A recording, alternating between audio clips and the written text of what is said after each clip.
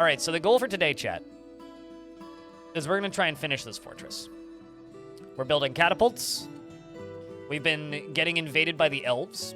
The elves have been bringing fun things to fight, actually. They've been mounted on giant birds and giant coaties, as well as other various large animals like dingoes.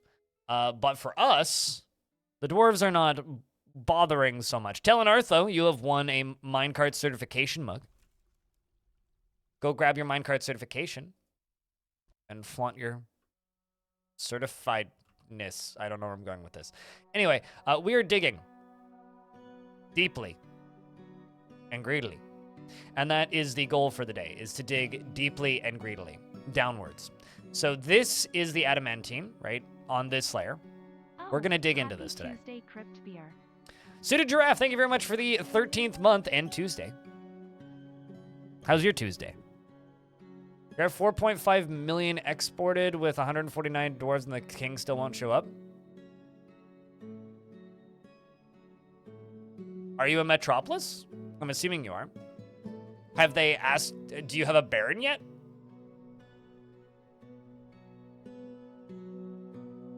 So what I would say, do you have a count?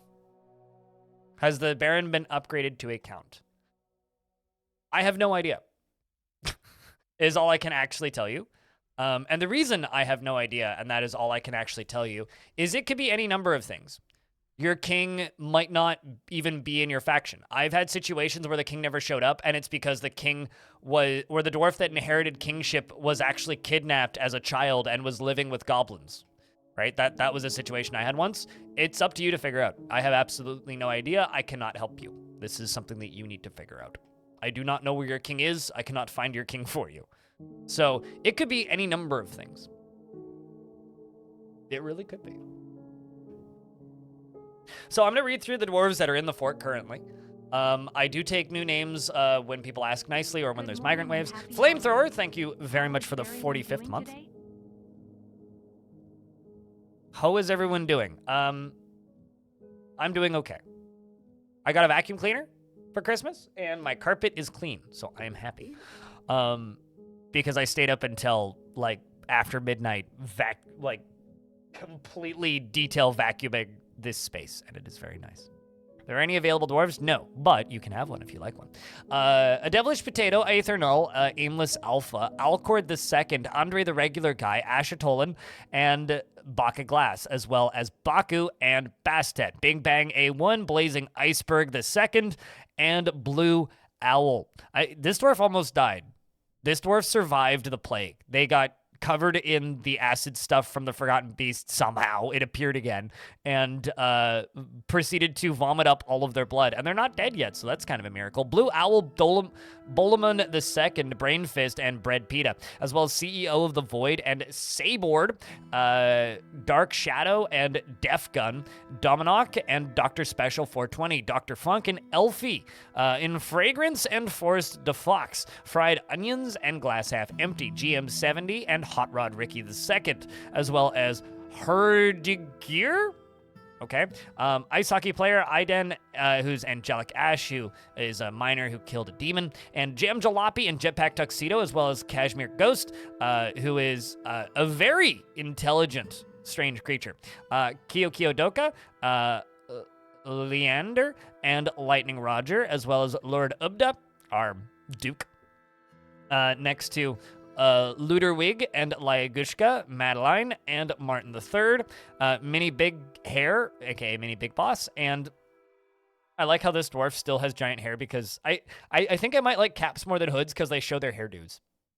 MMO Junkie and Moreb, as well as Nasty Ninja, and No Banner Flag, Nuclear Sneeze II, and Pablo Rasta, Piranha Pearl and Plague Breaker, Pulo Zion and Porcelet, as well as Prismatic Flux and Ramsey.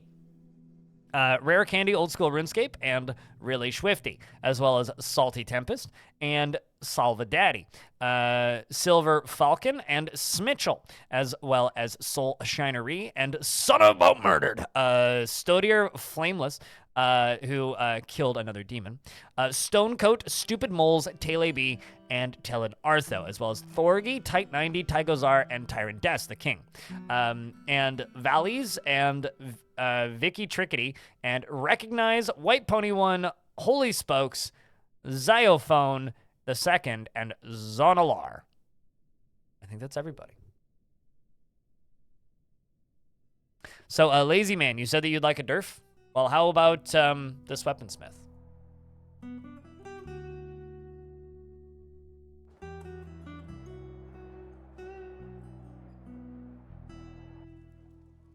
And you two Holy Spokes? Alrighty.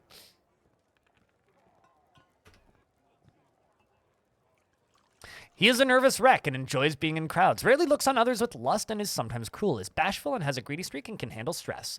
He can occasionally lose focus on the matter at hand and tends to not be swayed by emotional appeals, often feels envious of others and is slow to trust others, sometimes acts with little determination and confidence, and generally finds himself to be quite hopeful about the future, has a tendency towards forming deep and emotional bonds with others, and is somewhat quarrelsome, is bothered by this since he values friendship, has an active imagination, and idly chews his lips when he's bored. He needs alcohol to get through the working day and does not mind being outdoors, at least for a time. Dreams of raising a family and personally thinks that the entire concept of sacrifice for others is truly disgusting, believes the idea of war is utterly repellent and would have peace at all costs, thinks friendship is important and values decorum, dignity, and proper behavior.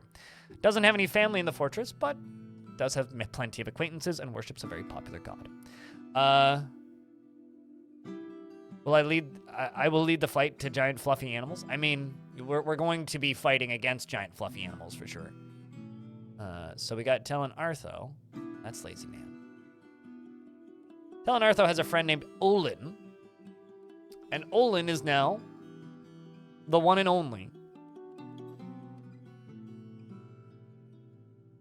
Recognize, blessings back at you. Also, your dwarf's still alive if you're wondering. Trying to find Holy Spokes so I can be like, how do I spell your name? But now I'm not seeing it. It's like sometimes things just vanish into my chat and then I can't see it. There you are. W-H-O-L-L-Y Spokes. And Mr. Raven's the other one. This dwarf here made an artifact. What's up, Sussy? He always acts with mercy and compassion at the forefront of his considerations, never feels discouraged, and would never pass a chance for a good fist fight, is made deeply uncomfortable by differences in appearance or culture, and he is sloppy with his living space, and he is bashful.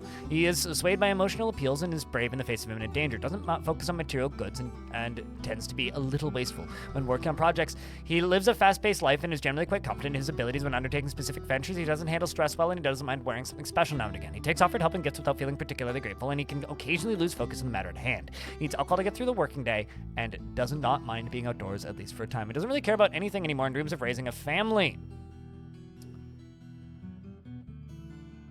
That dwarf has another really good friend who's named Usharir.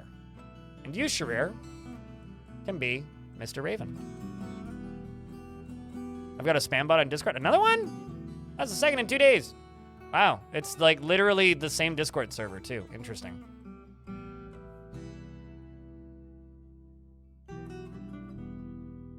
Thank you. Yeah, they should all be gone now.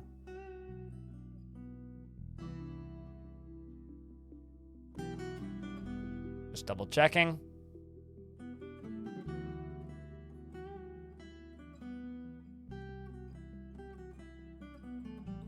If it pops back up, give me a holler. I like that it's literally for the same Discord server too. It's posting butt stuffs. I don't know. I've never had any unwanted butt stuffs show up in a Discord in my life, but yeah, I do need to ban it when it pops up. Anyway, Mr. Raven. Oh, probably. I mean, my Discord is a public community Discord, right? Oh, also, we just lost a bunch of dwarves.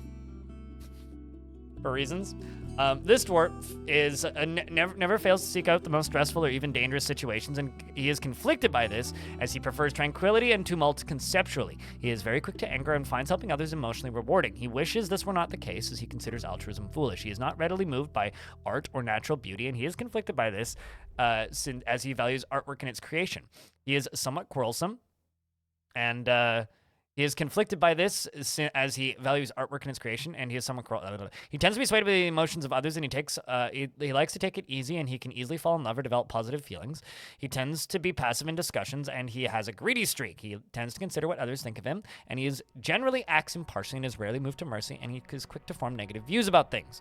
He tends to avoid crowds and has a sense of duty and is trusting. And scratches his nose when he's thinking. And he dreams of creating a great work of art and personally respects those that observe decorum and maintain their dignity, and finds those who attempt to conceal their emotions as vain and foolish, and believes that peace is always preferable to war.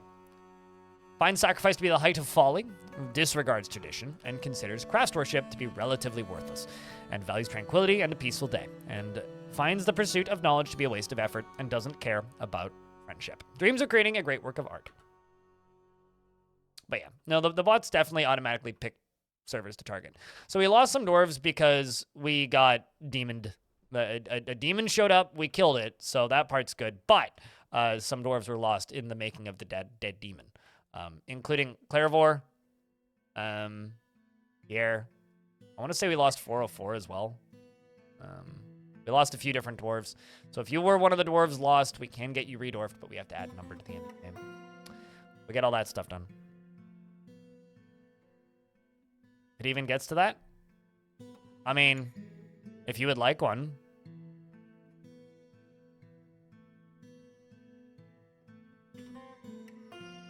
Cyprio.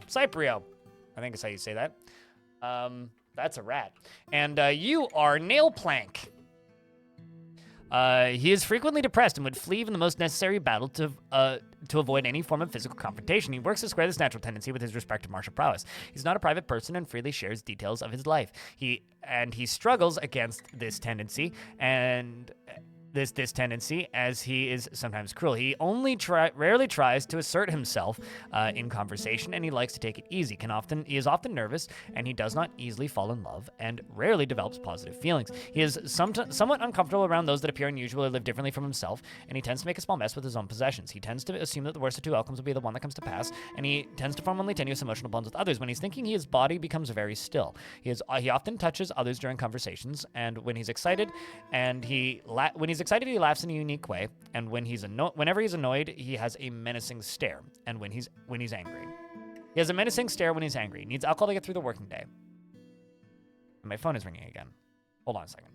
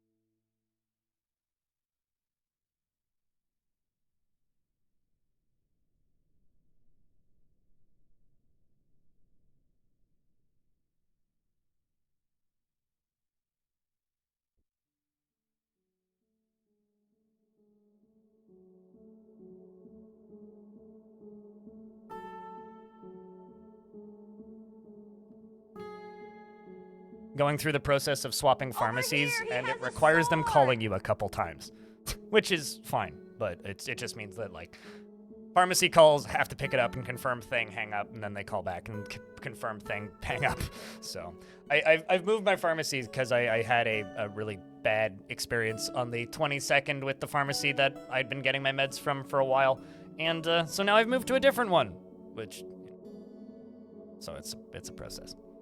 I do not, in fact, have a sword, though. Most of it reads like it wouldn't be you in real life. I mean, you know, it is what it is. Your dwarf is still alive past it, yes. Still happy. Still doing things.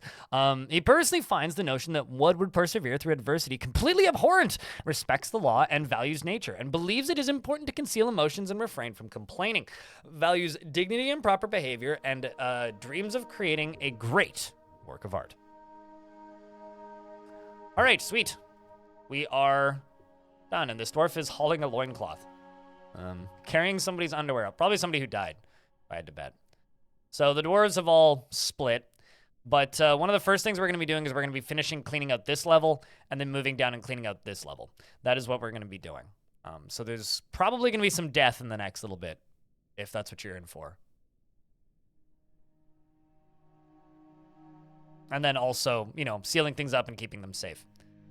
But first, we're just kind of waiting for all of these diamonds and things to get hauled out, because the beauty of digging too deep is you get all of these lovely fancy gems, which then all get moved out and into the actual fortress. So what we're prepping for, we've got more dwarves that have been missing, is we've got these. These are ballistas. And this is kind of the area. So I'm going into this with the assumption that everybody knows what happens at the end of Dwarf Fortress, right? Mini Big Boss, hello, your dwarf is still alive, just a heads up. When we dig through this, a lot of things are going to come out of it. We're going to try and lock as many of them in this hallway as possible, and then use Mark's dwarves here and ballistas back here to do as much damage to them as possible. So I won't be able to contain all of them, but hopefully we can contain a large number of them. We're also going to put a drawbridge here, and so we're going to have one lever connected to this one, a separate lever connected to this one. This one will already be locked. And then we'll have these two on one lever. So I can try and lock as many of them in as possible. Once we do that, then we can slowly pick away at them and then hopefully do a full-scale invasion of hell. If we successfully invade and, to a degree, take over hell, unacceptable, put you in the military? If you insist, boss. Once we successfully invade hell, we are planning to... Or I am planning to either retire this fortress if we consider it a victory, or fight to the last dwarf. Whatever happens first. Although there is part of me that is very, very, very hopeful that we can get some fire demons on the surface, because I want to see this glacier melt in real time underneath fire demons. So we'll see. We'll see what happens. Regardless, hopefully today will be fun. And then the plan is to start a new fort in this world tomorrow. Because I am kind of thinking maybe we need to keep this particular world around until adventure mode drops, because there is a lot of weapon artifacts in here. And I think just having like weapons caches in the form of forts would be a lot of fun. They won't be able to use the scare tactic.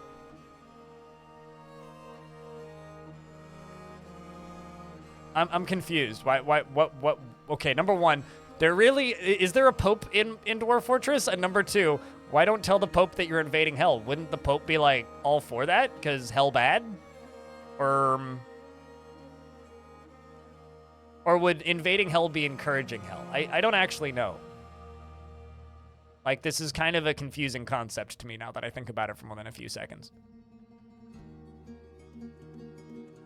And All Mind Control wants me to read the words story, so give me a second. And I have more dwarves to memorialize.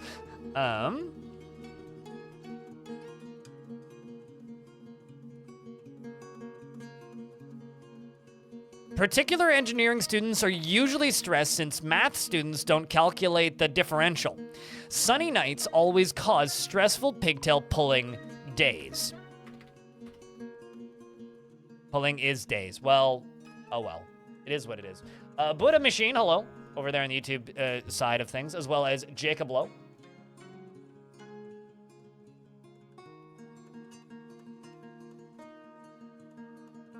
Yeah, there's the rest of the dwarves that died. So those are all the dwarves that died in the flames, because we did get a flame demon.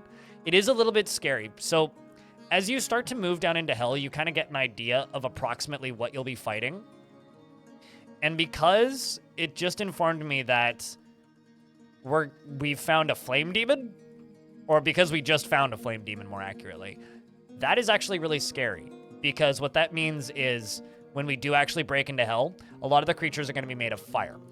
The reason this isn't so bad is because I do have a good number of Marks Dwarves. Can we also just, like, marvel at the frame rate of this fort? Like, yeah, it's been hitching, but Jesus Christ, it runs well. Like, look at this. 75 frames a second with 221 dwarves. Like, it's insane how well this game runs now. This game's running marathons around what it used to do. Recognize, how have you feel? How is you doing? Deliberately cruel. A lot of my dwarves are becoming deliberately cruel to those unfortunate enough to be subject to their sadism. And I have to wonder if that's got something to do with my incredibly harsh policing. You need backpacks, okay. And low boots.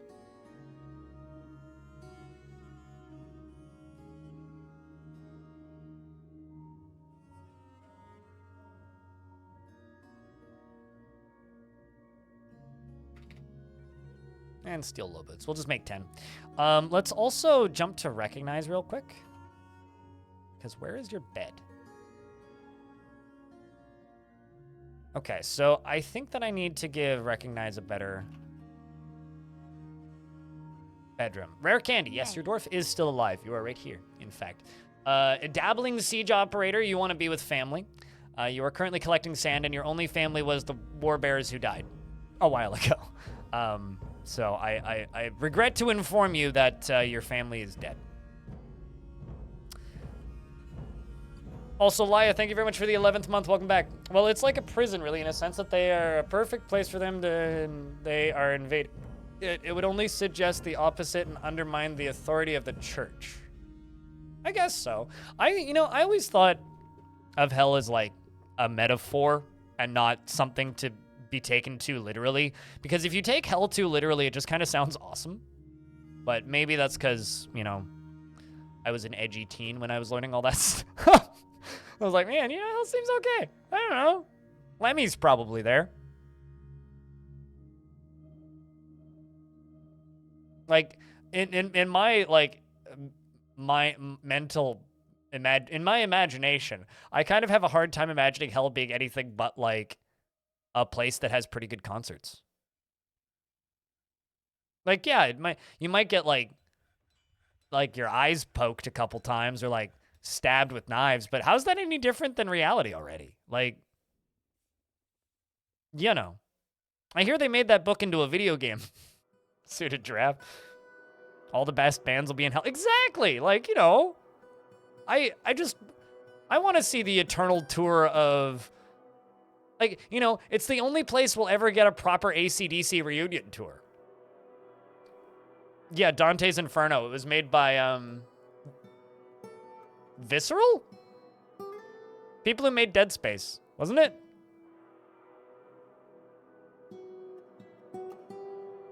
I mean, I need to look this up now. Dante's Inferno video game. Why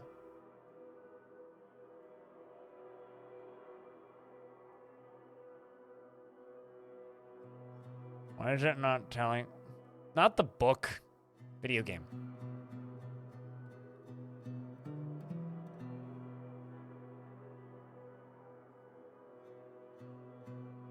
Yeah, Visceral Games, Electronic Arts. It was basically them trying to make God of War, and they didn't do a very good job of it.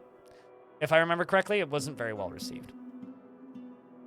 That game was good, surprisingly. I remember that game being very poorly received, but I also know for a fact that there's people who really like it, so that checks out. That Slime's saying it was good, actually, because, like, that one is absolutely not what I've heard, but also, I've heard people say that. I think Dante wrote it first. Disagree. I'm pretty sure the video game came first. Speaking of the video game coming first, would you like a dwarf chat? I don't think Faulted Thrower has a dwarf. Here, Faulted, let's give you a dwarf. My keyboard's in a weird spot and I can't type.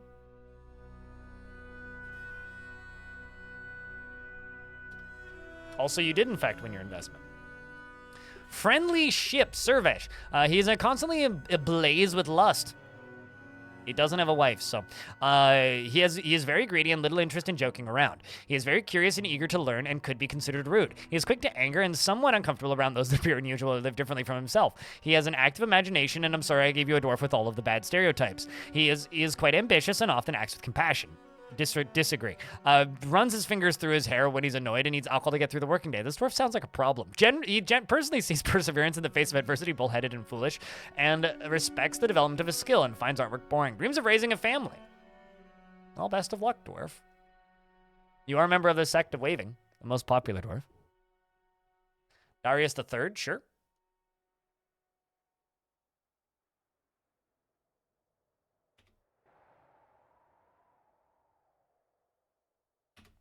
Darius Cardrin III says, I've been well. He always presents himself as extravagantly as possible, displaying a magnificent image to the world. He very easily falls into love and develops positive feelings, and he finds a chaotic mess preferable to the boredom of harmonious living. He is given to flights of fancy to the point of distraction. He is very humble and pleased by his own appearance and talents. He can handle stress, and he is quite ambitious. He tries to do things correctly each time and enjoys the company of others, and he has a tendency to go it alone without considering the advice of others. He tenses up when he's nervous and needs alcohol to get through the working day, and does not mind being outdoors for at least for a time. Personally, thinks friendship is important, values honesty and disregards tradition, values decorum, dignity, and proper behavior, and doesn't see the attainment of knowledge as important.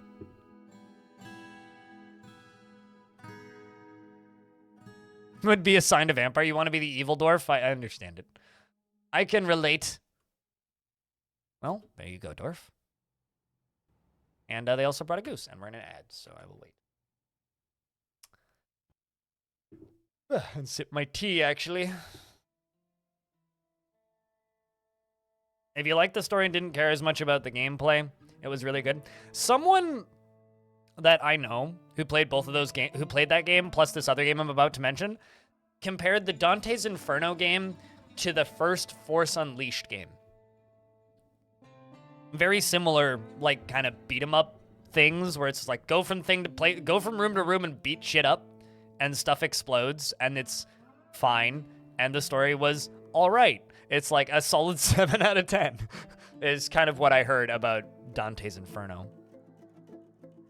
It was just kind of yeah, it was all right. Like a shitty Devil May Cry, kind of.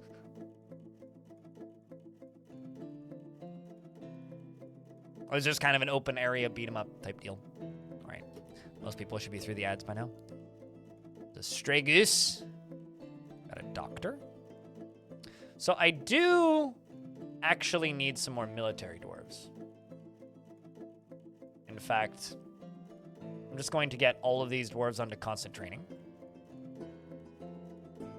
You can join the big knives down here at the bottom. One who just joined. If a character dies on your map, it affects diplomacy. If a character gets injured on your map, it affects diplomacy. If they enter your map with items and leave without those items, without having traded for more valuable items, it affects your diplomacy. I'm assuming you're just making a joke, but I will give you the actual answer. This dwarf can also join this squad. This is Attis. Even though you have no relevant skills, that's fine. You're just a mechanic. What's up, Bull and M? In terms of raising a family. I'm looking for dwarves that already have skills in fighting. And dwarves that would do okay.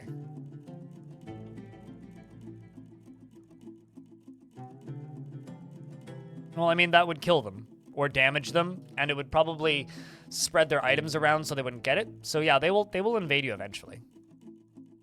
But since you're refusing to like acknowledge my answer to your question, I will just simply state yes, it will wreck your relations with them.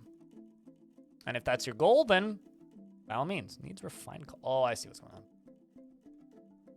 I see what's going on.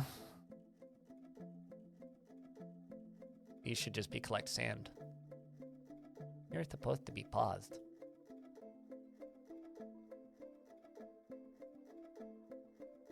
Which means I've used all my coal, actually. That's not optimal.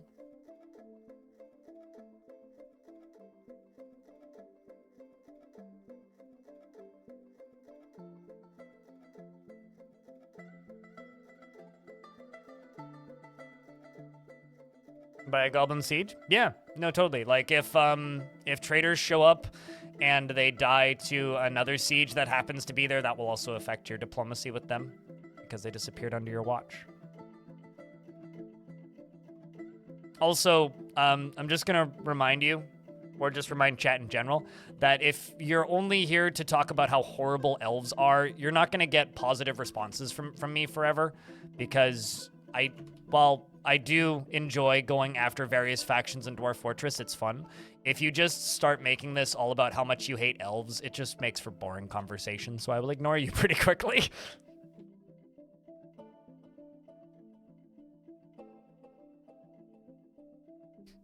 Oh yeah, no, if your own outpost liaison dies, yeah, that's real bad for your own relations with your own faction too. All right, so let's jump up to here, and we are going to make a probably a separate room down here, actually. Yeah. Well, I mean, these elves that I'm fighting in this particular world are actually pretty interesting because at the very least they have big enemies or big animals that they've been bringing. But in general, yeah, elves are pretty boring enemies. Are you still getting traders, Ranger Rick? Because if you're still getting traders, you're fine. Also, because I'm not playing your fortress, I'm not going to be able to diagnose every single issue that you've had. So, to a degree, stop asking me. It's kind of up to you to figure it out. As long as you're still getting traders, you're still fine. Elves are not perfectly fine with cannibalism. If you go to the ethics page on the wiki, it will explain it, though. Essentially, the ethics page on the wiki, if you type in !ethics, there is a link to it. Things like slavery for dwarves are capital punishment. For elves, they'll exile you. The humans love slavery. They think slavery is great. The goblins think that slavery is a personal matter, and skulking kobolds don't know what a slave is. So, but eating sapiens is unthinkable for almost everybody. Okay, with the exception of goblins, where it's a personal matter. So goblins are totally fine with eating intelligent creatures. Goblins are, they believe it's a personal matter. If someone wants to do that, then they want to do that. Eating sapiens that have been killed in battle, specifically, elves will eat intelligent creatures that have been killed in battle. So I wouldn't say that they are completely accepting of cannibalism. Goblins mostly are. They are accepting of the ceremonial act of consuming the dead after a battle, which, in my opinion, makes them a lot more similar to, like, the Mayans and less like... I'm trying to remember the name of the indigenous peoples from New Zealand, and I'm blanking. But anyway, it's more of a ceremonial or religious thing than a, like, we just eat each other. Maori? Is that how you pronounce it? I think. Anyway, it's not a they just eat each other for fun or eat other things for fun. It's specifically after they kill them in battle. There is if you read legends about it, goblins will constantly like be fight, and every now and again a goblin will just like devour a person for some reason. With elves, if you read about their histories and legends, you'll very quickly notice it's like, oh, this war was fought, and this army was defeated, and then this army devoured this army. There will be like a line like that, but it's always like after a fight and after they defeat them.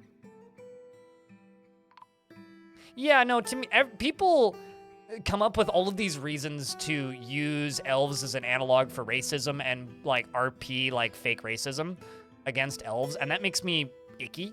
However, if you're going to use elves as an adversary, at least get your mechanics correct, right? Like, I like having the elves as an adversary. They are a fun adversary to have at times. They're not particularly hard to fight, which makes them a boring enemy, but I think that they can be a fun antagonist in a fort.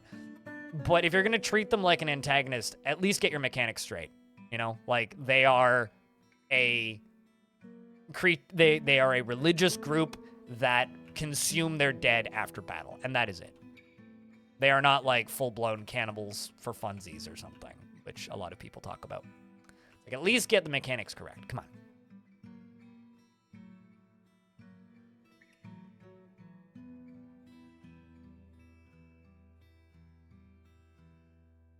Maybe they just ran out of protein? Did you just listen to anything I said? I guess not, Chiefin. I suppose not. But, you know, such is the way of the internet.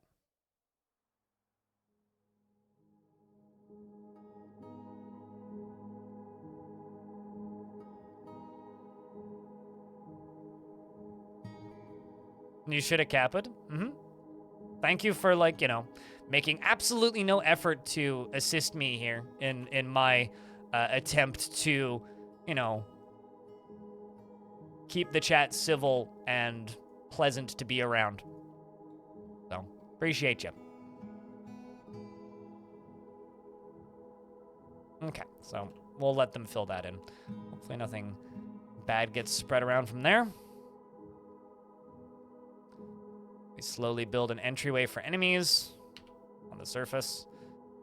And jump back over here. Up down here. Wait for this. That glass over lava? Yep, that is what that is. It's also ice next to lava.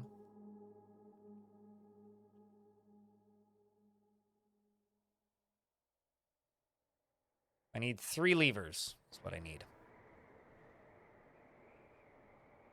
3 of them. It's nice, thank you. Also, apologies if the sarcasm got a little too dense there, G-Fin.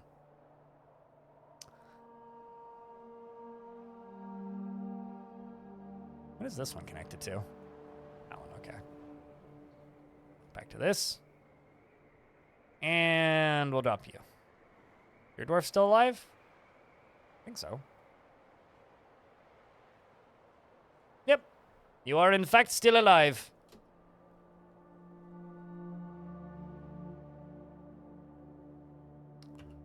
Oh, this one's gonna go down here, but I haven't built it yet. So let's build it.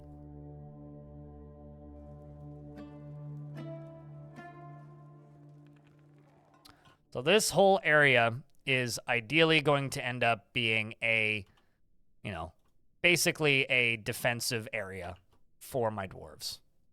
If we can get that done, life will be in a much better spot. This lever is going to go right here, which is going to connect to this drawbridge right here. And just mechanisms. Rock, mechanisms. Gabbro. And let's just do 50 more of those. Damn it, I need them.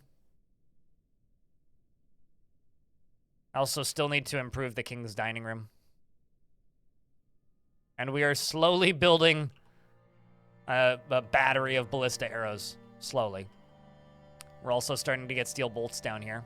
Individual steel bolts, but, you know, steel bolts, all the same. So, chat room, I have a question.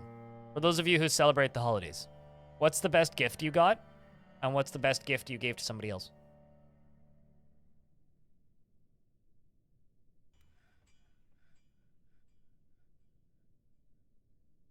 Because I'm happiest with my new pots and pans set and also my vacuum cleaner. My brother-in-law gave me a copy of Mysterium, which I played 1 round of, and I swear I've played before. But he proceeded to teach the entire extended family how to play Mysterium, and I think they played a total of like 4 or 5 rounds of Mysterium over the last 2 days. And it's nice to see my whole family get together and enjoy playing a board game again. So honestly, I think that was probably the smartest one or the best one. Peace and quiet. Damn right. Wait, so you got peace and gave quiet? Checks out. Chef knife, knife sharpener. Hell yeah. Money. Also money. What's a Tatsuma's? Lagushka? You got a banjo? Man, your neighbors are going to hate you. Banjos are fun. Somebody I knew brought a banjo camping once, and so it's a fun instrument. It's an easy instrument to like pluck away at and pretend that you're good at, you know?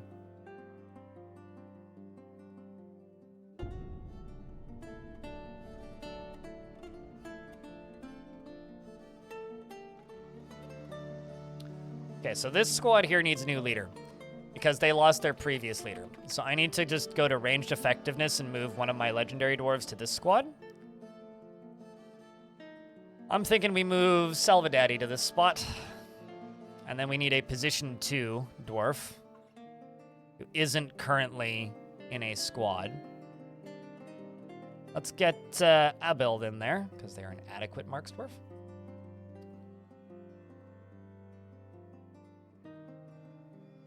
And we are going to fill out this squad as well.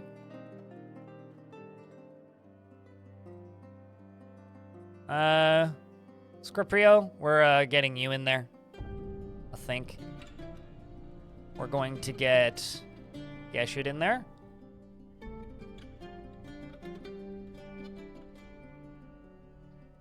PlayStation 1 1998 and a painter kit. Wow. Wait, so you got a PlayStation 1? Oh, I see. In 1998, I get it. She actually is painting kind of professionally now. Sounds like it was a good investment then. Long-term investment, but good investment. To anybody who can, like, do art in, like, an even remotely professional level is that is an achievement. My aunt, I wouldn't say she does art professionally, but she was teaching art for a while and now is a substitute teacher for art. And she, what's the word? Has had a bunch of art pieces shown in little, what's the word? Like little private galleries, I think is the term. Private galleries, yes. Yes, let's jump up to the surface and jump back down to my little work area. So this on the right side is going to be this one. This in the middle. Oh wow, already 4 months. Time flies when It's gonna go walking here. blind. And here. Shadow Absorber, thank you very much for the 4th month. Welcome back. It is good to have you. Seriously.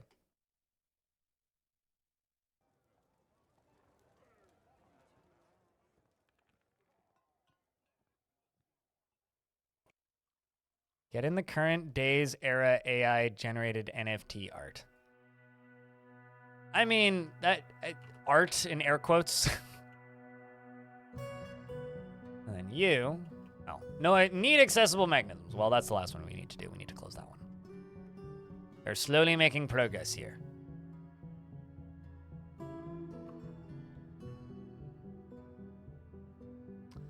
The Armored Ice. Probably my best squad currently.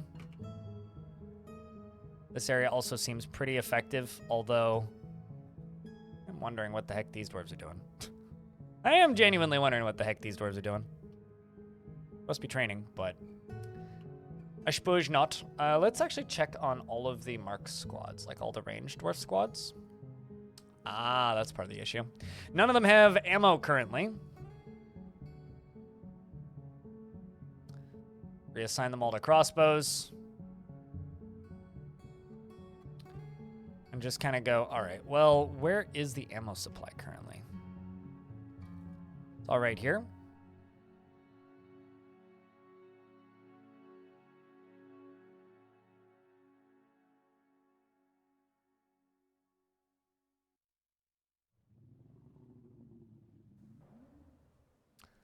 Need them to all go fill up.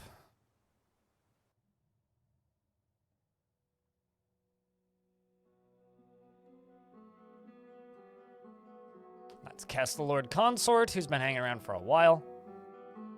I love these super long titles that these dwarves get. Like, this dwarf was in the military for a while. This is Etur, the Sprayed Holiness of Hammers. They were a legendary hammer dwarf until they lost the ability to stand. I know they're carrying a melon around and crawling somehow. And, you know, honestly, dwarves doing their damnedest to maintain good dwarfiness. while, you know, also missing the ability to stand. Okay, so we're going to bring 2 squads down here. And then we're going to dig out some of these bottom areas. These 2 squads are going to go down to here. They're going to sit right there. And we're going to begin mining. You guys ready to do some mining around the edges of hell? I mean, like, what could possibly go wrong, right? What in the world could go wrong? I have no idea. And you know what? I'd love to find out. Using a melon like a walker? Absolutely. Just rolling on that melon. You know, like those things that you roll your back on to, like, stretch your back out? It's just like rolling around on a melon. Just a funny mental image more than anything.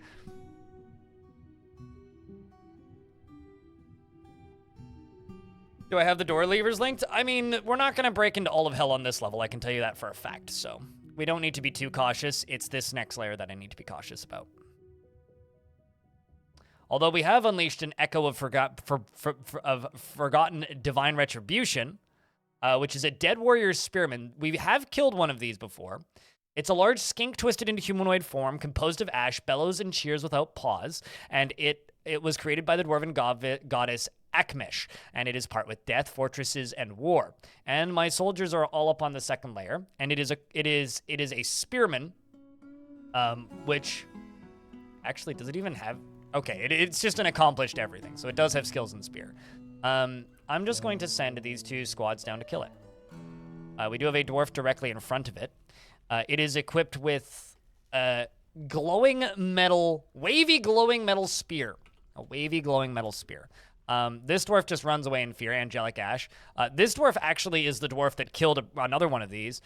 Zon here is in combat and has taken a stab, which is pretty bad. The dwarves are running in to try and fight this creature.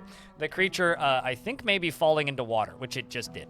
So hopefully my dwarves don't fall in with it, because that could actually be pretty bad for my dwarves. It is dead, actually. So somebody killed it very quickly. The axe dwarf hacks the spearman in the hand with his battle axe, but the warrior's serpent is deflected. So who killed it then? Because damn, that died really fast. The sword master stabs it in the neck. In the neck. Andre the regular guy got it. So shoutouts to Andre, who's one of our longest time military dwarves. Did successfully get the kill on them. Isn't damaged at all, and we can now go save that dwarf. So the military squads are going to go back up 1 layer. They're going to be stationed there. And we're going to go back to mining. I love that they, like, killed it by knocking it backwards into, like, this puddle. That's actually really cool. Guys living the life. Doing our damnedest to live the life, yeah. Shoutouts to this child who just watched the whole thing happen. And this dwarf is just lying on the ground injured. Sure, somebody's coming to get him. The Holy Finn GM70 has been possessed. Who is a legendary weaponsmith already.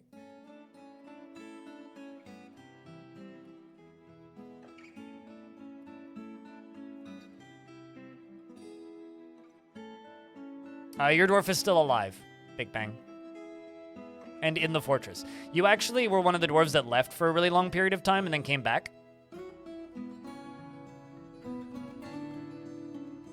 Okay, so this dwarf grabs very little stuff. They actually grabbed steel bars and stray puppy bones, and they're making their artifact now. So, any bets on what GM70 makes? They are a weaponsmith. I'm over here hoping for a steel whip or a steel sword. Either of those would be rad. As we continue to dig deeper. But yeah, if your dwarf's gonna die in battle, they'll die in battle today. If that is a thing that you were hoping for, that'll happen today. Seems like Zon didn't die either, which is good. So I'm kind of running out of space for gravestones up here, but we can place a few more.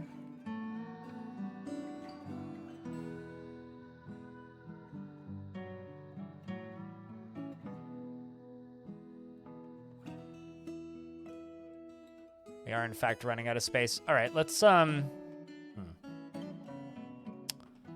else can I put these? Place some of these in the tavern. The Great Udolf. And Zephon. And obviously Pierre. Here we can place one to Stacked. Or 2 down here. Putting, you know, gravestones everywhere, just as reminders of our friends now gone. That's all of them. Yep. What's up, Dutch? You're hoping for a death in battle? Well, we are getting invaded by the enemies now. I mean, you've killed an elf and a giant dingo in the last battle, so, you know, you're getting to work. I mean, as far as your actual squad, you're a member of the Bloody Glacier, which is currently stationed at the entrance to Hell, so we can wait for your dwarf to get back down there and go fight some demons, potentially. What you been up to, Dutch? Steel Warhammer? I'd be okay with Steel Warhammer. Be good. You know, I can't wait until we're not on this map anymore. Not that I don't like this map. This map is fine. I'm just very much excited to be able to not have to, what's the word I'm looking for here? Very excited to not have to worry about buckets freezing anymore. Very excited about that. Because that has been the biggest pain in the ass. This entire fort.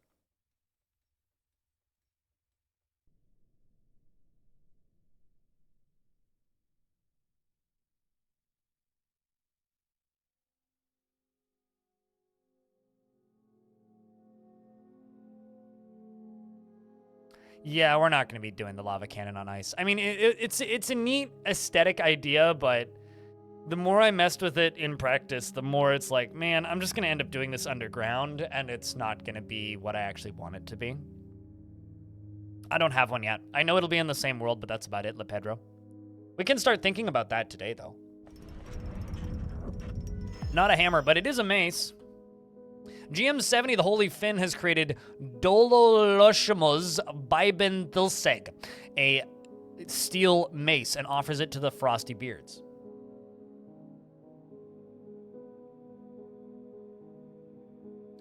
This is a steel mace. It's worth a lot of money. All craftsmanship is of the highest quality. It is studded with steel, and this object menaces with spikes of dog bone. Yes, it didn't do anything. Also tried putting... Basically, the only way to keep them from freezing is by not taking them into areas of the fort that are frozen. Otherwise, they'll just get frozen. So, I just have to keep everything in cooled areas, which is a bit of a pain, and I'm not super fond of that. Let's get this placed. Basically, I messed around with several different options, and none of them are really viable.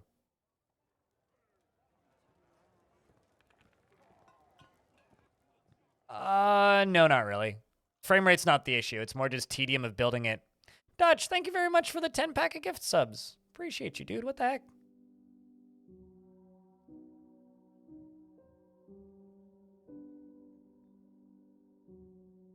This one. Only have one steel mace. That's interesting. It took you a while to go through. Well, thank you. All the same. A lot, dude. Thanks for going through that effort.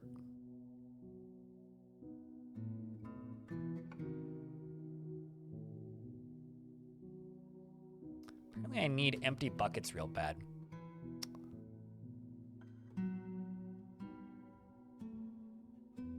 Let's just do 3 shops for the green glass blocks.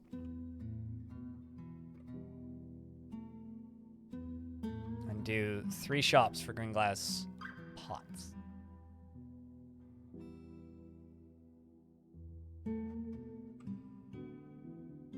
It's more just a concern with... I mean, the reason the project got... I got the project pretty far along, but the reason I, like, had to stop building it was because of Forgotten Beast dust contamination, right? So, if we never got that dust contamination, I would have been able to finish it, likely. But I don't want to go through the process of rebuilding it more than anything. Like, I could do it, and I know how I could do it and how I could make it work. It's just a matter of, am I willing to put the time into this particular fort? And honestly, nah. I would rather see some different scenery. That's all it really is. Those things are mean. They're either really mean or like a complete non-issue. And it's one of the two. And They're pretty catastrophic if it's one of the two. If they happen to be bad, they are really bad.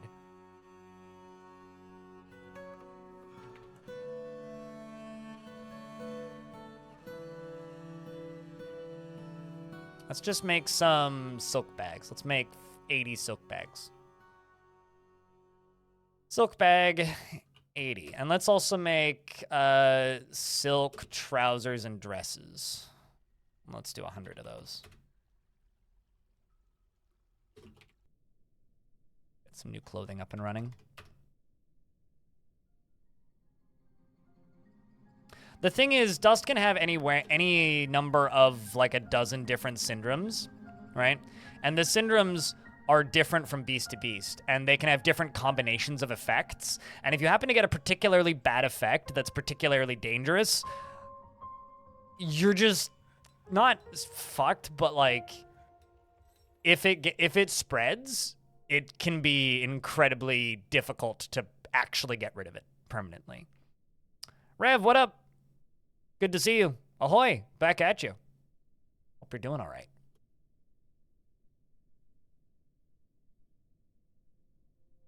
Bright metal skirt. All right, well, I'm giving that bright metal skirt to the king.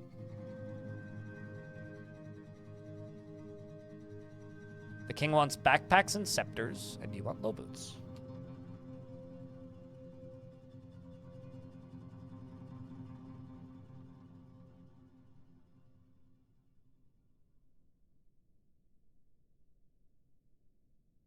We'll just do 10 of each. I'm not too picky.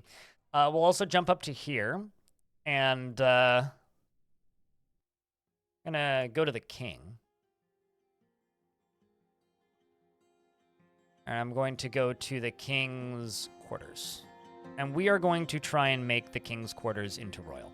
Because right now they're not royal. So let's try and make them royal.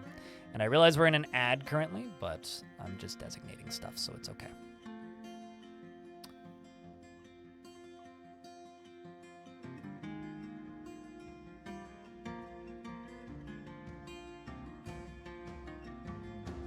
So this is the king's bedroom and dining room.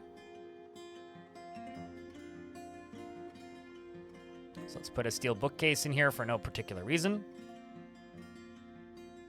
Put 2 green glass archery targets for no particular reason other than decoration and furniture, of course. Can put in a pedestal, which we can cover with things. See if there's an instrument. There is. There's 2. Would you look at that? That one is awesome. Well, it's going to be going away soon, right? Because holiday season is not too much longer at the end of the day.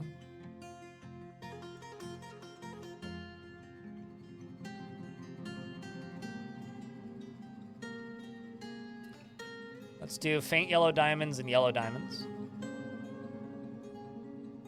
Emeralds. These are just the highest value gems that I have. So we'll put in a couple gem windows like that.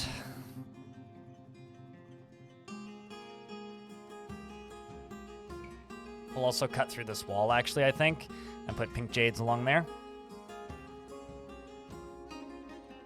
Trying to get the king a little bit happier with their living space, so that we can move towards the next step. Good afternoon, Patolus. Hope your holidays have been good. There needs to be a dwarf coffee to counteract drowsy. I don't know about coffee, but I think that we should... You know, actually what I would like, not coffee specifically, because I think that would be a little funny, but if you could make dwarven syrup, and then dwarven syrup could be placed in the hospital as a medicine to make dwarves less drowsy. I'd be okay with something like that. I don't know if I'd want like a coffee equivalent, because that's just a little goofy, but like if we could have some reason to, or some sort of thing that if put in the hospital would make dwarves less drowsy, I'd be all down for that. That'd be great.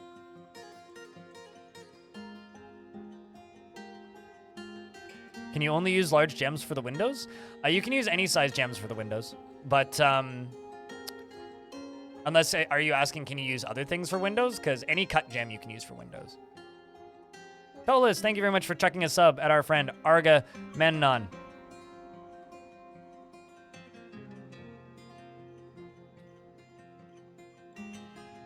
Let their leaves be harvestable and brewable at the Still-In Kitchen. I know that Tekid went on a mission to make a lot of plants more usable and made, like, various kinds of pickles and sauerkrauts and such, but have we found fun yet? That's a very wide definition. Have I dug too deep yet? No. We are going to, though, probably within the next hour.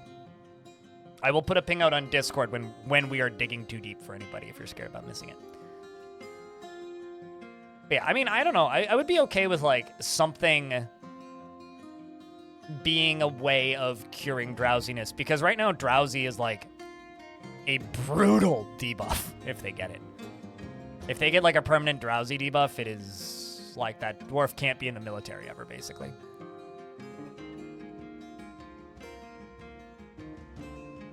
This is the first sub you've ever received? Well, congratulations. One of us. Enjoy those emotes and the ad-free viewing. You know, it's crazy to me to hear that, like, this is the first sub that you've ever received, or, like, when people say that they got gifted a sub and it's the first, like, channel sub they've ever had. Because I went back through my Twitch history last year because I was curious. The first time I subscribed to a channel on Twitch was all the way back in 2011. And it's like, oh, wow, I've been doing this for too long, haven't I?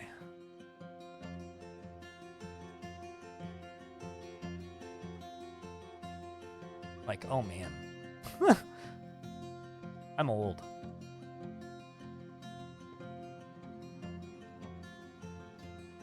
And he was drowsy permanently? Yeah, there's several different things that can cause dwarves to be permanently drowsy.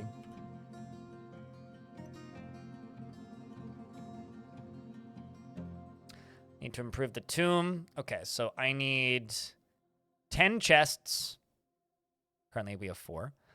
And I need 5 weapon racks. Currently we have 2.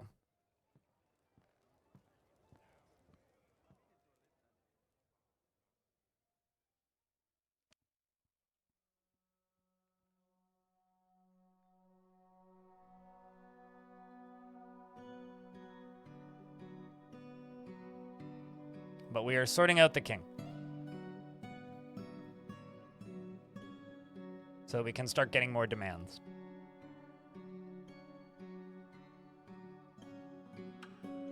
To be fair, I haven't kept that sub alive the whole time. The person that I originally subbed to back then in 2011 doesn't even stream anymore. But I do have a 90 almost. It's like 89 or 90 month resub now on Cat on Mars. I have a very, very, very, very, very, very old subscription for the streamer Cat on Mars. Do you want a lead weapon rack? Do I have enough lead? I mean, I'm pretty sure I have tons of lead, yeah. Lead weapon rack. Make 2. Tolis, thank you very much for checking out another gift to Pulo and Cyprio. Cheers, dude. Someone's just sitting there with the stockings going, you get a sub, and you get a sub, and everybody gets a sub. Speaking of subs, it's time to party because we not only have giant cardinal hatchlings, but also the dwarves are partying. So, chat, give me your best party emotes. Go.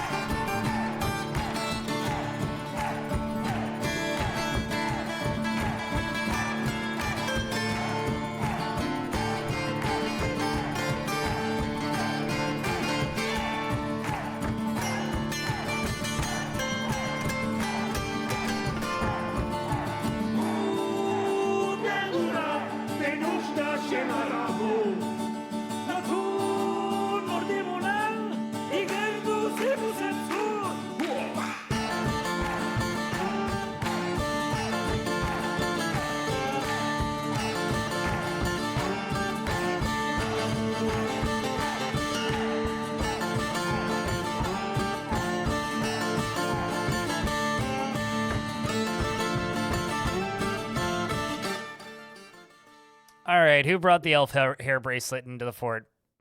It has to have been the elves, right? They have to have done that.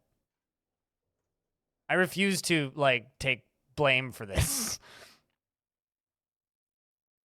Tolis, thank you for continuing to be our local friendly Santa and gifting out subscriptions. Thank you very much for gifting us up to in fragrance. Welcome back. I'm sure the humans will appreciate it. We'll sell it to them anyway. Can't sell scepters. Could sell, you know, siege ammo, but eh.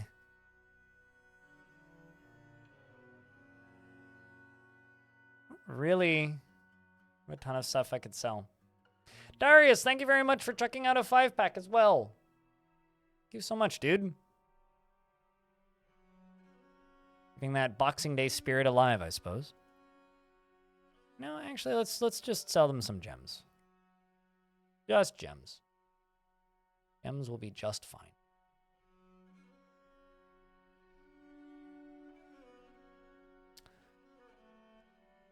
Although I'm not certain I'm actually going to take too much stuff from them. Let's make sure all the cardinals are set to here. I wonder how much meat the giant cardinals give. Haven't looked. The song is called Drinkin' Industry. It's from the video game's soundtrack.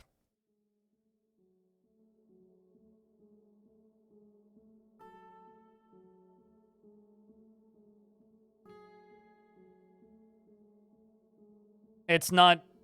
Mate, the USA invented Boxing Day. Boxing Day is the day that everything goes on sale after. It's like the consumerism bullshit side of Christmas. It's when everything goes on sale after the holiday is over. It's like Black Friday 2. It's like Black Friday's shitty cousin that nobody likes. It's not a holiday. It's not celebrated. It's literally just the day where you put all of your shit away back into boxes after the holiday. That's Boxing Day. It's not a holiday. It's not celebrated. It's a consumerist joke, basically. Washington doesn't acknowledge it. I think you just haven't noticed it. Everywhere acknowledges it. This chat, back me up here. This isn't a real holiday. Not a US holiday? Yeah, but in North America, it's not a holiday. Like, it's not a paid day off here.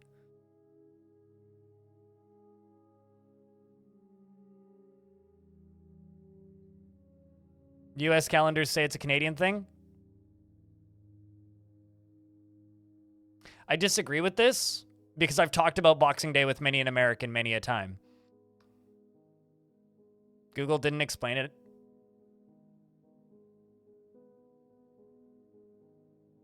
I mean, lots of things are closed today. I referred to it affectionately growing up as Hangover Day. So it's when you have the hangover after Christmas, it's an excuse to not go into work. But I refuse to acknowledge that this is a non-thing in America because it is literally the day that Walmart puts all their crap on sale. It's like it's like cheap candy day after Halloween. And Tolis is still at it. Baron de Bus, enjoy your ad-free viewing.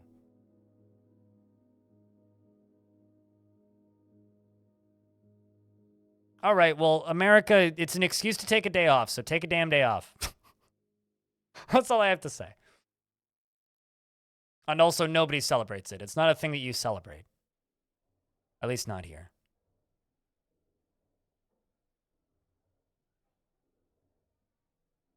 In fact, like, I don't even really acknowledge it as a holiday. Like, it is just simply a term for the day after Christmas, as far as my entire life has considered it. Like, growing up my entire life, it's the day that you put stuff away.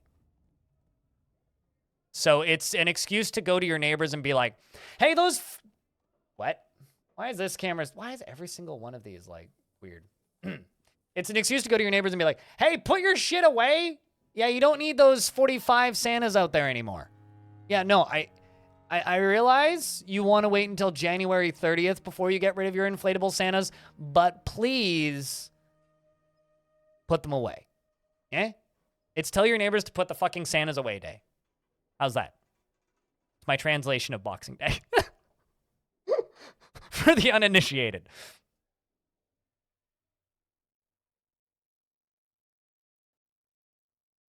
Or change the costume on your 12-foot skeleton day.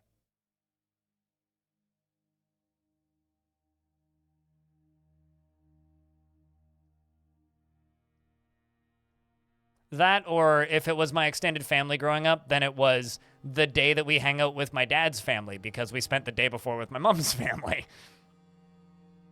Because my dad's extended family and my mom's extended family didn't hang out much. All right, let's go down here. Also, thank you to Hayden over on the YouTube side of things for becoming a YouTube member. Welcome to the YouTube memberships. I'm still not entirely certain what you get for it, but enjoy the emotes, I suppose. And the badge. Twitch chat, can I get a round of beers for the person on YouTube becoming a YouTube member? You have a question for me. I have a Fluence RT81, but if you're looking to buy a record player, I would recommend the U-Turn Orbit. That is what I would recommend.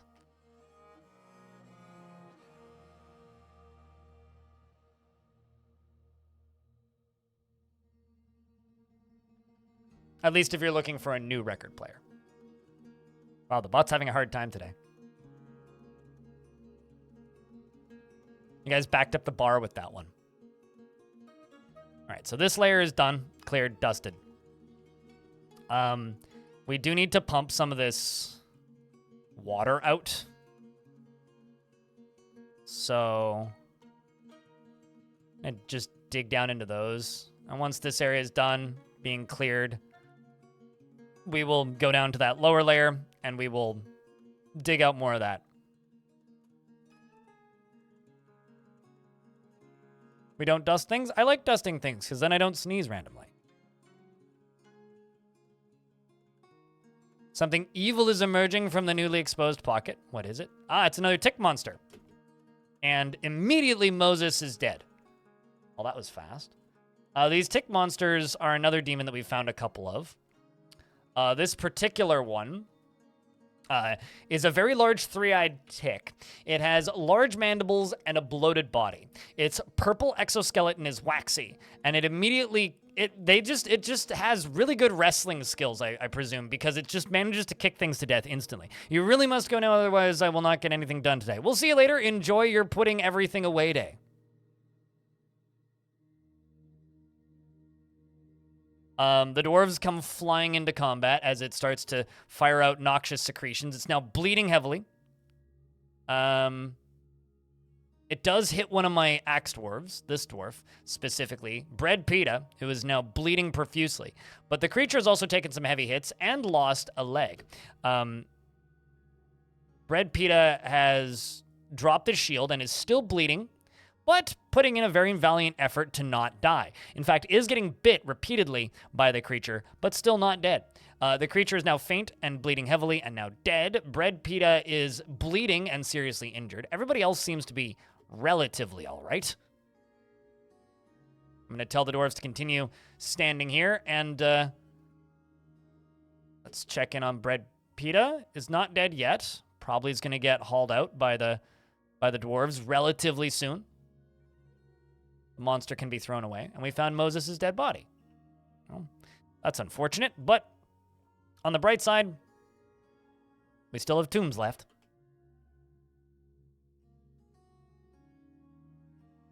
Made those rock scepters. I think I got a bunch of forbidden jobs. A couple.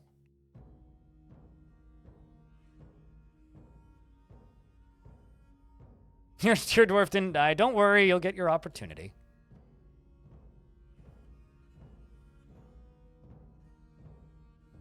We've unleashed another Echo of Divine Forgotten Retribution. So this is a Champion of Deformity Swordsman. It's been really interesting slowly growing the YouTube streams. Is it intended that all beasts and angels are black? Initially, it was an aesthetic decision, but they have since retroactively decided to add colors based on people's feedback. And that might be something we see by adventure mode.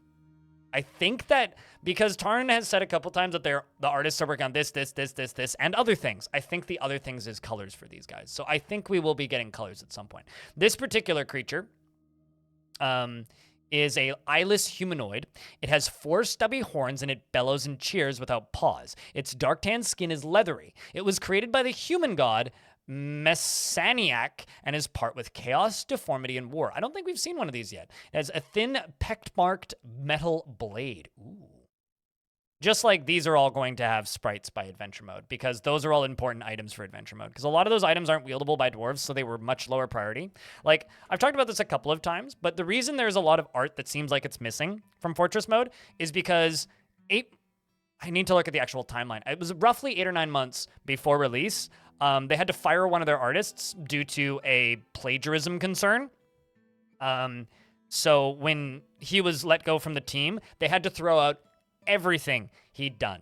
And it's kind of wild. If you actually go back through the updates, specifically the pre-launch updates, so if you go back over a year now, which is pretty far back, admittedly, you can actually see a lot of art. Like, even just this one, right? Like, in this image here, let's see if I can zoom this in a little bit more. Give me a second. You'll see, like, 3 things that just never made it into the final game.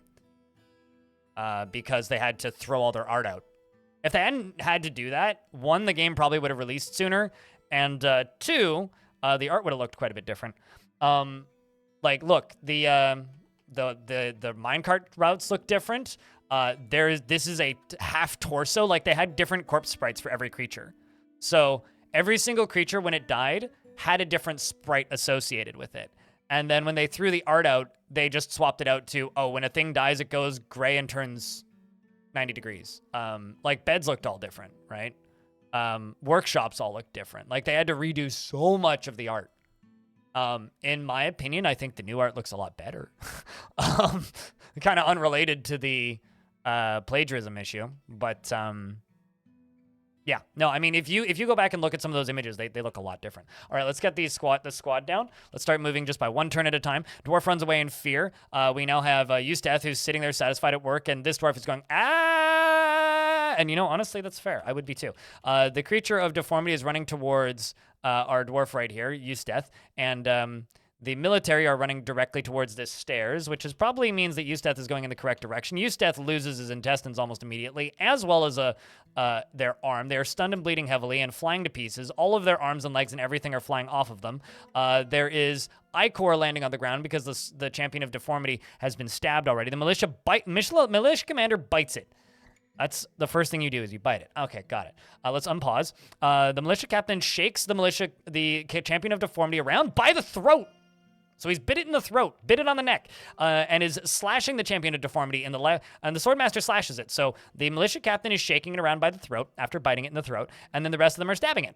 Then the militia captain shakes him around again, continuing to tear apart the throat. The champion of the deformity charges at the militia captain, who's biting him in the throat, collides with the militia captain, who's biting him in the throat, and they tangle together and fall over because he's biting him in the throat. The swords dwarf strikes the champion of deformity, swordsman, but the shot is parried by the thin marked metal blade. The militia command is he still biting him? The militia captain slashes the champion of deformity with her named sword, and an artery has been opened by the attack, and a sensory nerve has been severed. The swordmaster kicks the champion of deformity. Where is it? It is on. So yeah, no, they are literally rough and tumbling with it. It is bleeding heavily. Bastet, who I assume is doing the biting. Yes. Bastet was doing the biting. She's still latched on firmly. So that checks out. A few more things move forward. Teeth go flying everywhere. Those are Bastet's teeth, so I'm sure that's great. Let's see. The militia captain pulls on the thing. The champion deformity gores the militia captain in the lower right back teeth. I have a question. With his neck? Is the champion of deformity Corey Taylor?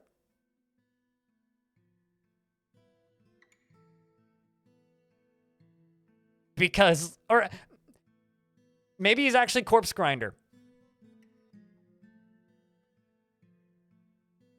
He just started, like, headbanging, and, like, her teeth flew out. I mean, like, that checks out. Corpse Grinder could do that. Dude could just, like, flex his neck and just, like, knock teeth out with that, right? Right? Just actually the vocalist of, you know, Cannibal Corpse. Enjoy the emotes, Hayden. Anyway, let's move a couple more turns forward. The militia captain strikes the champion of deformity in the head with her steel shield, bruising the muscle. The champion of deformity gores the militia captain in the right foot, chipping the right ankle.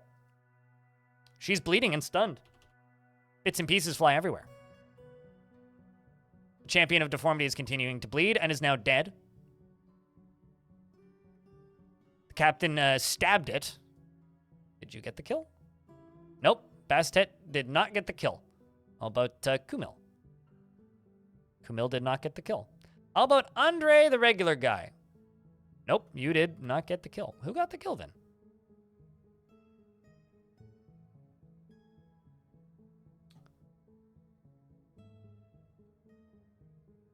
Champion of deformity. There you are.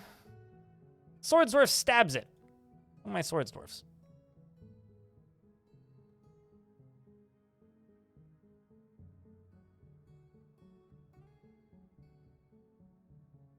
It's the Opossum Fiend.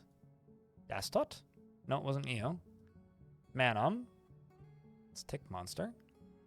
Kumil. Tick Monster. Yeah, I don't actually know who got it. You didn't even hit it. Maybe it was you? Ah, there you go. Flameless, who killed the fire creature, got the kill on this one. So shoutouts to Flameless.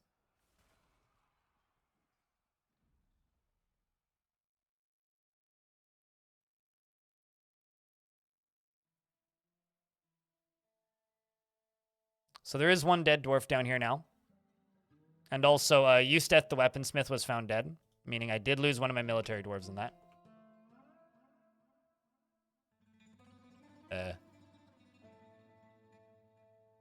I don't know how long Stackgood's body's been there, but apparently Stackgood died over there somehow. Not sure who Stackgood was.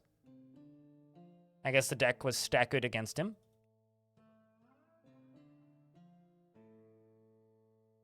Dwarves are cleaning up and also getting carried off.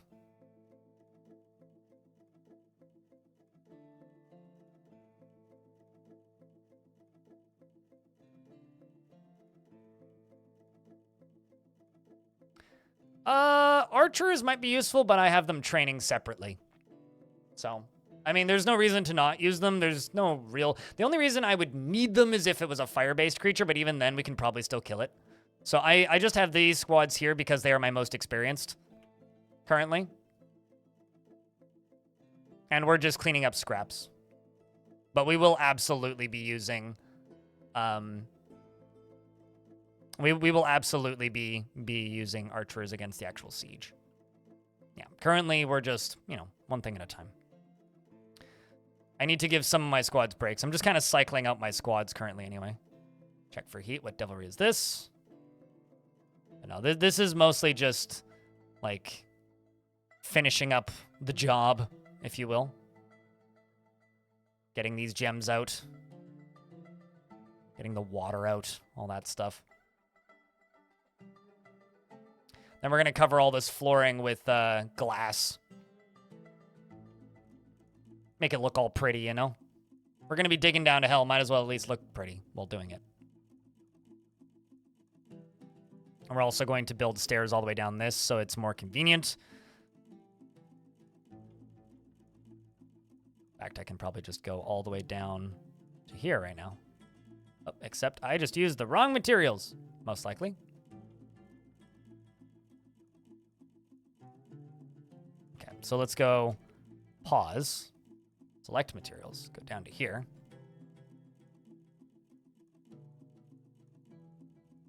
Send in the green glass. And get the last of this into green glass just because we can. Yeah, there's no reason to not use them right now. I'm just not using them right now. I do have Marksdwarf towers over here and here.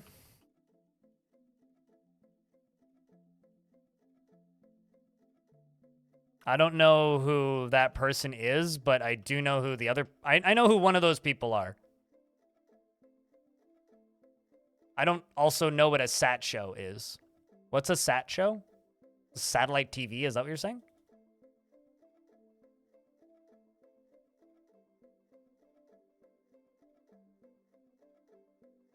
Because I thought that Ben Shapiro's show was on their streaming service now, or whatever the heck it is.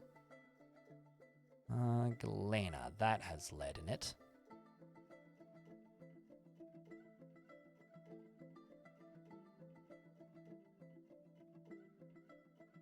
I have no idea what SAT score is. And correcting it does not change it. I still don't know what that is.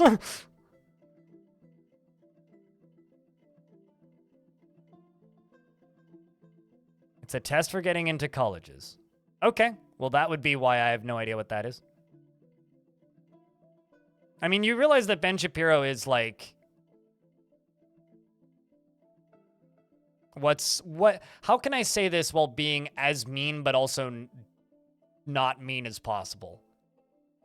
He's like a motivational political speaker.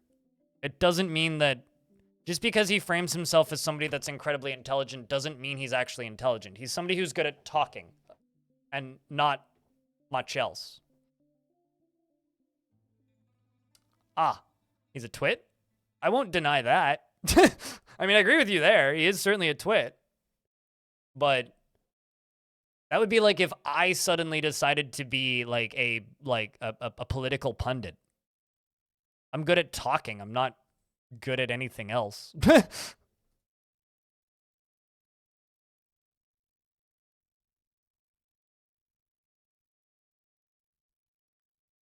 Because that's just, you know, what we do for fun these days, right? Suited Giraffe is just care enough to read about that. Like the thing about the statement that Ben Shapiro's wife roasts his sexual performance is like, I wouldn't know that she'd written that because I don't care enough to look. But also, that's pretty funny. I will say that he is a terrible author, having read like a chunk of one of his books online once out of boredom. This was like peak, like, pandemic bullshit. We've got our moods swinging down. I wonder why. Probably all the death.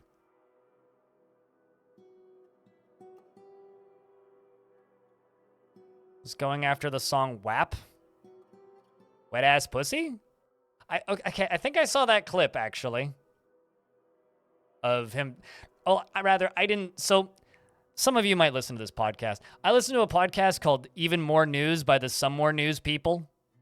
And I recall them referring to that song and him going after that song.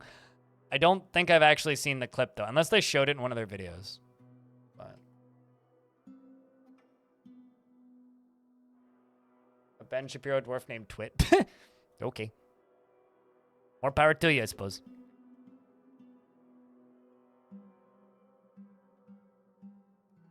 Okay, well, we are, in fact, out of Galena. Unless that worked. Nope. Don't have enough lead to make the king a lead weapon rack. How's the king feeling now?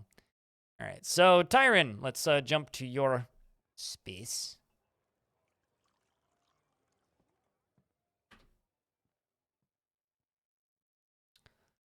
And then say throne room. This is your throne room. I mean, I can obviously do better than this for your throne room. Same with this. We can obviously do better for both of these. So let's get this whole thing done and dusted. Prettied up.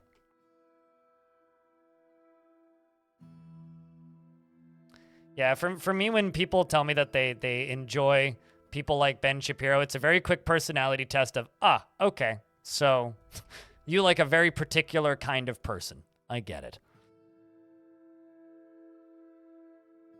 It's even funnier because she's a doctor. You know, what's funny to me about Ben Shapiro in particular is that he goes out of his way to make it known how much schooling he's had. but it doesn't actually make him seem smart. It just makes him seem like a stuck-up prick. And I don't think he realizes that.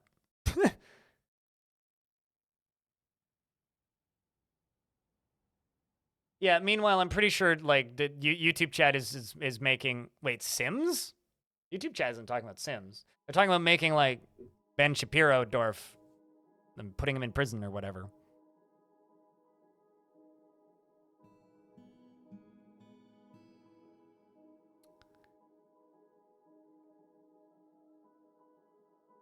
That, and whenever he actually loses a debate, he claims it's a in poor faith debate, which I also think is really funny. He also comes from, like, that collection of debating style where it's just make sure that you're debating people that are less experienced. I'm not going to say less intelligent, but less experienced in debating than you, and going to be on the back foot from the get-go. He tries to make himself look good by yelling at college students, which is just mean.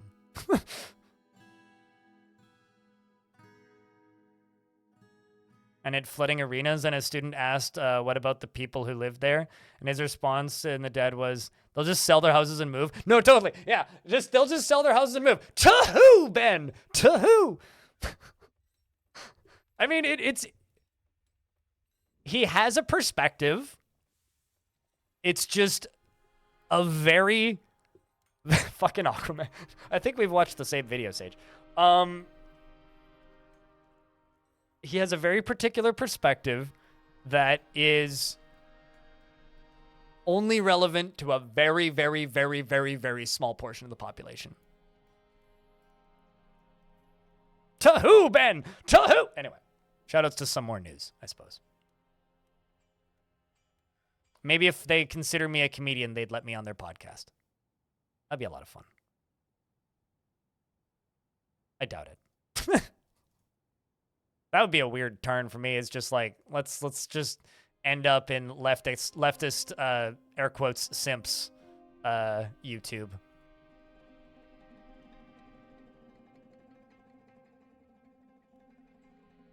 The fishing industry is true. Yeah, they'll just sell the fishing rights for their property, right?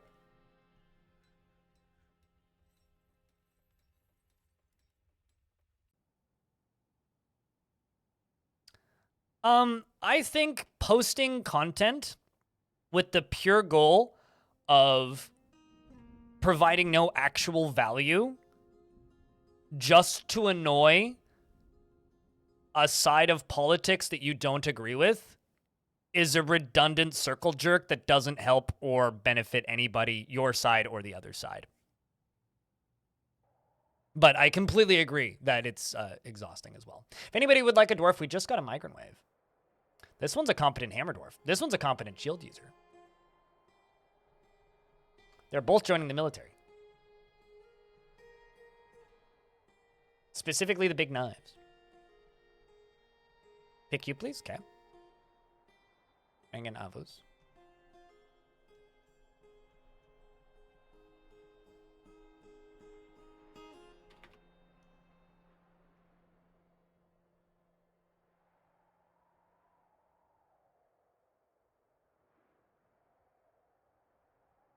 Procrastin Panda. Panda. Pantomime. Pantomime. We'll do that one, and we'll also just get Stillintus named right off the bat. Big knives rule, yes. Sword Squad.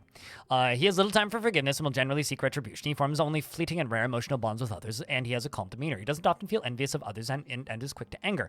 He is grateful when others help him out, and he tries to return favors. He lives at a fast-paced life and doesn't seek out excitement. He tends to be passive in discussions and is rarely discouraged and generally acts with a narrow focus on the current activity. He is not particularly interested in what others think of him and is quite polite. He dreams of creating a great work of art and personally values good craftsmanship and doesn't respect a society that is settled into harmony without debate and strife. You worship Topmon, and you have no family here. Next up is Still, who is extremely confident in himself in situations requiring his skills. He does not enjoy participating in physical confrontations and works to square this natural tendency with his respective martial prowess. He finds helping others to be very emotionally rewarding and doesn't mind a little tumult and discord in day-to-day living, and he is conflicted by this since he values harmony since he values harmony as an intellectual concept and often feels discouraged and occasionally overindulges, bites his nails when he gets bored, and commonly winks as a form of greeting, and needs alcohol to get through the working day, and dreams of creating a great work of art, and personally views competition as a crucial driving force in the world and values a harmonious existence. Also, since we were talking about Ben Shapiro, I just want to say something real quick. I have a friend, right? His name's Kevin. Nice guy. He has political opinions that I often disagree with. He was a really big fan of Ben Shapiro and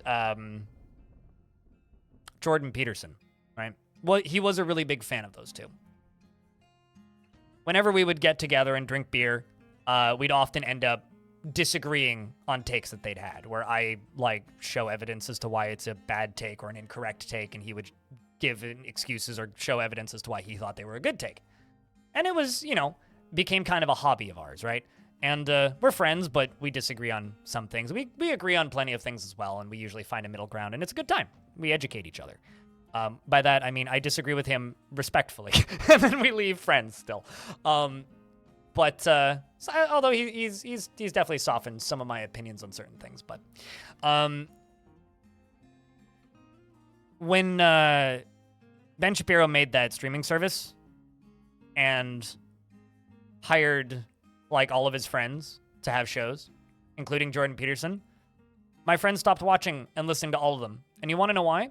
It's because on principle, he refuses to pay for streaming services like that. Just on principle. Refuses to. And then didn't pay attention to any of their content for a really long time. And then someone gave him a free month.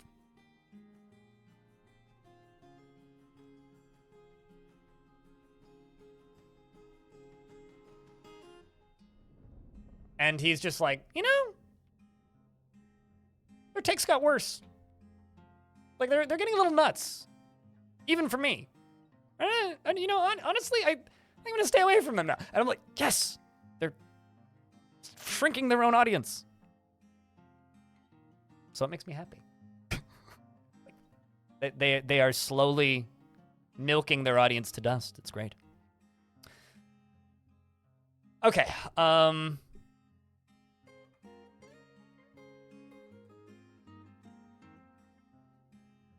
Personally views competition as a crucial driving force in the world and values a harmonious existence. Next up, we have this dwarf, who's moral.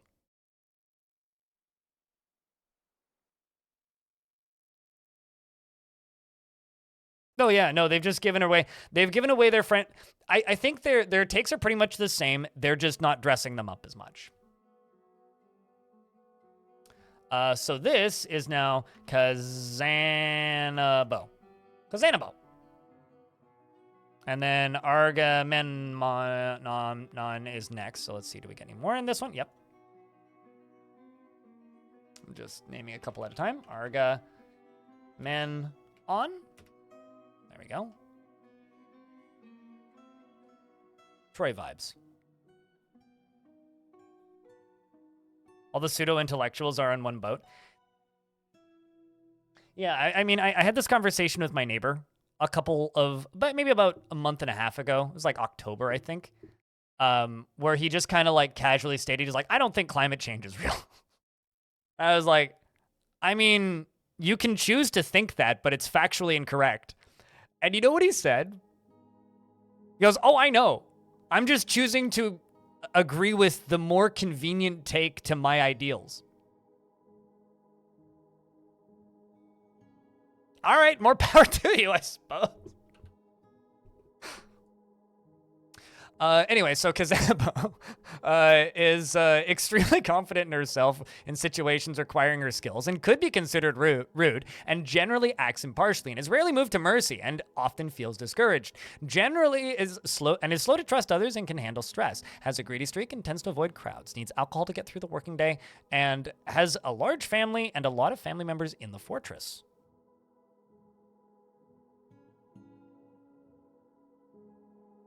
Some of them legit don't know any better. I honestly believe most of them are doing it because... Oh, God. How did we end up in this conversation? Someone is going to take something out of context that I say, and it's going to make me look bad. But anyway, there was a clip where Jordan Peterson was on Joe Rogan, and this clip's gone viral a billion times. right? And in this clip, he says they're talking about him making money, right? And literally what he says is, I've figured out a way to monetize social justice warriors. They're not political pundits. They're outrage farmers. They piss people off for a living. That is what they do. Like, there is political debate. There's political discussion. There is intellectual discussion. And there's motivational speakers. I would even argue Jordan Peterson, at his best, is a decent motivational speaker. That's about it. But they're outrage farmers. That's what they do. It's like those people on TikTok that go on and say the Roman Empire wasn't real. And here is all my evidence, which is wrong, as to why.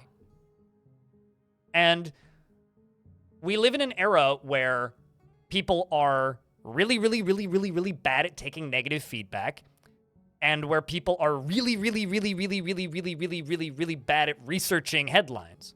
They read the headline and move on. So it makes outrage farming very easy. It's why some people, spike to the top of Twitch for doing something stupid, right? It's why we have like these metas of people trying to bend the rules to make money. It's outrage farming. You piss enough people off and they all show up. And then more people will show up and vehemently defend you. And you print money. Like, it makes sense.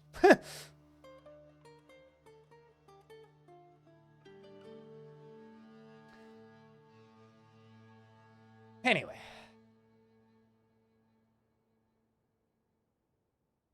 Can humans randomly create secrets of life and death, or is that only at world creation thing?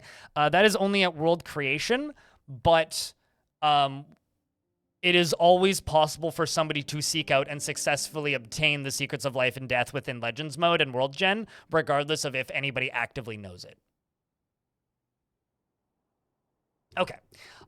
This dwarf, Kazanabo, is extremely confident in herself in situations requiring her skills, could be considered rude, and always acts impartially and is rarely moved to mercy and often feels discouraged. She is slow to trust others and can handle stress, and she has a greedy streak and she tends to avoid crowds. She has no military experience and dreams of creating a great work of art and dislikes competition and doesn't see the attainment of knowledge as important. I feel like this dwarf would actually be pretty good in the military, so I am going to throw you into the big knives. This dwarf. And then this dwarf up here is a bone doctor. Fire Dev, thank you very much for the 20 pack of gift subs. Jesus. Merry Dwarfmas back at you. Happy Holidoots. Thank you much. Chat, can I get a big round of beers for that? I'm gonna have to scroll up so far to find the names. Personally, he very easily falls into love and develops positive feelings and does not find most jokes humorous. He is very slow to anger and he tends to not be swayed by emotional appeals and rarely feels discouraged. He is often nervous and does not tend to hold on to grievances. And he likes a little excitement now and then. He generally finds himself to be quite hopeful about the future and he is curious and eager to learn. He is a friendly individual and he doesn't often feel envious of others and is often cheerful and likes to take it easy. He tends to be a little tight with resources when working on projects, and when he's nervous, he likes to stretch his body. His hands are animated when he speaks, and he needs alcohol to get through the working day. Dreams of mastering a skill and personally sees war as a useful means to an end. Welcome to the military.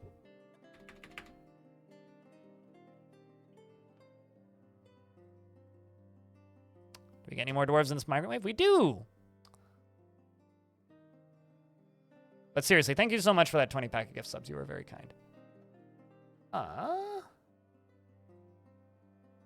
Whichever dwarf craves death most. Well then. I mean, all of these dwarves claim death because they're here. Your other one died, Mama, so I can give you a name. Gertha has an overbearing personality and does not enjoy participating in physical confrontations, works to spread his natural tendency with his respective martial prowess, and is given to flights of fancy, to the point of distraction. He is a friendly individual and sometimes acts with a little determination and confidence. He is rarely happy or enthusiastic, and he is conflicted by this as he values parties and merrymaking in the abstract. He likes to take it easy and tends to ask others for help with difficult decisions. He's quite ambitious and he tries to keep things orderly. He occasionally overindulges and does not go out of his way to help others. And he always stutters when he's nervous and he needs alcohol to get through the working day. Dreams of mastering a skill and personally doesn't see cooperation as valuable and doesn't care about fairness. And you can join the military because you value death. Crave death, I think is as you said. That's most large US media. That's most US TV media. I wouldn't say it's most large US media, but it's certainly large TV media, yes.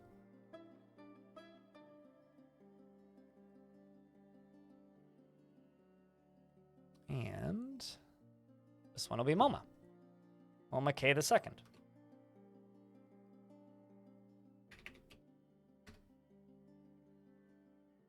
This is Shoot Cuts. Very rarely develops negative feelings towards things, is very stubborn, is pleased by his own appearance and talents, and doesn't cling tightly to ideas, and is open to changing his mind. What does groundwater mean? Yes, it means there's sources of water on the surface. Doesn't cling tightly to ideas and is open to changing his mind. Is slow to trust others and rarely feels discouraged. Generally acts with a narrow focus on the current activity and laughs very loudly whenever he's nervous. And when he gets bored, he starts talking to inanimate objects. He needs alcohol to get through the working day and does not mind being outdoors, at least for a time. He personally is greatly disturbed by quiet and a peaceful existence, and treasures independence and doesn't particularly value loyalty. And worships a god named Pum, which I think is a god that made one of the demons that we killed earlier. It's disturbingly accurate to UIRL. Oh, that's great. Happy to help. Remember the doctrine of clearing. Interesting. All right, that seems to be it for that migrant wave. We're up to 135 dwarves. Military is still training. Dwarves are running around doing their thing. We can crawl down to the depths. So I think these two squads, I can get them back to training. Let's just force everybody to train even. Let's see how armor is for everybody. Let's just update equipment, because I may need to make more gauntlets.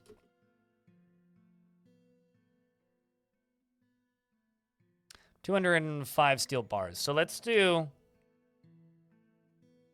steel gauntlet, and let's just do 20 of those. Steel greaves. Steel breastplate. Steel mail shirts. Steel shields. Steel short swords. And steel 250 is the pop cap. I think it's 300 with children. And this is the highest frame rate I've ever had with a population above 200, by the way. You were watching the VOD from yesterday, and boy, more of the extracts showed up. I wonder if the game tracks how many kills the Forgotten Beast gets after it's dead.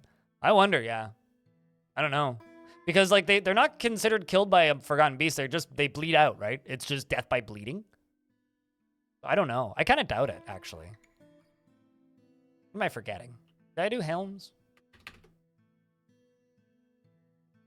Actually, what do they need?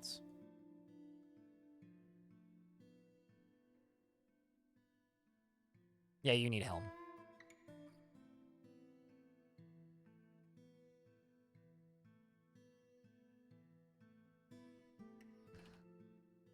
Steel helm, and I'm going to do iron bolts. I've been making non-iron bolts, but we're going to make 600 iron bolts because I actually have that much iron. So if I just get them making iron bolts, we'll have plenty, and that's kind of what we want. Okay, this creature can just get tossed. Get rid of this.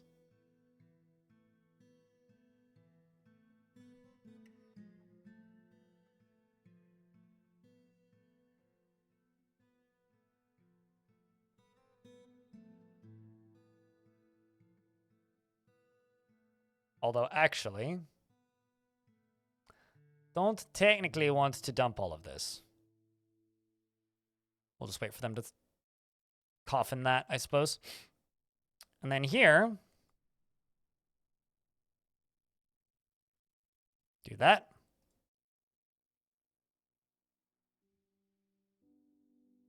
And that.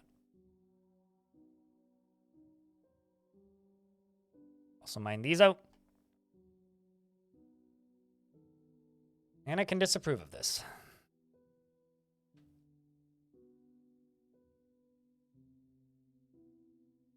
I disbanded the squads, but about half of both of them came back. So the entirety of the squads didn't return, but chunks of them did, which I'm quite happy with, frankly.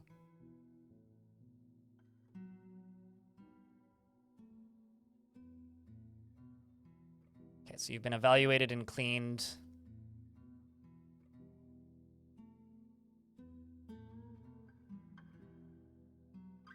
You know, actually, hold on a second.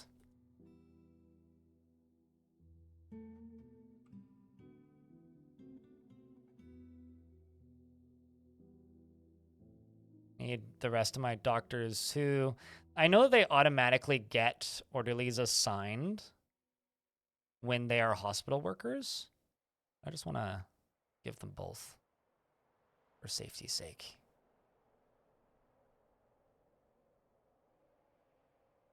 And then I also need to make sure that I still have enough doctors assigned in general.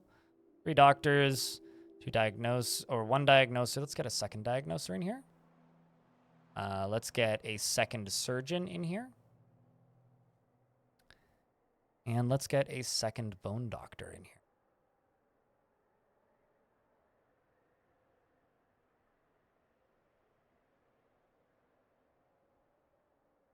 Are you on an untamed... It sounds like you're in an untamed wilds biome, Sasihasi. They will, if it says that they are agitated, constructing on the surface, chopping down trees, fishing, digging, uprooting plants, basically any kind of construction or things that you could do on the surface will agitate the surface with time.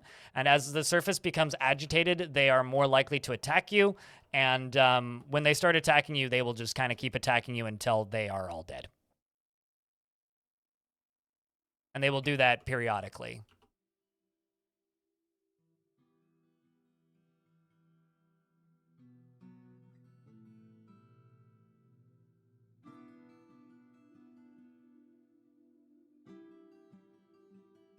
Okay, so what I want to do is I'm going to make a stairwell down here to over here. And this is going to be my defensive area for my Marks dwarves. They're going to shoot at invading elves when they invade, which is only a matter of time because they've done it twice now. One bought recently. It's an Audio-Technica LP20 with Bluetooth and USB. And you thought that I have a similar model because of the needle. So Audio-Technica is one of the biggest producers of like record player styluses, which is the needles. Just because someone is using their stylus doesn't mean that they are using their brand record player. It's just the most common brand that you find in modern record players. If you buy a modern record player, it's going to have one of like 3 brands, and Audio-Technica is the budget one. So it's like the affordable record stylus. I mean, there are several brands out there that will make you like a $2,000 record stylus if that's the life you want to live. But not everybody lives that life, you know?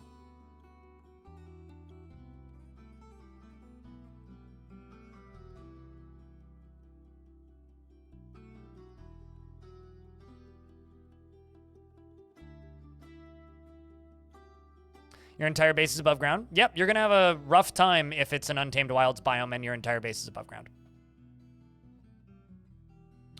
Also, chat, you guys can watch these dwarves begin constructing this. I'll be right back. I'm just going to take a real quick toilet break.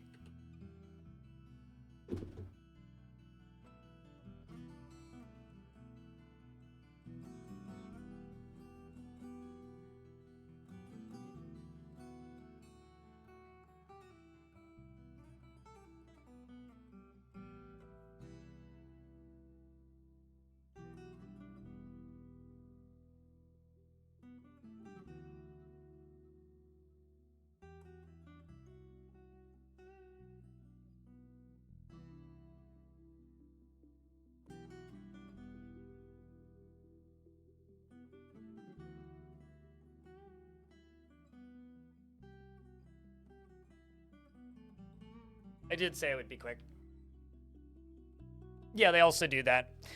Basically, Audio-Technica is like I'm trying to think what a good brand can. They're just the most common brand for styluses. That's all it really is.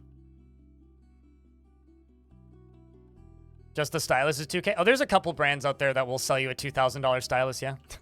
No, records is one of those hobbies where if you look into record collecting as somebody who is not into record collecting and you end up on the wrong websites, it looks like the most expensive hobby on earth. It's really not. It's diminishing returns really quickly, but it's kind of like whiskey, right? You know, you could go buy like a $20 bottle of whiskey and it'll get you drunk. You could go buy like a $60 bottle of whiskey and it'll be pretty tasty and will still get you drunk. Or you could go buy a $140,000 bottle of whiskey and it'll taste roughly the same as the first one, the second one you drank, except it's very expensive. And like records are kind of like that, where you could absolutely just super duper duper duper duper duper duper duper overspend on a thing, and it'll be roughly the same as the other thing you could buy, except, you know, fancier on paper. And there's a few of those brands.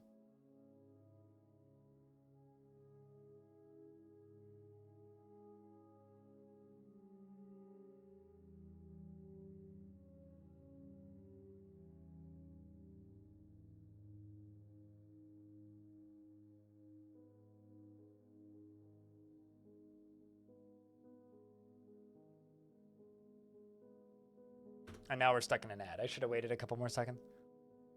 There was a DF feature that would allow you to auto-deny petitions from bards.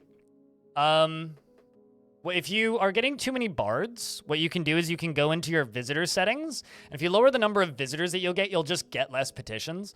In this particular fort, by default, you can have up to 100 bards or visitors in your fortress. I've turned that number down to 30, and so instead of getting like 10 requests a season, I get like half that, if not a third of that. So I just lower the number of visitors that I can have at a time. Makes them easier to manage. I'd rather have more of my own dwarves and less visitors, but still visitors, you know? And Lanix asked everybody. Also, hi, Lanix. Good to see you. Hopefully you well doing.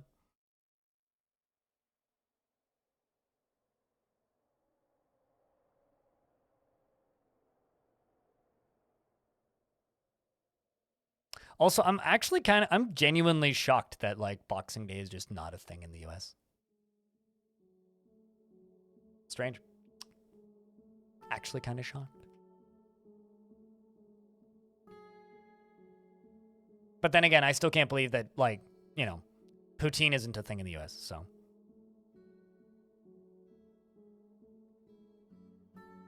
You hoped for a PS5? You hoped your dwarf was going to make a PS5? Well, hey.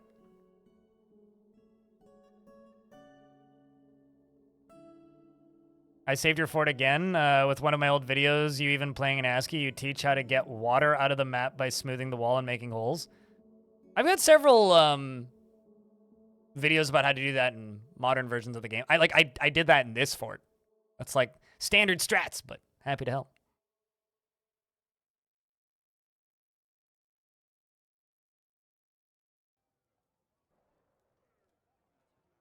What games would a dwarf play on PS5? Ooh, Minecraft? Is Minecraft on the PlayStation? It's gotta be, right?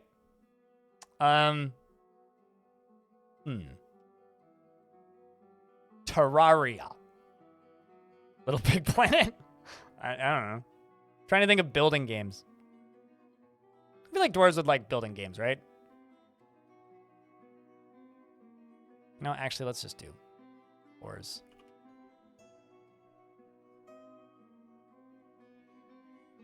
Back at you, Don Barrand. Hopefully you're doing all right. Hopefully things have been good. Hopefully life's gotten going again. Always nice to see you pop in. Don't be a stranger. Even if you're not on Twitch much these days. It's nice to see old friends.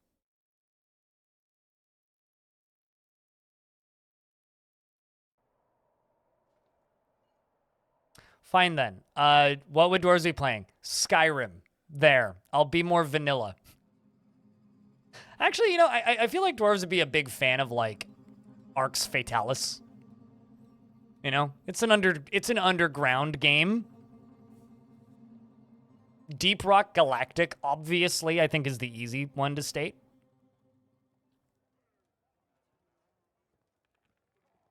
do I want to request?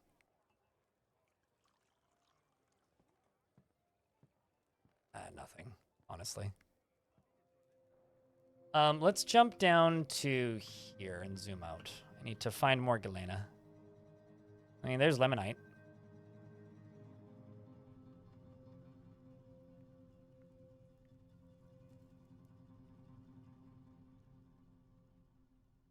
Tons of it, even.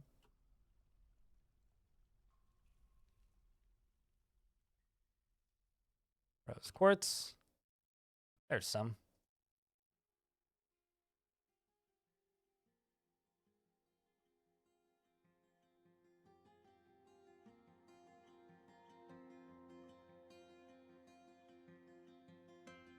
And let's just tell them to smelt Galena ore, and let's just say 15 of it. And I will make lead. What was it that the king wanted? Weapon rack.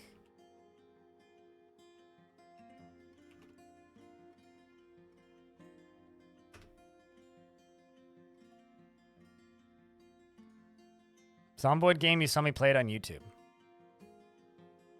That must have been a long time ago. I'm trying to think when I last played Zomboid. It's been a while.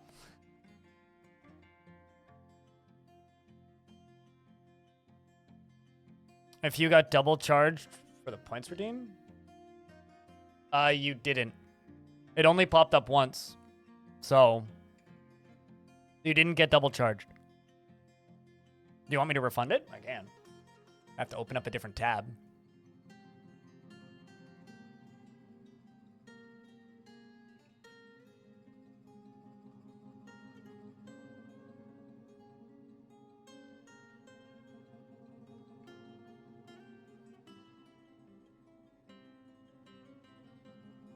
There you go. Refunded one.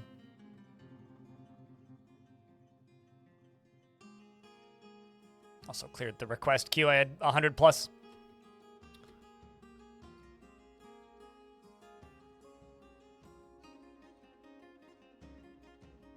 It's nice to see the YouTube wizards are on my side. Trust me, they are not.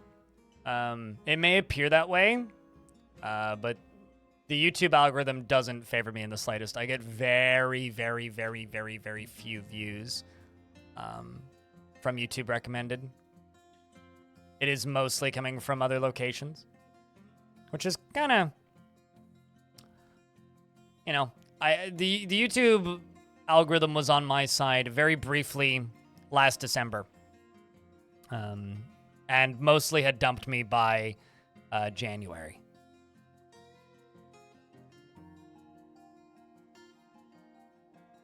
Which is almost the same as most of my, you know, relationships, so it checks out.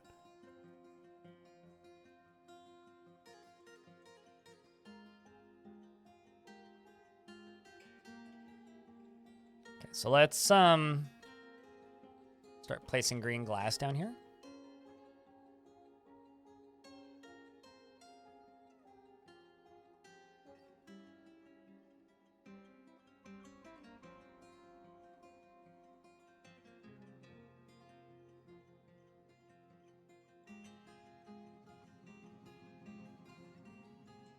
Hopefully you guys don't mind me taking extra time to make things aesthetically pleasing before we besiege hell.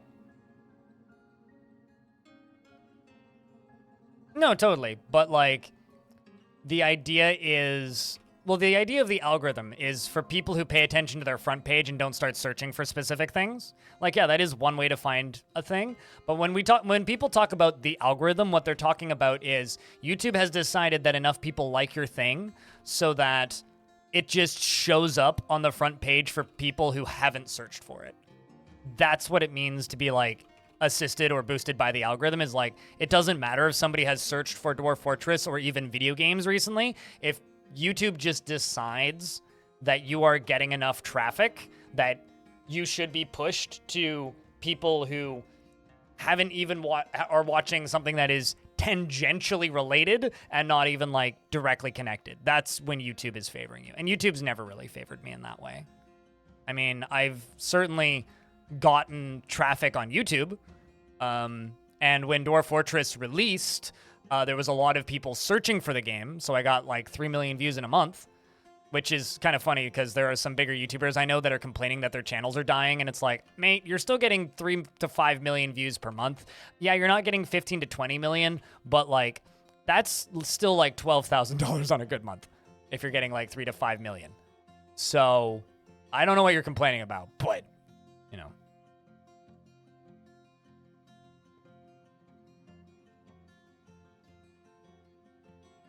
Or Mr. Beast, I don't know. It's people who just show up on the front page all the time. You know, it's really funny.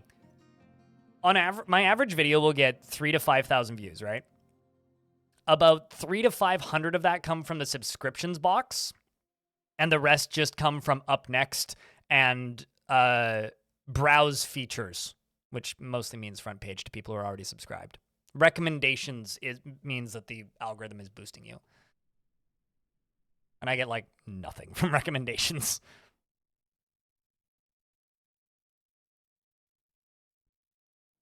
Which is weird because as an old person who's been on YouTube for too long, all of the YouTube videos I watch are from the subscription feed. Like the vast majority of the YouTube I watch is from the subscriptions feed.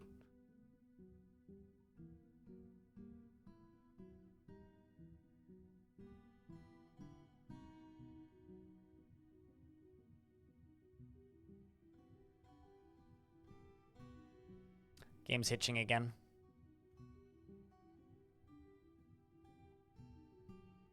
Okay, so everybody's getting new stuff. I feel like I need more quivers. Is this dwarf just like injured or something? What's wrong with you? Why are you refusing to wear gear? Oh, okay, I see why. That's because you've got leather armor on. I don't know why this dwarf has leather armor on, but because they've got leather armor equipped.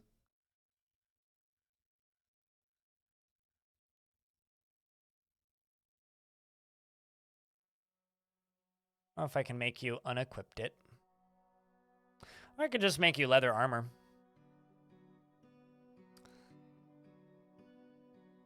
I can make some leather armor. That's not the end of the world. If that's what you insist on wearing, dwarf. Really? Yeah, I'm not that like intense. I don't do that. Sigil. Also, hey Peter. How's things?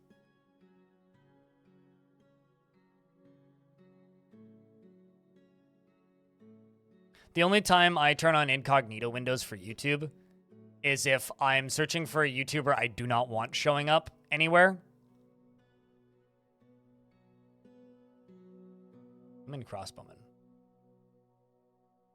Huh. Well, you must be part of the traders then.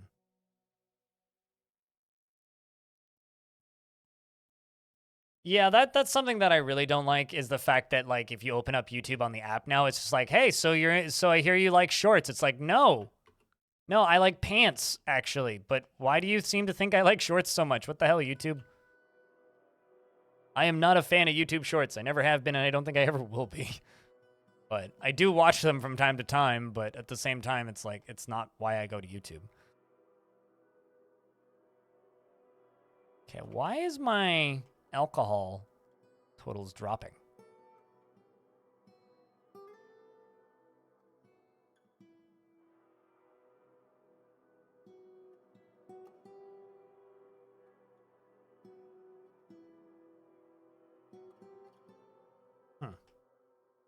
Maybe it's because I need more brewers?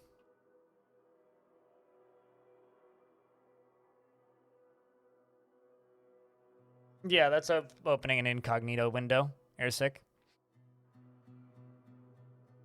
You don't know if it's tracked anyway? It's still tracked. Like, incognito windows, especially in Chrome-based browsers, is an absolute joke. But it does, like, essentially, it's just, it doesn't log it in your history is the only thing it really does.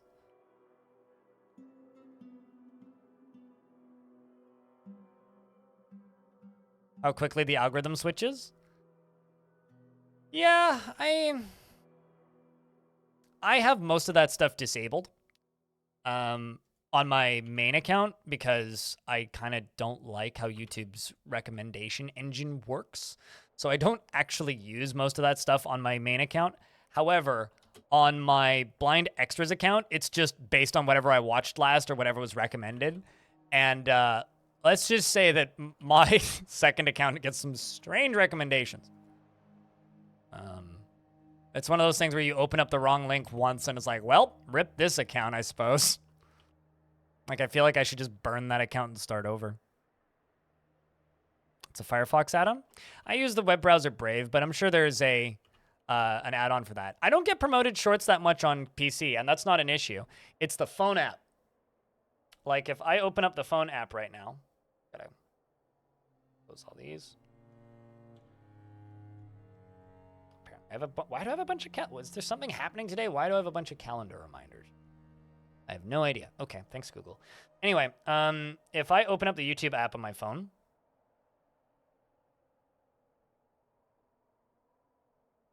it literally opens up to this page. In fact, it's promoting my shorts to me. Like, I don't even open up to the shorts tab. It's like all it gives me is shorts. Unless I go to the subscriptions feed. But I don't get that on PC at all. Like, because probably just because I never watch them on PC. Do I like watching myself? I do actually usually rewatch my stuff once it's uploaded to make sure I didn't screw something up. You got rid of the YouTube app? Yeah, I'm not getting rid of the YouTube app. I rent movies on there. But it's fine still, because I just tap on the subscriptions feed or I search for what I want. You know, it's not too bad. As long as I still have search functions, I'll live.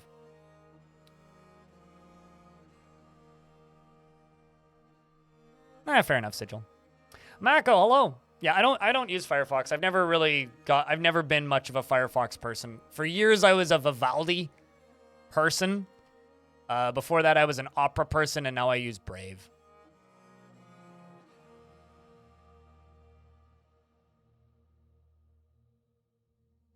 Oh, absolutely, I could.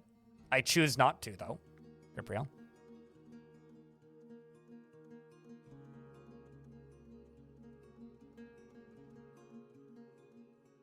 Firefox Opera Edge. The fact that Edge is even in that discussion is generally depressing to me. I don't know. I haven't used Opera. I stopped using Opera when they changed some compatibility settings, which broke a bunch of extensions that I used that allowed me to change fonts and make things more visually usable for me because my eyes are terrible. So I then went to Chromium.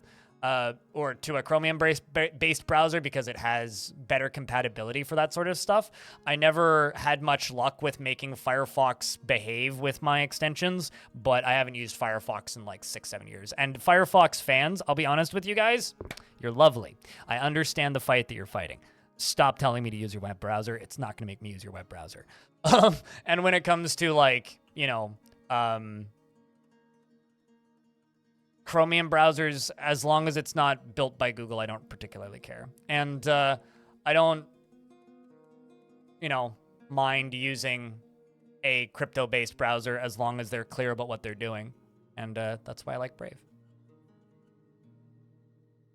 No, it doesn't. I mean, like, I understand why they try and push it.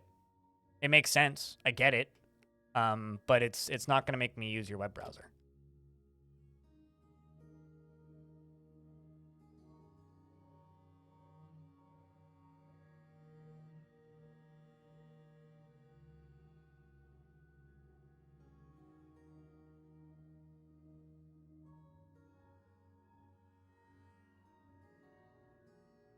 Like, I will argue Firefox is probably the best web browser. That's okay. I'm not going to use it.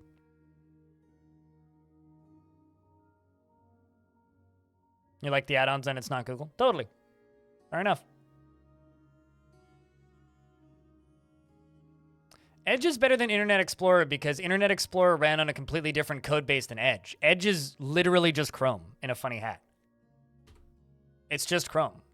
Edge is just Microsoft branded Chrome. So like, you could have a very similar experience using literally any other web browser. Yeah, Netscape. It was bought out by Firefox. Firefox was built on the corpse of Netscape Navigator. It's sort of like how up until recently, if you went into the code of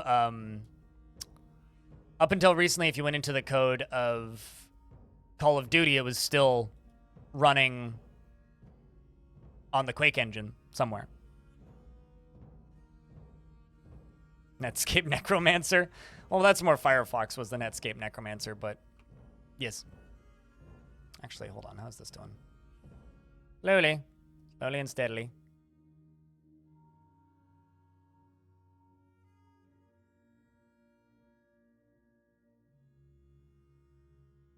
I have no idea what that is, Droven. But no, I use a Chromium-based browser for the same reason that I use Windows, right? It's the thing that is the most compatible with the stuff I need for work. So it's a text-based browser. Interesting. I'm not familiar with that one. Pump this water out of here. How old am I? I was born in 1994. I'm 29.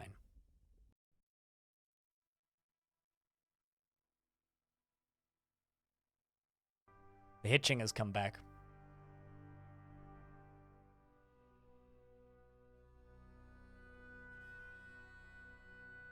Let's let this water dry. Okay.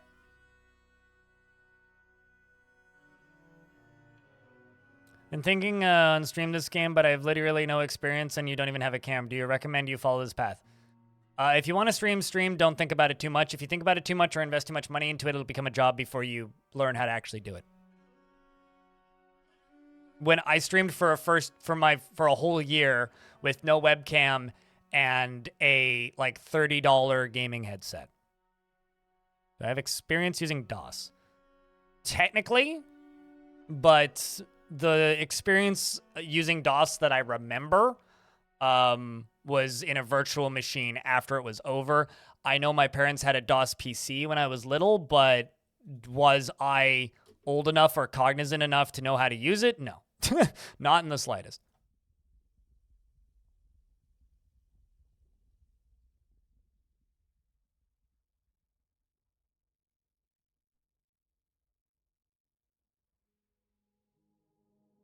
You changed to Opera because the ad blocker you had on Firefox stopped working on YouTube. Opera has the easy VPN too. Opera, to me, is literally just like, okay, these are the features that Brave has. We'll take those features. And that's seems to be what Opera's been doing for a while. And it seems to be working for them, so shoutouts. But I prefer Brave and Brave's usability these days. I'm out of plants somehow. I have no idea how this happened. I guess we'll be trading for all the plants that the dwarves have.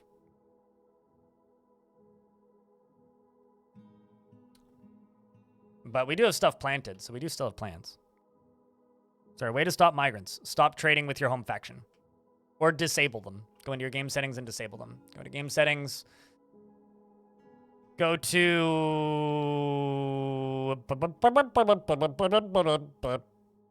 population cap, wherever it is. It's in here somewhere. It always takes me a minute to find the setting. Strict population cap. Yeah, right there. Swap that to the number of dwarves you currently have, and you won't get migrants. And you can keep trading. No, totally. Ruler of Stars. I get it.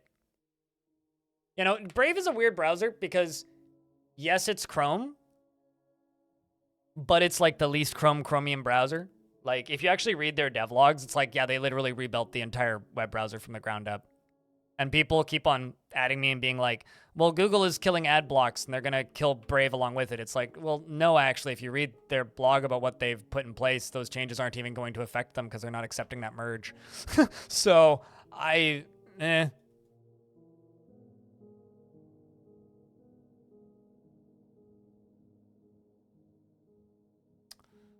Okay, so I've got way too many upset dwarves. What is going on? I think these dwarves just need a break. I've got them doing too much. Let's kill this job. Let's kill this job. Let's kill this job. Let's leave that one active. Let's leave that one active. That one active. Okay, let's kill that job. Obviously that one. Give these dwarves a little bit more of a break, because a lot of them have just been pushing themselves pretty damn hard. The cavern creatures will infinitely wander in off the edge of the map. But you can nerf them in your difficulty settings, and I have them nerfed pretty heavily.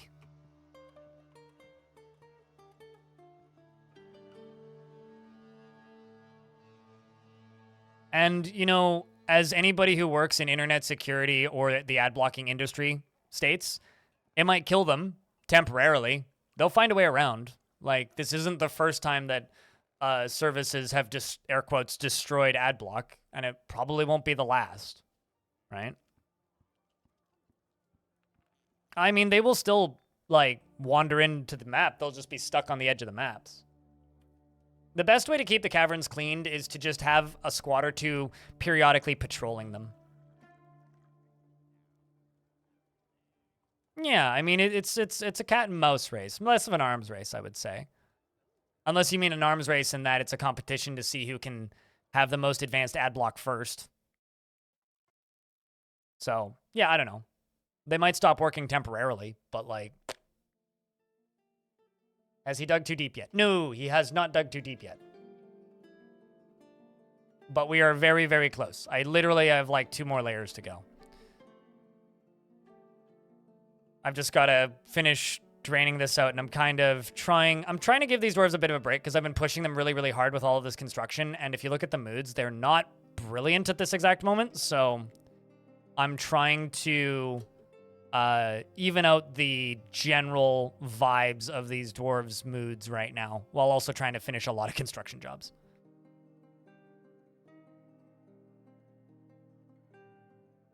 Fighting ad blockers is a waste of money, but people in charge of the money realize that they used to make a lot more money off of ads. So they assume that by blocking all of the ads, they could make more money again, instead of realizing that it's not people blocking ads that destroyed their income source of ads. It's the ad revenue. It's the ad industry devaluing ads that has destroyed the revenue of ads and made ads so frequent, constant, persistent, and obnoxious that, you know, you block them, because why the fuck not? And when it comes to Twitch and YouTube and my content, if you want to block ads, be my guest. But I do ask, if you do block ads, go an extra mile and, like, share the streams, or, you know, try and do at least one small thing to help promote the streams or video that you just watched if you're going to block the ads. That's all I ask. And I think that that's fair. It's like, if you're going to block ads, leave a like, you know? If you're going to block ads, share it on a Discord server you're a part of. I just stopped using fandom. I realize there's some instances where you don't have options, but, like...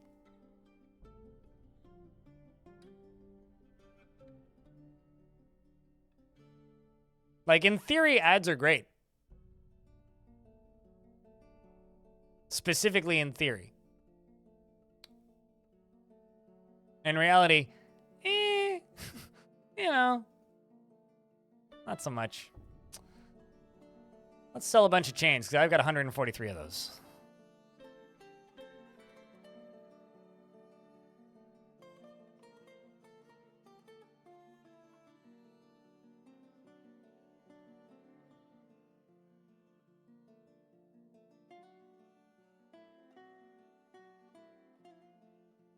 Speaking of supporting the stream. Or that, you know. Leave one of those. Like a Prime subscription. Thanks, Stonecoat.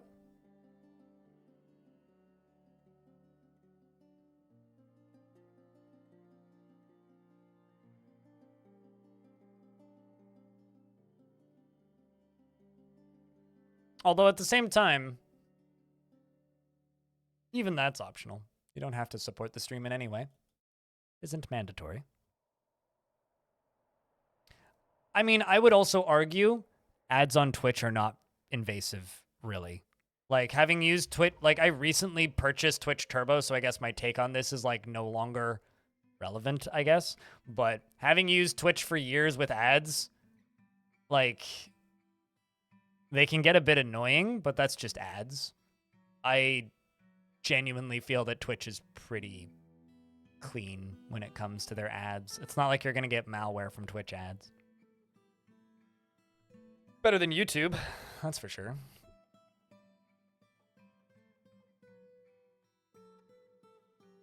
Yeah, YouTube ads are all over the goddamn place. I mean, the best way to deal with YouTube, honestly, if you can, is literally just buy YouTube Premium because everybody wins that way. But Twitch ads feel like YouTube ads 5 years ago. It's an interesting way of putting it. News sites appear to be the most dangerous right now. That's because they're the ones that are the most bankrupt and the most desperate, right? But honestly, like, my favorite portion of this current era of the internet are websites like this. Let me just see if I can actually load this website safely without accidentally showing something I shouldn't show on stream. We're in an ad break anyway. Yeah, this one. This is a good, like, general news media site about tech news and other related things. It's a bunch of ex-Vice people, and they are very, very good and cover a lot of really interesting stories. There's no ads on this entire website, period. They do not put ads on their website. They just ask you if you read their website a lot to give them some money. That's literally all that they ask. It's like, give us $100 a year if you really like us. And honestly, I think that's the way to do it. And if you can get by functioning that way, it's the best way to do it. You're too used to not seeing ads because there are no ads on Twitch and YouTube since the war started? But you live in Texas now. Can you technically craft dwarves' bones? Not without modding the game. Dwarves will not butcher or make anything out of sentient creatures. So creatures that are smart enough to speak to them, they will not do that. Of course they have an RSS feed. They want to give you everything. They are basically, if you've ever read the website Motherboard, 404 Media is the, like, 5 people that made Motherboard good. Yeah, unless it's a fell mood, but that's like a demonic possession, essentially.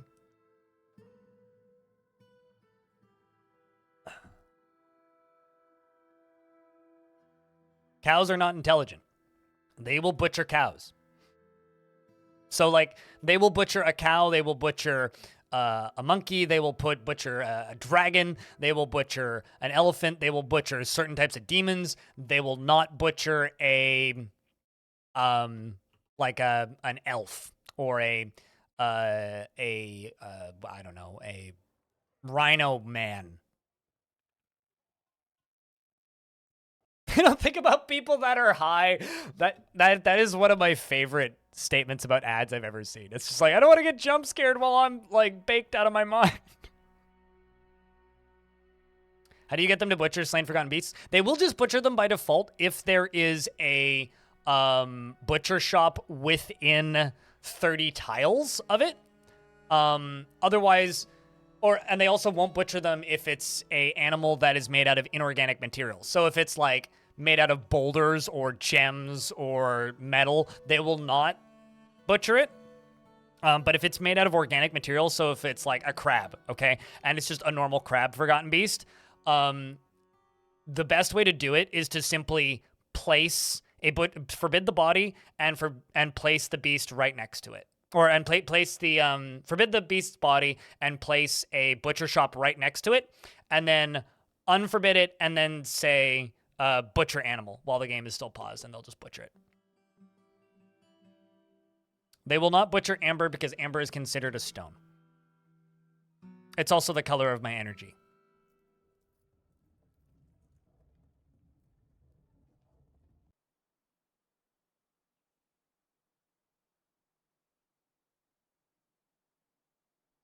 That's why you hate Venus and MetaQuest ads on my stream? Somebody help out Cutest Ghost so that they don't need to keep getting these ads on my stream. Please. Kind of mad they didn't bring me lead. I know I didn't request it, but like...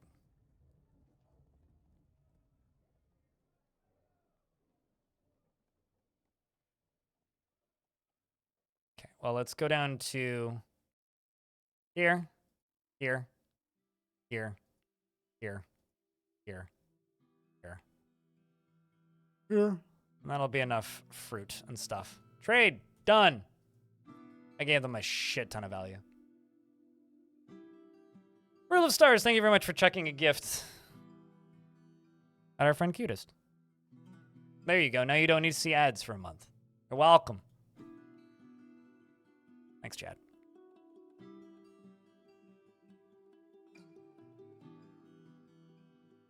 The rarer the metal, the more valuable the object, mostly.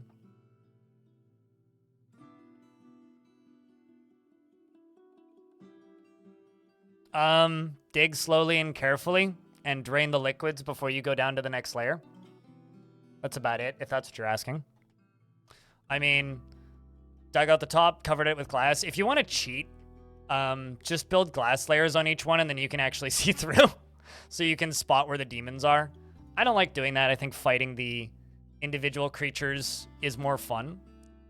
And like, I'd rather station a squad somewhere and then dig into where the demon is, because that's just more entertaining to me. But that's probably the best way. You assumed it was gold or plat? I'll be honest with you, I don't pay enough attention. I'm not somebody who cares too much about item value in this game. I think it's a bit redundant to care about item value in this game. So it's not something I focus on in particular.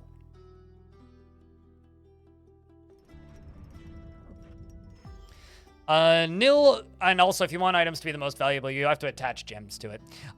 Nil, also item quality I think matters more towards the overall value of the item than the material in a lot of cases too.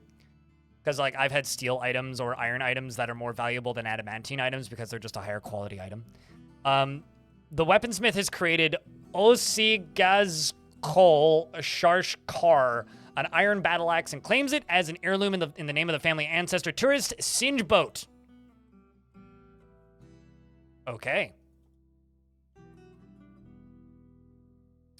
This is a battle axe. All craft store ship is of the highest quality. It is encrusted with marquise yellow diamonds and decorated with cave spider silk and encircled with bands of giant one-humped camel bone. This object is adorned with hanging rings of iron and dog leather and menaces with spikes of giant leopard bone, clear diamond, and coffee wood. And I'm going to look up my king. Actually, no, I know where the king's place is. The king's throne room is right here. So I'm actually just going to put this into the king's throne room. I know that this dwarf's claimed it as a personal treasure, and I think that this dwarf would be honored to have their family's battle axe placed in the king's throne room.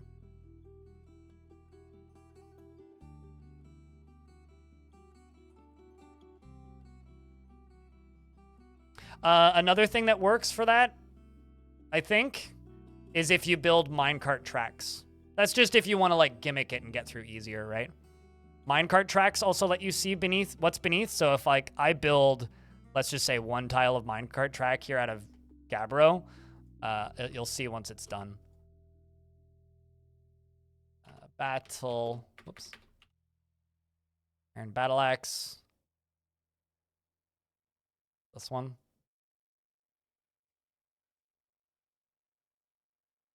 So if once they build these, which should take them a second. They're still working on that.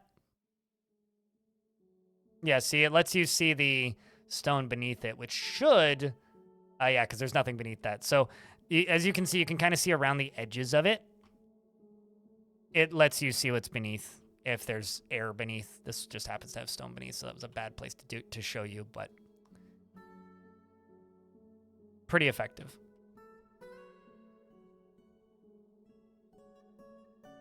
I don't think there is any temperature isolating materials in Dwarf Fortress, unless I'm mistaken.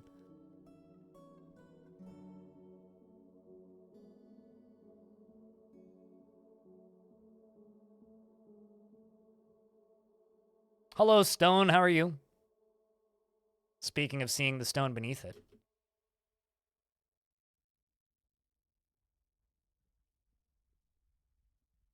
Okay, so something I need to start doing is I need to move all of my mark dwarves down here. So what I'm going to do is I'm going to delete this. I'm going to place a row of wall right here. We'll just use the local boulders. And I'm going to make 1, 2, 3, 4, 5 training spots for the mark dwarves, and we're going to move all of my mark dwarves training down here. And I'm going to try and move my bolts down here as well. Nothing can dig through Slade. Nothing can see through Slade. Not without hacking the game. Because you can't dig through it, all you would see is Slade beneath the Slade. Right? And also, that's the other thing that you need to know, is there is nothing beneath Slade. Like, it's just more Slade. So we have another monitor brute here, which I kind of screwed up. Because it is freely in here, fighting against these dwarves. I didn't think there would be one right there. It's fighting. They seem to have gotten some hits in because it is bleeding. Yeah, seems like one of my miners hit it. Catan over here is losing their life, which is unfortunate. These dwarves are trying to run away pretty quickly. It's coming up. If I move up a couple layers, we can probably see the military booking it towards them. Yep, they are. So we have to go see how things are going down here. Here comes the creature. It is enraged and bleeding pretty badly. The dwarves are fighting with it from above. It kills 2 more of my miners, which are Aethernull and Iden Angelic Ash. Angelic Ash finally didn't make it. Is now ripping apart another dwarf named Sazir, who seems to have done that seems to have been ripped apart pretty effectively, which is a damn shame, if you had to ask me. Then GM70 passes away after creating their artifact. At least they got to die happy having created their artifact. Yet another dwarf dies. And then we have a devilish potato up here who is moving forward, who's probably about to have a rough time. And I'm sorry, devilish potato, but you are no longer with us. Creatures moving up just in time for the military to get into the general vicinity. And they come flying through. And the first one, I think, killed it. Yep. Dastot did. But the creature dies in the doorway. Well, that was a pretty dark moment. Rest in peace, potato. I think it's time for us to start building another crypt.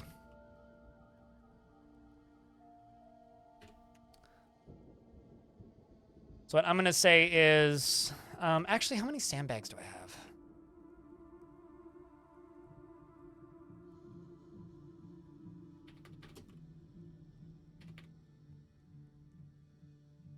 have? Let's say... Collect sand. 80. Green, glass, Coffin? Coffin. Okay, I thought they were sarcophaguses. And we'll make 80 of those. Except these will only be made at 3 shops. That was a pretty bad spot. Bunch of deaths. It's rough. Oh well, at least we can finish digging this out now.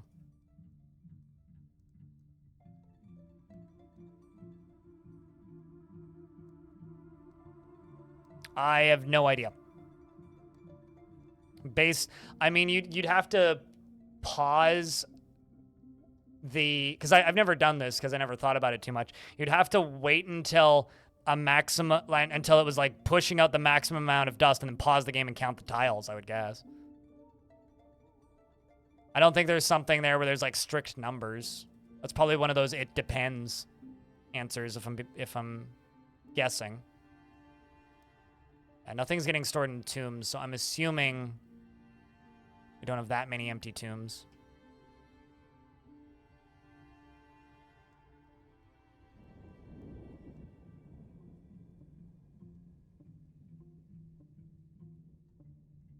Do Shadow have Dwarf? No. Did you have Dwarf? Nope. You do not. You did not.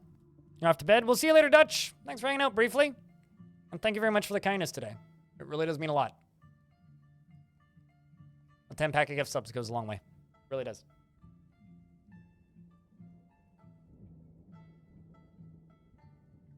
Actually, hold on a second. I need to look at something. Chat room, I just realized I hit my sub goal. You know what that means? I don't know if you know what that means, but that means I get to do a thing. Let's go do a thing, shall we?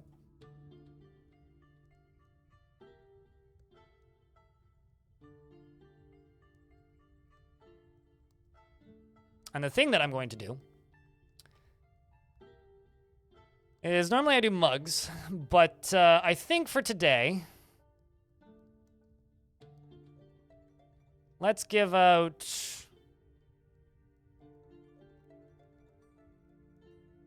3 Crypt Zoom stickers.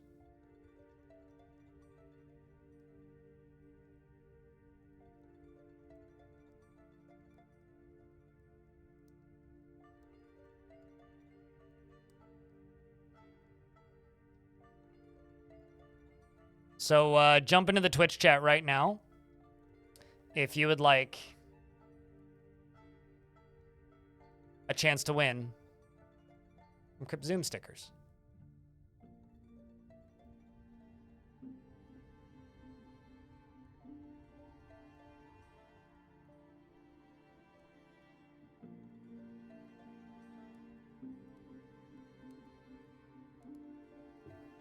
Although you need to wait for the thing to pop up before you type an exclamation point enter because it hasn't gone through yet. So, bacon, yes. Can't go to bed now? I mean, you can in 90 seconds. There you go. Now type an exclamation point enter. Some migrants have arrived. Would you look at that? Brought a baby llama and a cat and a lady. Shadow. Absorber. She is sometimes cruel and unfriendly and disagreeable. She is bothered by this since she values friendship. She is slow to anger and she is somewhat uncomfortable around those that appear unusual that live differently from herself. She tries to keep her things orderly and she often feels envious of others. She takes offered help and gifts without feeling particularly grateful. And she occasionally overindulges. She has a greedy streak, and she tends to stretch out when she's bored. She needs alcohol to get through the working day and likes working outdoors and only grumbles mildly at crappy weather. Dreams of raising a family and personally believes that those who sacrifice for others should be deeply respected and finds introspection to be a waste of time. And has a scratchy voice. She worships Ekast and is already in the temple.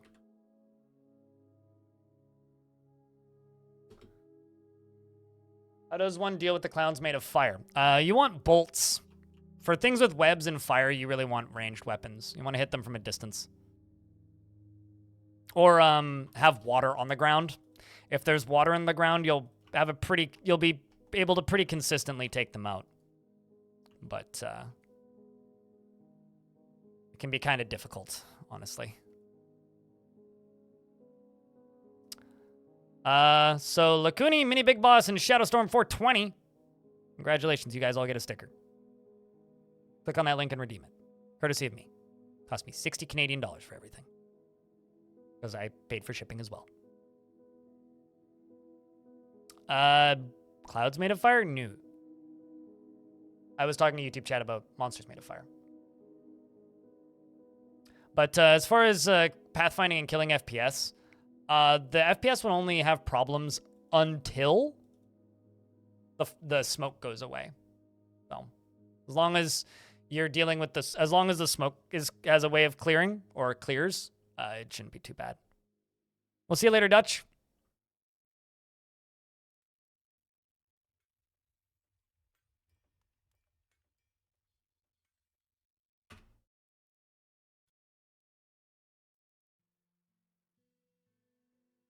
This might be the first time you won something in your life. Hell yeah. Well, I'm happy to help. Thanks for hanging around the stream to get something. We'll see you later, Lanix. Okay, so burial -C. Get these bodies buried a little quicker.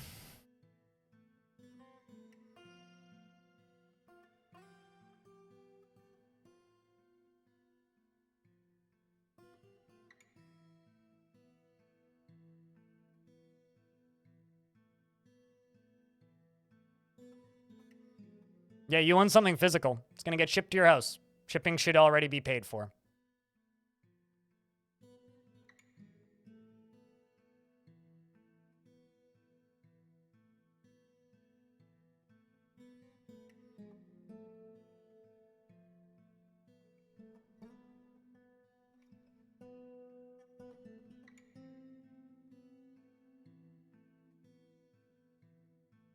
Yeah, if you click this link or type an exclamation point redeem, you can get a link.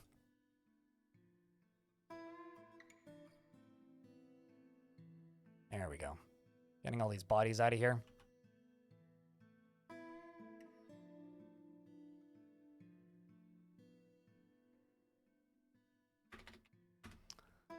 We'll speed this whole process up of getting these bodies put away, which is really what we need. I will say these dwarves are getting a little bit concerningly upset.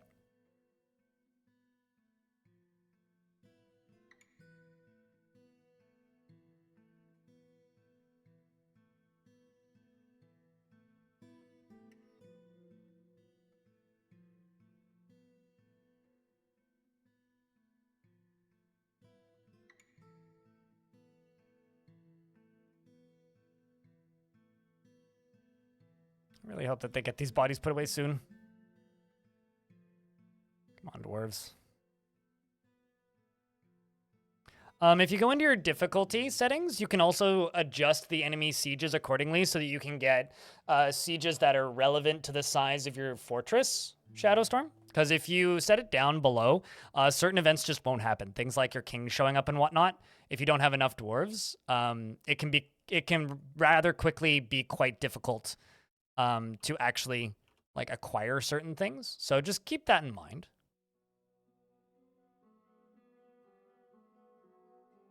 That you may want to, you know, adjust the enemy siege size and then a point that enemy sieges show up and all that. They're not fully clear, but I'm using them because they're an infinite resource that's easily accessible more than anything. These ones are just bugging out and don't know what sprite to put on top. I don't disagree, though. Yeah, no, because you need 160 dwarves for the king to show up.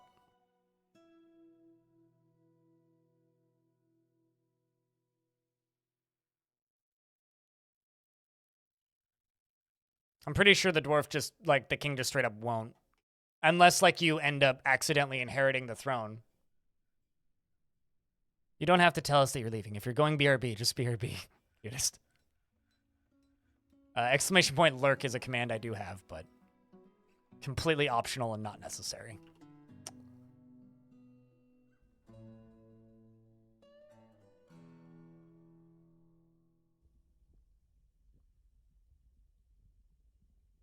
Lurky, lurky, lurkers. Yes, pretty much. All right, so let's go over here. And we are going to set up...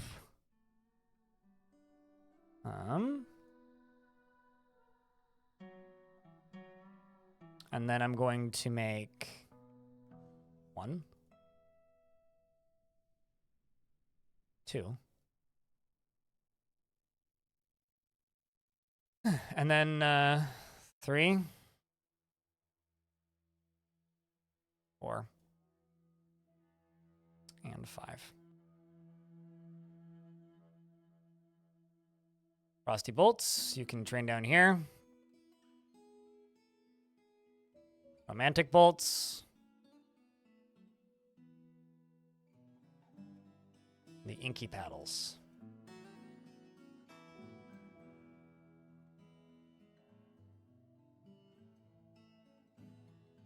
I'm going to go up to here. These two. Go here and remove these two. Going to deconstruct this ammo supply. And I'm going to put the ammo supply there. And an ammo supply right here.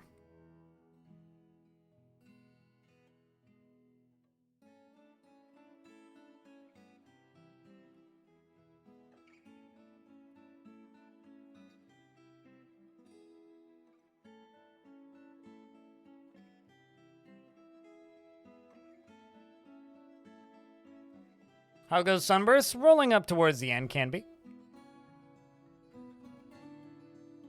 Yeah, I mean, there is many ways of making glass that isn't fully transparent, but there's also like examples in real life of actual glass coffins that are fully transparent that exist, so I think people just think of those is kind of the reality. And then I'm going to make another ammo stockpile over here. Except this one isn't going to allow bin. Just so that there's less in this one.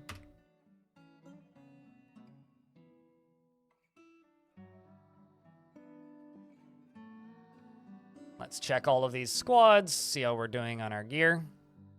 Yeah, we just need to sort out the bolts issue for some of these dwarves.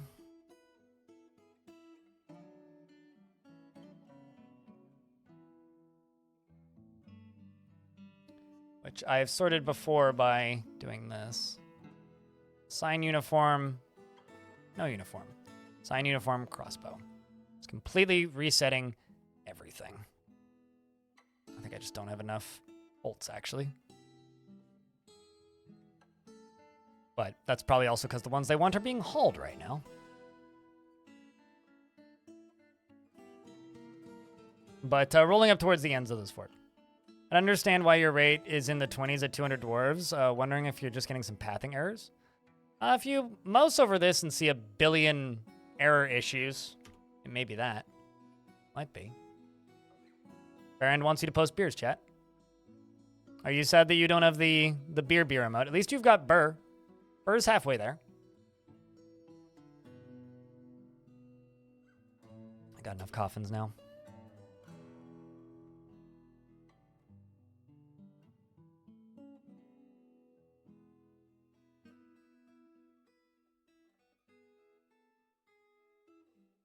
We're going to stand that squad there, and we're going to go down here and we're going to dig.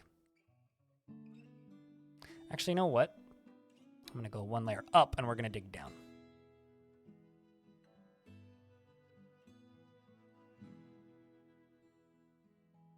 That's the way we're going to do it.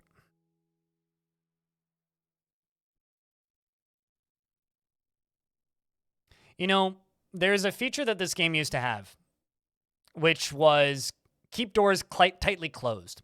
There was two options for doors. You could lock them like you currently have, and you could keep doors tightly closed, which means it wasn't locked, but pets couldn't go through. So, like, your dwarves could go through, but your cats couldn't.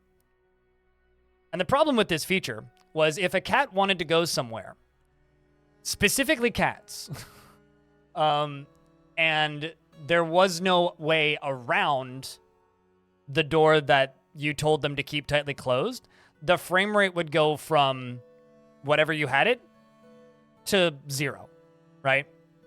It would literally just vanish. Your frame rate would just disappear. And the reason they got rid of that feature was because of like those pathing issues. So you're not going to run into that particular issue, but be careful with doors sometimes. Doors are weird. You're new to DF, watching my tutorial Let's Play. So far, you're on episode 9. Hell yeah, thank you much. Hoping you're enjoying Weather Mountains. You know, it's funny. I've had people, like, ask me questions about Weather Mountains now, and I'm like, I barely even remember making the thing. Like, I know that I made it, but really, I barely remember making it. Like, it's, there's very little memory of actually making that. It was mostly just, like, a stressed out, weird exhaustion month last December when I made that. But I'm glad it's still relevant, and I'm glad people are still getting, you know, use out of it, even though it's been up for a year. Didn't think it would maintain relevance that long, but it has so far.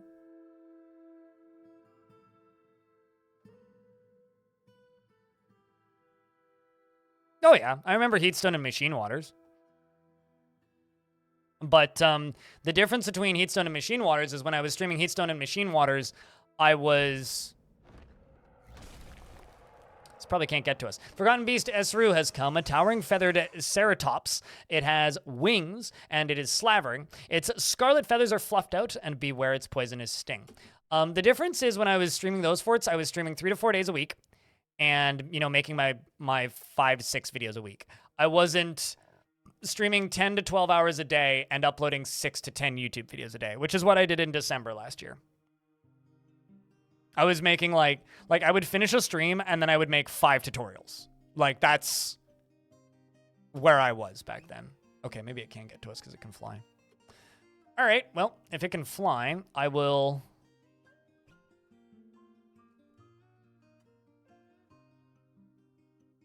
park all of these squads, like, right here. It shouldn't take them too long to get here. Cavern dwellers, unless the cavern dwellers kill it, which is also possible.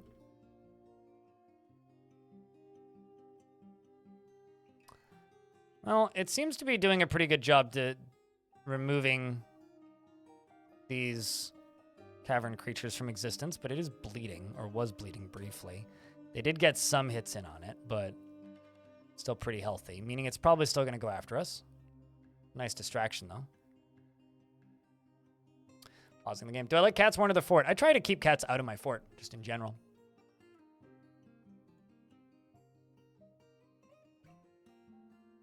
Cheers, Stonecoat. I mean, that means a lot. Like, it does. Because, like, you know, this is a known fact. I've streamed Dwarf Fortress for a very long time, right? And I stream other games sometimes as well. And before Dwarf Fortress released on Steam, this channel sat at around, you know, 50 to 100 viewers, depending on the day and who rated me and how good the day was. And, you know, I got partnered on other games, but it was tough surviving. And it's nice that so many of you guys stuck around, even though I'm an insufferable git sometimes. Because it's you know, allowing me to continue doing this with some semblance of stability instead of, you know, doing this like on a shoestring budget, barely making a living, which is what I did for years and years and years and years and years. And, you know, honestly, what I would continue to do if I had to. Like, Arkshroom, thank you very much for that Prime subscription, that resub for a 5th month. I read that as Prime for some reason. Cheers, dude. Welcome back. So the ad should be done now. This creature is injured. Kind of doubting it's going to come into the caverns.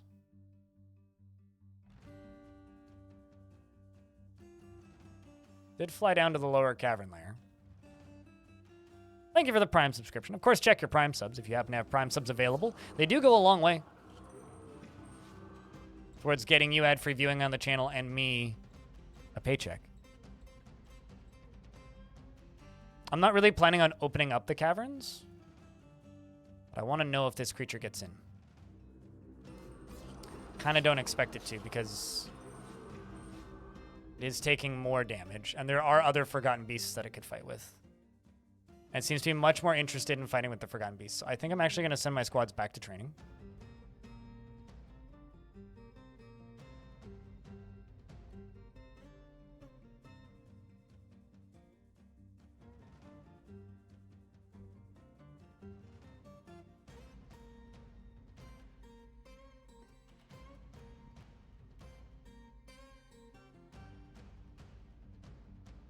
I think there's water behind this. More stuff to pump out, I suppose.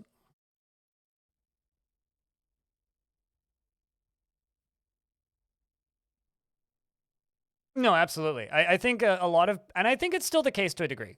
I think that, hey, Monia, by the way. I think that, like, the premium version of Dwarf Fortress is enough for a lot of people to get into the game. I don't think it's enough for everybody to get into the game.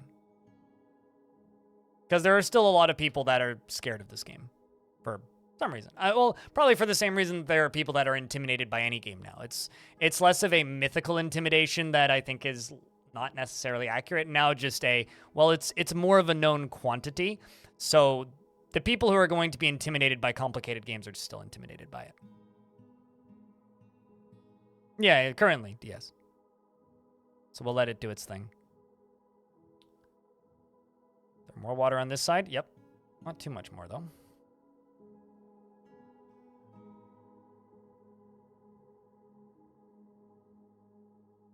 That I kind of got to be careful with. This can all get mined out, though.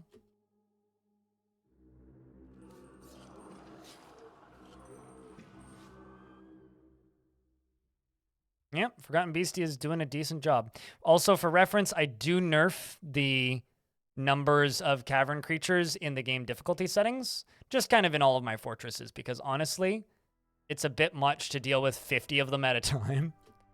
So they spawn in maximum groups of 10 instead of 50, which is much more manageable. What? Where did it go? Oh, there it is.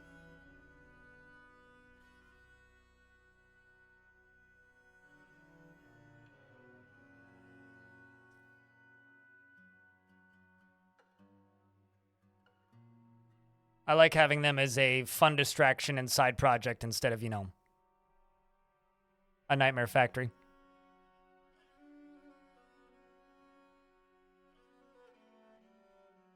You notice that non-gamers? You know, I think the term non-gamer is very dated. Everybody plays games.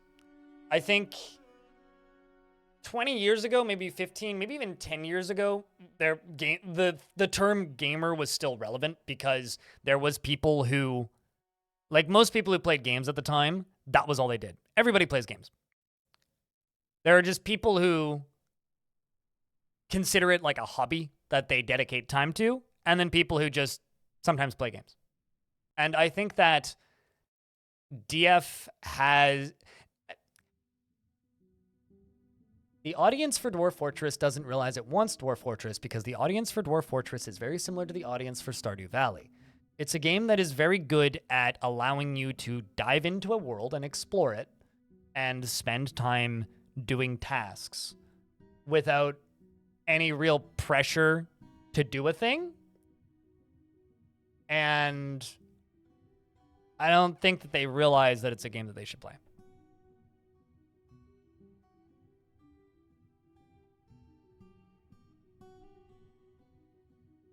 I just think the term gamer is a little dated. Because I've never really considered myself a gamer, but I've always been somebody who likes games. That's not totally true. In high school, I definitely thought of myself as a gamer. But as an adult, I've never really thought of myself as a gamer. I've always thought it's a bit of a weird term.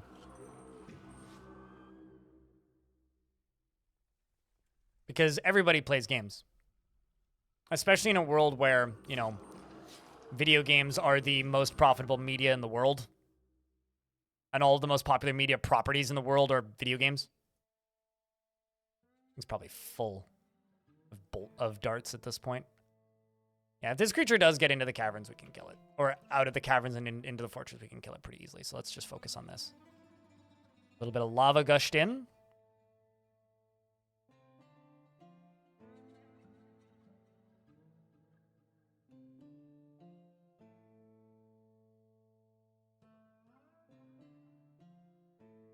And honestly, if you treat any hobby as an identity, it stops being a positive force in your life, usually, whether people realize it or not. The era of my life where I considered myself a gamer wasn't a good portion of my life. And the reason for this is because I put too much value on my ability in games. So you want to make bolts, you want low boots, and you want backpacks, okay.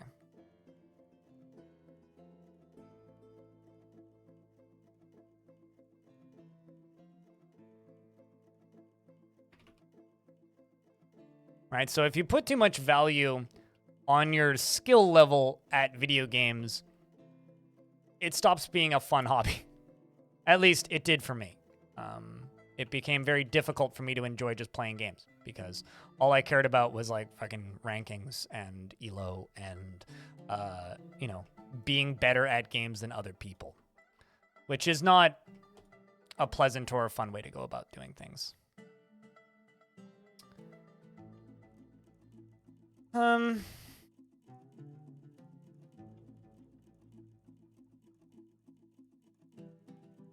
put that there.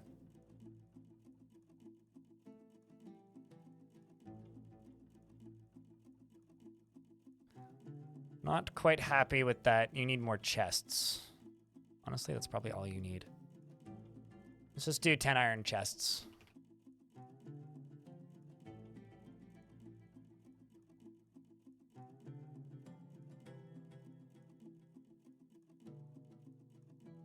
To touch this either of the three you tried to get, I chuckled. Do any of your friends play D&D?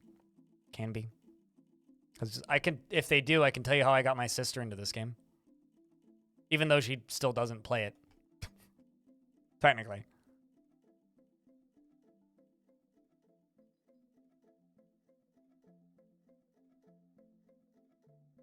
Thinks it's too blocky.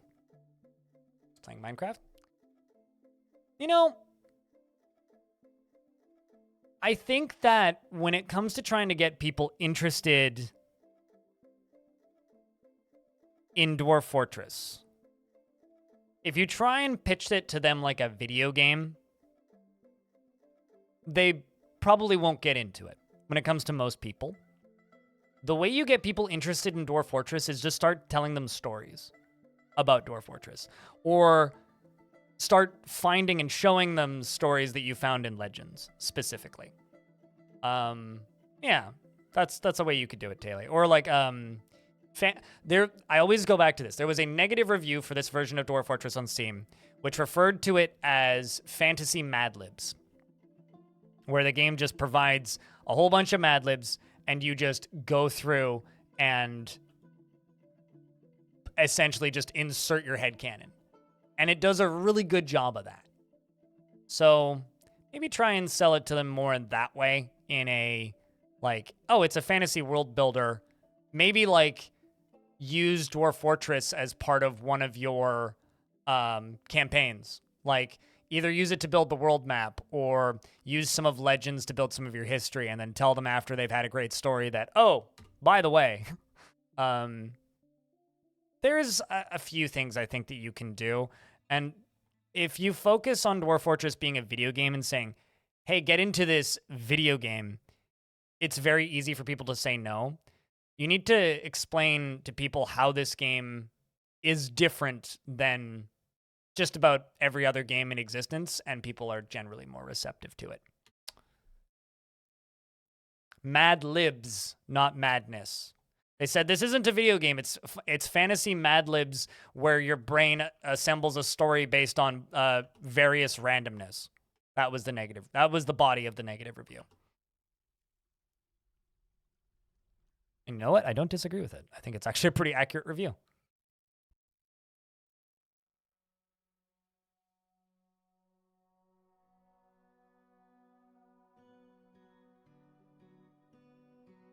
So I'm going to attach all of these to this tavern here,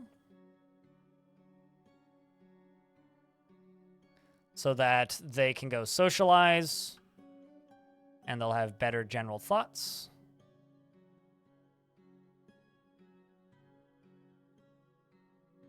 Okay.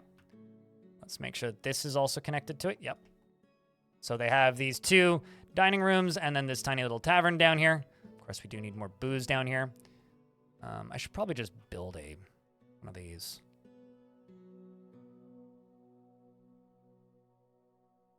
Sure, we'll just make a Dolomite brewer down here and get some dwarves brewing.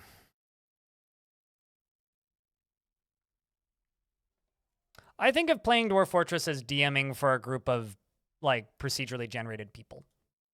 I play Dwarf Fortress as a imagination generator, basically.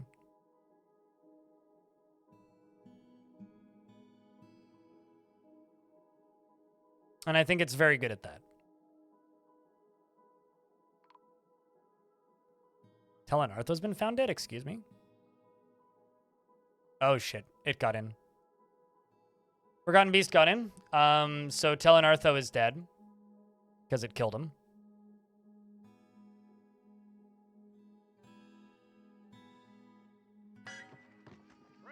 One of my war dogs is currently fighting with it. It's currently strangling a war elephant. And apparently I've also unlocked an Echo of Divine Forgotten Retribution. So there is 2 monsters in the fort right now. This squad up here actually isn't going to go after the Forgotten Beast. This squad up here is going to go hit the creature down here, which is a Spirit of Nightmares, which is a large goat humanoid composed of pineapple opal. It eerily reflects the light of the stars and moon. It was created by the Dwarven goddess Albod and is part with the night and nightmares, hence why it eerily resembles things. The dwarves appear to be manhandling it, and it is dead almost immediately. I think Big Bang just got it. Nope, it doesn't look like it. Who killed it? Where is it? Was it Flameless that got it? Slashes the Spirit of Nightmares, blow got her in the upper body with her sword. Okay, I think Flameless got it. Where's Flameless? Let's confirm. Yep, Flameless got it. Looks like. Was it? Let's double check. Yeah, unless you didn't get credited with it, which is weird. But now let's jump to the Forgotten Beast, which is right here, currently fighting with Kogan, an ice hockey player. We can get these 2 squads up here now too, which just launched this dog flying backwards. We've got more dwarves fighting with it. MMO Junkie is coming running in. MMO Junkie is a Marks dwarf who probably was training recently and currently doesn't have any bolts equipped, but is now fighting with the creature. We do have another Marks dwarf, Stonecoat, who showed up, who's firing bolts at the creature. The rest of my Marks dwarves are coming running in, and they're all firing bolts. There's bolts flying left and right all over the place, and we check for heat. What devilry is this? And the game is now saving because it wanted to debate me. What does Abod have against my peoples? Dwarven gods are not generally good. Dwarven gods and human gods are usually the reason for all of the chaos in the world.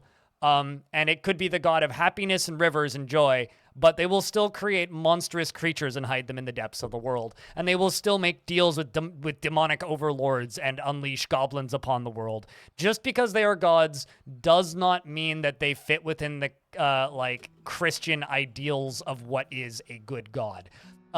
Skull Shadows the Hollow Phantom has killed ice hockey player and Telenartho II, and the dwarves are all surrounding it, beating it with their crossbows and shooting bolts at a distance as much as they can. The creature is continuing to exist. The combat log is pretty good. The dwarves are mostly just punching it, including my peasants. So shoutouts to the dwarves who are not wielding weapons, who are assisting. Blood is spreading everywhere, and now the creature is dead. I'm going to forbid it and unforbid it. I'm going to cancel this job, and we're going to butcher a creature right now. The dwarves all split. What a horrible situation.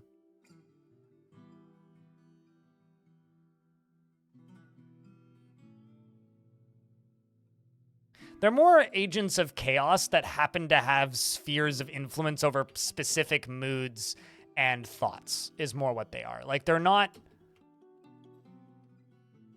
really, like, necessarily a force for good or a force for evil or a force for a particular side. They are simply a powerful entity that helped create the world. That's all that they are.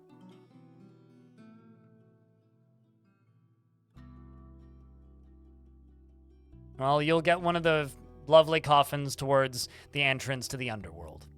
And also, because I feel bad, we'll heal this pooch.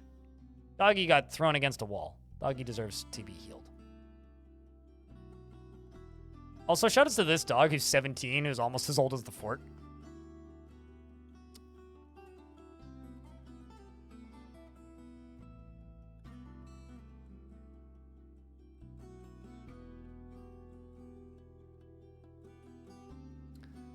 Yeah, I'm a little bit concerned about how many depressed dwarves I have in this fort, though.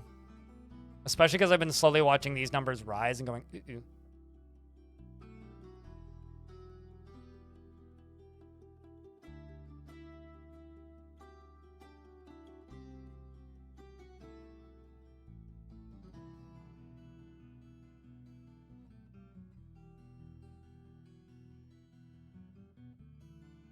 Who's coming to butcher the animal? Zan. You have no ability to stand. You move really slowly.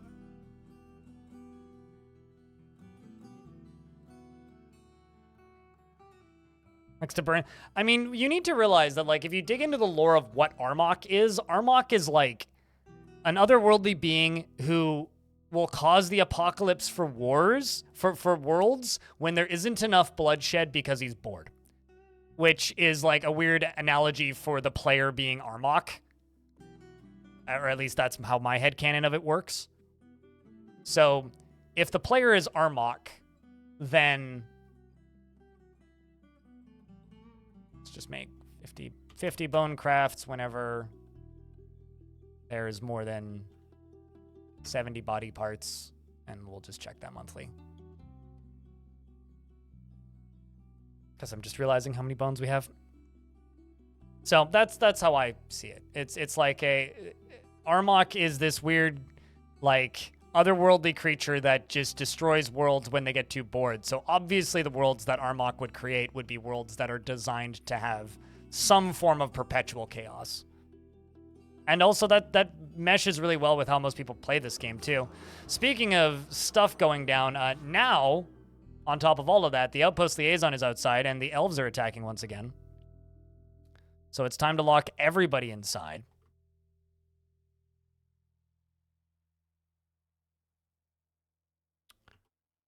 And I need this Outpost Liaison to get inside. Up. Up. North. Inside. Dwarf.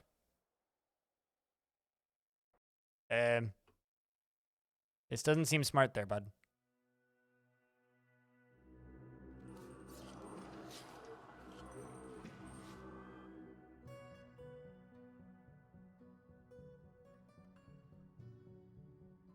Oh.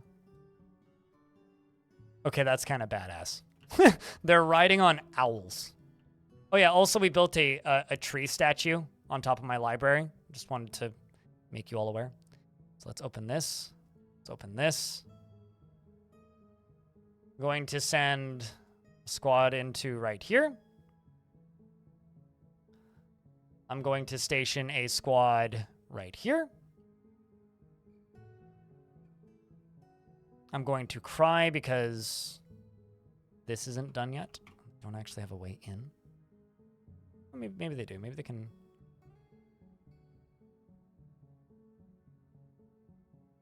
Have any ramps up? No, I don't think I do. They could walk here.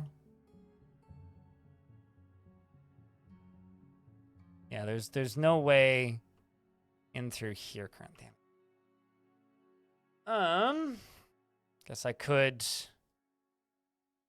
put this burrow right here.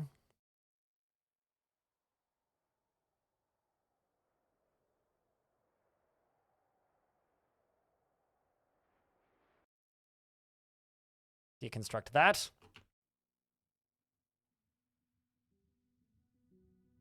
Let's jump inside. Close that.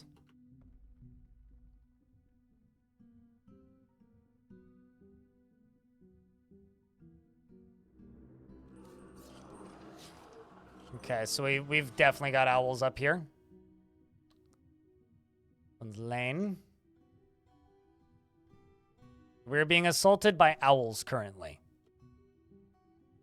You know, maybe I don't actually want to. Okay, you know what? Let's change this slightly. We are not actually. We're gonna just let them walk in the front door. We're just gonna do that. I'm not going to tell them to deconstruct this wall. We're just gonna let them walk in the front door, and we'll clean them up. We will clean the bodies up. So let's keep this open.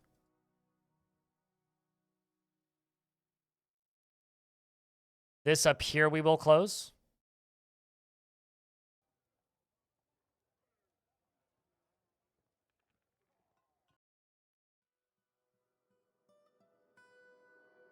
And just say, all of these dwarves station right here.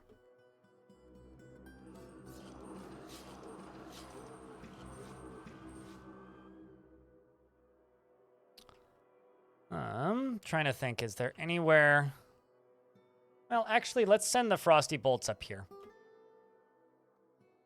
Which admittedly is a squad that's currently very far away.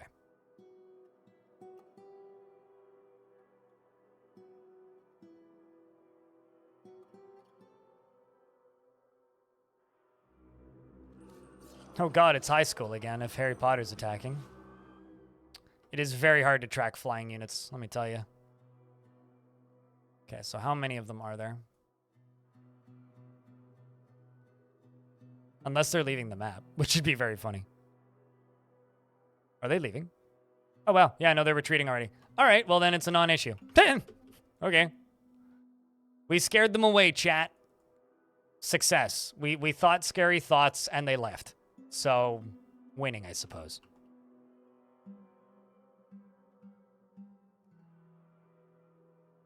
Did I even kill any of them? I don't think so. So one of the problems with using mounts, or in this case, one of the problems with the elves using, or the way the elves use mounts, is if their mounts spook and their mounts decide to run, it can sometimes break the whole siege, and I think that's what just happened. I'm pretty sure their mounts got spooked and were just like, nah, man, and decided to leave. So the owls have just made them leave the map, I think.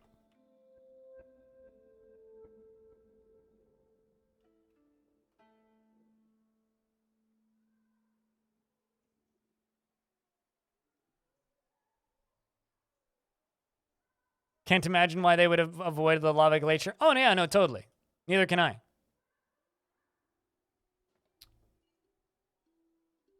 Let's just make sure that my Captain of the Guard has the right thing I set up.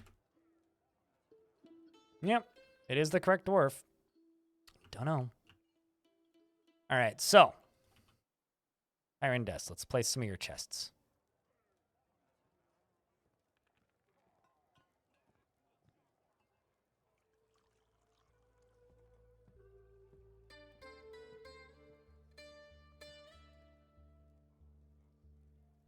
Let's go down here. Place the last two down in here. And engrave the rest of this, because why not?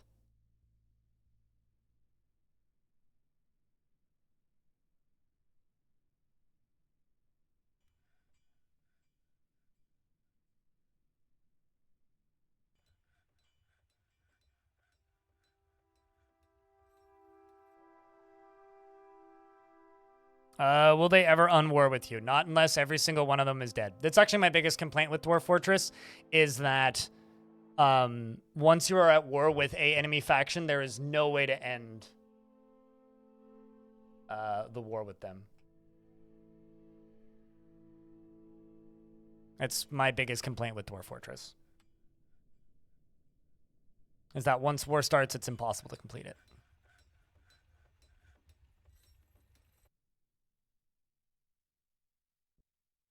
Without, like, you know, using DF hack or something.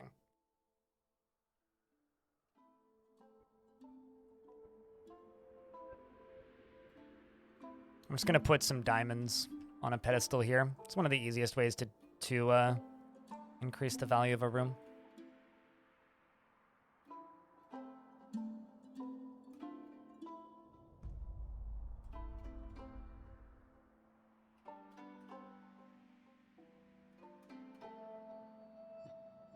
Turns out I don't have any diamonds currently. Not cut ones, anyway.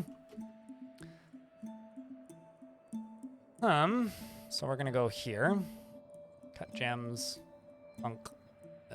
Black diamonds, do that. And you, cut gems. Funk. 18 clear. Green yellow. Green. Let's go with blue.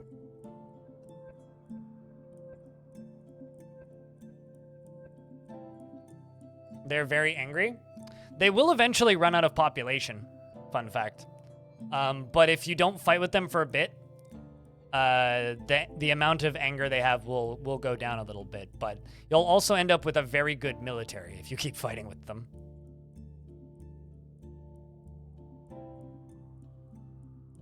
Which is certainly something worth noting.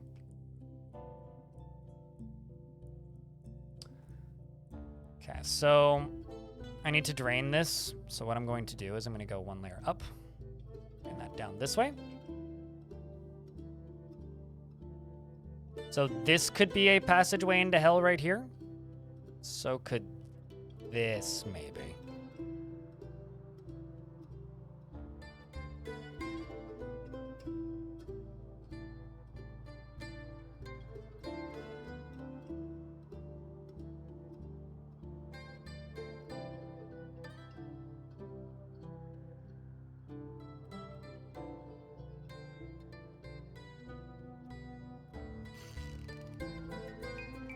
This fortress is an endgame, yes.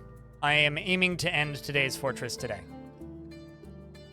I want to start a new fort tomorrow, is what I'm trying to say.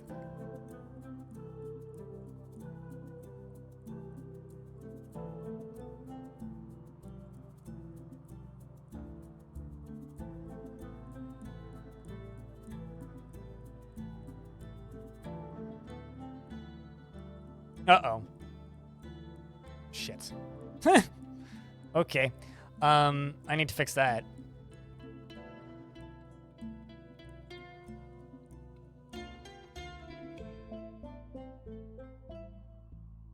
Well, I can fix this relatively easily. We're also in an ad, so I'm gonna wait for a second. I can imagine how in-depth the system is to make amends. I really hope. I want to be able, even if it's like something you need a king to do, I want to be able to make diplomats and send off diplomats and send out bribes. The problem is, I think it's a very delicate balance before it starts to just feel like, how do I word this? It starts to just feel like the way RimWorld does, where there's diplomacy in RimWorld, right? But it's just a matter of, okay, let's take all of our used clothing, a pile of money, and like, I don't know, some nice guns that the enemies just dropped on my front porch, and put them into drop pods and fire them to the people who don't like you. And that sucks. So, on one hand, I really want them to fix that. But on the other hand, I don't want that to be the solution. I want there to be I don't want it to be like just something that people exploit, you know, because that'll just ruin it.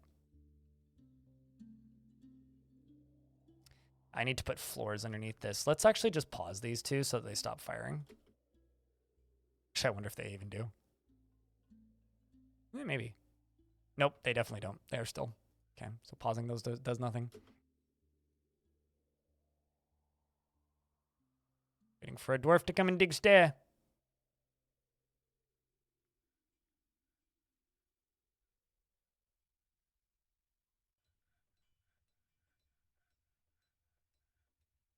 Now they can go at the very least and collect all these. And I can place, sure, just a green glass block right there.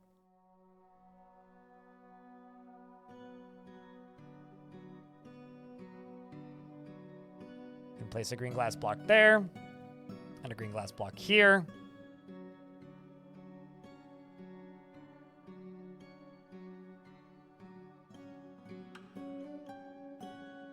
That'll allow them to gather all these out, and then I can place one right there, and then they'll bring them up, and that'll fix this to a degree.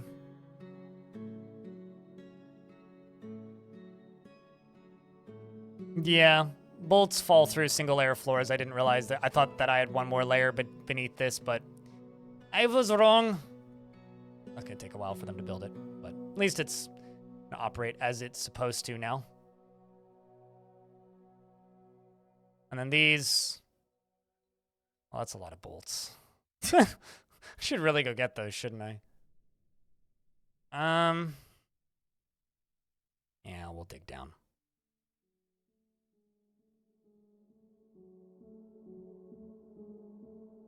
And just...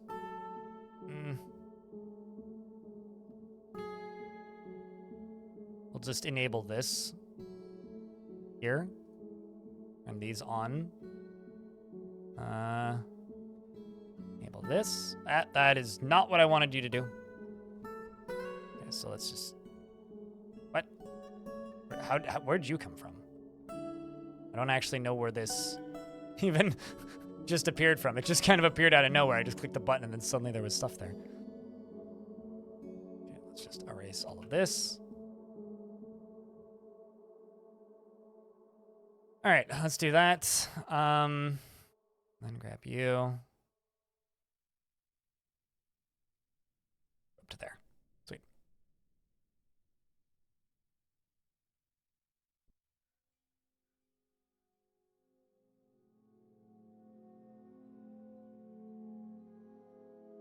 But yeah, I think like there is a way to do there is a correct way to do diplomacy in a game like this and make it not feel like an exploit. And I think that when we do get proper diplomacy, because it'll happen eventually, I think it's something that they should really take a lot of time and care to develop as effectively as possible. And that's why we were having trouble keeping dwarves with ammunition, is because that was happening.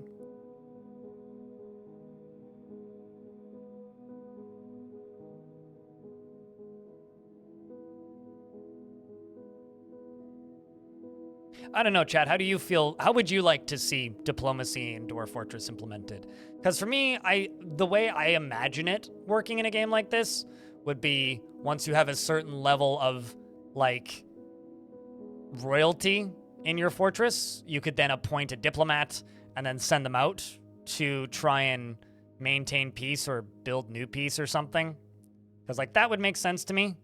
God, there's so many bolts. This is actually comical. Okay, let's do that and that.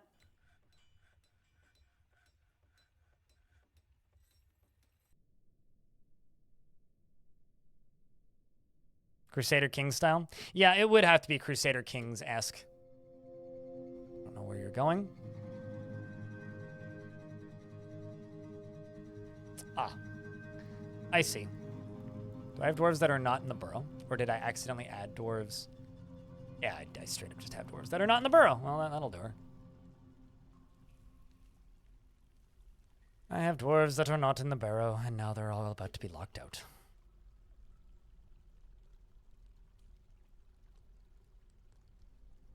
Didn't really want to have to do this, but...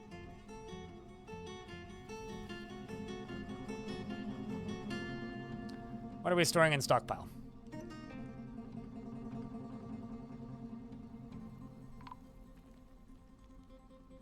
Weaponsmith was found dead.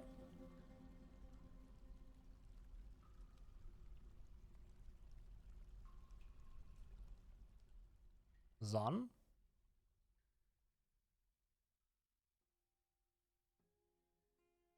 Who'd you fight with? Okay, so you got punched. You got killed by one of my dwarves.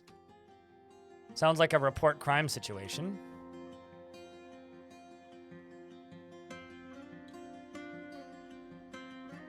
Interrogate you and convict you. I think they just tantrumed, but still.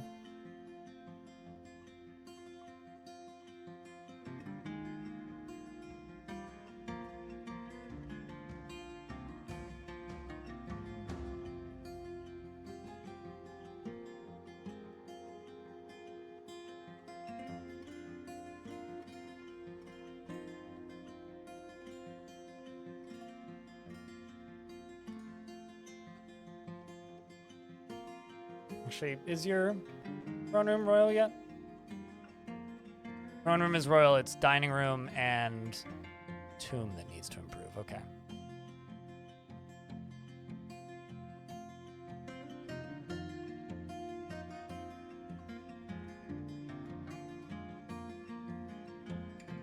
This large pineapple opal right there. Up to here. It's a very cluttered dining room.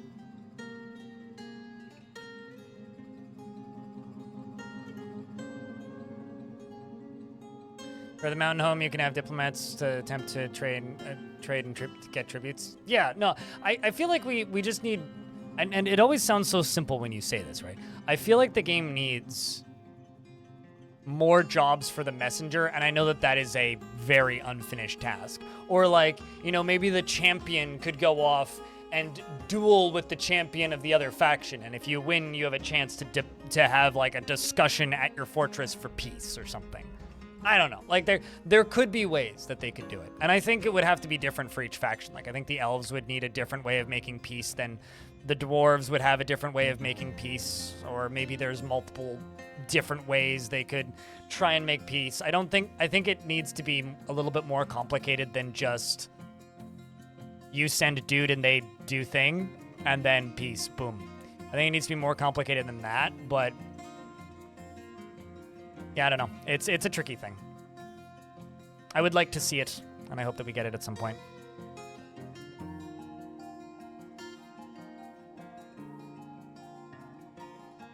Yeah, I mean, right? The game does do that, Shutterbug, but it's all like adventure mode only things. Like you'll see rumors, but the only way to like look at what those rumors are is you go to the world map and you like type in civilizations, and then you can kind of scroll around and you'll see like different groups attacking things.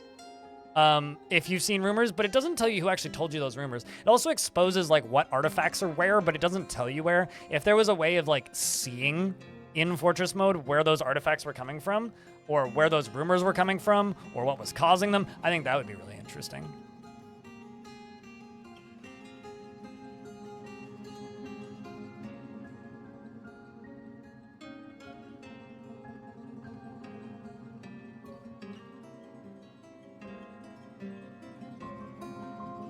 Hello, No More Ender. Kind of annoying tree. I think elves would give you like a prohibition on a certain type of tree. Although maybe it would depend on whether or not your champion wins, right? Like I don't know.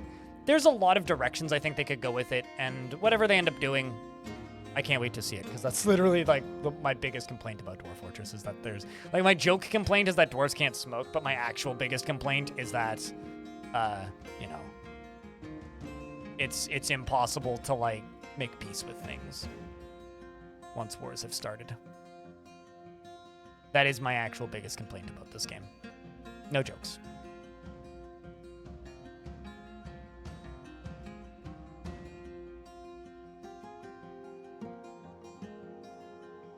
I just want to be able to stop wars once they've started.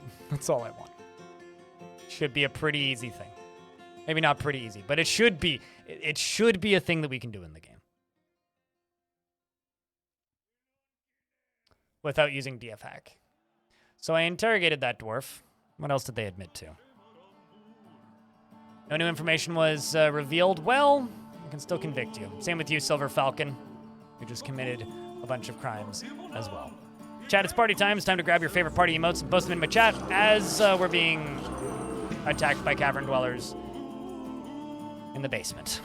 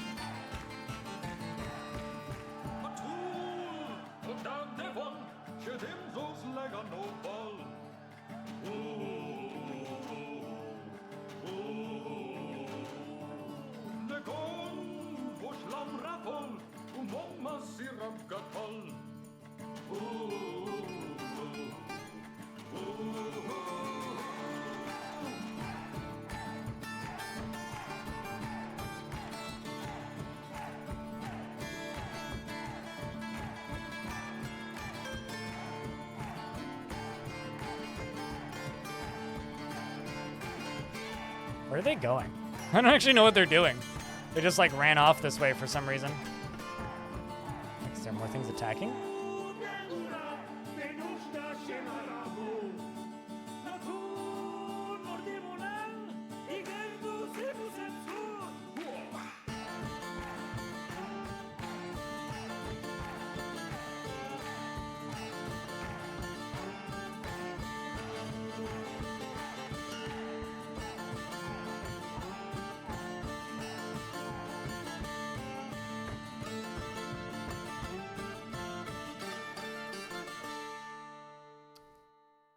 All right, let's see if we can get this door built.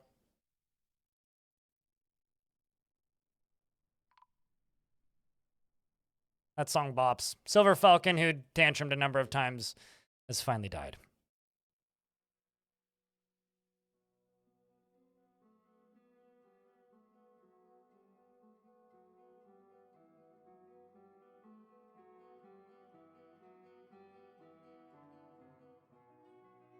Now we're simply waiting for this door here to get finished.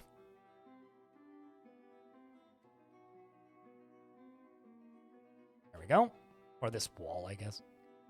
All right, let's get all that unforbid. Get all these squaddies back to training.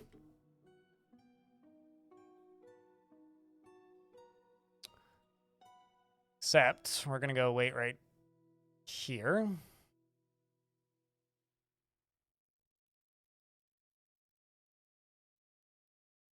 Because we're going to get better training.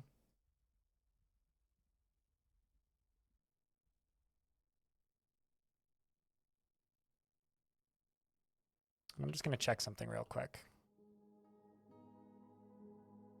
You're linked. You're linked. You're linked. You're linked. You've got a ton of ammo. You linked? We're linked. All right. Let's keep digging. You'll be off to watch more Weather Mountain. You'll be back when you understand more of what's happening on screen. Feel free to also ask questions. Like, if you're watching the stream and you're missing stuff, like, I can do pretty basic tutorialization on stream, and chat can also do the same thing. So, if you do need help while just watching stream, just holler. But enjoy Weather Mountains all the same. I will be live tomorrow and also for the most of today. And then the day after. Hey, troopin'.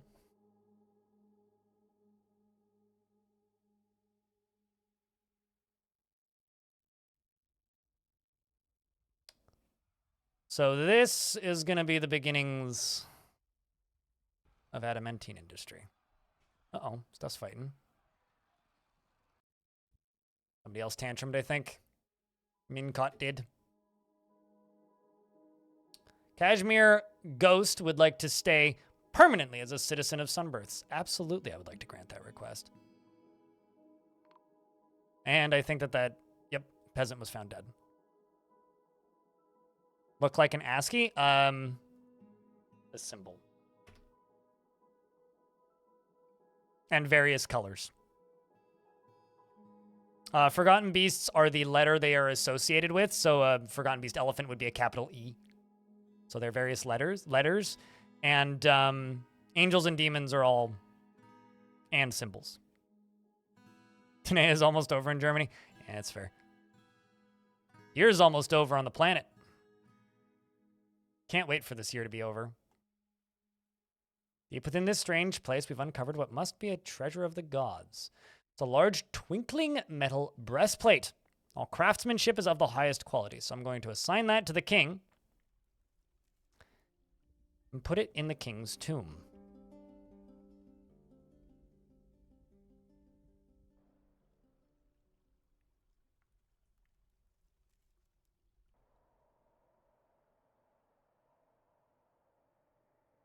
Twinkling metal breastplate. That should satisfy the king's expensive needs, I would think.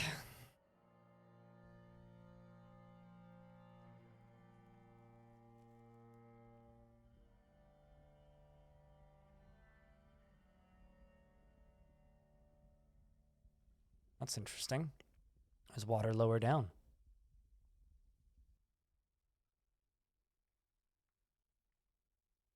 So what I'm going to do is I'm going to channel all the way, or I'm going to dig all the way around this Adamantine. Once I've dug all the way around this Adamantine, I'm going to auto-mine out the Adamantine, and then we're going to make it all into wafers. Ooh, actually, I should be careful with this. I don't want to accidentally dig it into the lava. Okay, that's a bad. It's acceptable? Okay.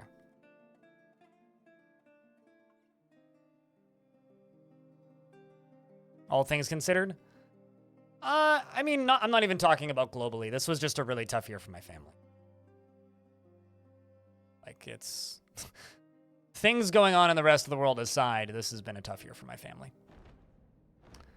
Forgotten Beast named Strabo Sodor has come. All right, more cavern cleaners. Thank you.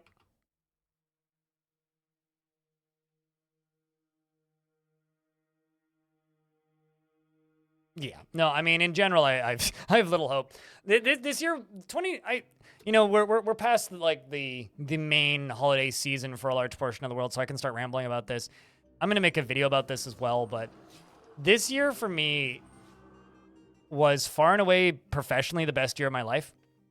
But in almost every other aspect, it was if not the worst year of my life. Like professionally, and as a streamer, as somebody who makes stuff on the internet, as somebody on YouTube, in all of those aspects, this was easily the best year of my life, almost no contest. In every other aspect, it was absolutely the worst year of my life. What is the strange looking spear thing on 128?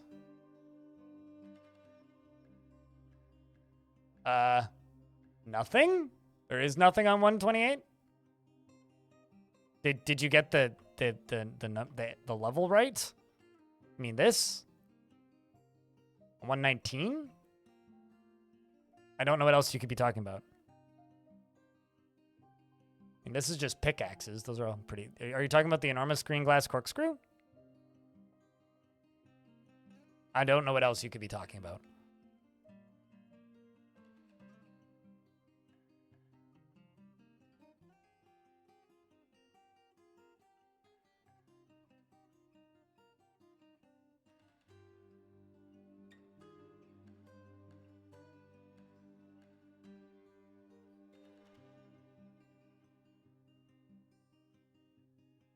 Also, that was almost scary. A bunch of lava came spilling out. Yeah, 119. Yeah, that's just an enormous corkscrew. It's used to make... Enormous corkscrews are used to make pumps, is what they are for. I want to just get a bucket of water on this.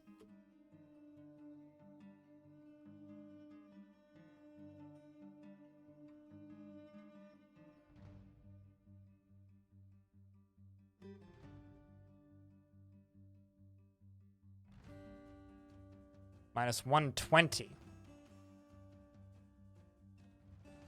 I don't know what you're talking about on minus 120. Sounds like Forgotten Beast found more friends. Unless you're talking about gems, I'm not sure. What's up, Blue Owl? Here for the lurk again today? Cheers, dude. Thanks for hanging out. And enjoy the lurks.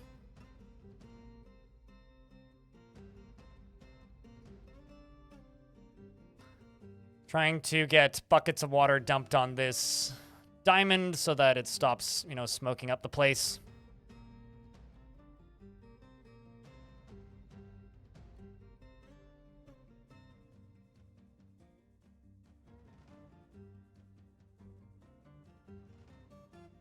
South of the block of obsidian.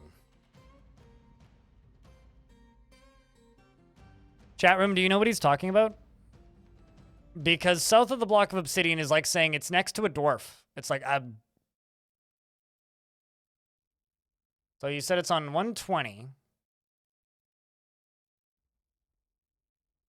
You mean this? Talking about the ramps? You might be thinking about the ramps. Means the bolt? This? Because that's a bolt. That's also a bolt. That's a different bolt. There just happens to be two different bolts, one on this layer and one on this layer. Although, actually, technically, those are blow darts, not bolts.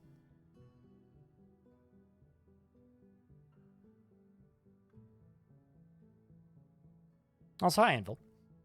North of the ramp? Yeah, I mean, if you're talking about this, those are blow darts. Those are the things that the creatures were firing at us. Or that the angels were shooting at us, rather. The dwarves up here so that I can actually get this done.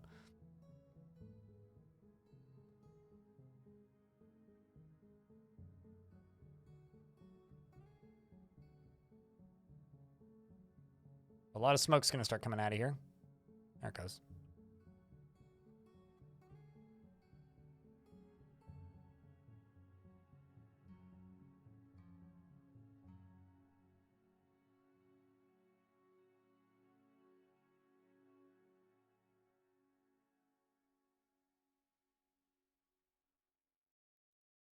It seemed like it was on 2 levels.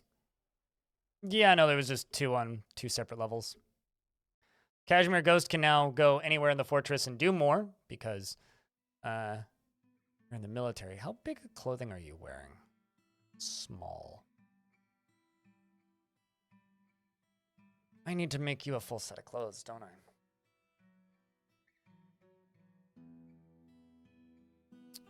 Noted. Yeah, they were just bolts. Ammunition, although not technically bolts. They were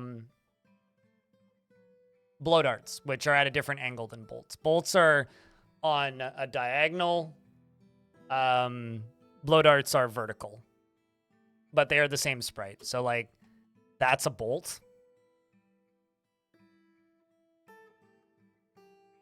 And then the little one down in the glass area is a blow dart. Dwarves can't make or shoot blow darts. I don't even think they can equip blow dart weapons.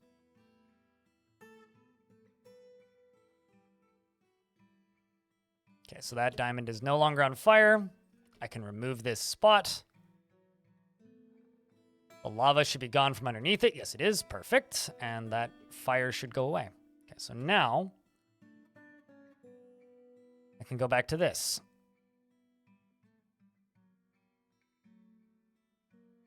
Which is we can let this water out. Although, actually, let's not do this one. Let's just do this one. So it'll spill out this way.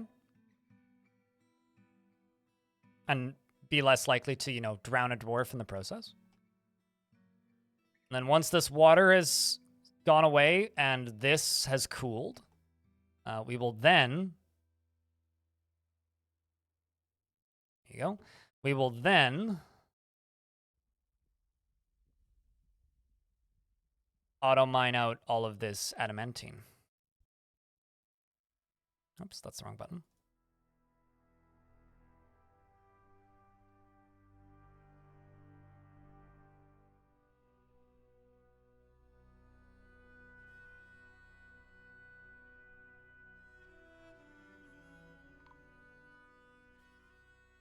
Ming caught the weaponsmith was found dead.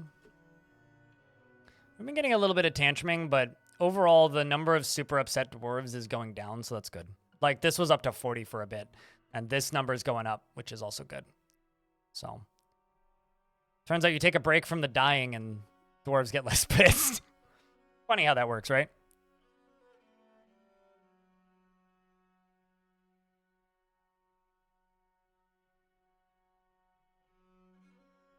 But this has been a very fun fortress over the past few weeks. You know, we've had all kinds of great stories, tons of intrigue. I think a lot more intrigue than in most of the forts I've taken part in. And I think this is a world we're going to spend quite a bit of time in over the next few forts. What's with these tickets and investing? Absolutely nothing. It is simply a chat minigame you can participate in if you want. There's nothing else to it other than that. It is simply a minigame that you can participate in if you feel like it.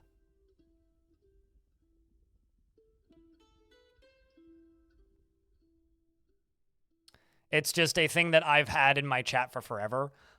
Years and years and years ago, you used to be able to use tickets to purchase song requests back when I did those. In the time before time, it feels like at this point.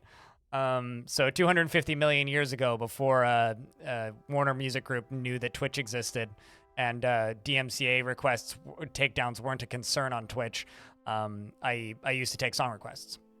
So that's what it was way back when.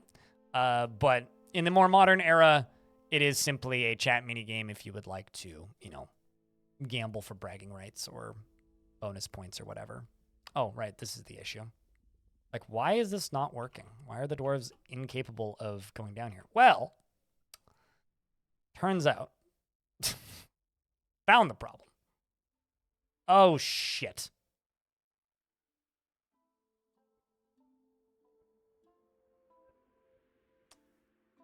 Crap.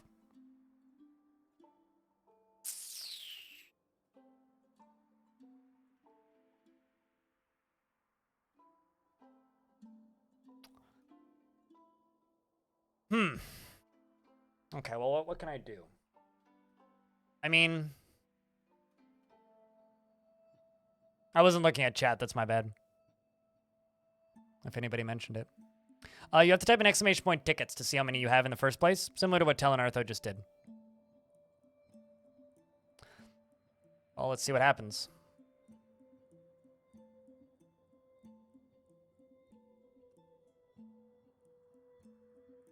Well, this sucks. On many levels.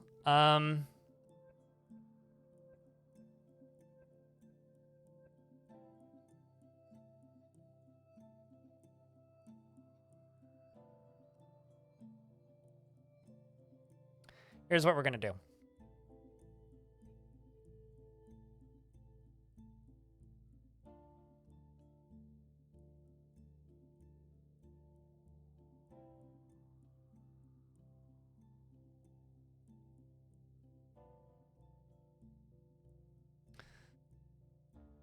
So I'm going to pump water into here from over here.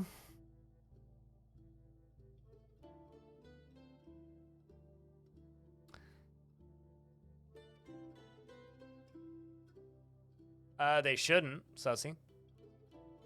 What happened? I accidentally dug into the lava sea because my UI was blocking it and I wasn't paying too much attention. Which mostly just means it's going to be almost impossible to actually get all of this Adamantine out of here. Unless we do this. So let's let the military out. Let's cancel this, actually. Let's deconstruct all this. Go to the top and deconstruct all that. We're going to deconstruct all of them in both ways, all the way down into the middle. And then I'm going to pour water onto it. We're going to remove all of the ceiling, and I'm going to turn this all into obsidian. This is going to take a little bit, but it's my only real option right now. It's that, or we go find a new location to dig in. Which I don't think any of you guys really want me to do, so.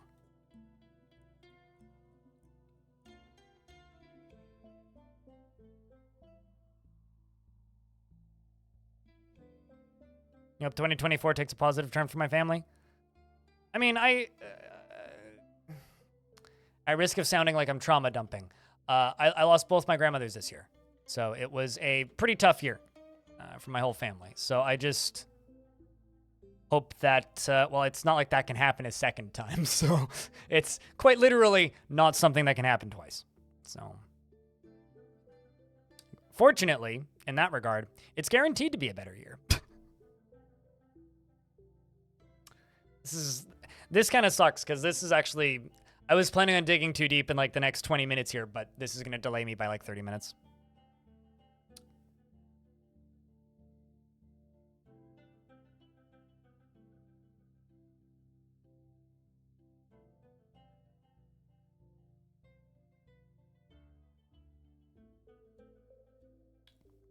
Sips tea.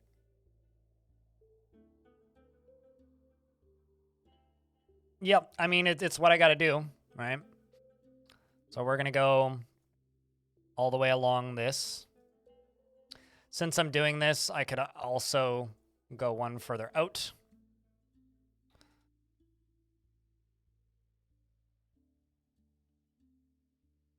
Most of this actually just has rocks underneath it, and this is all just going to fill up. It's mostly because I do want to get all of this adamantine out, so... or as much of it as possible. Obviously, I can't get all of it, but I'll do my damnedest. I can get a much larger portion of it if I do it this way.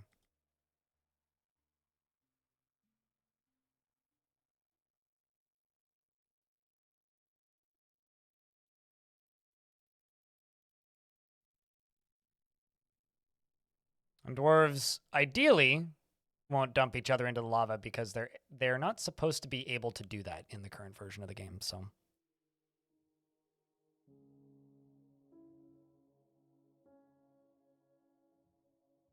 this will take a little bit of fiddling, but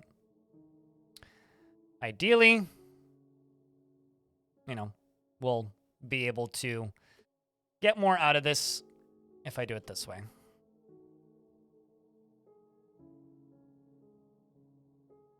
Besides, who doesn't like watching me dump water onto lava? Who doesn't enjoy that? And come on. Uh-oh. Is that dwarf burning? Or was that just dust, snow? That's just smoke coming up. That's totally fine. I'm also kind of impressed. Like, this fort has been, like, shockingly resilient. Like, this fort has been through several, like, fort-ending events, and it's survived, which, in my opinion, means it's been a good fort. I have a random question. To those of you who've watched the streams for a bit, do you guys have a favorite fort that I've built?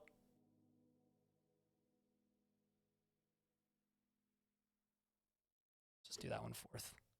They get that one done first.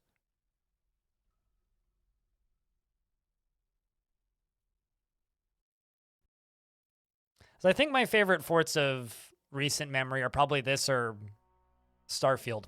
Although the name of Starfield just kind of makes me like it less. But I think, like, as a fort, that fort was just really fun to build because of what it was. Just like, you know, an Untamed Wilds tower is just always going to be interesting. This one has kept you on your toes. Yeah, this one's been pretty hot. I like this one.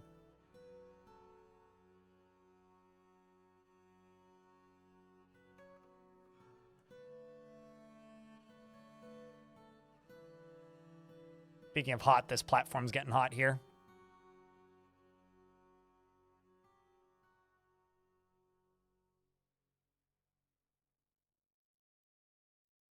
It wasn't I didn't actually play Starfield. I simply named a Dwarven fortress Starfield because the words star and field can be put into fortress names, so I made a fortress called Starfield. I have not also played Starfield. And also, I have zero intention of playing Starfield. I simply named a fortress Starfield as the option to, or as the ability to get slightly better SEO rankings on my VODs. That's literally the only reason I did it.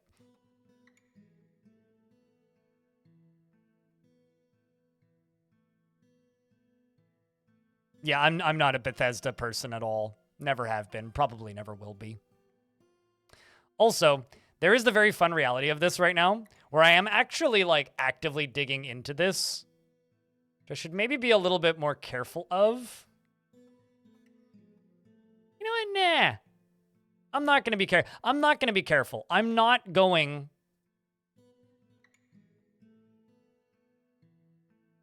to do anything except for channel through these.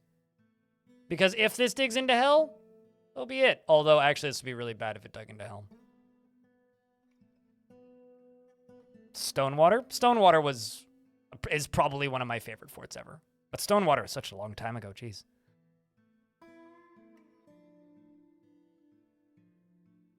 That was the last fort I did pre-release, right?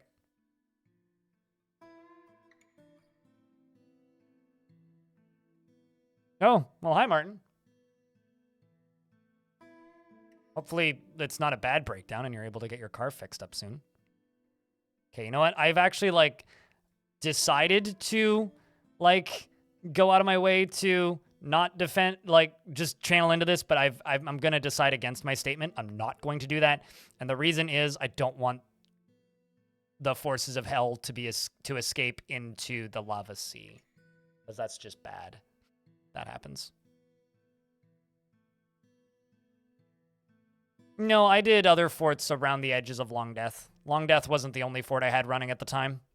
I had other forts.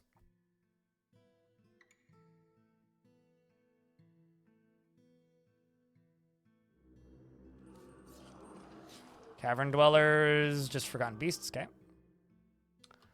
Child is throwing a tantrum. Okay, Dwarf committed a crime but is already dead.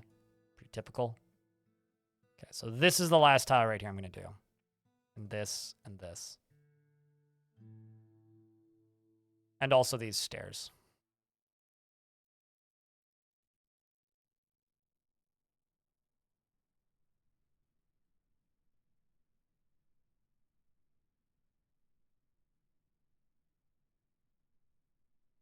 And then we can dump water into this.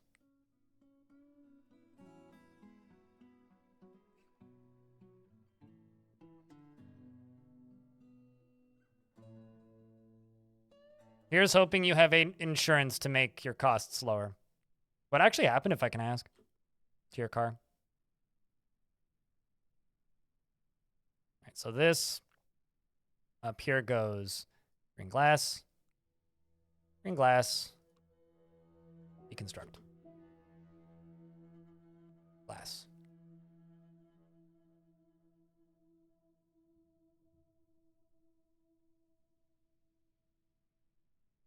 Oh, geez, yeah, okay. Yeah, that's not a good thing to have happen. I know very little about cars, but I can confirm that knowing nothing about cars, that seems like a bad thing to have happen. You want your brakes to function. Okay, so now that that's done, you go there. Sweet. General moods are rising.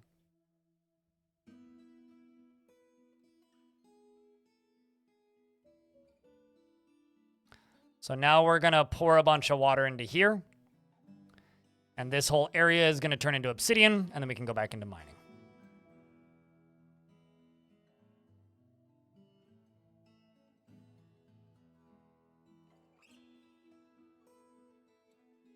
At least that's a benefit. Yes?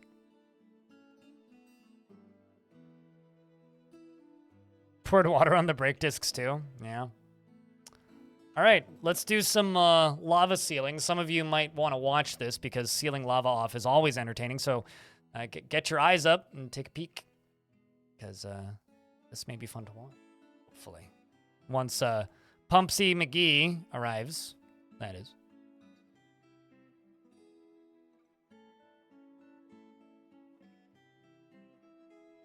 There you are. I was about to wonder. Oh, I forgot something. Forgot to, dig a hole here so that, water can get in. I'm smart. I was like, I'm great. I've got this going. We're gonna get water pouring down. Nope. Yeah, nope. Also, it's great. I've even got a drain built in. Because I was draining lava, I think, off the edge. Something like that. Anyway, Endog here is just simply getting some strength training. How you doing, Deep Space?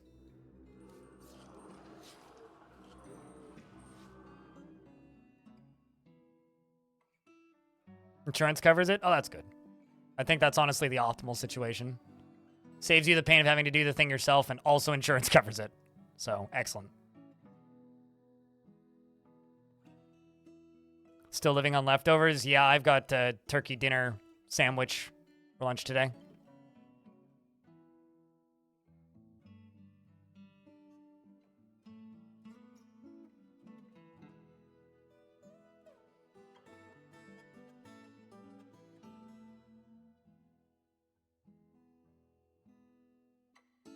Bro getting that cardio. I mean, someone has to, right?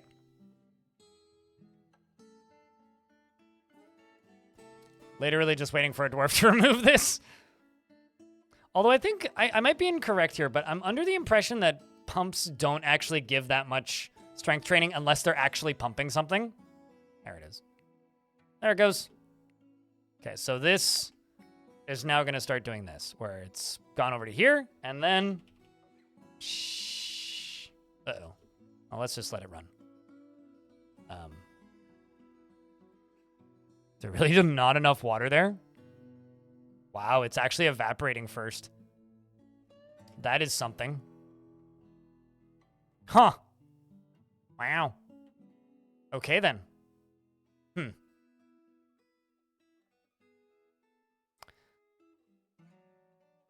Well, we either need more water pumped in, which is possible, and we could do that. Or we need a plan B. So, what I think plan B is going to be is... Well, first off, wait for that to leave. Second is going to be deconstructing this. And this.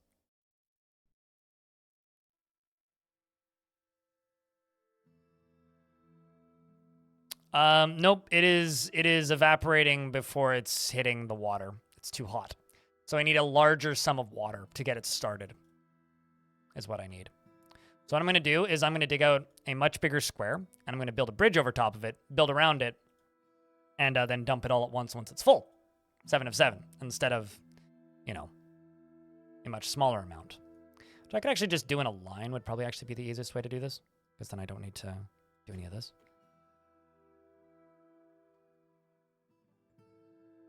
I could place a lever right here.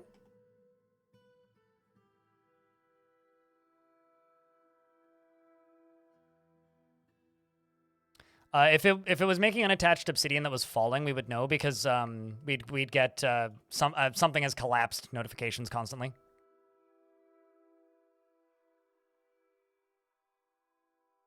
So we know that's not happening.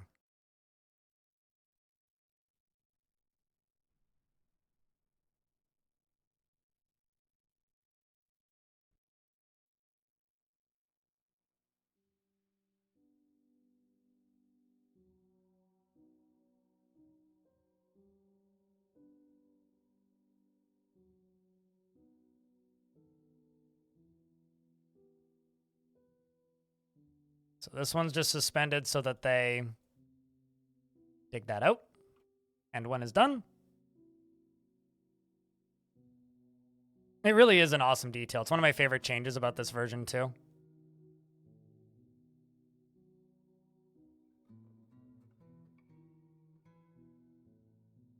There we go.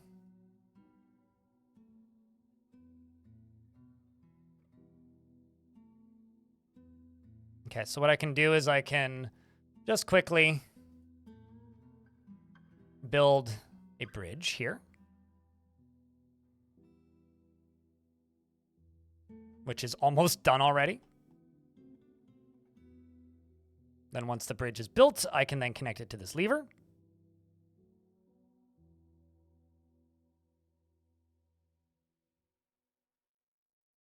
Okay, so now I can link that. Unsuspend this construction. This will still be the same process. It's just going to be a process of me pulling and unpulling a lever. This is certainly suboptimal, I'll tell you that. I'm not too thrilled about this whole situation, but there isn't a huge amount I can do now that I've screwed up.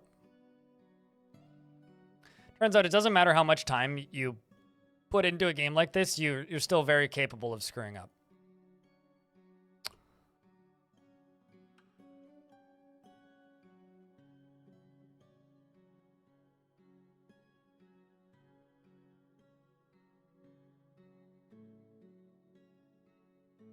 Sure, a floodgate would work, but I want to drop a bunch all at once. And I would like to be able to control the flow. I don't want to accidentally develop a new problem where there isn't one, right? Because currently the problem is that I need to get water into the lava, a large sum of it. So I could use a floodgate, but a bridge and a pump is 100% predictable, whereas things can block floodgates. This is just a more guaranteed to work and easier to stop and more controllable setup. That's all. I will always take the more consistent, easier to set up setup.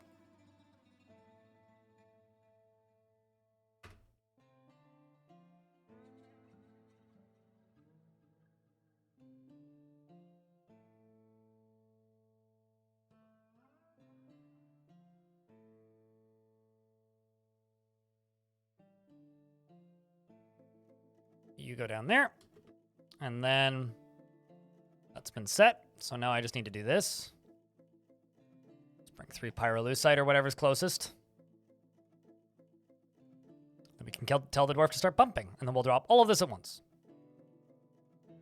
Just have to wait for this to fill up.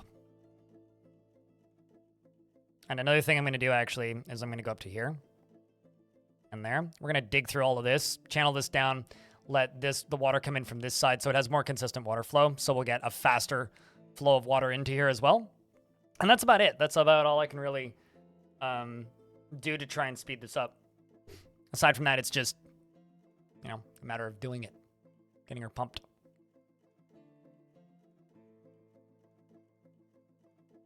It does kind of take a long time for dwarves to make it all the way down.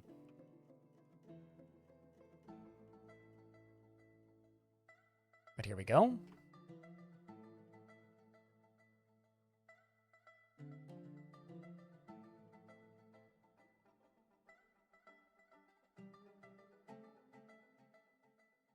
Get that done, that done.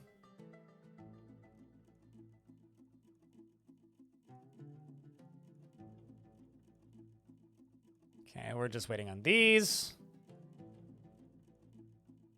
You get that unbuilt. Let's deconstruct those.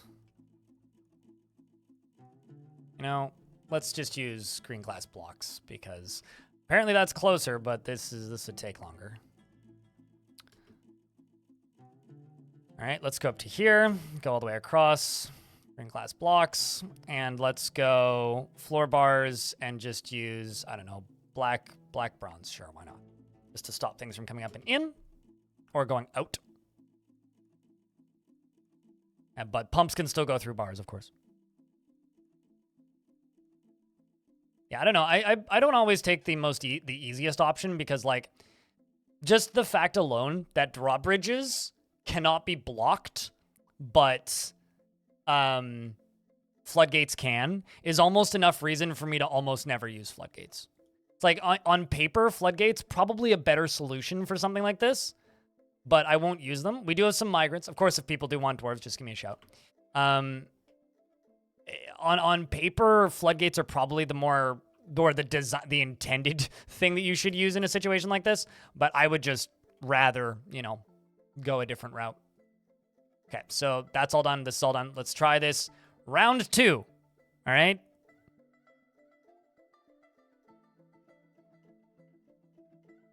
I mean, it would be a kid's floodgate, right? Like a toy floodgate? Any animal trainers? Don't you have a dwarf? You do. You have Zeophane, the second. Dwarves aren't dying that frickin' quickly. Or that frequently. That's probably what I was intending to say and then stumbled. Jake Z. Tur. Thank you very much for the Prime subscription. Can you be dwarf? Did I dwarf you the other day? No, I didn't. Sure. Yeah, we can dwarf you. How about this one? Troopin' Panda.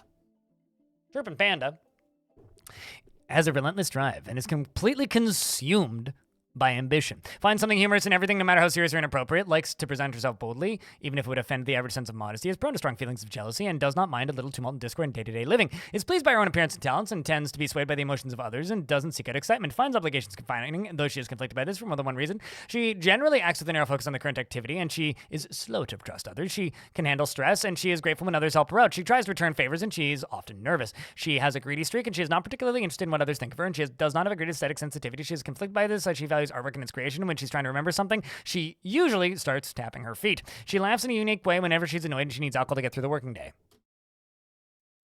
Whoop. She zipped off. She personally thinks the entire concept of sacrifice for others is truly disgusting. She is affronted by the whole notion of maintaining decorum and finds so-called dignified people disgusting.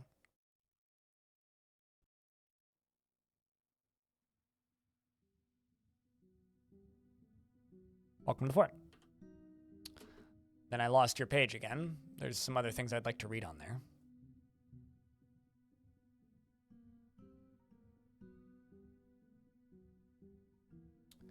She vows independence, sees hard work as a foolish waste of time, and dreams of creating a great work of art. You are married to Ast, and Arende was your older sister and passed away. Most of your family is dead. That's very sad. Dr. Funk, your aunt, is still alive. So, and your uncle Ubda, who is the Duke of Sunbirths, is also in the fortress.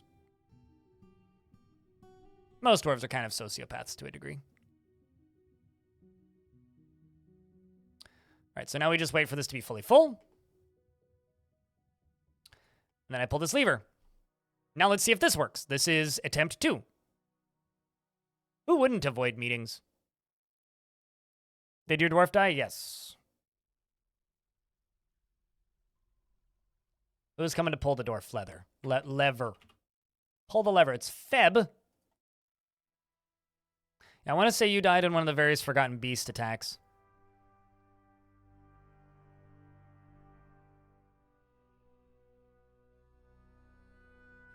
Yep, this is working now.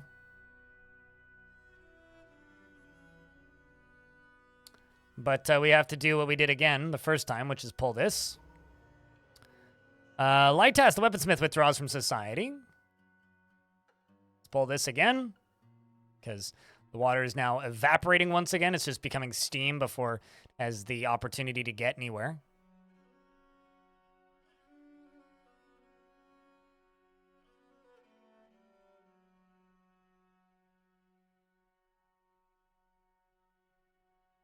Now we wait for a dwarf to come pull this.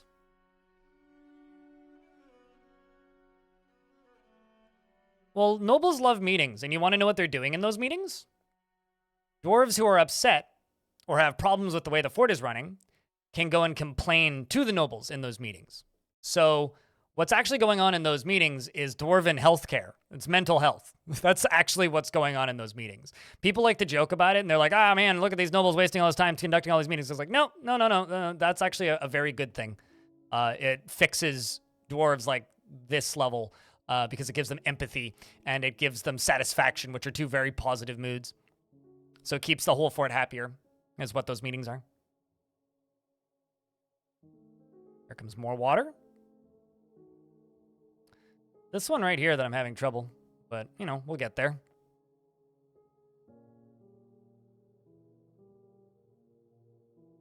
You wish real meetings were like that? It's called seeing your therapist. But not everybody gets a therapist. We don't live in a perfect world.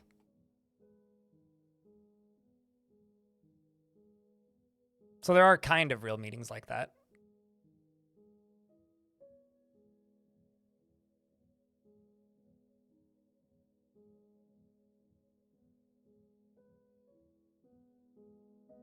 No, I agree, Gertha. I agree. In fact, could not agree more, actually. Okay, let's...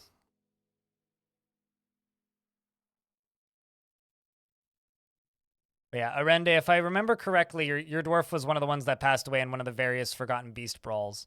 And they were pretty brutal. I mean, it's a rough time. It's not a way you want to go, but... You know, we did lose, like, almost 200 dwarves in a very short span of time, so... It was tough. Tough time for the fort. The weaponsmith has created a pig iron warhammer and named it Zatamal Agoth Shislug, and offers it to the Frosty Beards. The king still ain't happy with his tomb. Okay, well, we'll put it in the king's tomb for this one.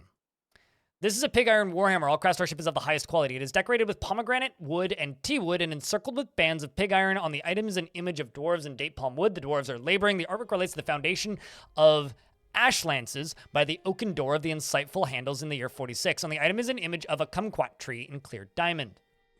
And, let's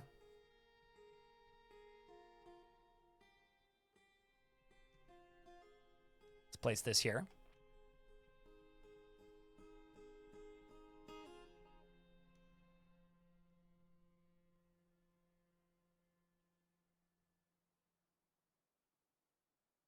You have till next Tuesday off. Hell yeah! At least you showed up.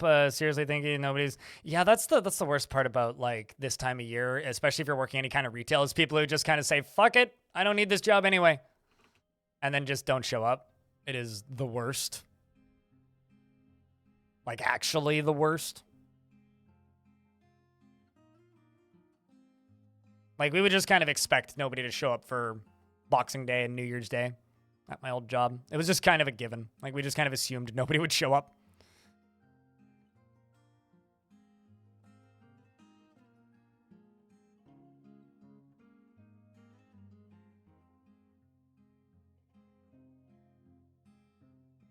You got fired Friday? You didn't work for Versus Evil, did you?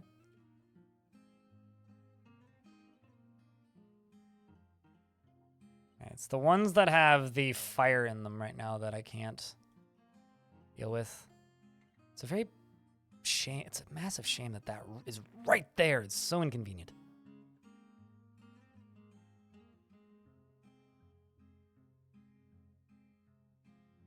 But this is progressing well enough.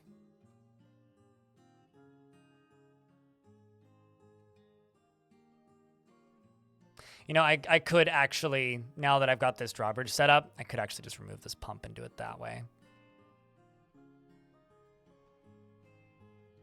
Maybe we'll do it that way. Goes again. Well, we're making progress. Yeah, I think we're just gonna remove the pump. I don't really need it. Also stuck in an ad. So I'm not gonna unpause the game until the ad is done.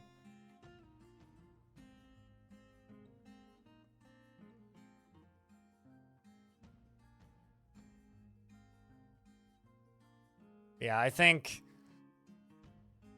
companies that let employees go on a holiday, there's a special place in hell for that kind of employer.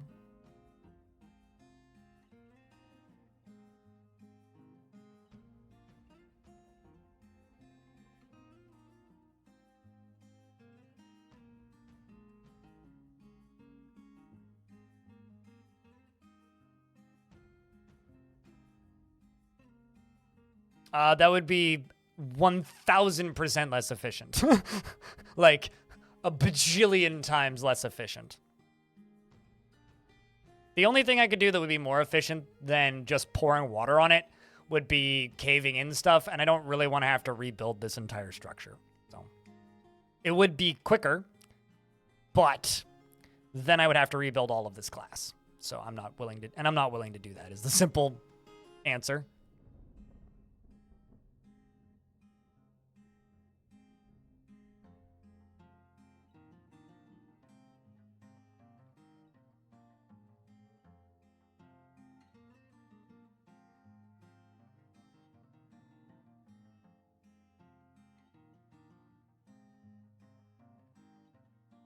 Yeah, unless you're hired seasonally. But that's not really what I'm referring to, but yeah. No, you are correct. If somebody was hired seasonally, yeah, that's one thing, but then it's in your contract that your contract ends, but the wording of I was fired generally leads me to believe probably either layoffs or, you know, something else.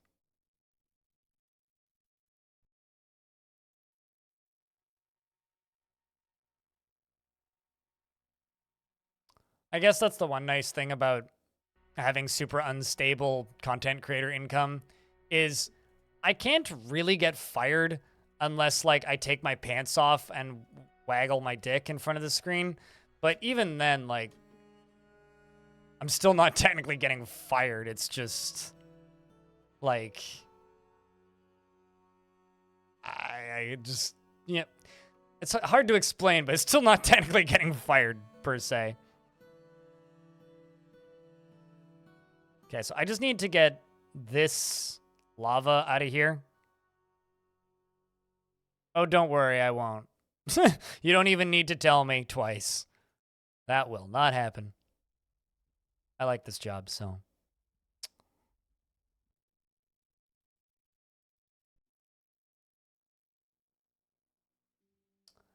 You can get screwed over by Twitch way more easily than you can get screwed over by a regular job.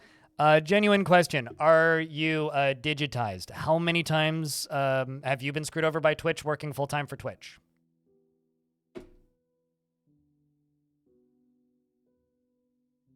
Because as somebody who's had a dozen jobs over the years and has streamed full-time for 10, hard disagree. Hard disagree.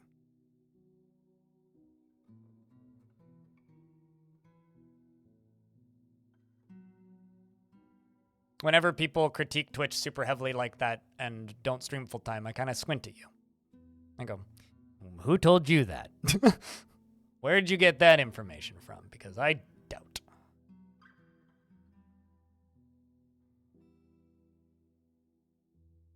Trying to just make this lava shallower.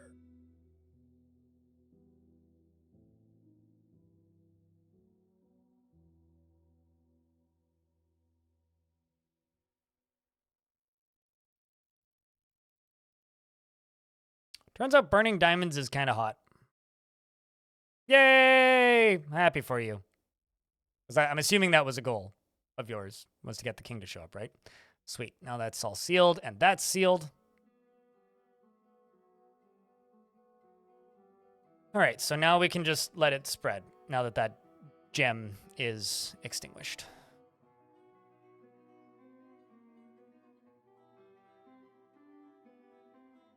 Okay, so hundreds and hundreds of stories, right?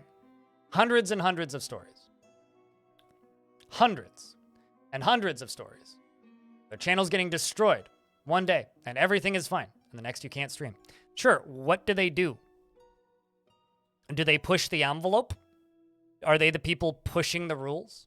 Are they the people jumping on metas?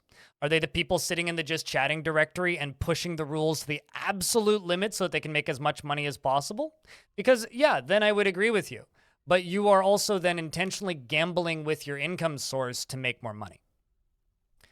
The vast majority of these people that get screwed over by Twitch are doing it because it makes them money. So if you're intelligent with your business and work within Twitch's guidelines, which I very much do, you're never going to have an issue. In my entire career, within my niches, I've literally never seen it happen. I've seen it happen plenty of times in the just chatting, the politics, your more, shall we say, controversial areas of the internet. Sure, yeah, it happens. But you can get screwed over by Twitch way easier than you can get screwed over by a regular job.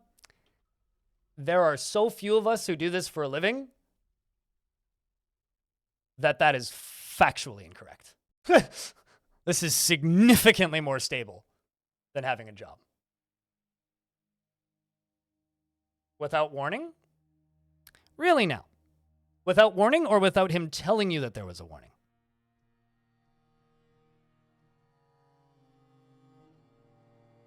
Dr. Disrespect. Okay. So Dr. Disrespect had an exclusivity contract with Twitch. Okay? He was planning to break said exclusivity contract and go to YouTube. Twitch heard about it, so Twitch removed him because that is part of your exclusivity contract. You break the contract and you get fucked. And then he went and made a big deal out of it to go make money. No. He didn't just get removed from Twitch without warning. He made a big deal out of it so that you make money. That's how this industry works. He did not get screwed over by Twitch. He screwed himself over because he didn't want to have a deal with Twitch anymore. You need to realize that people in my industry, we are not honest narrators. It is in our best interest to drum up as much noise as possible when changes happen or when we decide we don't want to be on a platform anymore. Because what's the benefit of being honest? The benefit of drama is traction. So cause noise, complain, accuse. Also in the case of Dr. Disrespect, he just vanished off the platform, popped up on YouTube, and barely said anything. Because he'd signed those deals. He was also trying to make NFT games, which is a thing that Twitch was in the process of banning. Also, he should have been banned from the site years ago for literally filming inside of a public washroom. So, fucking who cares about Doc? Jesus. Who cares? Guy can go sleep in a puddle. Also, hi, Fire and Ice. Back at you, dude. So, no, it is not way easier to get screwed over by Twitch. Also, that was years ago. Fucking years ago. I think what you need to realize is you're wrong whether you like it or not. I'm talking to somebody on YouTube for anybody who's wondering. Yeah, it's unfortunately impossible because his fans are bonkers. No, the platform's better off with him gone anyway. Besides, it's not like he's broke.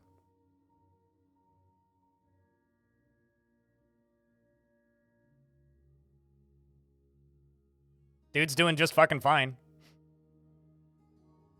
It's called job security.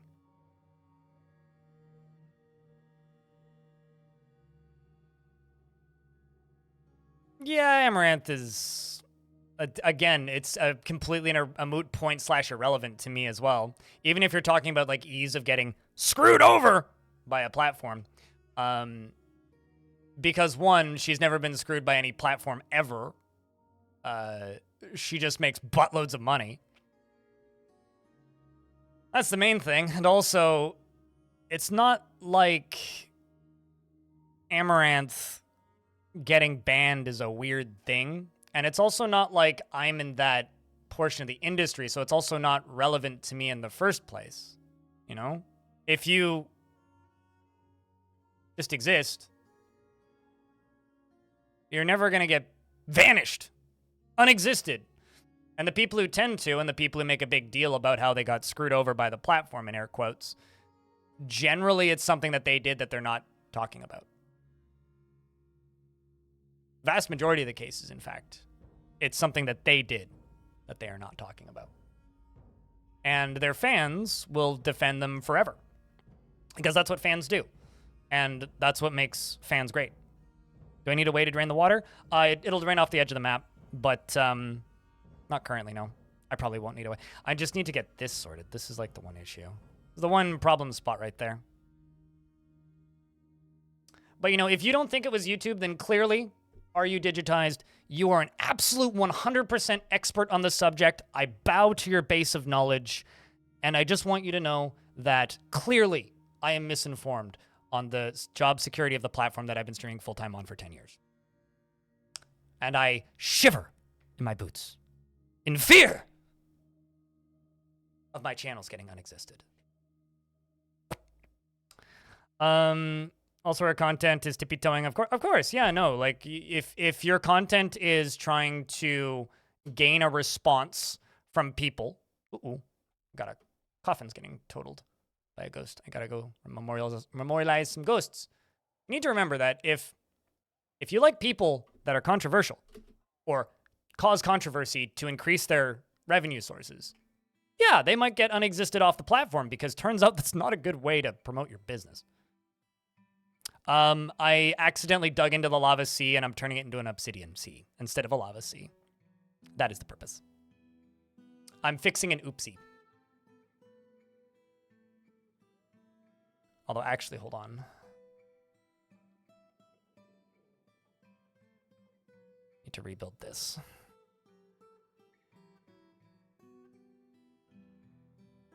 Wait, what?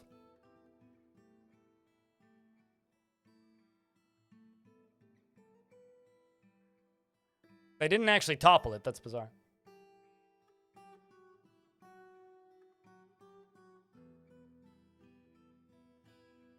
There's a huge fiscal incentive to keep people on a platform. Yes. But also, if the person is a net negative to the existence of the platform, it's a good business decision to make them leave. An example of this is Aiden Ross, right? Dude's a fuckwad and shouldn't have a voice on anywhere on the internet. Which is why the only platform he's allowed on now is Kick. Because it's a platform for assholes.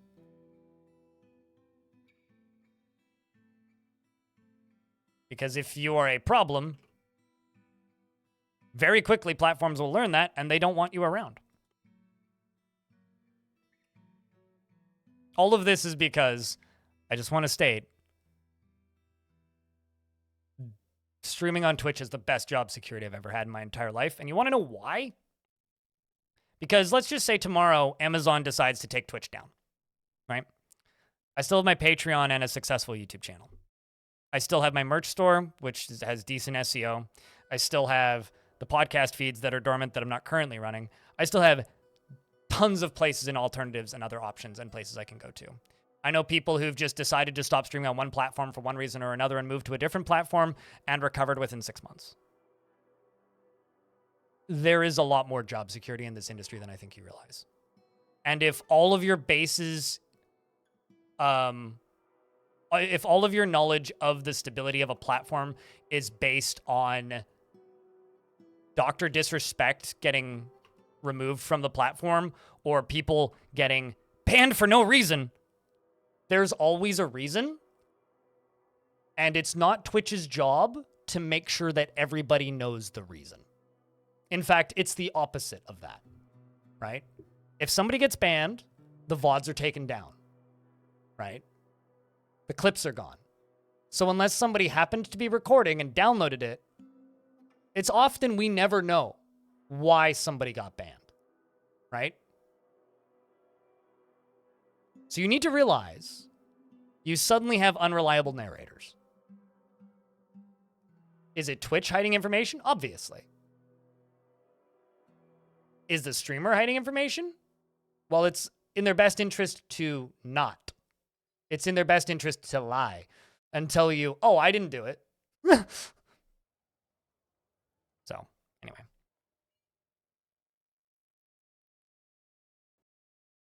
That sucks. Had to go talk and fix. What was fucked up about it? Hopefully they fixed it quick. Diamond, what up? How would you even know when you later join a creator not knowing or knowing what the shitty person did because their fan base ignore or gaslight others and it matters and make stuff up? I'm having a hard time. Like, how do you even know what they did? Well, I mean, in a lot of cases, it's just like rumors that spread from their audience. Yes. That's the theory. Lazy man.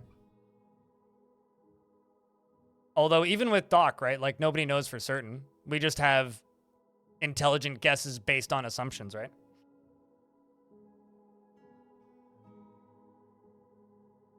But one thing's for certain. There's absolutely no way he was banned for no reason. Absolutely zero way he was banned for no reason.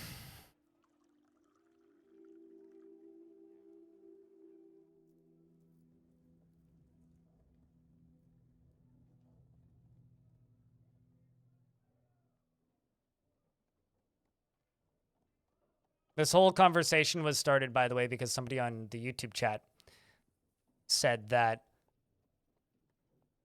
streaming on Twitch is more risky. It's easier to lose your job on Twitch than it is to lose your job from a regular job. And I disagree. I could just not stream for 2 months and I'd still technically have a job if I just didn't show up. So so there's hundreds of examples of this happening. Are you digitized? And this is the last thing I'm saying on this subject, and then I'm going to ignore your responses going forward. There is hundreds of examples of people losing their channels for no reason, is how this whole conversation started. And you can't remember their name, and the only one you can pull up is Dr. Disrespect. I think I've made my point.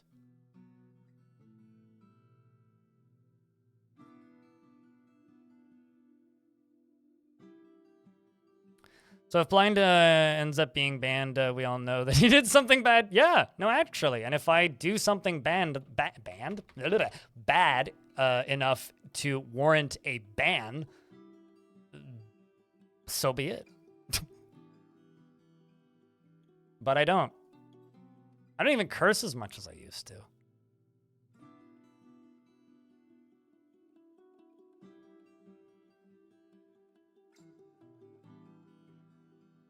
Well, the front door should open in a second.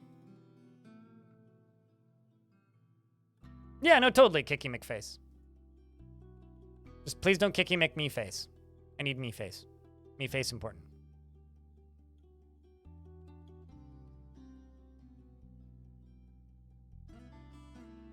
Absolutely all mind control. Nope and nope. Don't need more people. We're good at the point we're at right now. So I kind of need more fruits because I'll be honest, my population has ballooned a little bit and we are currently consuming our drink and plant supplies faster than I can grow them. So I absolutely need to like increase my plant and farming zones, but I just need more seeds. Hello, no banner flags. How are you? To plant? Yeah, about that.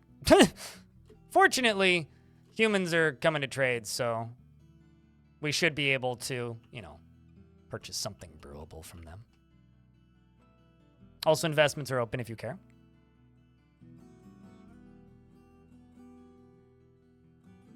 What you looking for, Fish-Face Terror? What is your frequently asked question?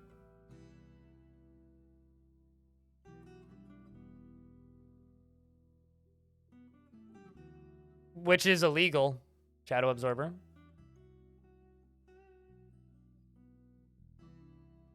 I don't know. I mean, YouTube is a place that I would argue is a place that you could easily lose your account for no reason. YouTube actually does have that problem. Twitch doesn't. But a lot of the time, or a lot of the reasoning for YouTube having that problem isn't really an issue of them banning people and them not necessarily getting their account back. People get banned from YouTube and get their accounts back all the time. The reason it's an issue with YouTube is their customer service is terrible. So because YouTube operates on the ban first, ask questions later, and because their customer service is horrible, you might lose your account for something strange or a false report, and then it takes 6 weeks for you to get your account back. You'll probably get it back eventually. It's just going to be a slow process. Twitch doesn't really have that issue, especially if you're a Twitch partner. Like, I can literally just email somebody and get a response by tomorrow. They didn't bring wagons because my gate was closed and I forgot to open it because we got attacked. But they've been bringing elephants since the beginning. These humans always bring elephants as their pack mules.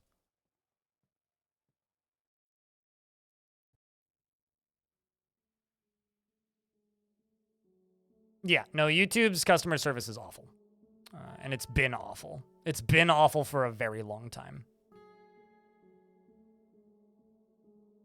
I need their leaves and fruits.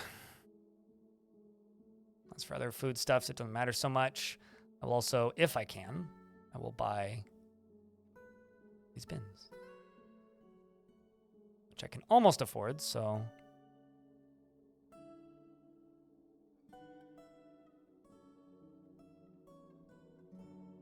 Don't really need the leather so much. Not that the leather's the particularly valuable stuff. There we go. Trade.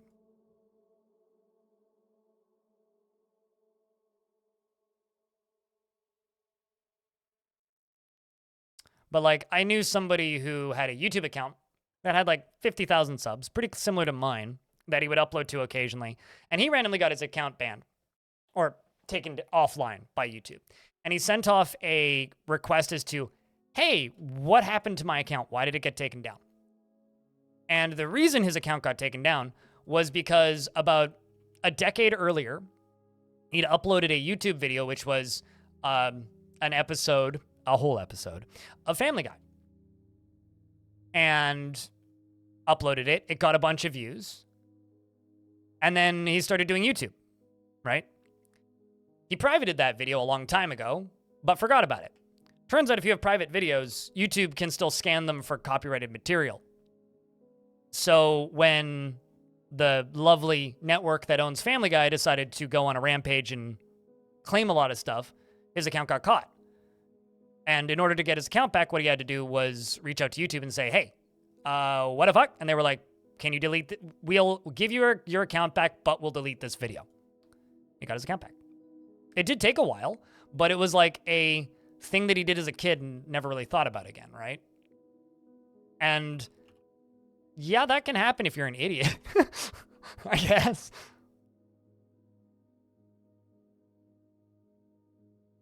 So, you know, run your business intelligently and don't be a wingnut. Generally, you'll be fine. Don't push the rules, and everybody has a good time. I guess the long story short of this stupid rant is job security on Twitch is fine. How much do I make a year doing streaming? And what's your mother's maiden name and your credit card number?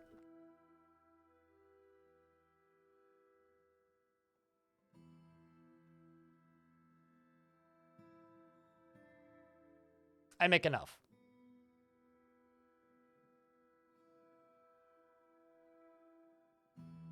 I'm being extraordinarily sassy and borderline rude right now, and I acknowledge this. But some people's arguments against the platforms that pay my rent, I genuinely think are kind of hysterical.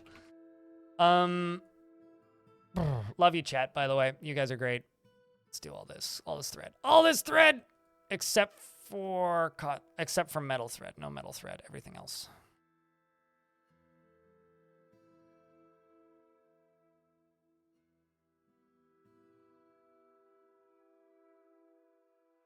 I might just post one of those. Please don't do that. Like, actually don't do that.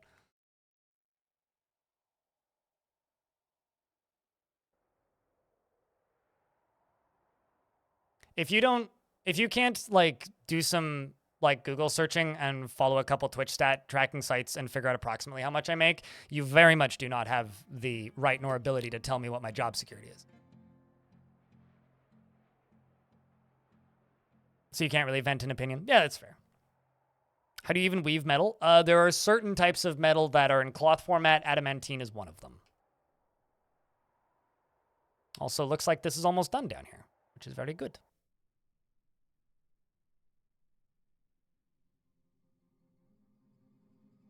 So that area is a bit of an issue. This is a bit of an issue. But what I can do is I can pull this lever, get the flow of this stopping, and I can go down here and we can channel down some, like, maybe, okay, not that one, but this one I can channel this one down this way and let some of this lava spread out, and we can get back to digging. You should, but just realize that streaming is a difficult thing to get into as a job. And I did this for like 6 years before I made enough money that I could consider even thinking about making it into a portion of my living. So just realize that going in, and good luck. Have fun. You know, actually, chat room, yeah, no, we'll do this legitimately. You're just asking? Okay. And I'm refusing to answer your question. The thing is, if you started this whole conversation from a perspective of trust and from a point of view where, I'm talking to the YouTube person again, from the point of view of mutual respect, I would absolutely tell you how much I made. In fact, I'm working on a video that's going to talk about that. But what you need to know is that if you come in and start schooling me about my industry with laughable examples, I'm not going to give you the time of day, to be honest with you, about how much I make, because, quite frankly, I don't think you deserve to know. So, sorry. But that's just where I'm at right now. I don't think this person's trolling. I think this person is oblivious. Let's dig this way a little bit, which will get some of this down, and then we can just plug these with glass.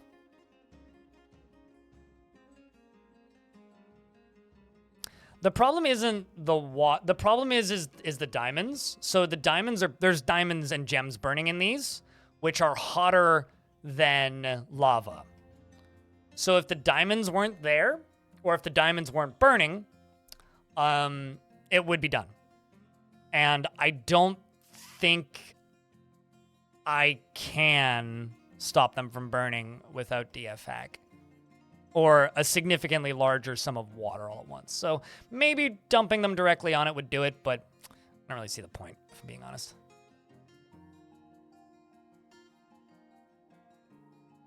All right,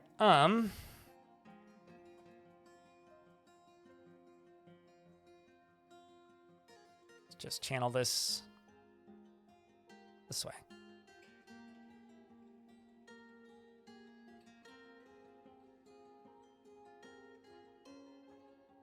Build a hatch. Hatch could do it, yeah. But this will do it as well. I'm just spreading this out a little bit, and then I will dump a little bit more water down, and we'll call it. And we'll get back to the next priorities. Hello, Banana. How are you?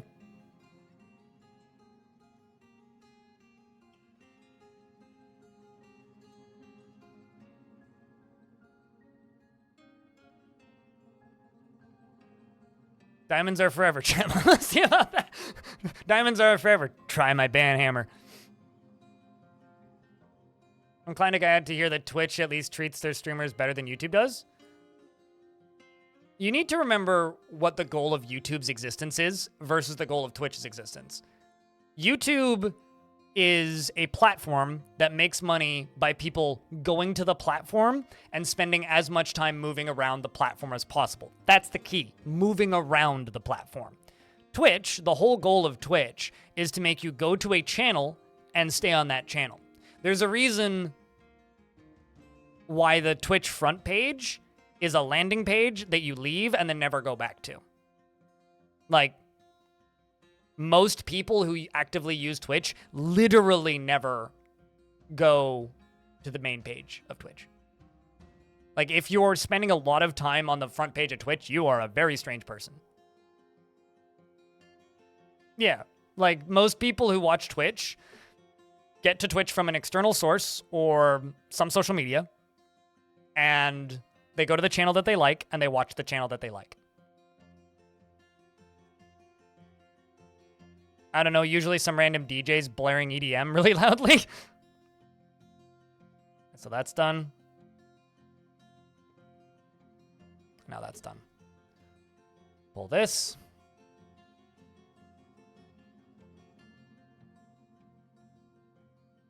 And that should deal with this. It's pretty shallow now.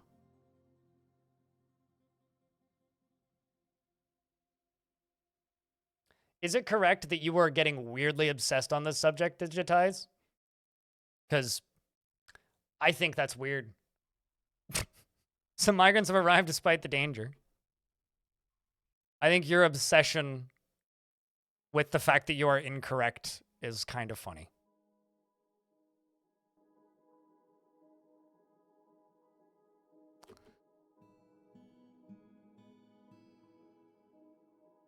You know what? I'm actually going to take your idea and just direct it specifically on this side. And also what Elfie Bean said. Thanks, Elfie.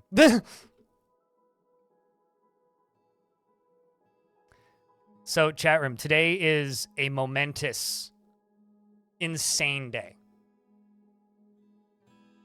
You know, I've been streaming on YouTube for... When did I get back from TwitchCon? October, I guess?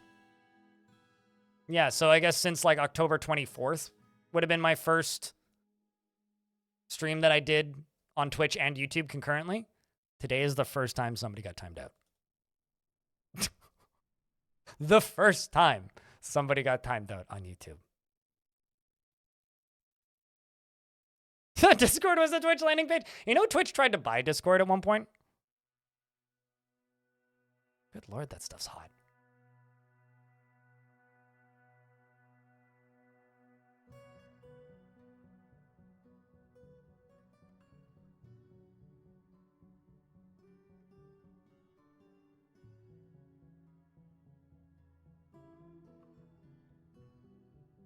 That is funny.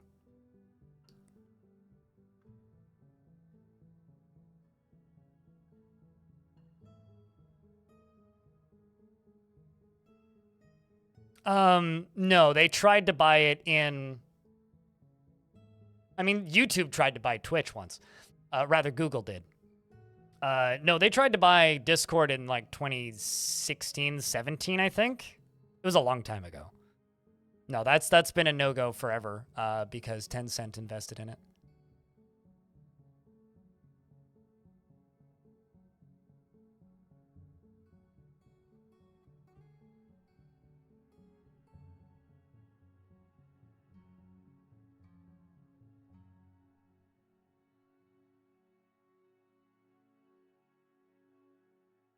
And also, for reference, I do, in fact, have 1,300 subscribers on Twitch.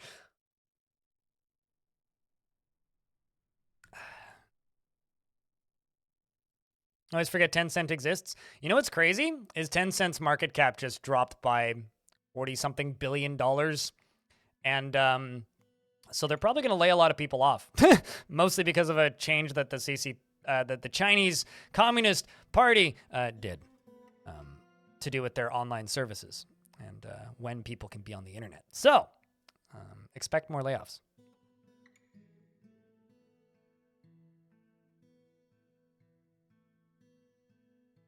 So if your favorite games or companies got heavily invested in by Tencent, maybe hold your breath.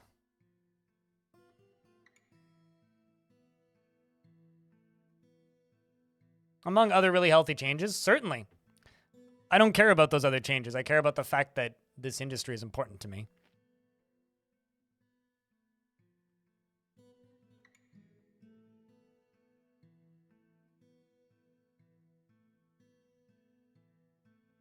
And a lot of people, I think, are probably going to lose their jobs, and they ain't going to lay off people in China. So, you know, it's bittersweet. I wouldn't. I would just say it's bitter, but that's just me.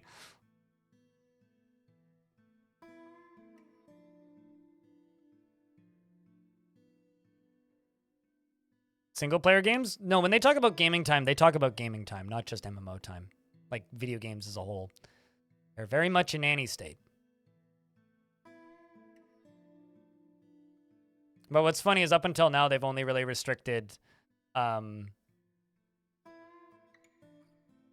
games made internationally. There we go. But not so much games made locally. Bizarre country. All right, well, I can now do the thing that I've been trying to do for quite some time now. Let's start digging.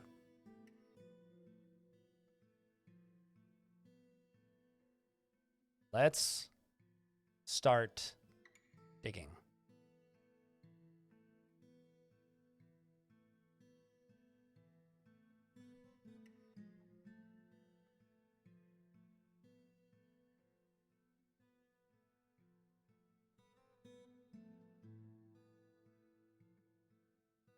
Can we expect young people to have more kids if they're not gaming?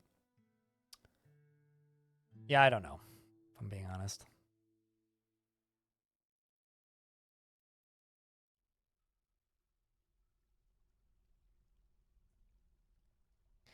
Yeah, no, I mean, I also read the write-up, but I think of it from this perspective, right? This is a company that has a lot of money, right? And as an example, Tencent wholly owns Clay, right? Clay being, you know, the people who made Don't Starve, which is a Vancouver-based studio. It's a studio in Vancouver. Tencent 100% owns them. So if Tencent, you know, decides to shut down 3 studios and lay off, let's just throw out a number here and make this up. This isn't real. Let's just say they decide to lay off 5,000 people. Let's say that Tencent decides to lay off the entirety of Clay and take their games in-house. That would suck. So that's the perspective I see it from, is the, well, shit. This could fuck up a lot of local industry. So that's the perspective I see it as. But yeah, I mean, there are some positive results from this as well. But for me, at least, the potential negatives outweigh the current positives. I loved Invisible Ink, which nobody played. Okay, let's, uh-oh. Thought I saw a cave-in, but maybe that was just Steam.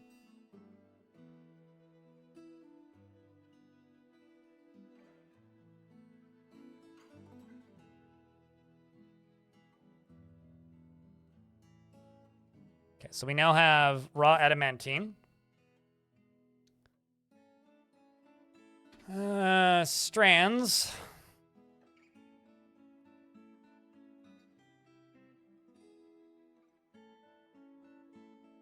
Let's just do 8 when the amount of raw adamantine is greater than 10. Checked monthly. And then wafer. 5.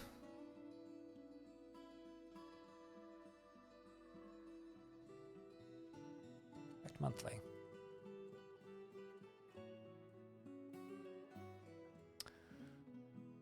I already own Invisible Ink, but yeah. Clay's best game that nobody played.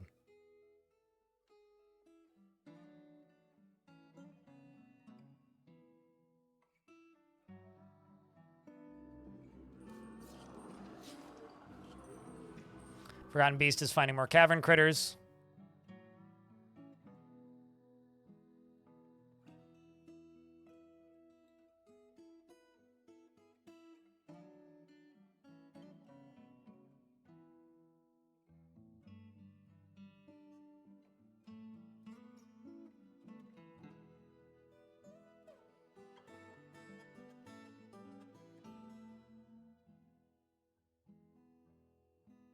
Checks out. Okay. Cave crocodile blood.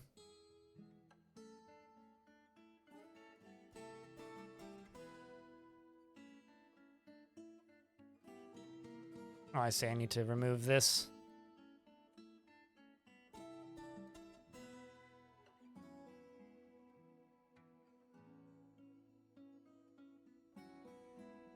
It's that ramp that's causing me problems here.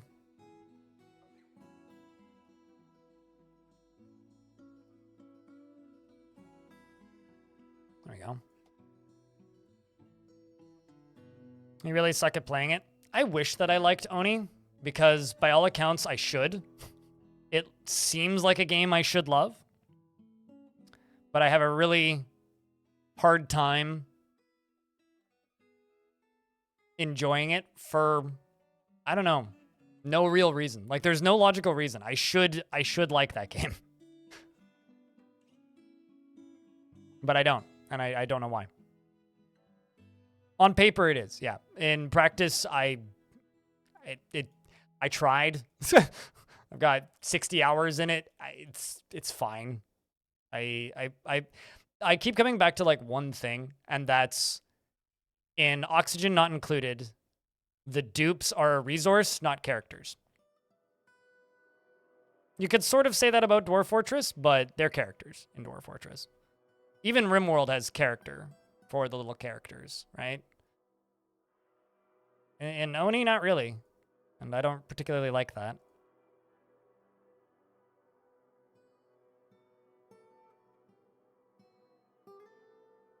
Oh, no, it's got nothing to do with it being a side-scroller.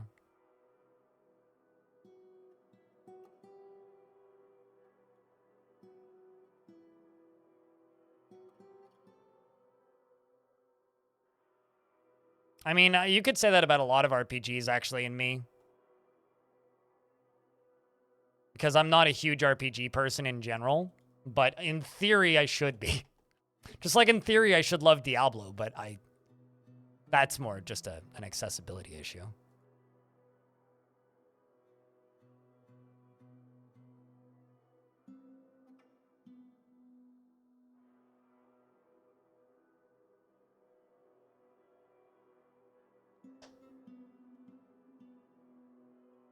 Also, in regards to that person who was on YouTube chat, I generally just get the feeling that they are a fan of not particularly nice people. Because usually people who are fans of not particularly nice people. Elfie, don't feel the need to ask in the future, by the way. Just bonk if you feel you need to bonk. Generally, people who are fans of not particularly nice people have the take that people's channels just get unexisted for no reason.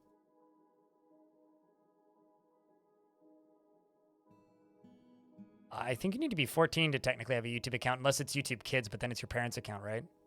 I'll be honest, I haven't looked in ages. It's just not relevant to me. Don't have kids, and I'm old enough to have a YouTube account. Just getting into Dwarf Fortress because of your videos. It has caused the most fun frustration you've ever experienced. Well, if you're having frustration, ARSN, you can pop into my Discord server, and we will, give you assistance as well. Or, of course, there's the Twitch chat and all that. Or just hang out in the YouTube chat and ask questions, and someone will answer them. Or I'll answer them when I get to them eventually. Dwarf Fortress is easiest to learn if you have, like, some collaborators to learn with. It's one of those games where it's like maybe almost best if you have friends who are learning the game alongside of you.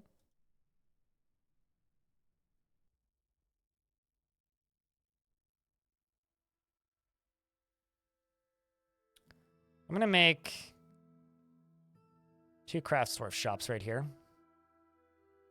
And just get these making adamantine strands on repeat. Misery can be fun, yes. Diablo was great 20 years ago. I keep, every now and again, when I want to just, like, hate Blizzard for a second, which is easy, and constant for me, I just go to that original Diablo 1 design doc where it was an actual roguelike and like a turn-based game, because it was at one point.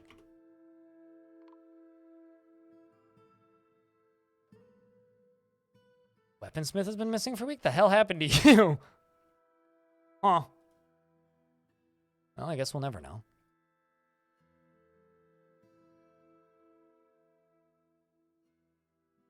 Waiting for those other jobs to pop up here. The Yahoo of the gaming industry. Wait, hold on. What did Yahoo do? I'll be honest, I pay no attention to Yahoo whatsoever aside from it was my first email account. What did they do? If you're comparing them to Blizzard, that's pretty damning. Although, bye Sharona, Bobby Kotick. Oh, just bad decisions. Okay, I get you. I would actually argue that not making Diablo a proper roguelike was a good business decision, but, that's also because proper roguelikes generally don't sell all that well.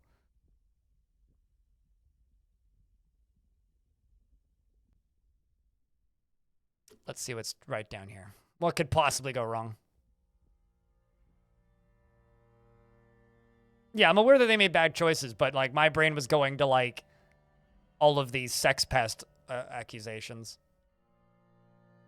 But yeah, I'm aware of, Yahoo's bad choices. They did buy Tumblr. Yeah, okay, buying Tumblr is always a mistake. The only thing good about Tumblr was their Twitter account. So raw adamantine. Right there. And then I actually need to release this lava here. We can get this mined out.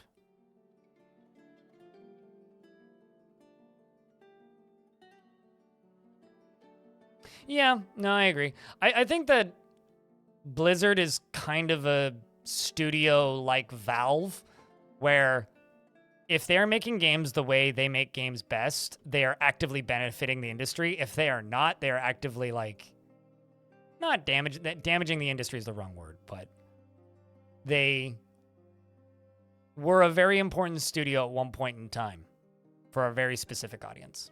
And it kind of sucks that they have done a very good job of, like, wholeheartedly failing that audience's existence. In this strange place, we've discovered what must be a treasure of the gods, a glowing metal pike. All right, Kingy, you get this glowy metal pike, which I think is that. Yep. And,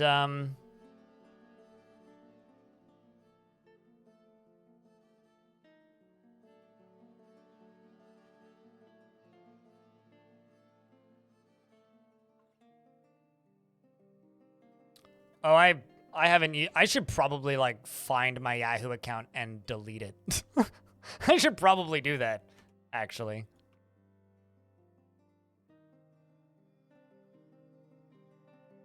Okay, sweet. Dwarves are coming to get that.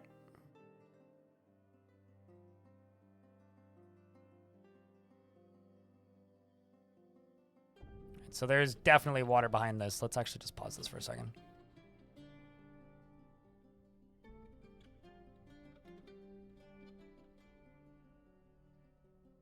So I have a question. Like, what's the go-to place for finance now if Yahoo's like ruined it?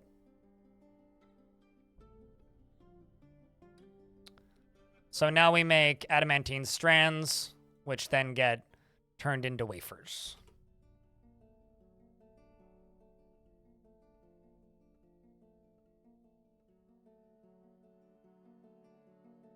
Bloomberg Terminal.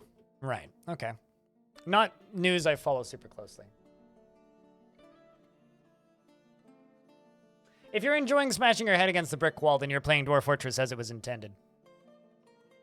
To the person on the YouTube chat.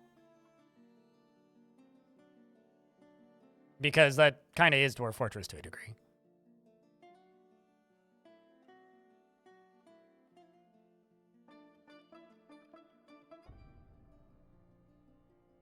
Let's actually...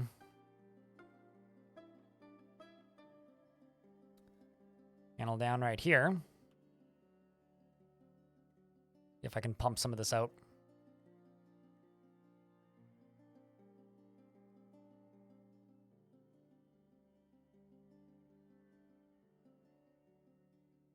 That goes deep. Almost the Dire withdraws from society. We'll keep an eye on that, Dwarf. While I fiddle around down here.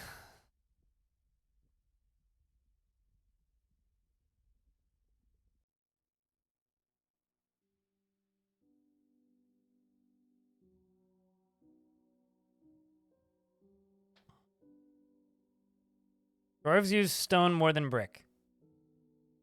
Sure. Reddit/as. Oh, man. Oh, the mighty have fallen? Blizzard's a weird story, because... Same with Activision, because, like, Activision was a really big publisher, and then they almost went bankrupt. Then they got bought. Then they changed their name. Then Bobby Kotick took over and kind of brought them back from the ashes.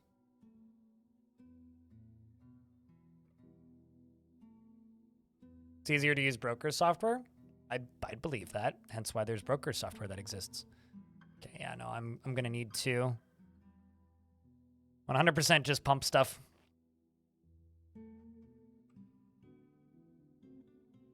So what I think I'm going to do, actually, is we'll let this get done. Pump this out.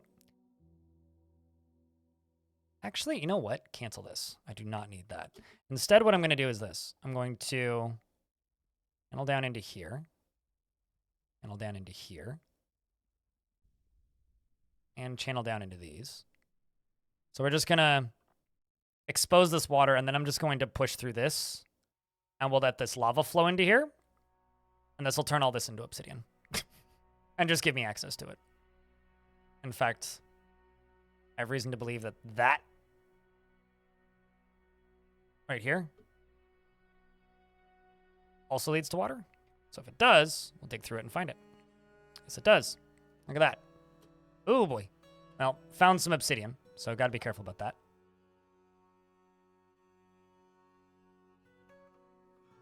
Although suddenly all of... What? Mildly sketchy.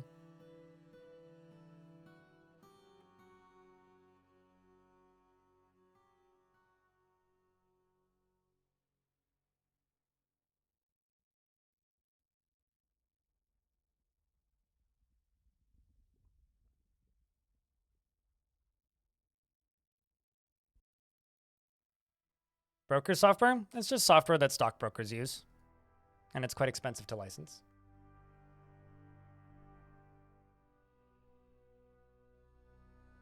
It's like anything else, right? Every industry has its own boutique software. Stockbrokers have theirs. Oh boy. Did I not memorialize these yet? I guess not. I've been really bad about actually constructing my memorials.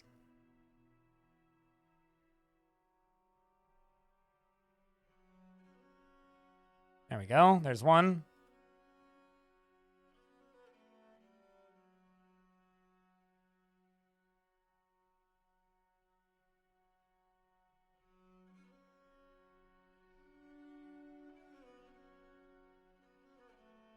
Okay, well, I do already have a tombstone made for the badge, so it's just a matter of getting it through.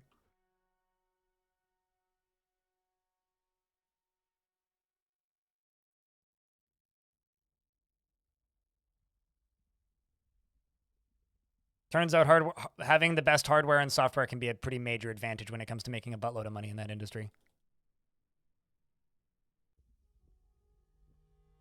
Also, if anybody's wondering why the conversations are absurdly off topic right now, it's largely due to the fact that I'm just babbling, and all I'm really doing right now is digging through this Adamantine spire, so I think the conversations are entertaining and add to the stream. But of course, you're also welcome to just yell at me about Dwarf Fortress things if you want.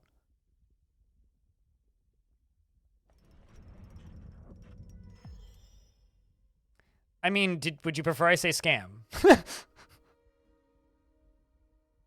The Dire has created a tin battle axe, really? And offers it to the Frosty Beards. A tin battle axe, you say? Tin. This is a tin battle axe, so craftsmanship is of the highest quality. It is decorated with llama leather and mule bone, and giant one-humped camel leather, and encircled with bands of oval-cut blue diamonds. This object menaces with spikes of hemp and round lime wood. On the item is an image of Silk Vessel, the multicolored metal short sword, in Gabbro.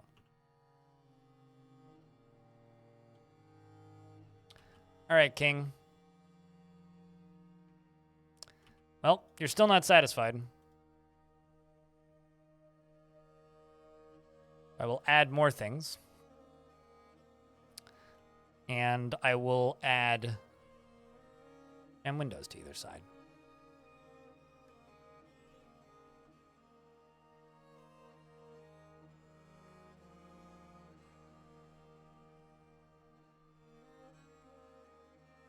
It's made of tin foil.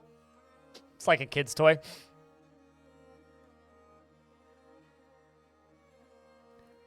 Crundles live 10 to 20 years. Oh, God. Really? Well, I mean, at least they live longer than giant bugs. It's probably better than some dwarves, honestly.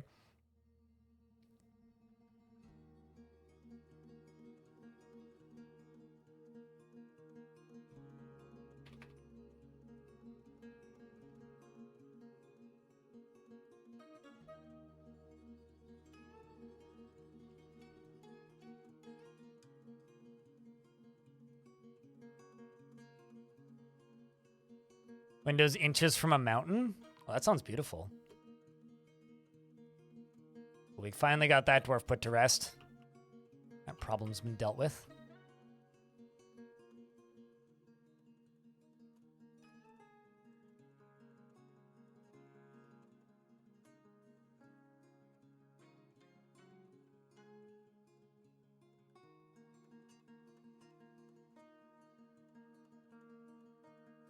Man, so much crappy clothing there.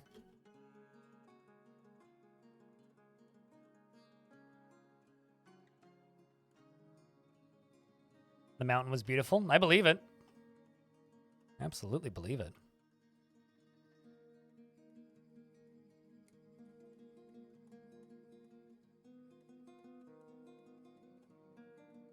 Kind of shocked that the king isn't satisfied with that tomb just yet. Taking forever. Let's let that go through. Seal that off, and then we can dig into here. Well, there's probably lava right there, but I'd be willing to bet that that's where hell is, so. Ah, there we go. The King Tyrant Des is satisfied with their position here. Everything is properly royal, and they must have a true throne. And the true ruler requires 7 symbols. Symbols not of this world. Mere steel will not suffice. We must dig. All right. Okay, boss. We'll dig. The king demands it. Shall dig. It's not like we weren't digging before, so honestly, it's fine. That has some death riz? Totally. You know what? You guys can watch this lava go psss. I will be right back.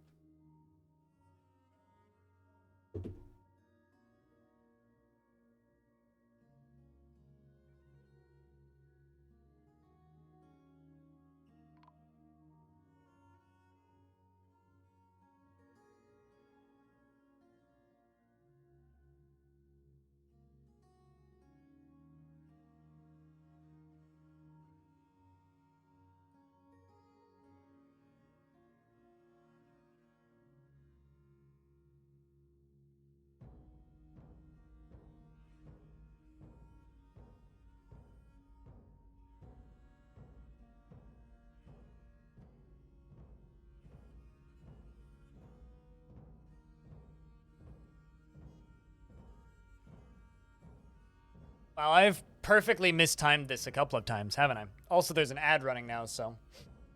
Bah. Prep pause. I mean, at least game paused. We'll wait. We'll wait.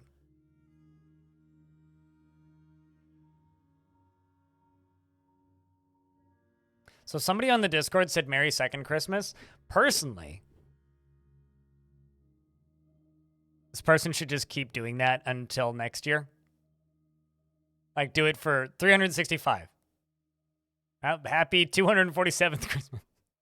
Let's make every day Christmas. All right, so let's jump back down to that lava. Trade in a second. All right. All doing exactly what I needed it to do. Fortunately, it didn't set any dwarves on fire, so that's good. I suppose. All right, well, once all this has leaked out, we can go down here and cut all that out. That'll take a couple minutes. And while that's happening, we can go up here and we can trade.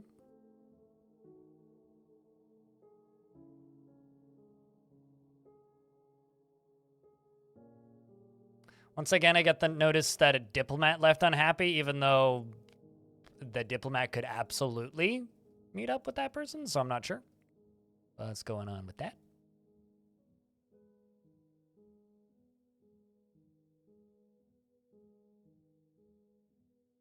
So many shoes, holy crap.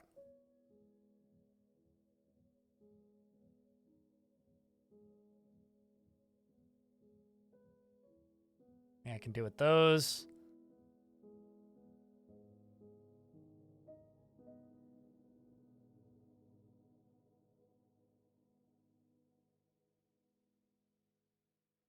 That's a lot of red diamonds. All right. 173 items. Let's go. Oh, also, let's do crafts. Crown. Door. Ring.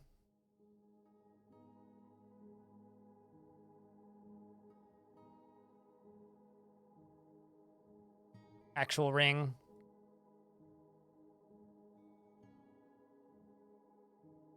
There you go. I mean, people make a lot of noise around midnight. I mean, it's as big as any other holiday. A lot of people party. A lot of people go outside drinking. A lot of people make a lot of noise. I like to go to a particular pub and then wander around outside with a nice cozy jacket on and witness the lights and the fireworks and people being delinquents outside. It's entertaining. It's a good holiday. Why? Why do you ask? I would actually argue it's probably bigger than Christmas.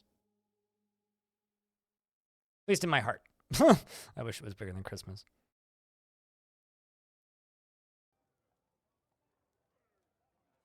The descent of an artificial meteor. An artificial meteor. That's one way to refer to it. We have fireworks here. Me and Kevin are considering, if the weather is good, going up a mountain and camping overnight and watching the fireworks from the top of a mountain. Yeah, but there's citywide fireworks here. Every single major city has their fireworks celebrations, and people buy illegal fireworks and throw them out their windows. You know, the usual stuff. People get arrested. I get drunk and break my glasses. At least that's what I did last year. I mean, yes, mountain. I posted pictures of that same mountain, in fact, a few days ago. It's, oh, right. Currently, streamer mode does not allow me to do that. This mountain. This mountain, see? I mean, you can kind of see it's a mountain because there's like clouds over there. But yeah, it is in fact mountain.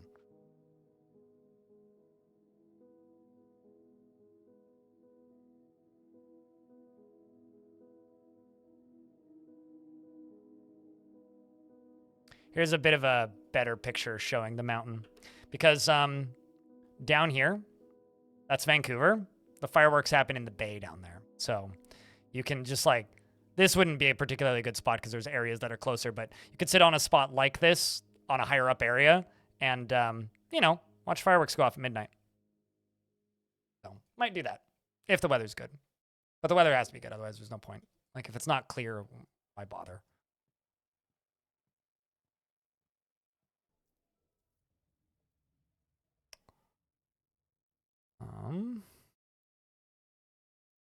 You know what? Fuck it. I'm gonna buy a bunch of instruments.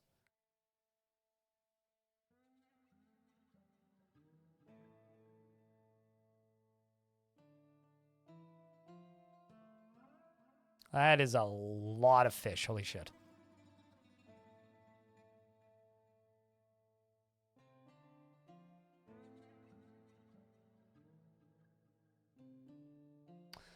That's good trading.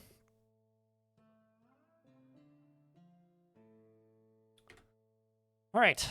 Now trading is done. We can get back to what we were doing. How many wafers do I have? Got 5 adamantine wafers. Got 23 adamantine and 13 strands. All right. Well, they're getting to it, which is pretty good.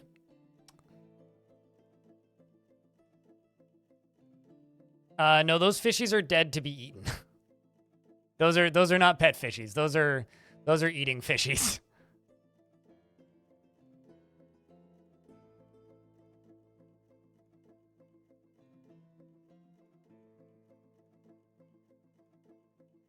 Not friend fishies, those are eating fishies. Can moods use raw addy? Oh yeah, absolutely. It's considered a boulder. So anything that wants like a boulder, or like non-bricks, can absolutely do that.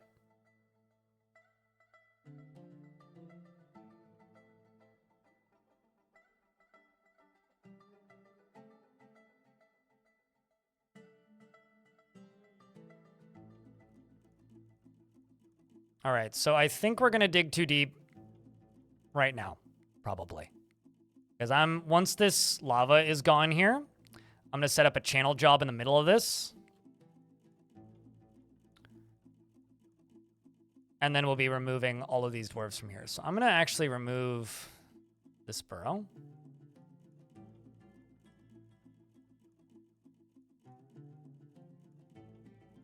Get rid of that. Also over here. Also going to remove this whole area. We're gonna get this lever pulled.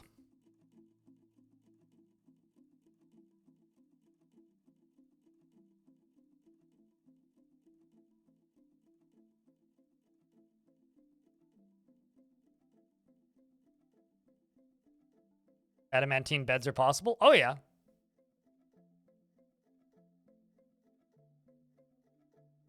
You use glass aquariums or cages, I think. I think it's animal trap into the fisher's workshop, and then you put them into aquariums. It's not exactly straightforward, but it's also one of those things that I literally never bother doing. So. Because there's no real point.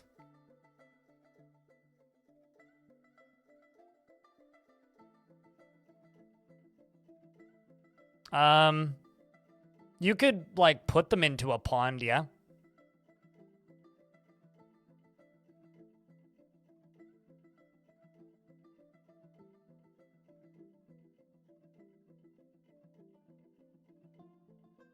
Oh, shit. I didn't actually mean to turn that off. I just simply intended to, remove the zone and just did that out of, like, habit. Speed of clicking, which I didn't need to do. You want a different food source? Okay. Too bad. I don't know.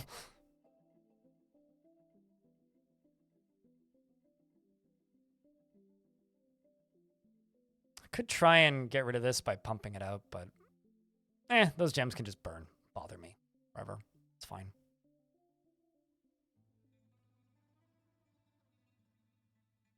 This or a mandrill farm? I mean, I'd farm mandrills. If I was you.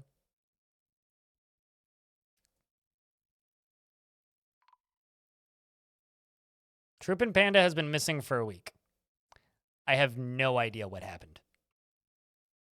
But apparently Troopin' Panda is dead. For some reason.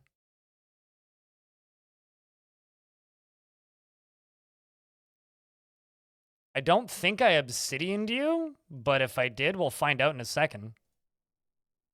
I certainly didn't see you get obsidianed. You shouldn't have died of old age. So maybe we'll find you? Eventually? Hopefully? That or maybe you're dead in a bedroom somewhere?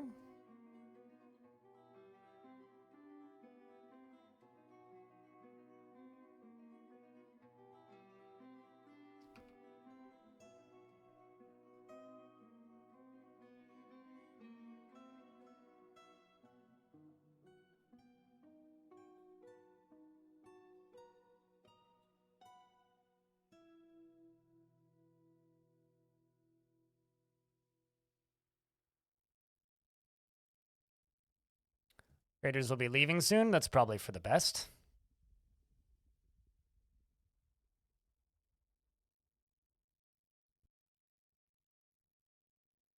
Rippin' itty bitty bits. Yeah, that's for sure.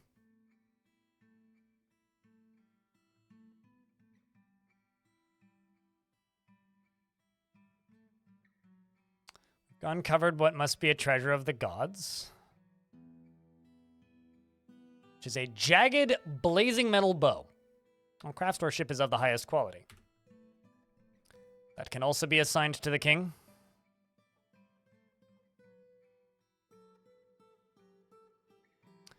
Except this, I will put up here.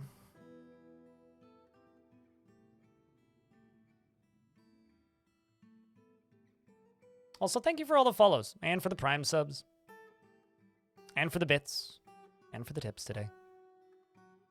And for the gifted subs. A lot of gifted subs off at the start of the stream. Dwarf has arrived despite the danger, and also for the, the new members that we got today. The dwarves have arrived. Deep within this strange place, we've discovered what must be the treasure of the gods. It is accelerating.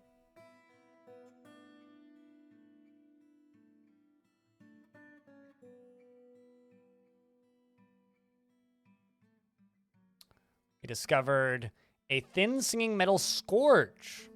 Also interesting.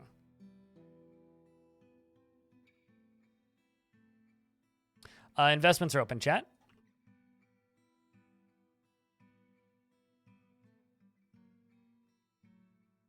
They will not carry all of them, no. If their hands are full, they will in fact not carry them.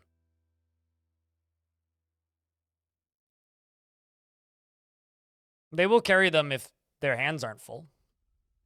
But if their hands are full, they will in fact not carry them.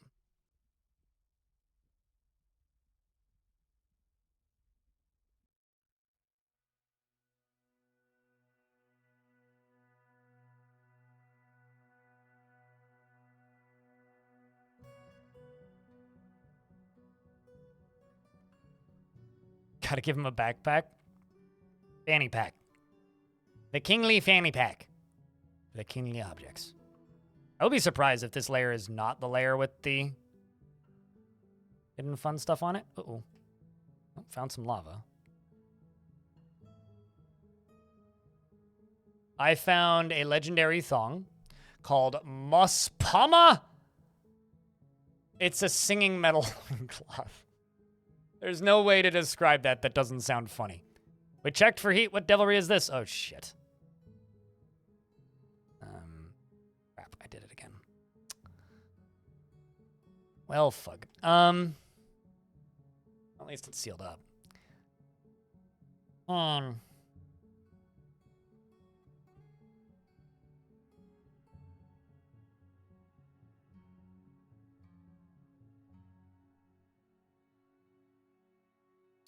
It's fine.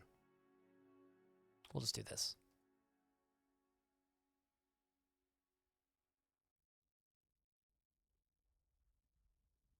If it's not that, right there, then it'll be on the layer below. Okay, it'll be on the layer below.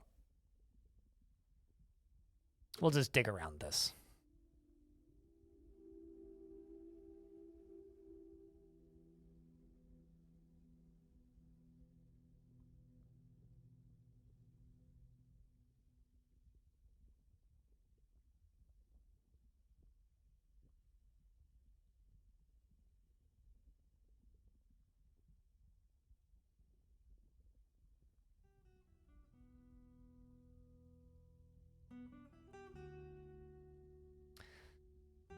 Okay.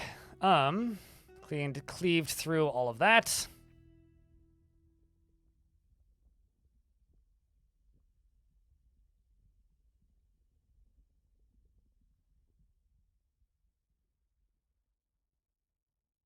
Just do this. God, this person still scares me. Even though they are friendly.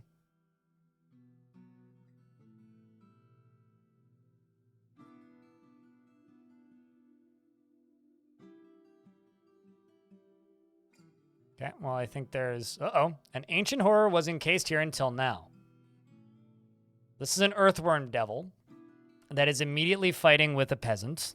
Peasant strikes the earthworm devil in the body with her iron pick. Excitement is happening, chat room. So, what are you? So you are certainly not friendly. You are certainly unhappy with our existence. It's a towering, hairy earthworm. It has thin wings of stretched skin. And it is slavering. Its chartreuse hair is long and wavy. Beware its bite. Send the dwarves in to kill it. It appears that Arash here is immediately dead to the creature, even though the creature is bleeding heavily and seriously injured. Zasset here is attempting to assist, probably, by punching it. He is, in fact, punching it. He's not doing much, but at least he's giving it a good effort. Chat room, can I get a round of beers? And also, IHQMD, evening. I hope you're doing well. We've got some scary monsters here that are turning all of these dwarves into paste on the floor. This scary monster is currently sitting here and now has 3 kills because the dwarves are doing their damnedest. And you know what? Honestly, I respect it. The problem is I'm going to lose a lot of dwarves here probably. So that's Valley's dead. That's more dwarves dead. I commend these dwarves' bravery. Commend it, even. And more of them are going down. Okay, you know what? Let's turn this on. Let's turn these on. Run away, dwarves. Walk away, dwarves. I don't need to lose more dwarves than I already have. Ashtol's in this. We lost Prismatic Flux. The creature is still down here. It's seriously injured. This dwarf is probably punching it, if I'm not mistaken. Yep, is in fact punching it. He's kicking it, actually. So keep kicking back the giant snake, and then you turn into dead paste. Then the creature is sitting down here. And the military is somewhere, unless the target is unreachable. Let's just tell them to station right here, because they should still be able to leave out this side.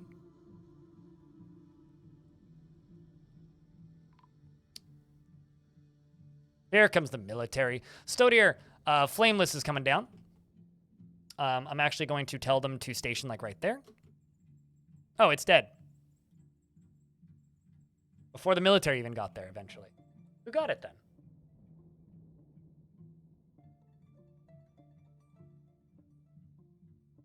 Earthworm Devil. The metalsmith struck it with an iron pick.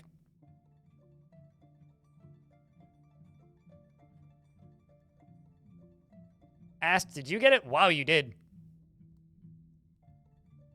This is going to be Banana Unlimited. Welcome to the fort. He can easily become absorbed in art and beauty in the natural world. He is troubled by fear, since he dislikes the natural world. He is troubled by this since he dislikes the natural world. He feels best when everyone gets along without any strife or contention. He has a very calm demeanor and often feels envious of others, does not often feel lustful, and he tends to consider what others think of him. He's not particularly curious about the world, and he's a bit stubborn. In changing his mind about things, he is often grateful when others help him out, and he tries to return favors, and he tends to think before acting and needs alcohol to get through the working day. What's up, Sweetney? I think is how you say that. Welcome to the fortress. As for family, your wife was Troopin' Panda, who has passed away. And Remember the Weaponsmiths Guild? You're very upset about somebody's death. I would be too. Horrible situation. Horrible. So sad. Time to build some more coffins.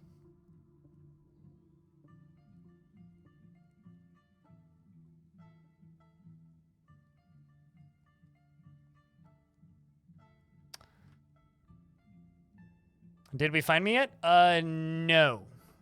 But I should place your memorial by now. Or should be able to place your memorial by now. You just went missing, so I'm not sure. Means you're probably in Obsidian somewhere. Or you like starved to death in a cavern. I don't know.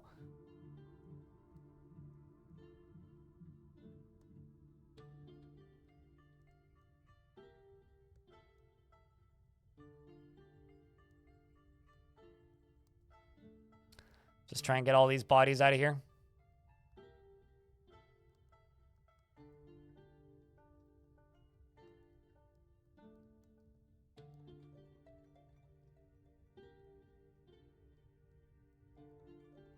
Getting all the blood up.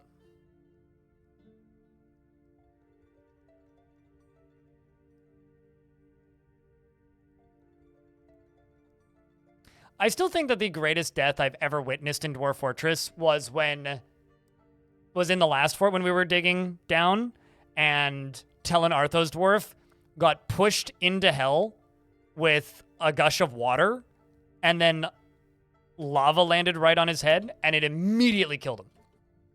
One of the greatest moments I've ever witnessed. We dug too deep. Let's go.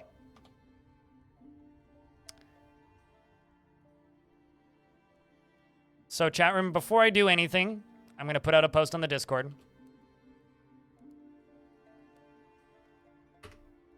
So, let this fight begin. You have discovered an eerie cavern. The air above, the dark stone floor is alive with vortices of purple light and dark, boiling clouds. Seemingly bottomless, glowing pits mark the surface. Whoa.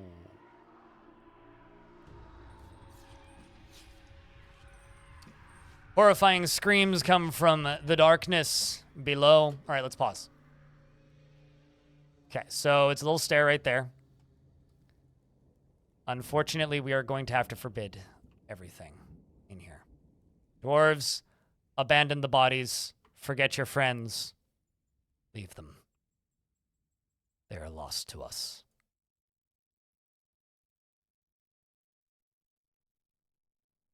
And now we have to defeat hell if we want to become the true mountain home, because that's where most of my Adamantine is. Although I probably have enough wafers already up there that we could perhaps get it, but... All right. Let's see what we're up against. I'm seeing a lot of ash and snow. That's a good sign. Fiend of Ash is a towering quadruped composed of ash. It has 3 long straight tails and it squirms and fidgets. That's good. That's pretty weak. Huge tick, composed of salt. It has mandibles and it undulates rhythmically. Remember, chat, to undulate rhythmically. Towering quadruped composed of ash. Fiend of Ash. Phantom of Snow. Yeah, these materials are pretty weak. He is incredibly tough. Don't worry about that. It's a mite composed of snow. It has 2 horns and appears to be emaciated. Okay. Fiend of Steam, Grey Haunt. What is a Grey Haunt? A large petrosaur composed of ash. It has a squat antennae and it squirms and fidgets. Yeah, okay. Let's take an overarching look. Ash, snow, steam, flare fiends. All right. That's potentially scary. Blob composed of flame. It has 2 long hanging tails and a gaunt appearance. Those could be scary, but that's the one that's like kind of scary out of this so far. Are the flare fiends. Quail monsters.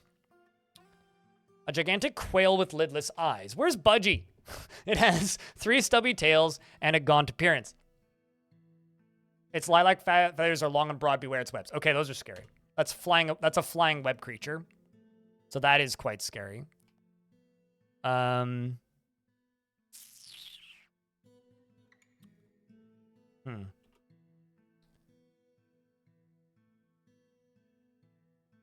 Inferno's Spectre. Could be scary. Very large quadruped composed of flame. It has a pair of spindly antennae in its corns and fidgets. Okay.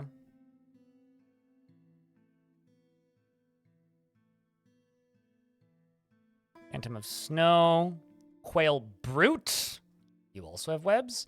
Towering three-eyed quail. Okay, now we're getting to the scary ones. It appears to be emaciated. Its clear feathers are downy. Beware its fire. Okay, so we've got at least 2 things that can shoot fire. So what I'm going to do is I'm going to jump into here. And I'm going to assign 2 of my Marks Dwarf squads to right here. I'm going to set this to prepare to fire. I'm going to add this area back into the burrow. So he's not erased. Back in. Back in.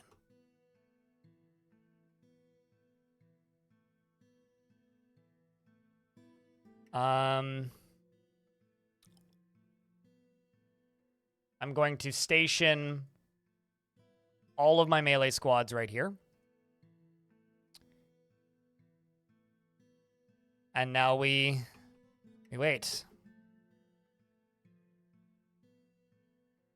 Seems like Geshud is all the way down here. You should get out, dwarves. There is a way out. Escape while you still can.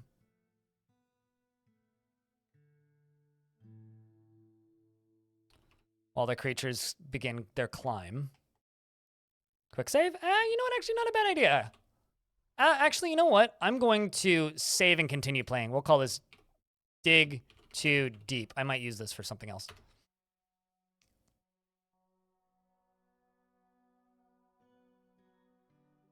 Might use this for side project, actually.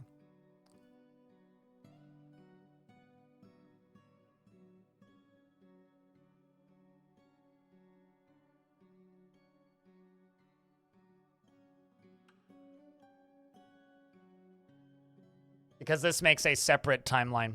Copies the save file, basically. Which is currently the valuable thing for us. Also, since we just did that, if you guys want to help out the YouTube stream, now is a very good opportunity. Remind some people over on YouTube that, hey, you know, you can watch some dwarfs. Open up this link right here in the Twitch chat. And leave a tab up if you really want to help. Otherwise, just leave a like and click that little heart button a couple times over next to the chat. And tell YouTube that people are watching. You should boost it. Otherwise, let's wait. Okay, so the first thing to be coming up is an Inferno Spectre. Like I said, that's spooky.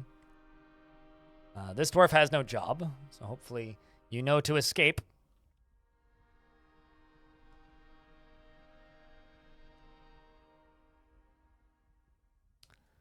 Well, that dwarf is on fire and mutilated.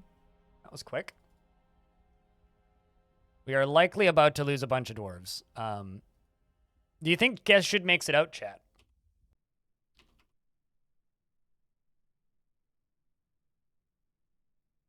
This dwarf is going to go fire the ballista. You got to make it first.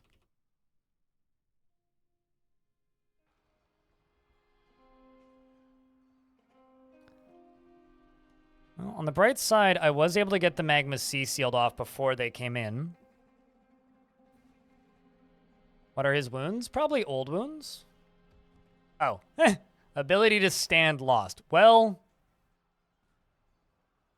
Luck there, dwarf. Yeah. Geshud ain't gonna make it. Terrified while in conflict. Bleeding. The Fire Fiend is crushing his legs. Or her legs. What's left of them. And up they come. Goodbye, dwarf.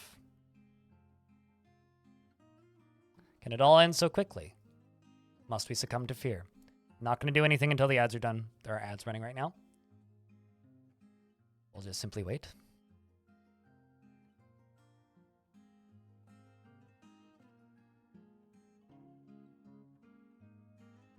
Her symptoms are erupting into flame.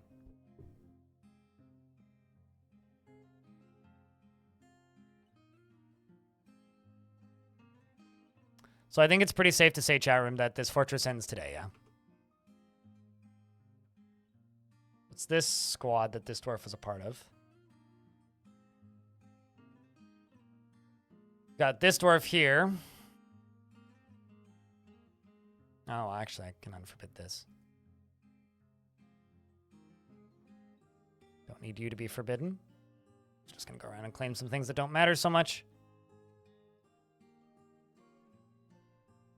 And I'm actually gonna go back into here. I'm gonna go along this way. Add all this into this burrow.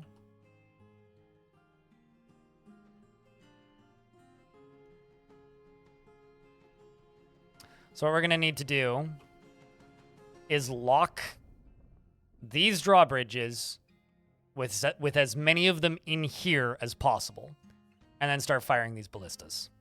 That's what we need to do. Those magma crabs on the coffins? No.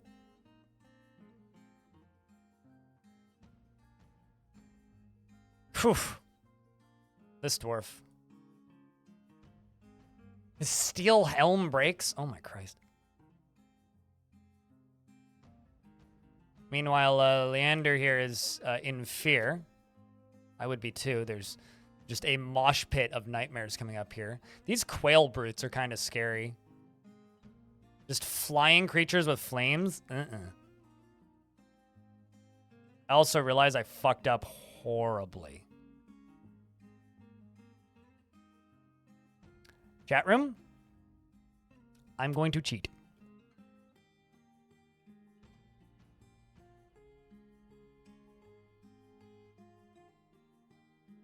Don't worry about it.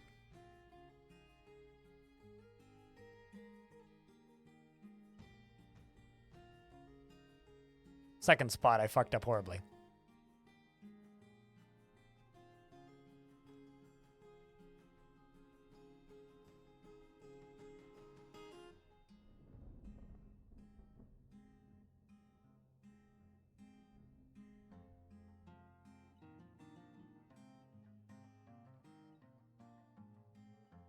It's Armok's miracles. Yes, several miracles have happened. The creatures are coming up. This dwarf is now aflame. And this turkey is about to have a rough afternoon. This is Atir's pet. Incoming. Fath is bleeding. And Nuclear Sneeze is about to have the stand of their life. The absolute stand of their life. Nuclear Sneeze and Smitchell here. In fact, Smitchell is terrified while in conflict. They shouldn't be going in here, but, you know, here we are. Smitchell, for some reason, has decided to charge headlong into the creature and immediately erupt into flames. Nuclear Sneeze has fired a bolt and missed it. Fired a bolt that missed a Grey Hunt, and fired a bolt that missed a Quail Monster. Hasn't actually managed to land a bolt just yet, but is taking the brave choice and charging in, and is now ablaze. And the mosh pit continues inwards. Jesus, fuck, there's a lot of them.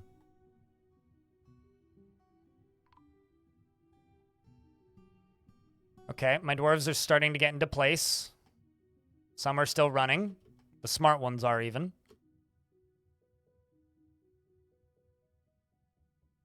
Okay, bolts are being loosed by Errol, the militia commander, who is a legendary Marks dwarf, firing steel bolts. The first bolt lands, hits the flare fiend in the body, tearing off the tissue, which I don't actually think killed it.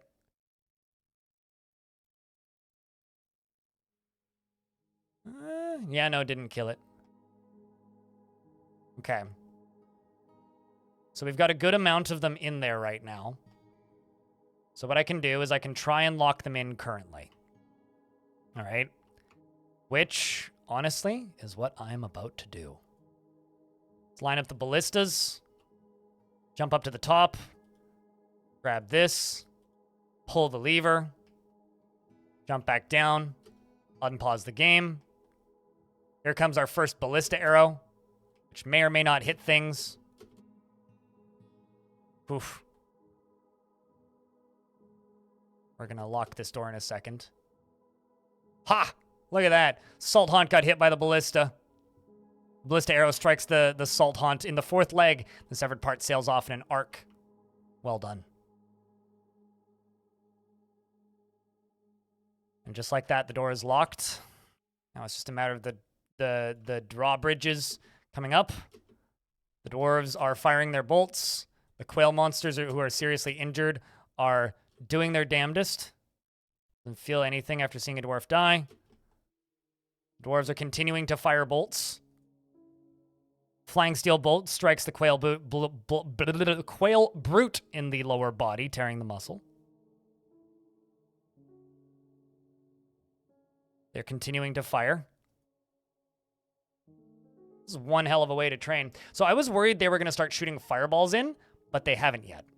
I'm going to send in my last set of Mark's Dwarves. I'm also going to send them a little further up. Going to assign them all at the end here. There's piles of ash everywhere. We're waiting for this to get loaded. Probably got spooked. The drawbridges are shut. I can now open the doors.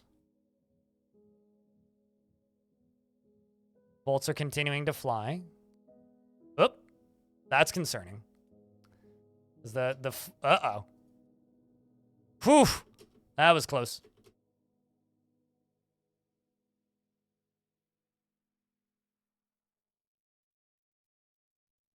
All right, well, so far so good. You scare me, dude.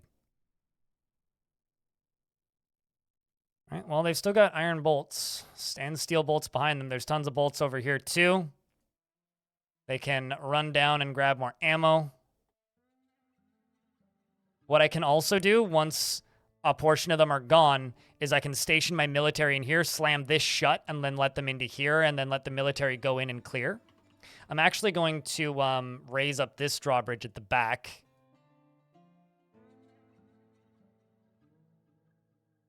Because the military need their the melee military need their moment of glory as well. So let's see. A lot of these are getting injured.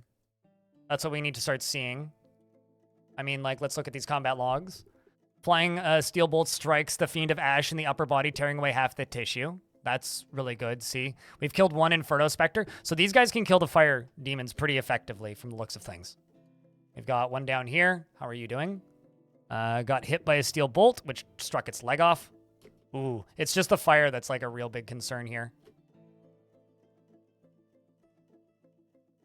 How often does hell replenish? It's so when you break into the underworld, Banana, it's just like when you're on the surface, there are creatures that can wander in from the edge of the map, right? Demons are just wild animals that can wander in from the edge of the map, right? Now, the thing about the demons is when you break into hell, you get this initial wave of just like, oh god, there's so many demons, right? But once that initial wave is done, darn it. Once that initial wave is done, then they don't do a second wave like that. So it's just that initial wave and then nothing until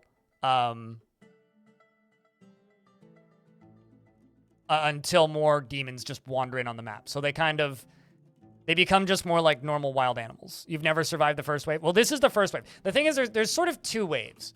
There's the first wave, which is the ones that can fly, that can get into the fortress easily. And then once that wave is done, there are the ones that can't fly. So there's probably more types of demons that just can't get into the fortress right now that are wandering around this area. So the first wave that gets into your fort isn't the entirety of the first wave, I guess. All right, well, let's just let them keep doing the thing. And also add this to the burrow.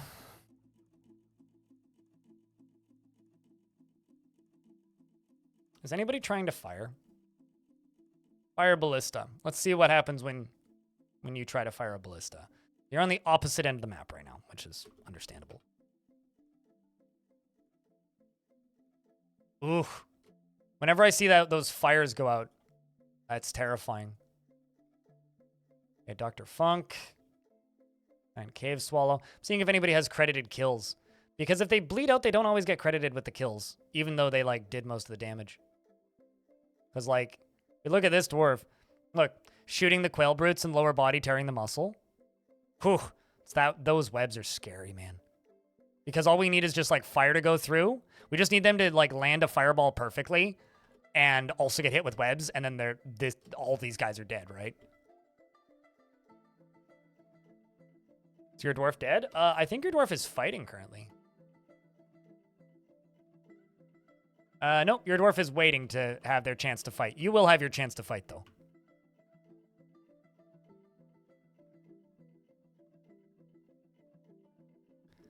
We're just still softening up the last of them. I want most of the fire-capable creatures to be dead. And then I will send the military in, or the foot soldiers in, rather. Which I'm going to prep right now. We can send them up a little ways.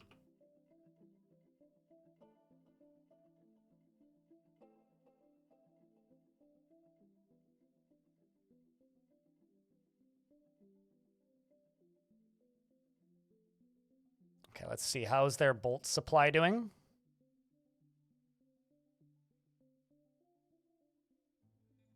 Oopsies. No, not you. You. Okay. Okay, so some of them are going off to pick up equipment, which means they're getting more bolts, which is exactly what we need. It's yellow and not red as well, which is also a good thing. I should probably turn on forbidding. Yeah, you know what? We're going to do that. I've had this off for most of this fort, but we're going to go sieges and forbidding. Forbid used ammunition. Forbid dead and non-haunted dead.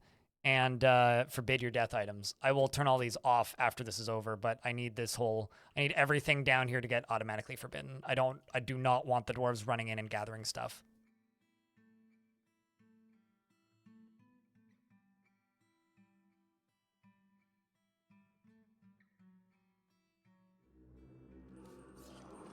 Cavern dwellers, mind of the darkness. Shields can block fire. So likely what's happening whenever these dwarves get caught in fire. See what's happening. Salty Tempest, this is my fight too, this might require an answer, blah, blah, blah, blocks the fire. Cotton web, then dealt with the web. So he is blocking the fire.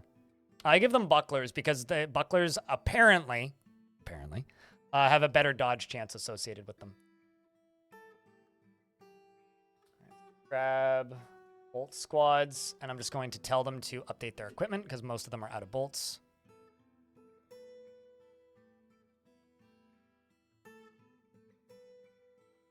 Okay, well, they need assistance. So we're going to give them some assistance.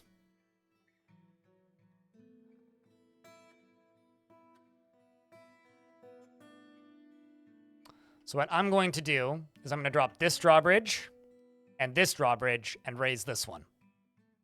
Good luck, dwarves.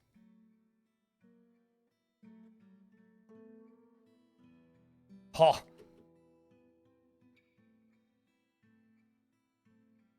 Although I should set these to prepare to fire so we don't accidentally end up shooting my own dwarves.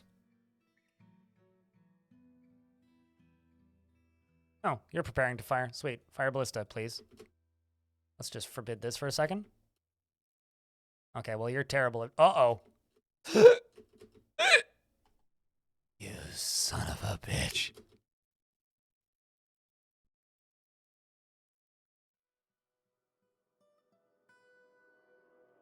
Friendly fire!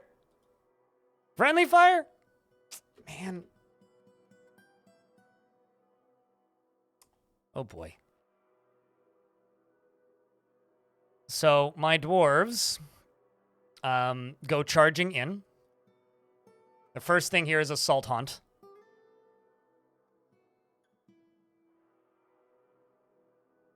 There's nothing friendly about this fire.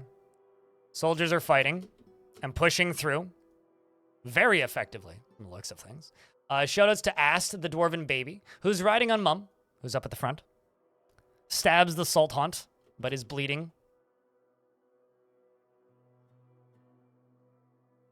The dwarves get through the fire partially. Attis here bursts into flames. Zassid is running through, doing some stabbing very effectively.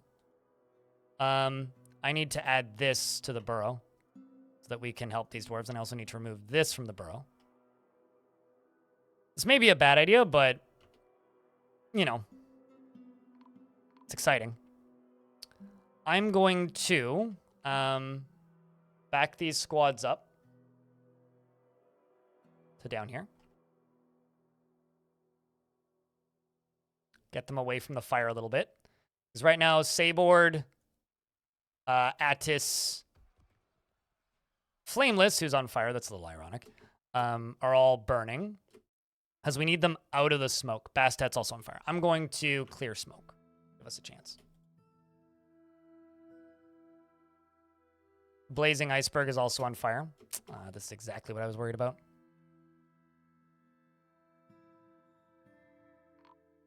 This is 100% what I was worried about.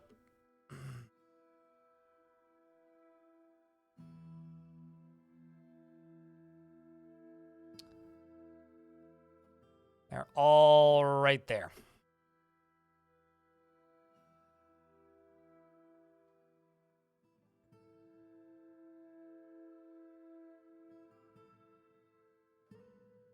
Fires will start up again quickly, but this will give us a chance. Dwarves collide with them and begin fighting. Almost immediately, Aimless Alpha takes one of them out. It appears that Andre, the regular guy, is also in the fighting. In the middle of the fighting. These webs are going to fuck us real good. We are screwed because of these webs.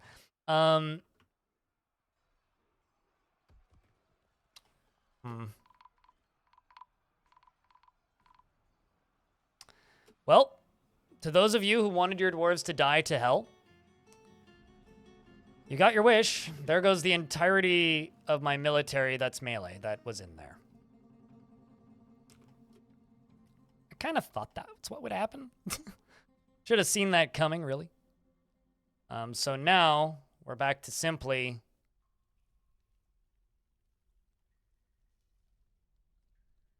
Mark's dwarves.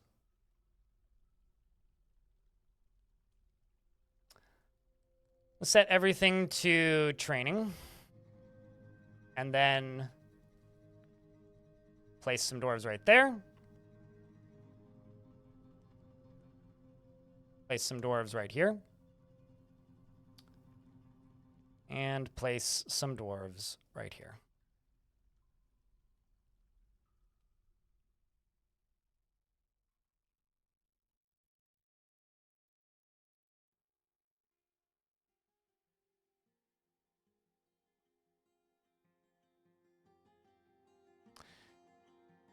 So something else I can do here is I can try caving in on top of these guys. Here, I'll read the name of the dwarves that died.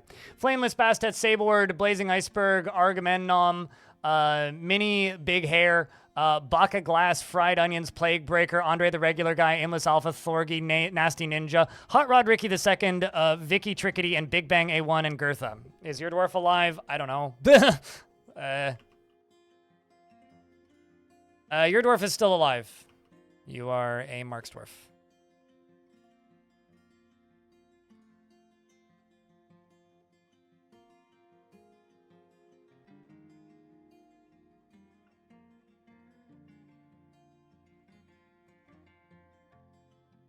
Fortunately, we do, in fact, still have the Mark's dwarves.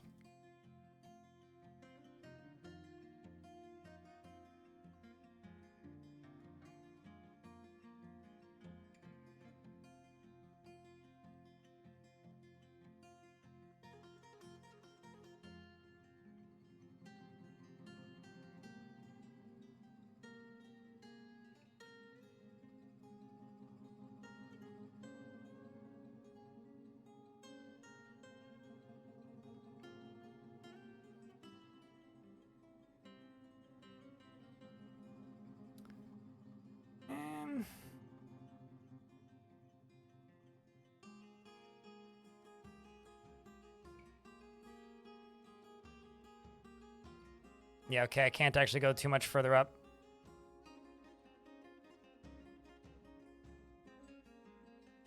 Except actually, I don't want to do this on the end here. I want this to be a little further in. Because if I do this on the end here, what'll happen is it'll crush that bridge, and I don't want it to do that. And I also don't want this to be so far down. Otherwise, we'll run into issues.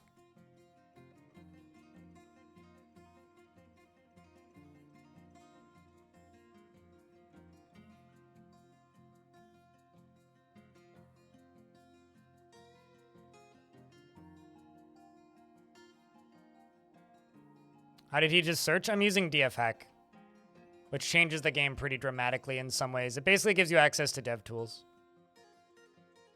which I think is a benefit and an issue. I think it's a positive and a negative for the game as a whole. Let's turn these off. I need them to have a little bit more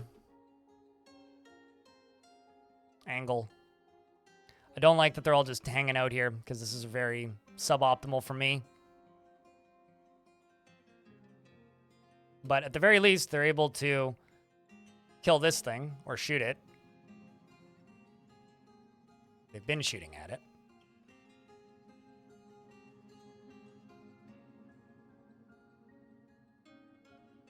Okay, never mind. I need to stop using these. These are too dangerous.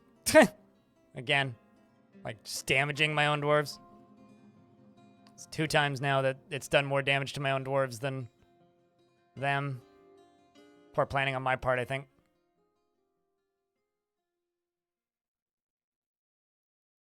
Game is suddenly playing death music. Checks out.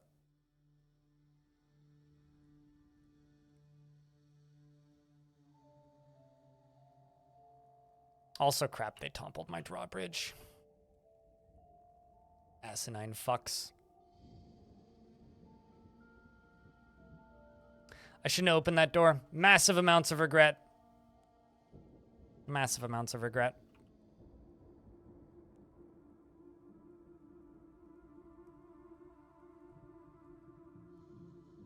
Procrastin Panda's been missing for a week, so I have 2 of my Mark dwarves.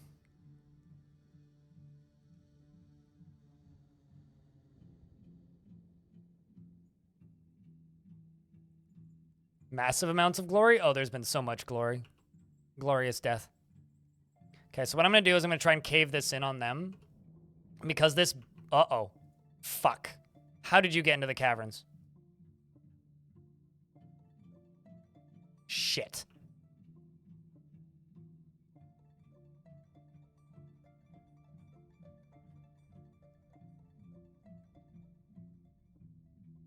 Well, that's really bad.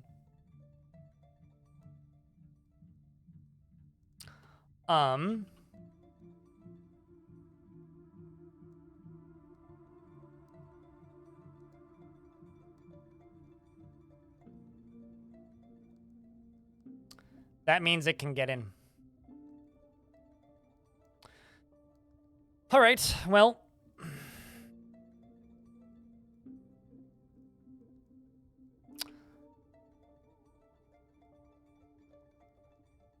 Let's send one of my squads down here.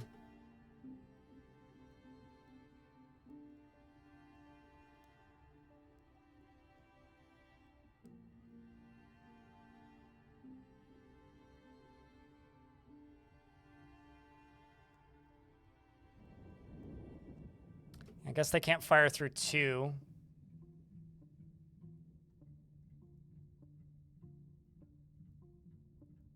Go get more crossbows or bolts, dwarves. And go sit there. Take out this quail monster. Assuming they still can shoot.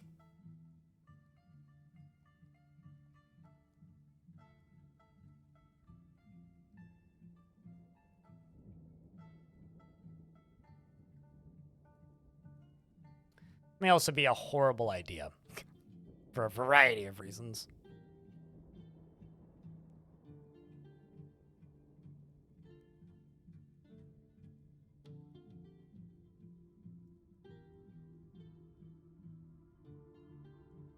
This goal's a moot point at this point.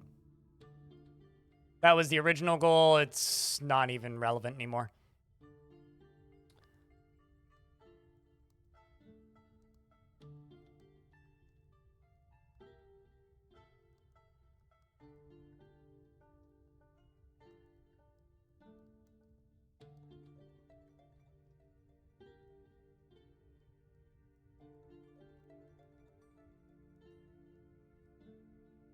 Become Lord of Hell? Sure.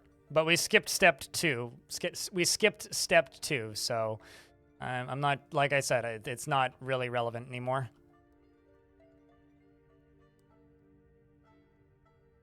Also, I've lost all of my melee dwarves, which means becoming Lord of Hell is going to be almost impossible, I think. But, I mean, we can get other dwarves training.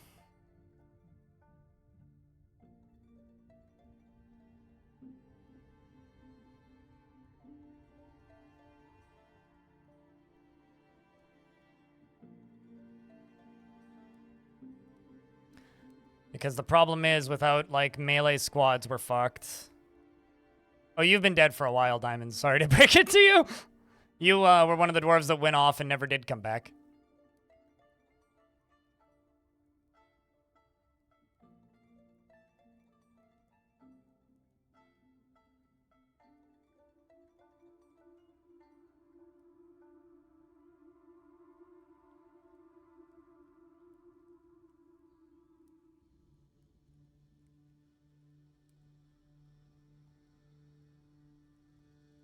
You know, actually, let's say, who actually has some skills and swords? Literally nobody. Well, that's good to know. How about, melee potential? Okay, you.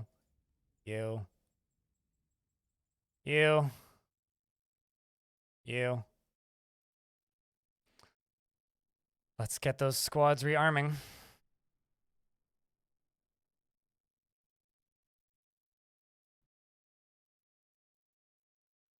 Family of baby diamonds somewhere on the map. Yeah, that's one way to put it.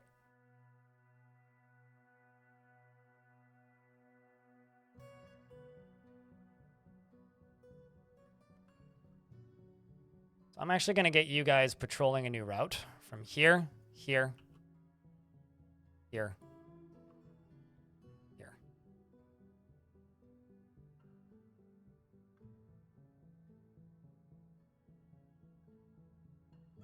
Also, it looks like 2 of my squaddies died back there, which is a damn shame. Actually, rather, these guys, you just go train. It's a thing for my Marks dwarves, not for everybody.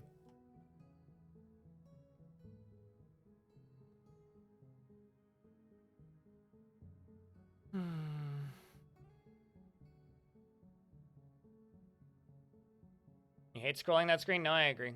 It kind of blows. I'm really scared about this. This could actually maybe make this whole thing harder. It could also do a lot of good, so we'll see. You, down here, connect to this, and also connect to this. So when I pull this lever, it'll collapse this, but also raise this drawbridge. So we'll get this whole thing caving in.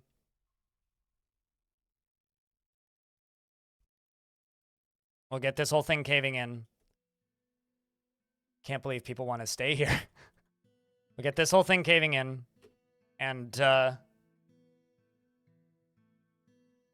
hopefully we'll be able to get back through here.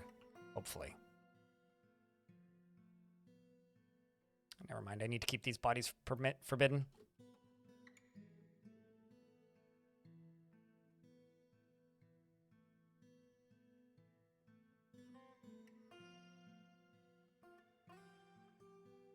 We're stuck in an ad. I'm just going to let the game run so we can get this all prepped.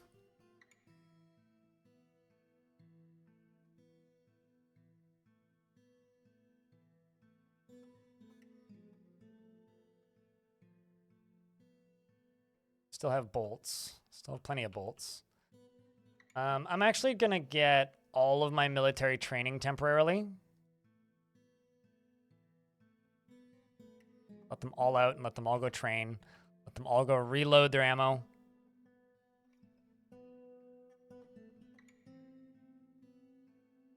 Got new squads starting up. Training right now. They're all very green, though. Not much I can actually do currently. Till this is dealt with. So this is all ready to go. I just need this bridge. Game saving. Perfect. That's not a wooden walkway. That's a bridge. Bridges do not actually do any sort of supporting. Diamond started another fortress with 6 peasants. Something like that, yeah. Diamond will probably show up as a migrant in the next fort. So you're probably still alive somewhere. Word now is somewhere.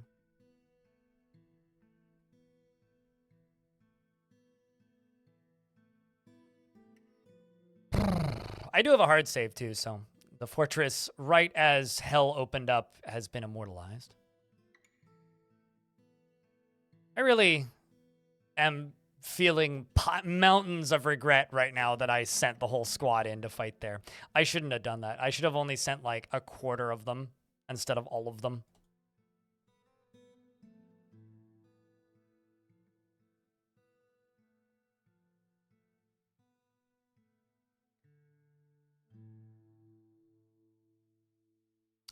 But oh well, what can you do?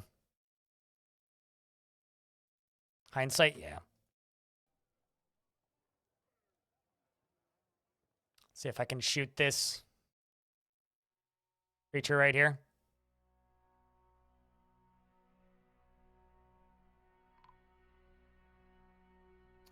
A section has collapsed? What? What? Oh, good lord. There's something in the caverns, and it's spooking me out, because, like, there is a demon somewhere in the caverns. I'm not sure how he got in there, but he did. Okay, so this is connected to both. So I'm going to forbid everything back here. And everything up here. So all the way around the edge of this, this should collapse. Let's hope that my guess here is accurate.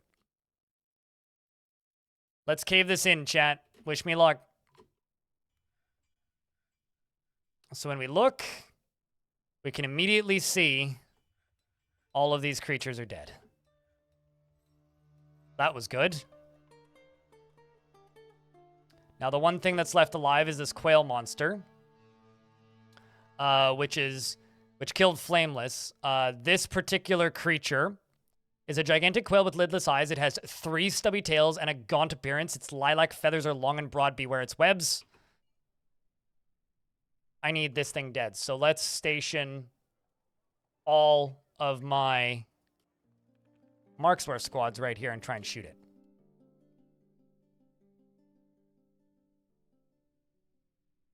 Unless you can shoot it. Can you please shoot that lower one? All right, they're shooting. You know what? Actually, don't shoot this one because I don't want to accidentally friendly fire my Marksworths again. Creature is bleeding. It's seriously injured. It's getting filled up with bolts. This will at least give us an opportunity to get our dead mostly buried.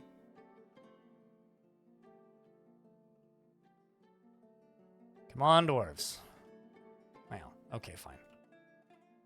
And also, just to confirm, yes, this did in fact work. It blocked this off. Problem is, it can now fly up to dodge us, which is scary. Okay, so now it's over here. I can send these squads up here. Whoops, no, not there. Up here. Let's fire you first. Oh, man, you missed.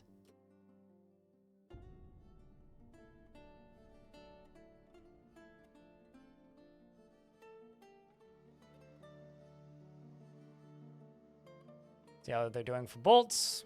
Most of them have bolts. Actually move them, I guess, further down this way. There they go. Now they're shooting. Now they're shooting. Now we're cooking. Come on, dwarves. All the miasmas. Oh, there's many flavors of miasma. Many, many, many flavors of miasma right now. If you can fire, how good are you? Novice? Please don't friendly fire again. Okay, well, you didn't even fire it, but...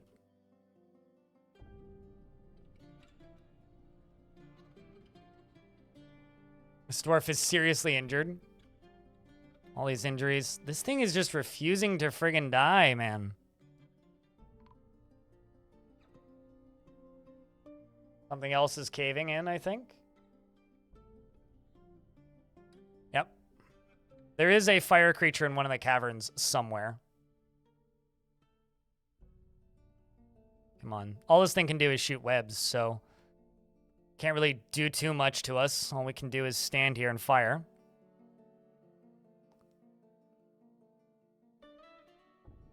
More like depression and extreme loss versus cyanide and happiness.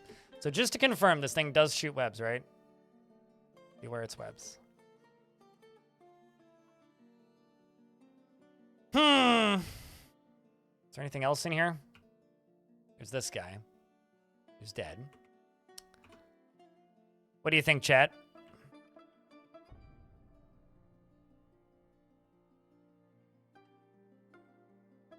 How badly damaged is it?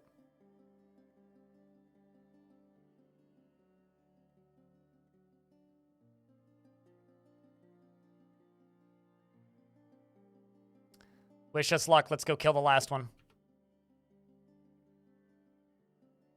This is for all of Dwarven kind. Wait for the gates to drop. That is all that we are waiting on.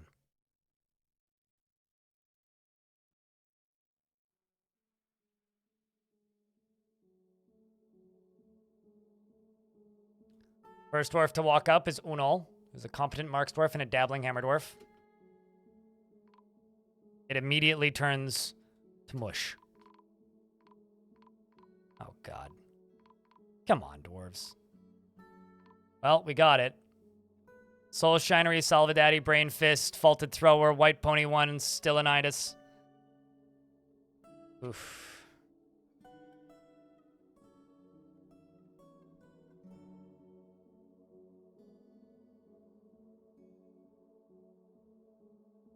A bloody glacier indeed.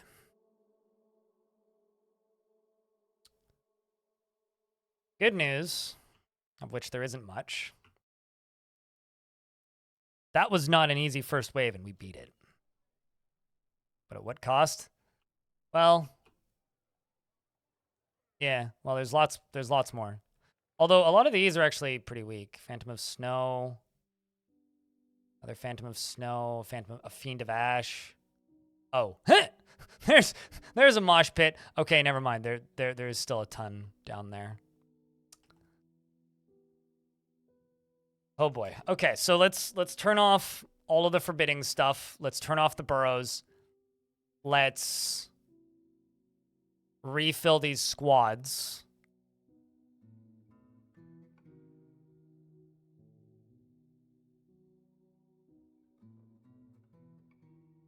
Do this again. That victory was pricey? Yep. Yes, it was. And this guy's out. Although this is just a Spectre of Steam, which is just basically a big cat. I mean, I could try to cave in. Oh, I can't. Yeah, I think that okay, I think what we need to do is we need to set up we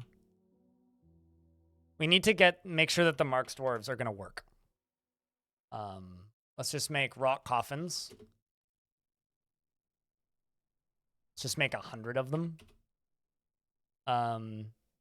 What we're going to need to do is we're going to need to re-up the entirety of the Marks Dwarf squads. So, any brave volunteer who is a dwarf with legs is now becoming a Marks Dwarf.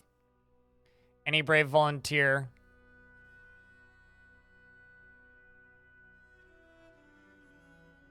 who is not immediately important to the fortress. No, you're immediately important. You're the manager.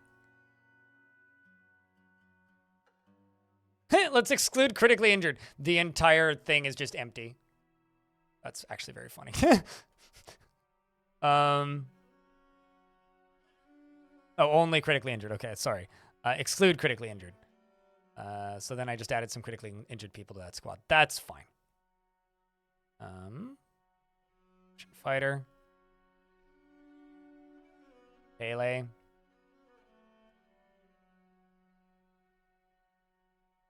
Could I leave them alone? Oh, absolutely. But what's the fun in that? We could just ignore hell. Yes. I do not need to do any of this. This is fun. It's part of the game.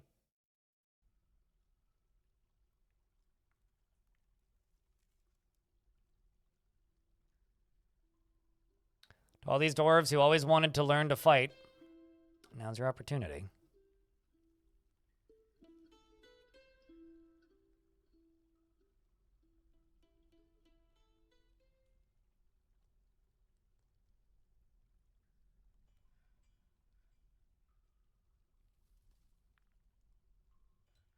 I think my king just tantrumed. Not that I blame him. I mean, I would too. Given the situation.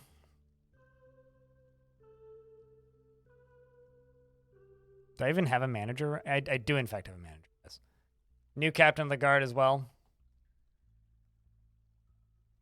All right, let's remove this. Or these, I suppose.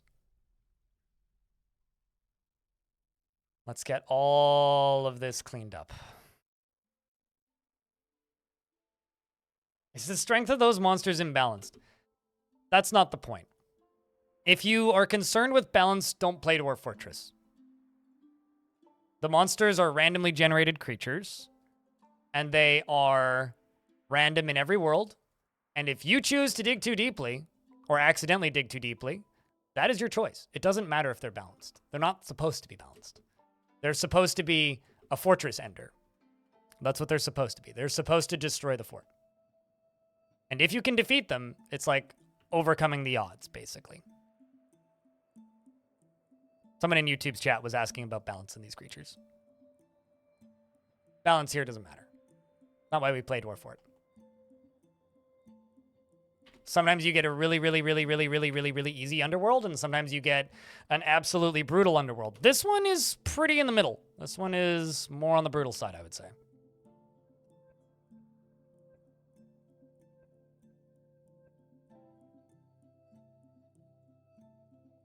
What's funny, actually, is the king, I think, has 7 god items. 1, 2, 3, 4, 5. Yeah, they have 7 god items. The thing that they don't have is an Adamantine throne, which I might actually be able to make.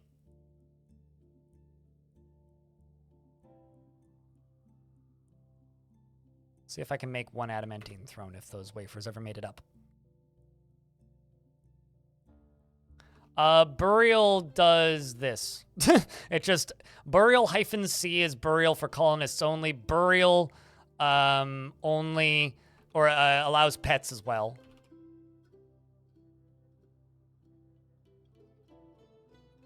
It's like my most used DF hack command from the most recent update.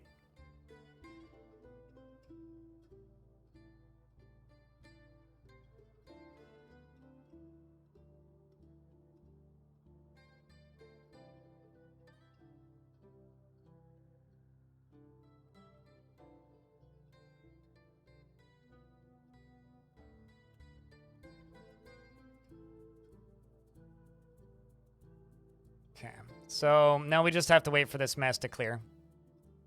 And the smoke to settle, I suppose. Let's also get this dumped. I need that boulder out of there. This also needs to get fixed. A lot of these bodies are getting removed. Not everybody is going to get a coffin. We're going to have to memorialize a lot of dwarves as well.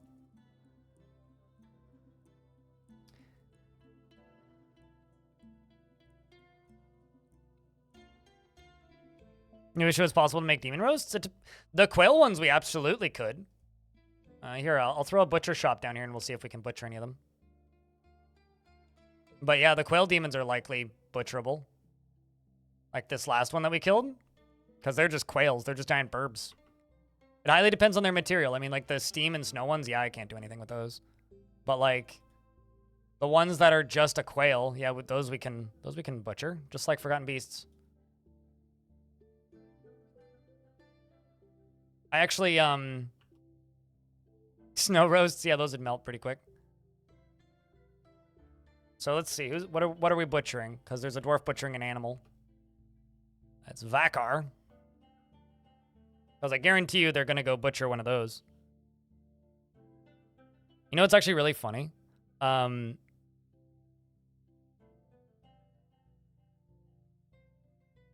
soon as you canceled it to go dress wounds instead. No, what's really funny is we could get attacked by the elves right now and be completely fucked. That's the actual genuinely funny thing to me.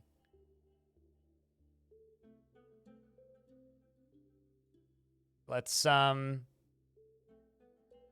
ranged effectiveness. Eb K. Ubal K. You, sure. Sure, you, sure. Why not? I think every single one of these squads is full now. Let's just make sure everybody has gear.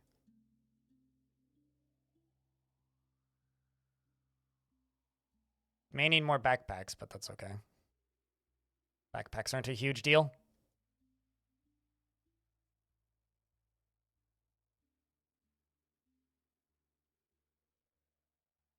Enslave fireman to turn it into a source of power for your forge. Yeah, not quite that kind of thing.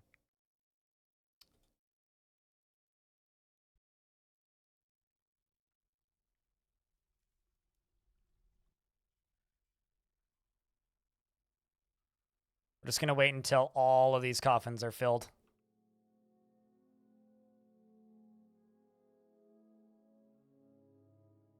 So they have until the coffins are filled to train, basically. Oh, so we've been butchering the quail devils. So we've got quail brute meat. So on the bright side, we're gonna get devil leather and devil burgers.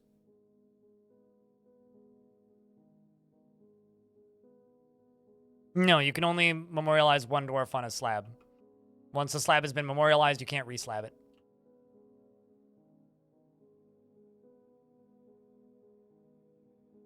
Well, glass is unlimited, and it's easy to get, and it's high value, so there's no reason to not use it if you can.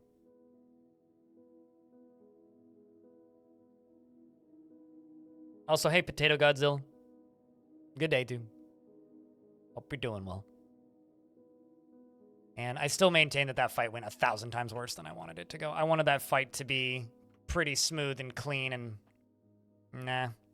I'm actually going to allow the kids to do chores again, because currently they're not. I need the kids to help. When you know things are bad.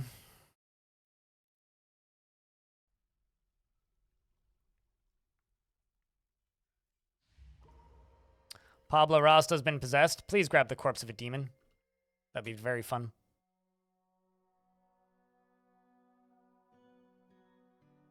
Devil burger combo with fries. Damn right. Right up here.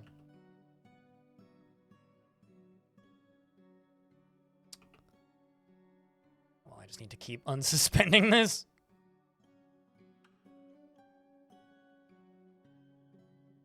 You know what? Let's use a different material. Maybe it's the material that's the issue.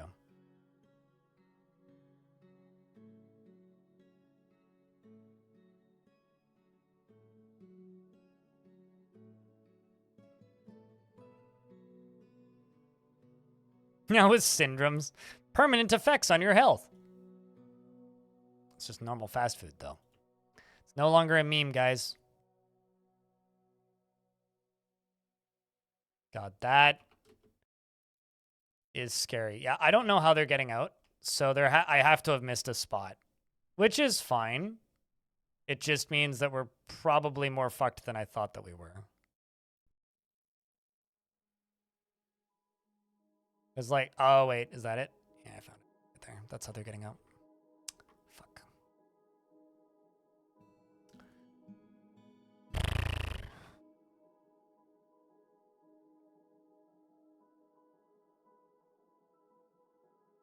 But maybe that'll make things better for us. We'll see. As long as they don't find their way into the back of the fort, because the fort is open. They could fly in. I'm not going to go out of my way to fix that, because where's the fun in that? But what I am going to do is prep this as quickly as we can, get this situation as under control as possible, as quickly as possible, get that drawbridge back in place and let them back in, and then go again. Except next time we go, we're going to be primarily working with these on, and what I'm actually going to do is I'm going to smooth and fortify up here. Do that. So I'm going to move this a little further up. We're also going to have a squad back here.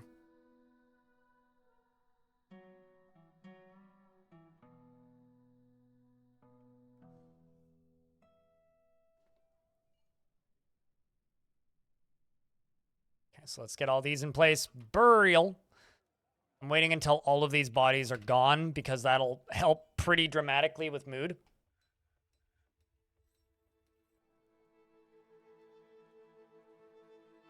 Anything else we can butcher? That's all that we can butcher. All right, everything else is either rotten or gone. I was able to get a bunch of shells, feathers, bones, intestines, tons of meat. So, demon burgers now on the menu, boys.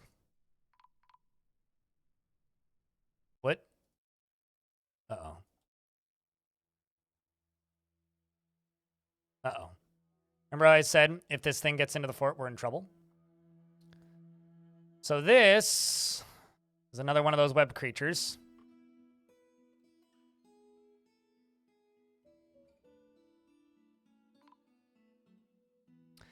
It's in the walkway. The dwarves are dogpiling it. Is it a layer up or a layer below? It's a layer up. It's the ungodly now. The dwarves are fighting. Its combat log is... Well, my dwarves are trying to punch it mostly. This is bad.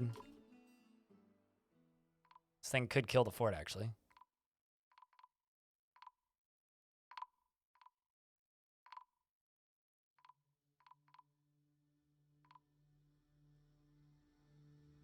Did they get it? Death has stopped. Oh, they got it. Mutilated corpse. It's covered in tight 90s blood.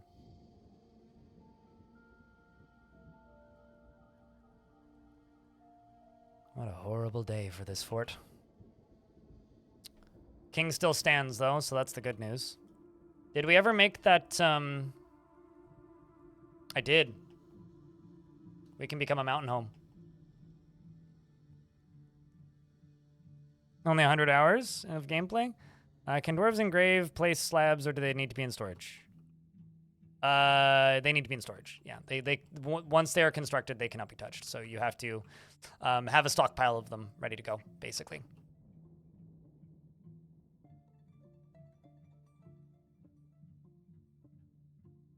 Fortunately, we can become a mountain home, even with all of these calamities happening in real time.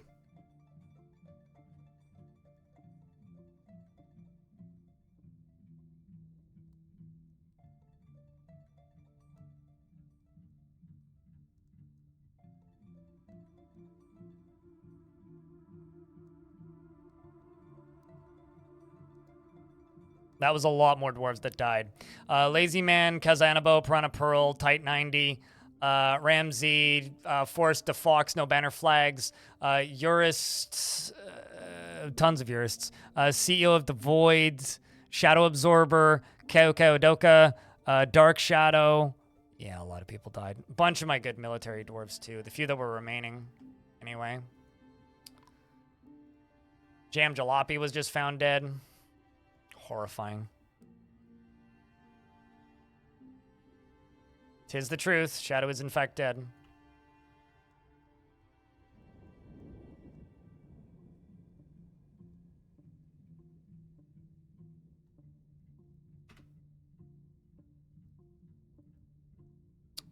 That was exactly what I needed to not happen, by the way.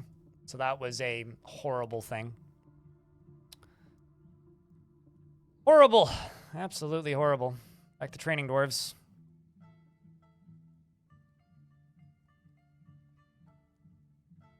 This couldn't possibly be... This almost couldn't be going worse.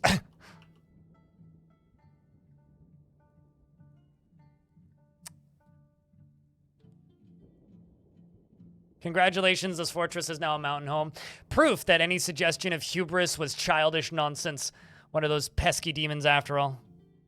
Or a few pesky demons after all.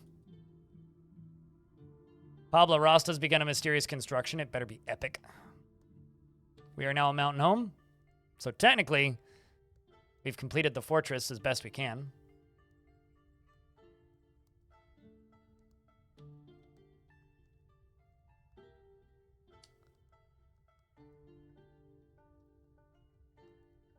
Of course they do, assuming you have places for them to put them, erosion control.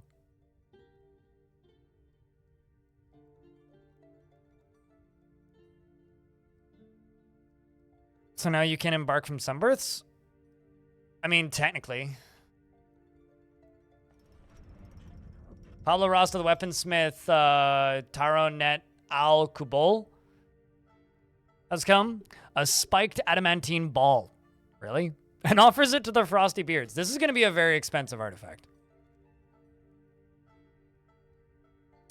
This is a spiked adamantine ball. All craftsmanship is of the highest quality. It is decorated with quail brute leather and encircled with bands of adamantine and oval phalite cabochons, and square brilliant cut yellow zircons. This object menaces with spikes of obsidian. On the item is an image of squash vines in yellow zircon. On the item is an image of a point cut gem in blue diamond.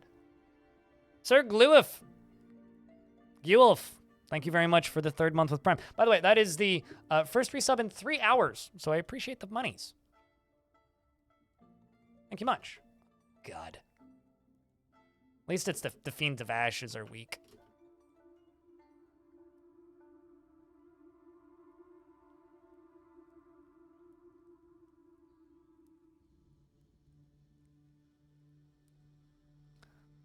How many dwarves are putting stuff in tombs?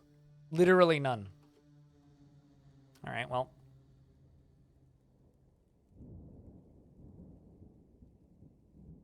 What ways would I recommend bringing water from a map source? Been looking into U-pipes. If you look into U-pipes, you're overthinking it. Don't worry about it.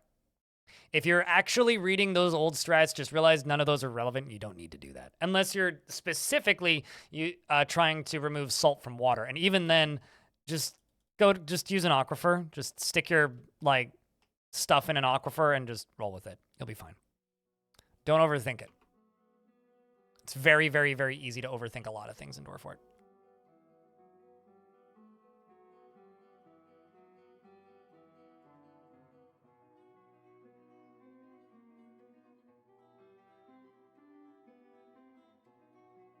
Just use pumps, fill it up, or use an aquifer is probably your best bet.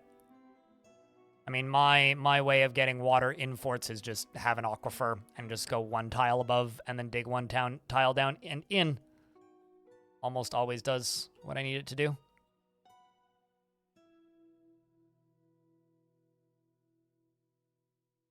But don't overthink things. People make this game way more complicated than it needs to be a lot of the time. And that is a very good example of how to make this game way more complicated than it needs to be.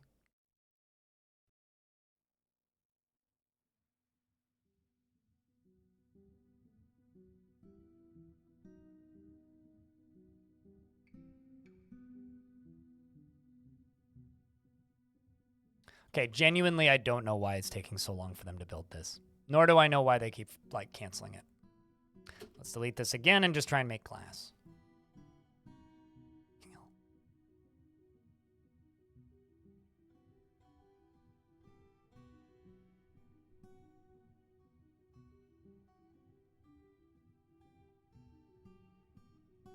I haven't thought about that song in a minute.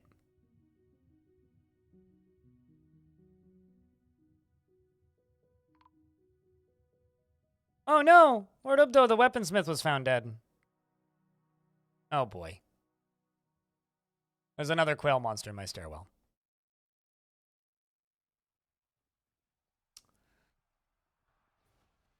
Well. Actually, let's just tell them to kill it. These quail monsters are going to be the thing that kills the fort, I think.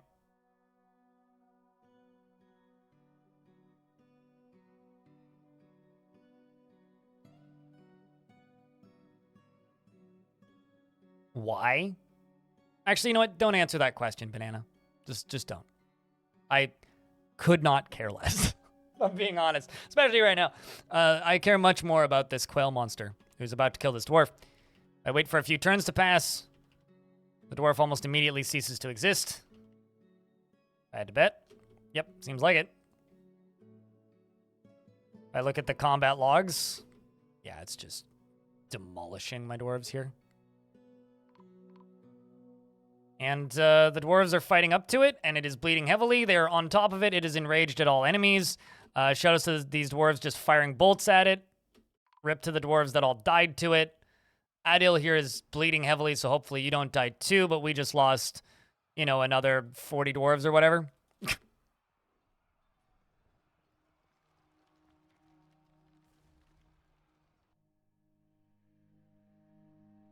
Another 40 dwarves or so.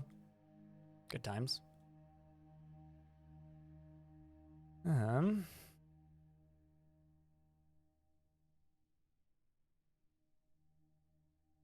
Person in the YouTube chat. That is not reverted. Monarch is king. You don't revert from being a king to monarch. A monarch is a king. The monarch is the person who leads the fort. It's a king if it's a dude. It's a queen if it's a lady. And every faction has a monarch. They're called monarch when they show up. Monarch equal butterfly. Way to be oddly specific.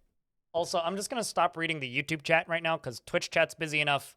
I got to focus on Twitch chat in the video game currently. So, sorry to the people on YouTube's, but you guys are currently not going to be getting my primary focus. I've got bigger concerns. And the bigger concerns are all these demons in my fort!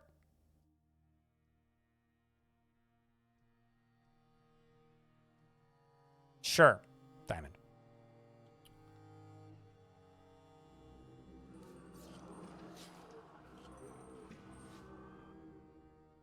I mean, that's why I said it, but yes.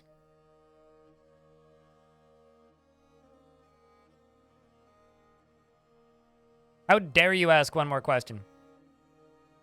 I think you need to stop reading old guides, is my response to you. Don't settle on heavy aquifers until you figure out how to get through it. If you're asking me that question, settle on a light aquifer. And don't worry about it. Heavy aquifers are pretty uncommon in the current era of the game. The vast majority of heavy aquifers are pretty small and only in very small areas. So just ignore them. Just settle on light aquifers is my advice to you.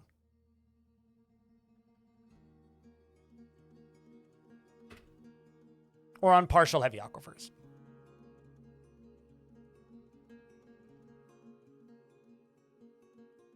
Thank you, Arend. No, I mean, my problem was I left a hole in the wall. Right there. And I sent my whole military in initially to fight, which I shouldn't have done. I really, really, really should not have done that. 1000% should not have done that. But here we are. I did.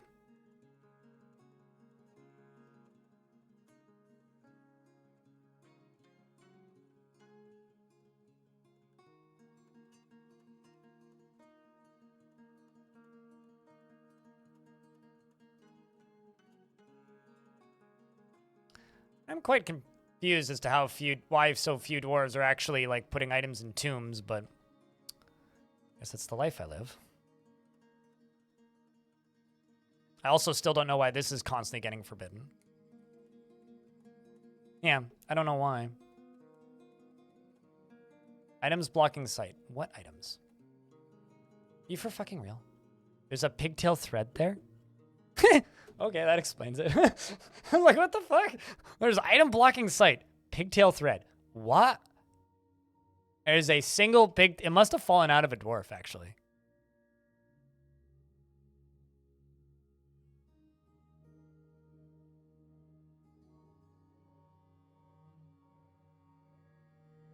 I'm sorry, what, Sage Bitey? Did I do something? Or am I missing something? If I did something, I'm sorry. Okay, that gets removed. Perfect. Seriously, why is Why is this pigtails right here?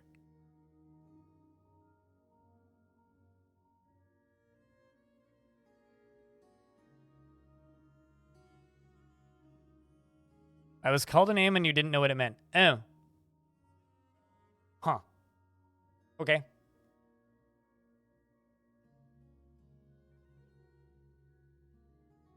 The problem that you're going to run into in regards to your complicated problem desires is you're talking about strats that are not necessary in the current game.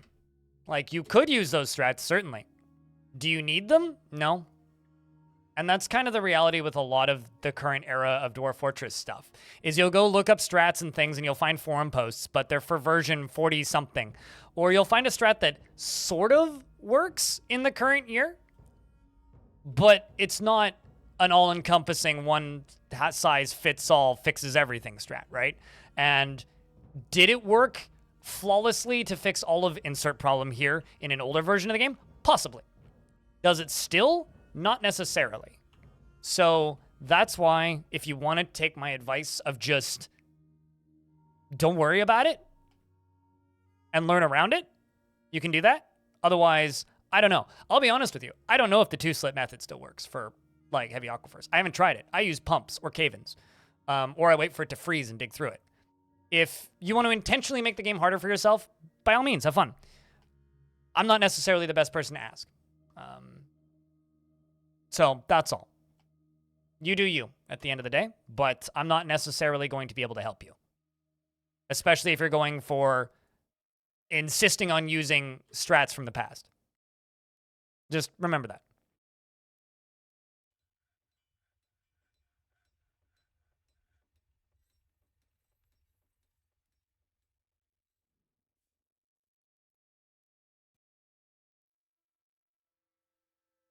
I mean, that person is that is the stage name of a comedian, yes.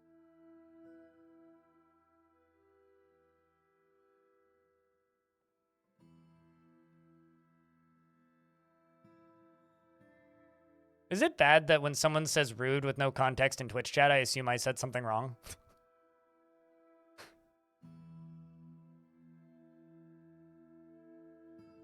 It's like, ah, shit, is it me?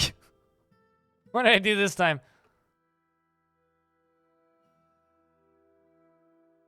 God damn it. It's gonna be the death of me. All right, you know what?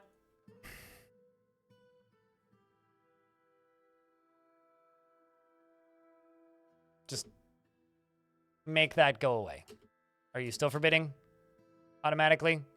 Because if so, then let it be, but I just want that goddamn thread off of there and I can't seem to be able to remove it.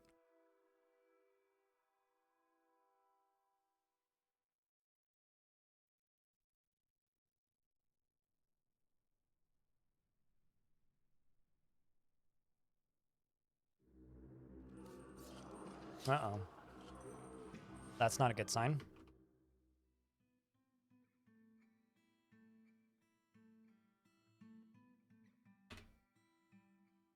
Cavern dwellers, that's fine. Okay, so this Fiend of Ash found a bunch of cavern dwellers and is now cleaning the caverns for me. That's kind of funny.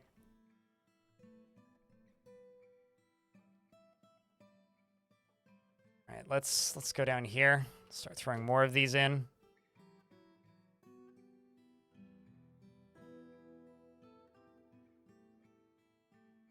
Oh, good luck with trying to get a Yeti to mate. People, for some reason, are, like, weirdly obsessed with, like, training Yetis in this game, and I don't understand why.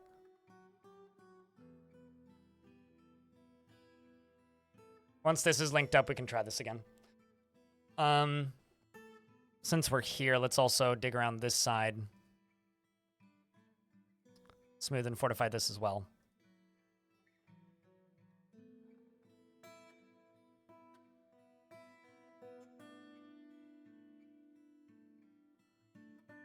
Mama K2, sure, why not?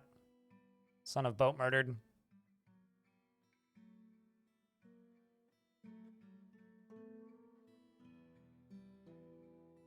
Just try and get as much of this stuff out of here as possible.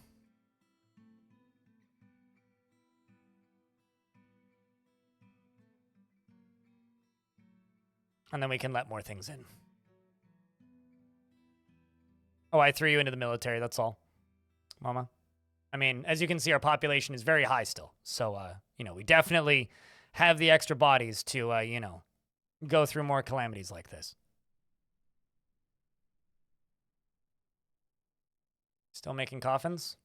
Nope, I made my 100 coffins. Okay, rock, coffin. Let's make 100 more.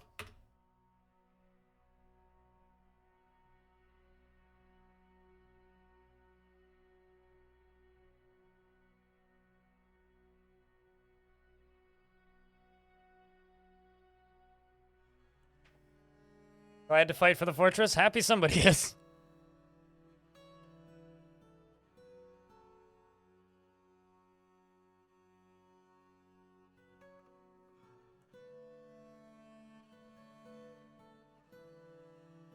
The one nice thing, though, is training on live targets for Marks Dwarves is 7 times as effective as training on targets.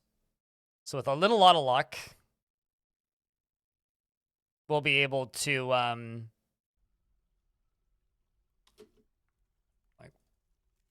with a lot of luck, we should be able to do a decent amount of damage to these things. We do still have the king alive, so fingers crossed.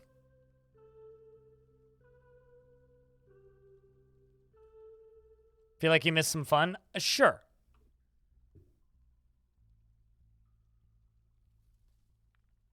Sure.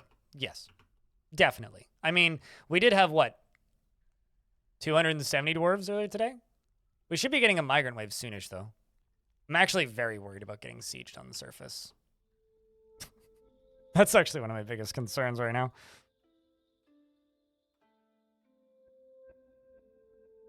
That seems fast to you, 100 coffins? We're playing at a pretty steady 80, but I have about 12. Maybe more. Masonry shops. There's quite a few mason shops in the fort, yeah. This fort's pretty built.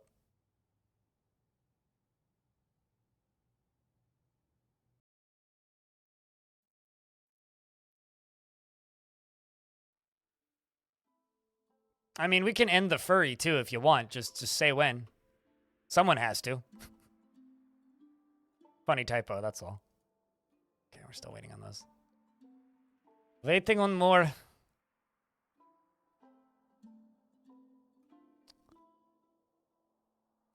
Tomb, place item in tomb. Could also just set everything to be dumped. This is the area that concerns me right now, though. It's just all these bodies. Oh, so many bodies.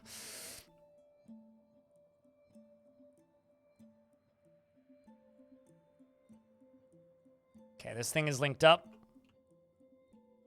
So we can bring them in as soon as this is done being dug out. We can bring them back in. And by bring them back in, I mean bring the demons back in.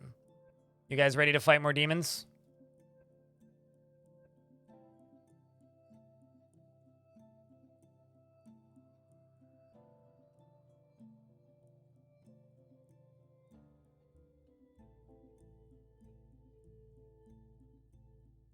Just make sure that jetpack tuxedo is free. Storing an item in a barrel.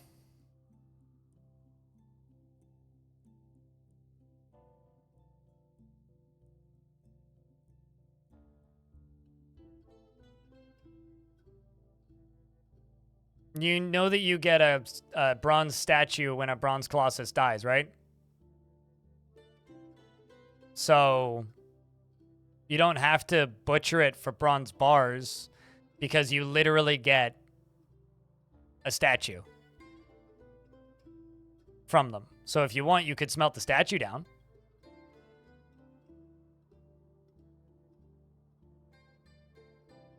What pop? I don't know what you're talking about. Just got back after being gone for a few hours. Yeah, sure, we breached. Certainly. I don't know if anybody clipped it, but we did definitely breach.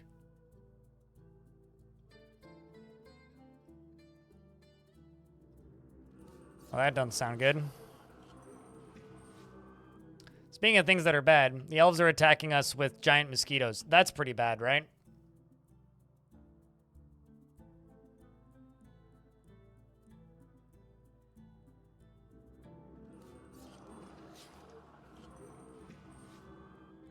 That's also kind of hysterical, actually. They're attacking us. Oh, hey, actually, no, I don't need to do it this way.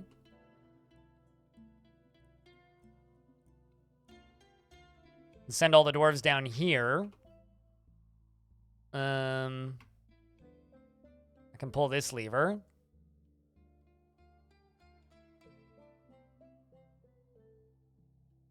I can pull...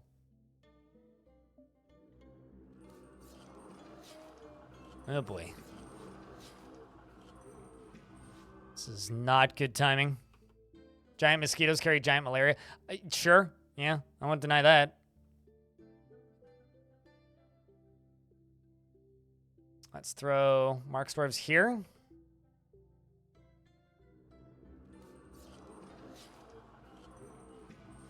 Oh, hey, look, they're trying to fly in here. That's where they're trying to get in.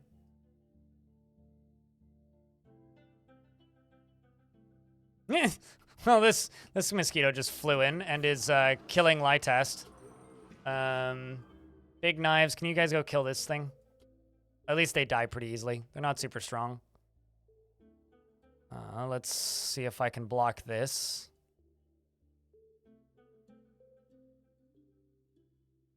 Oh, there's giant mosquitoes literally everywhere right now. A boat murdered you. Okay, well, I mean, they were able to kill a giant mosquito. Let's send you to kill this. Please go kill this.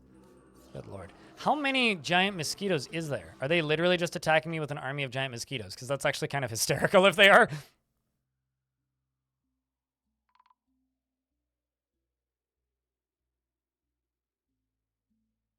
Two dwarves were found dead. Son of Boat Murdered is fighting with this thing and didn't do too hot. My very undertrained, super shitty military is attempting to fight right now. Maybe they can kill these mosquitoes. They probably can't. Come on. Frame rates go in peace, nerds. But that's probably mostly due to creatures trying to stealth into the fortress. If I had to bet, unless something's burning.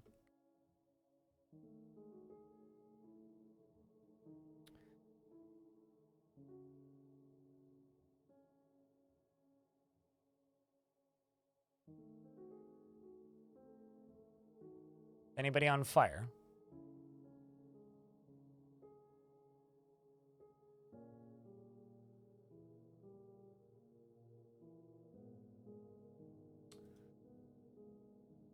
Well, doesn't seem like it.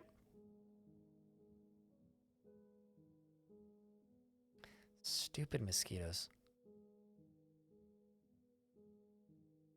Like, man, this could be such an okay situation right now, but kind of a pain because it'd be really nice if, like, you know, the elves were not also invading me right now, but you know, what can I do, right?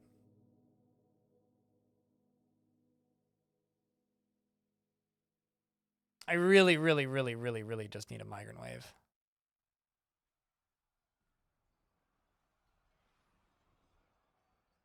They're actively fighting. Okay, that's the problem. And there's another flame beast in the basement. That's why the frame rate gone down to nothing. Extinguish all. We're all fucked. This thing. This is the problem. Although this is a what? This is a towering one-eyed quail. This is one of the fire quails. So we got one of the Bernie quails in the stairwell. I repeat, we've got Bernie quail in the stairwell. I typoed it so it didn't... I don't fucking care, man. I know I typoed it. Thank you for informing me that I typoed it. I read it when I typoed it. Thanks for telling me to remind me that I read it when I typoed it. Dude. Duh. It's almost like, I know. Thanks.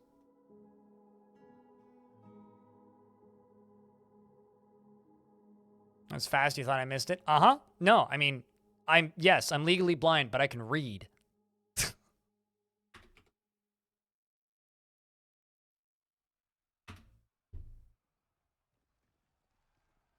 Besides, I would have noticed seconds later that the, this, like, the fire hasn't stopped. Anyway.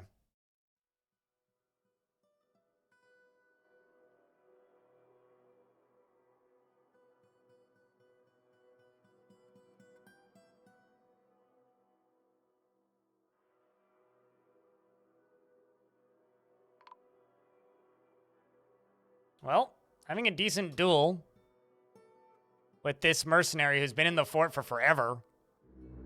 Oh, that's good.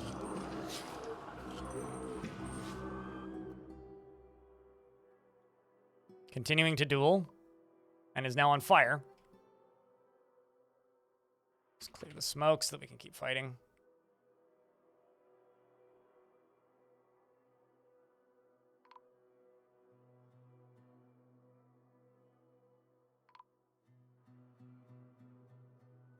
There goes my manager and a bunch more dwarves. Curse all friends of nature. I think this is the fort, chat. I think this is it. I do have a dwarf who's shooting bolts at them.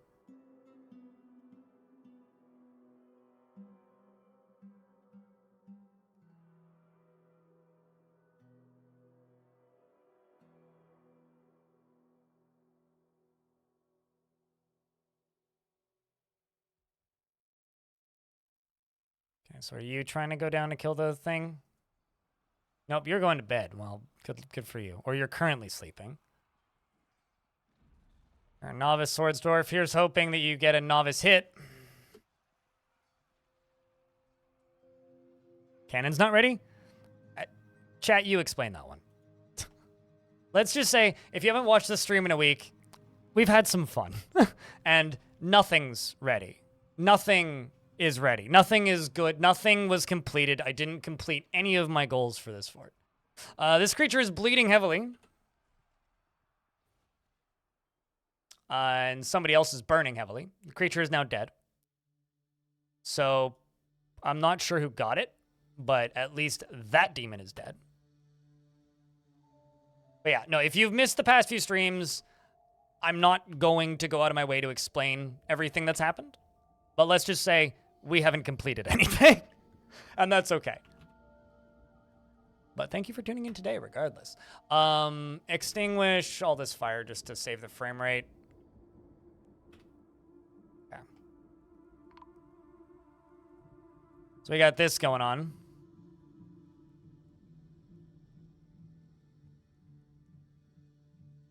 Let's also send these dwarves and these dwarves. Let's send them all right here if we can.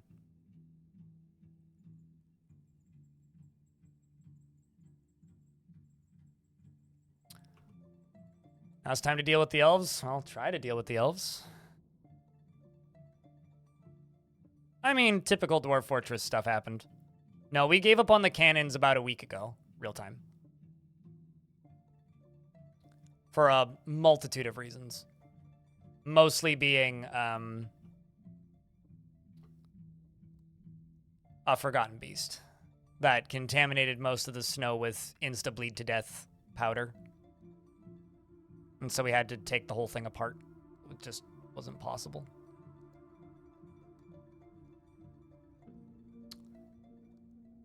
I don't think this fort's gonna live much longer, guys. Let's just close this. Let's see who's fighting.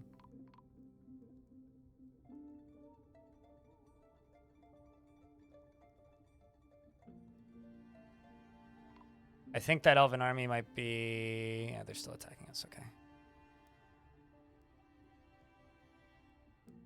What? Okay,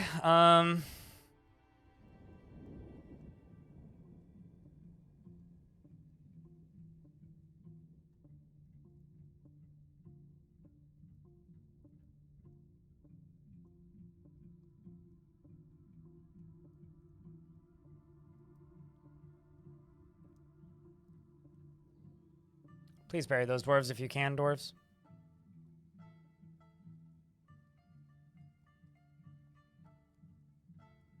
You know what? Fuck these stupid elves. I'm just gonna lock the door. Won't worry about them later. Everybody get back to training.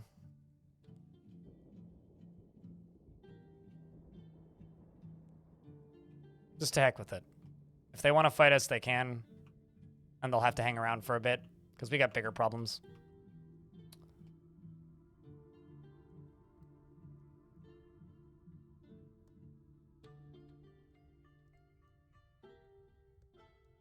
And by bigger problems, I mean we got lots of bodies that need to be put away.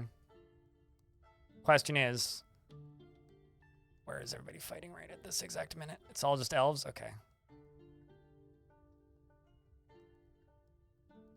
Dwarves are still firing bolts. That's good. Frame rate's back. Excellent. That was the main annoyance I was having there.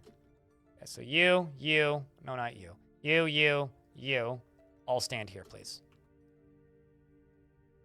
Because if we can just make them panic, they will rout, which actually we may have just done. Because they are now all leaving. Yeah, they look like, yeah, they're leaving the map. Sweet, okay. So that's that siege routed. It's really easy to rout elves. Okay, everybody get back to training.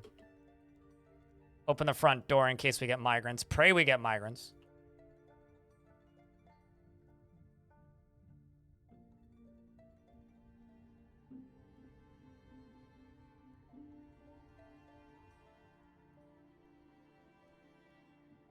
Okay, so I need a new manager.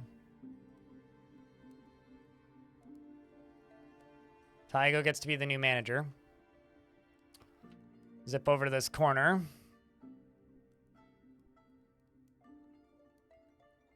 Congratulations on your new career, Tygo. Get these bodies out of here. Get the dwarves training again.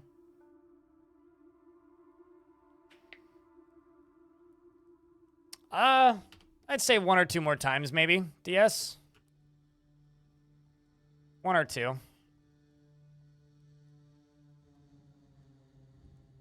It's okay. They'll regret this when when they inherit your demon problem. Yeah, no, that's very true. That is very true. Let's see, how many of them are still sitting right there? That's still the biggest collection of them. Right here, these two. So, if I can get them to path into here.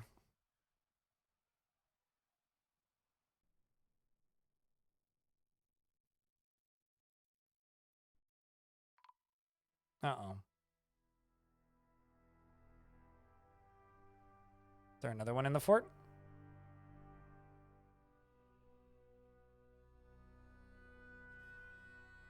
Okay, so what we're going to do, let's close this. Turn the burrows back on.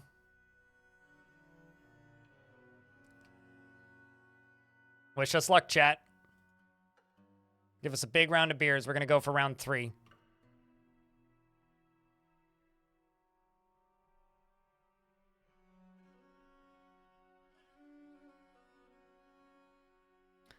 Okay, we're going to send squad number 1 up here. We are going to send, well, that squad's done. We're going to send squad number 2 up here. Well, actually, send squad number 2 up here. And squad number 3 over here.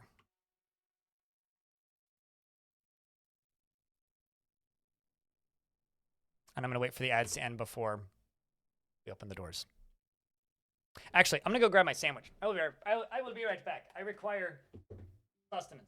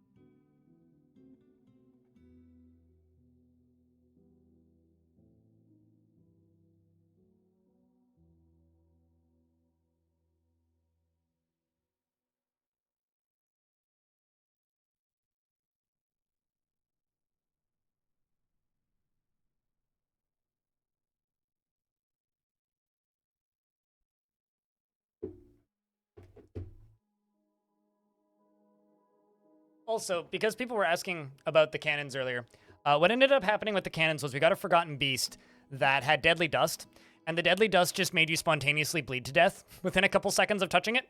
And that deadly dust got mixed into the construction site for the cannons.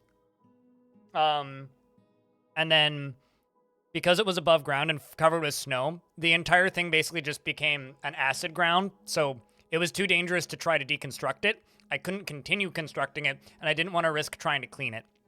So we caved the whole thing into lava, which is the normal thing to do.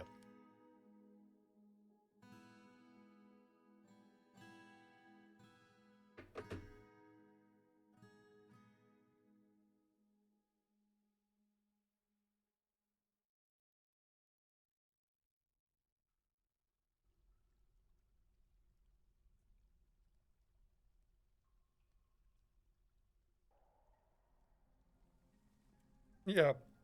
And I'm working on working in air quotes on a highlight reel video of the whole ordeal. So.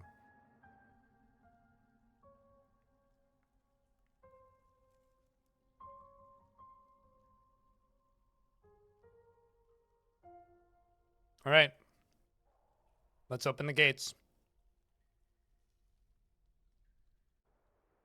Let's open the gates. I'm going to take 2 more bites out of my sandwich, and then I will do some more shoutcasting.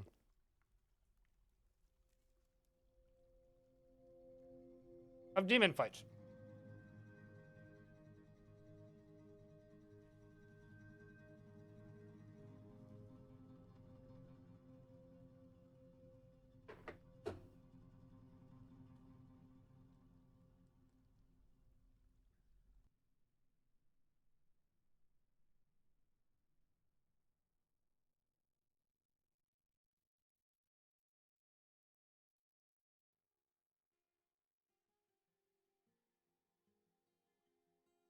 All right. Let's get this opened up.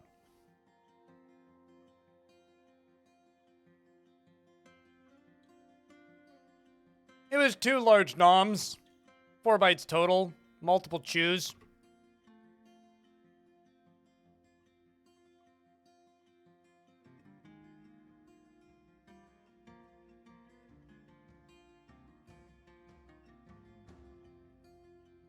Do not like how many demons are here. There we go. Here they come. Uh-oh. And fragrance, you may want to run. That's not a smart place to be. Which squatty are you in? The Inky Paddles? Okay. Inky Paddles, go stand back here, you dum-dums. Oh boy. Are we all doing this? We are all doing this. Okay, romantic bolts, you two. In fact, actually, you know what? Let's just take all of these squads and just tell them to go here. Everybody leave. You can come back after we've fired a couple bolts. So does this thing have anything particularly scary? I don't think it does. Yeah, this one just undulates rhythmically. All right, everybody. Stand in the entry hallway and pray that they come in one at a time. Because if they come in one at a time, we should be able to just fight at least this thing. Daz thought that's not a wise thing to do. That's a very dumb thing. Okay, well. Can't fix stupid. Dwarves are lining up. Here's hoping they all have bolts. I didn't check, so, you know. Nah, some of them do. Cool. Bunch of them do. Oh, wow. That sucks. Well, there goes Moreb. The 2 dwarves behind it are just shooting bolts at it and are missing most of their shots.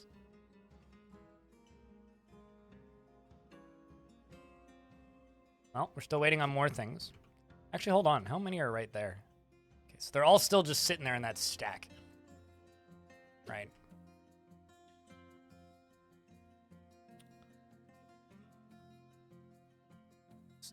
Lower these.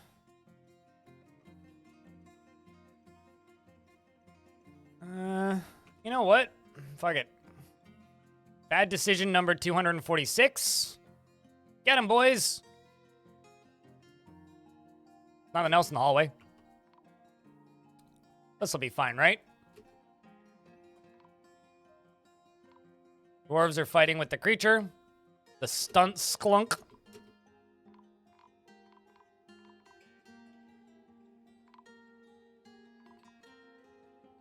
Well, I did say it was a bad decision.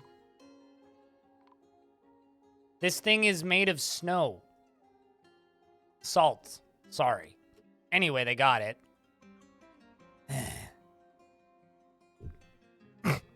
But at what cost?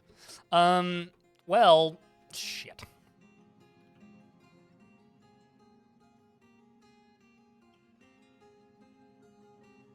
That was far worse than I imagined. I figured they could deal with it. Considering I was like, proficient? Yeah, okay. Well, at this point, I have to say, I'm pretty sure we're fucked. Uh-oh.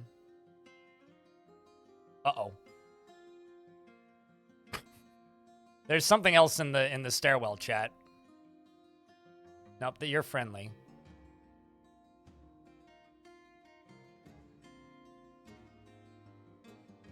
Now let's just clear all these. Salt Haunt is fighting, sure. Ah! Well, I guess that's GG. Would flooding have dissolved it? Absolutely not, no.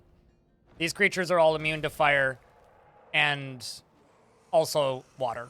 So, no, it wouldn't have. It would have done absolutely nothing. How did this even happen? We dug too deep. You know, here's the reality, right? I do have that hard save. So if you guys want me to go back and try again with actually, like, skilled dwarves once again, we could try this a second time. But I'm going to wait until it's over first. No, it's all good, hardcore. There's no such thing. So let's wait until we get Kogan's son and then try again. What do you think? Call it an alternate timeline.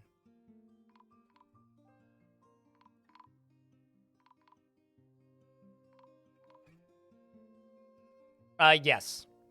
Just assume you're dead. Don't even ask. You are probably dead. If you think you may be dead, I guarantee you are dead.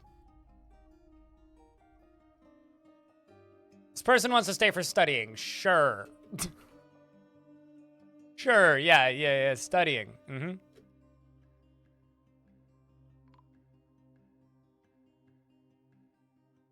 You like calling it done? I'm kind of curious to see if I could have defeated it, because I know what I screwed up. But we did become the mountain home, at least.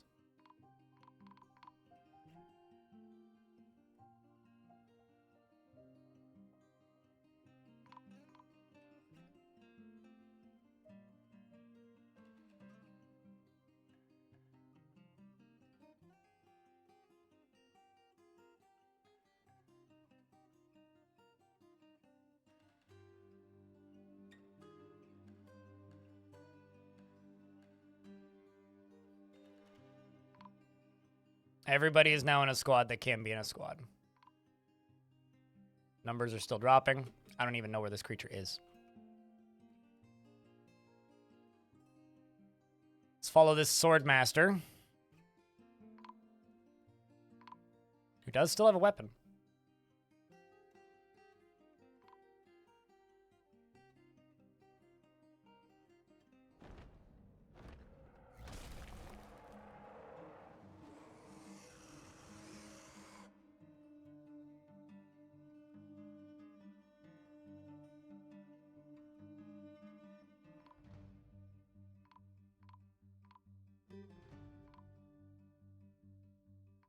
Considering how one could just mop up this fort, it's interesting to see how the caverns just spawn them in a lucky box. Yeah, no, totally.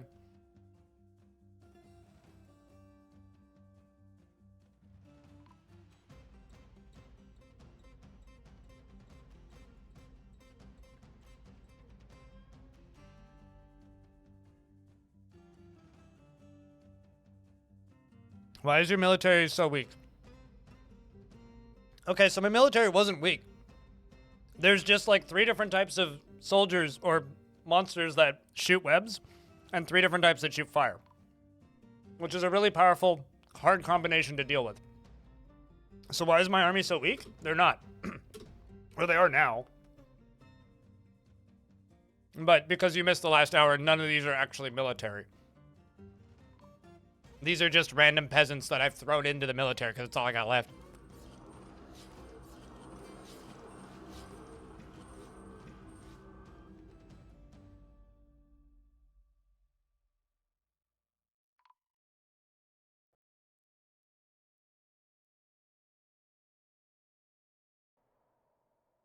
Thank you, Cyrio.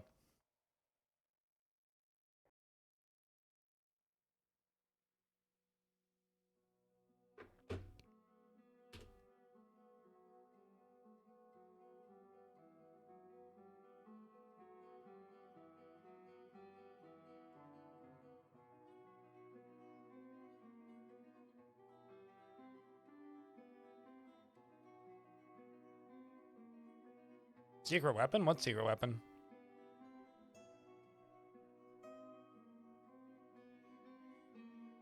It's 9 hours long, actually. And this has been a pretty short stream so far. I did several 14-hour streams last week.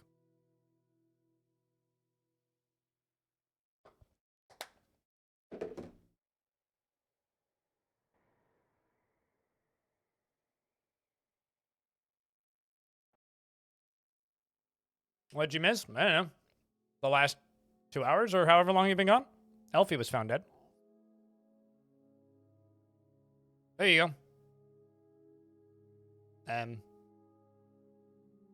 Shouldn't that be a loss?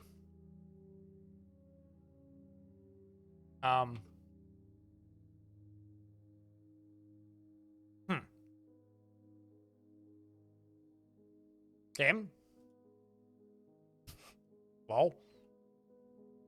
Well. Interesting.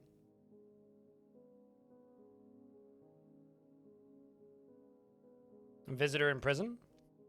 I don't think that would affect anything, would it? In the up... Yeah, no, there's nothing that could be extending it. All right, well, this fort's done. So, I'm going to abandon the fortress to ruin.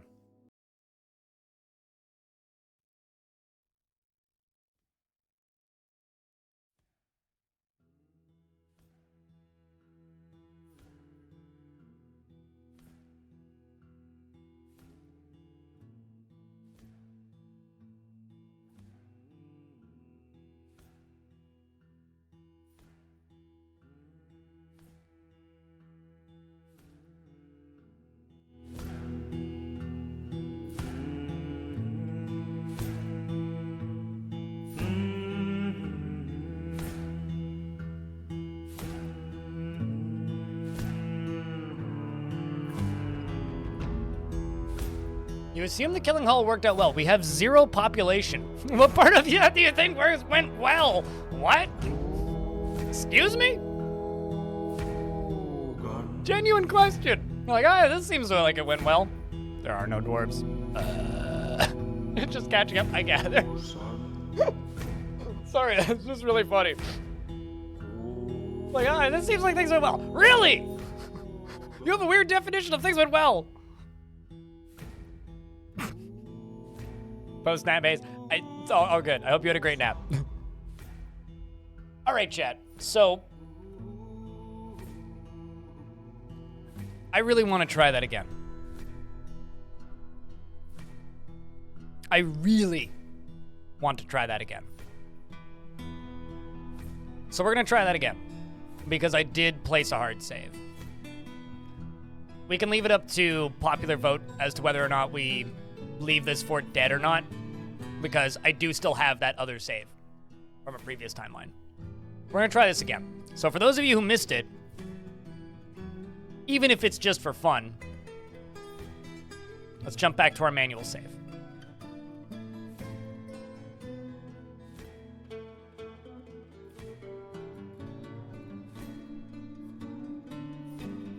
I will put a marker in the chat, though, just in case we decide to end it here. Just so I know where to cut the VOD if I have to. Okay, so, for those of you who didn't know, the manual save was literally right there. So, I'm going to cheat briefly so that we actually have a chance.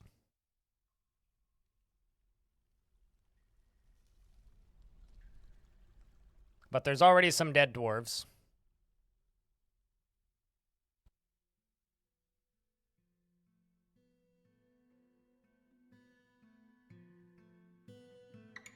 Because when we broke into hell,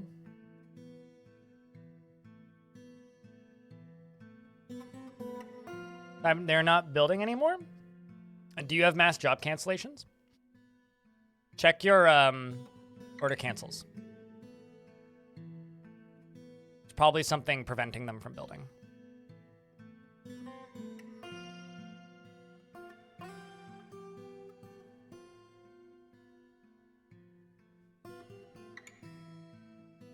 It's rarely burrows. Burrows don't, well, usually people know when they've set burrows, so burrows are not usually the first thing I ask, but it could be burrows.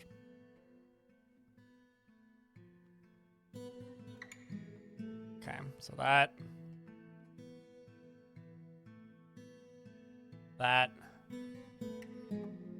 and that. Okay, so now build.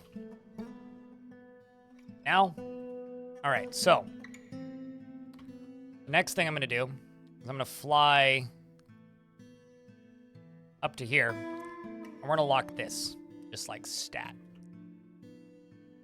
And then I'm going to make sure that the burrow is on, which it is. And I'm going to go over to here, and I'm going to remove all of it. Nope, that's not what I'm going to do. I'm going to go here, and I'm going to remove all of this. I'm going to tell that squad to go. Okay, let's just tell all of the crossbow dwarves to go right here. The dwarves are all running inside, and the demons are rapidly going up to the surface. I was trying to unforbid that. I always click the wrong button. Here we go. Round 2. The turkey still isn't going to live. Turns out. Neither is this dwarf, who has decided to line up alongside of Nuclear Sneeze, start firing bolts. They are heroes, after all, the turkey vomits. Well, they seem to have hit something. Was it you? Whale monster jumps away. Creatures come towards these dwarves, and they get immediately torched. Other dwarves still making the mad dash away. Another dwarf decides to be a hero. Ass turns around. So we're up against, the meanest creatures are these salt haunts, which have webs. These, what's it called? These quail monsters that have fire, the quail monsters that have webs, and the flare fiends, which are just made of fire and shoot fire. Those are the biggest threats to us immediately. My dwarves start firing bolts out. Chat room, can I get a really big vial force of darkness and round of beers for good luck? The dwarves begin firing the bolts out. Burr decides to make a mad dash towards death.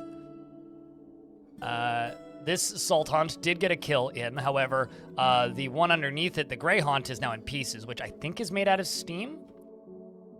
The dwarves are continuing to just fire bolts. We're going to fire this. Oh, boy. Okay, that goes straight out. This creature is a Grey Haunt. A Grey Haunt is a Petrosaur with a pair of squat antennae, which squirms and fidgets. I will let this one through. This one is a Salt Haunt, which, you know, has killed 3 dwarves. It's a tick with large mandibles, and it undulates rhythmically. I'm going to take all of my talented squads, these are the good squads, and they are all going to go stand right here First one comes through. We're gonna let the second one through.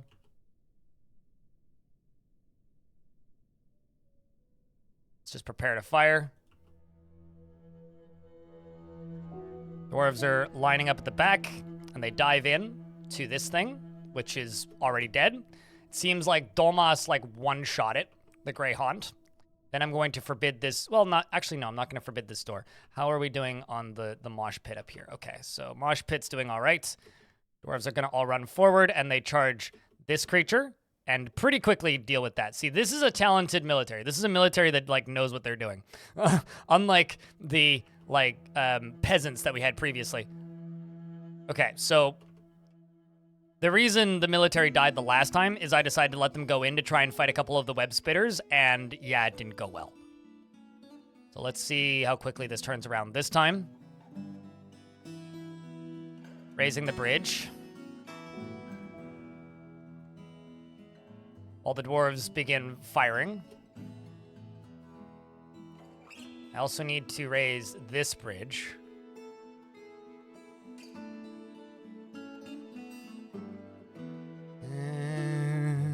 Actually, let's cancel this, because they're not far enough over yet. The melee squads, you guys can go stand over here. Actually, no, I'm just going to lock this door, stop you from doing that. This dwarf needs to be rescued.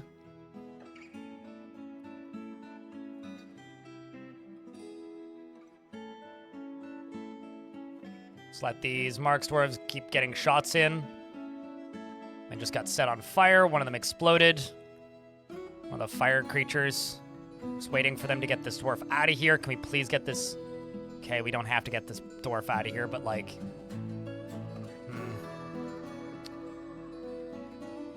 All right, let's remove this from the burrow.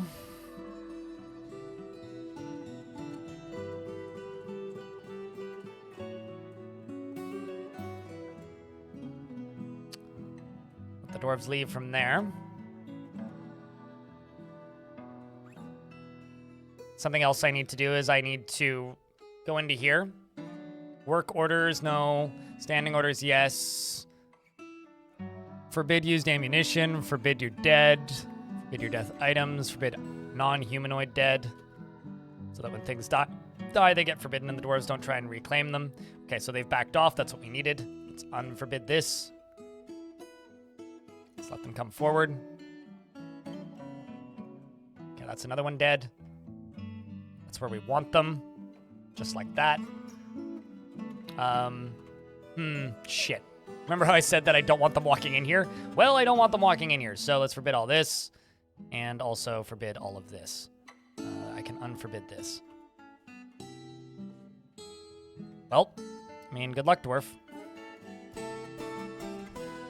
Don't know where you're going, Salty Tempest the Second, but you are walking away peacefully, so that's something. I'm going to... Okay, that is sealed. I'm going to... Cleaning. This... Okay, that's not in there. I'm going to double check and make sure everybody's in the burrow, because it certainly feels like they're not. Where are you going? Cleaning? Okay, fine. Chat, can you please answer that question about bolts?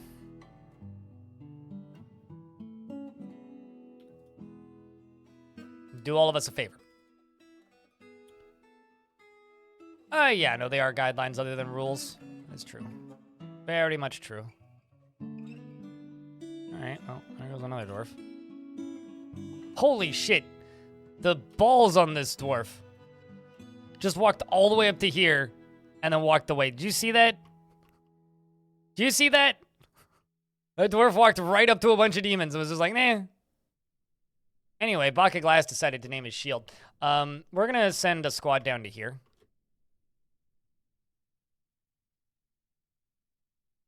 What are you doing, you suicidal bastard? Let's just make sure that they're going the right way.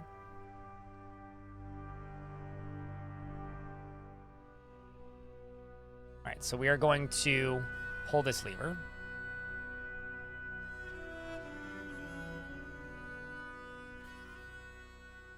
Yeah, I mean, I can just pause.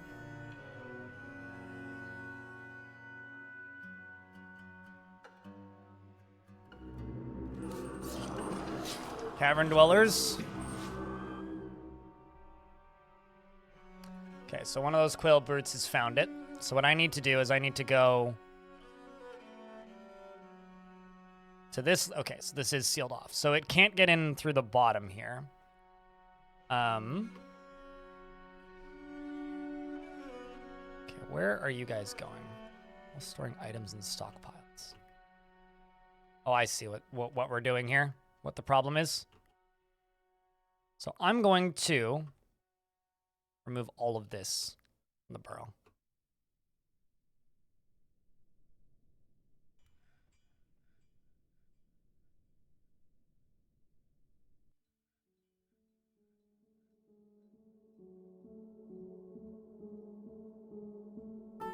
Because I need all of this out of the burrow.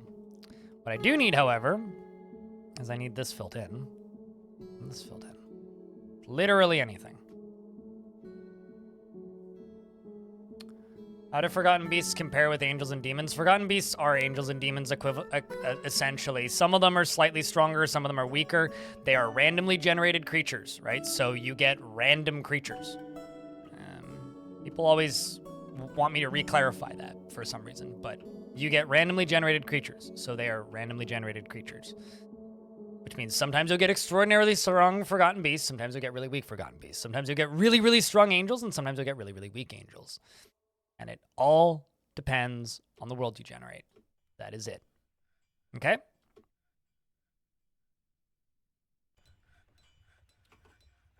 Also, this is going to be the death of me.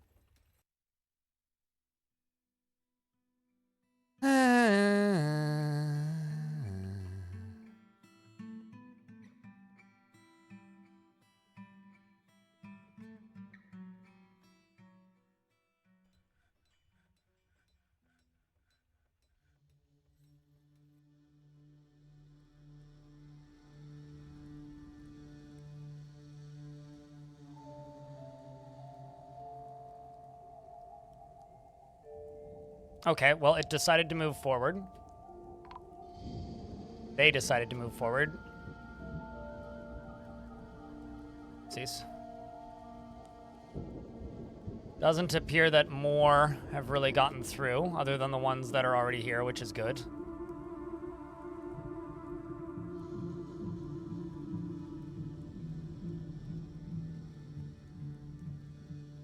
And then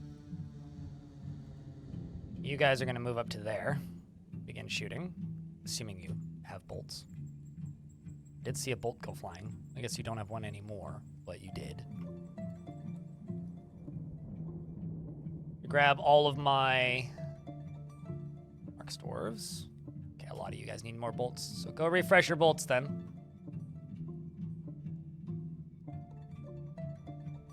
I just have to be a lot more careful. Chat room, you guys are going to do better if you talk amongst yourselves instead of trying to ask me specifically for questions in this. Because I am trying to keep this going. So unless there's an ad break happening like right now, I'm not going to be pausing the game. So that's basically it. I'm just trying to see if I can do this. So you're best off talking amongst yourselves and entertaining yourselves right now. Because oddly, does something look like an Among Us? What are you guys seeing in Among Us? I'm confused. Anyway, whatever. I don't really consider that talking amongst yourselves, but if you guys just want to sit there and meme, then go nuts. I'd prefer, like, functional conversation, but I can't really answer questions while this stuff's going on, unless you guys want me constantly pausing.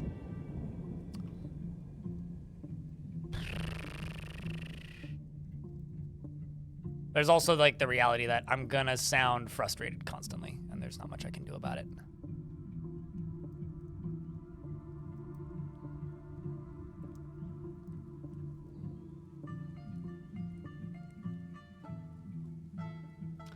So anyway, chat, can I get a round of beers, please? So I don't need to stare at that Among Us, because I'm sure that there's something that looks vaguely like an Among Us somewhere on the map.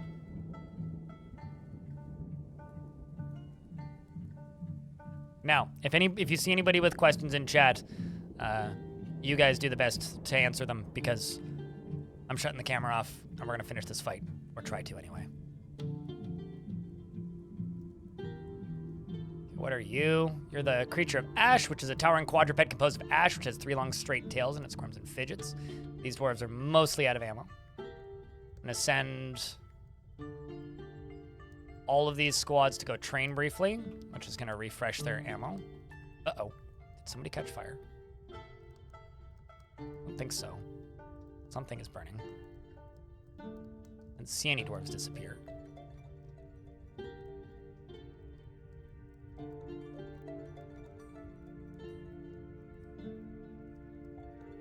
Hey, you fire this bolt.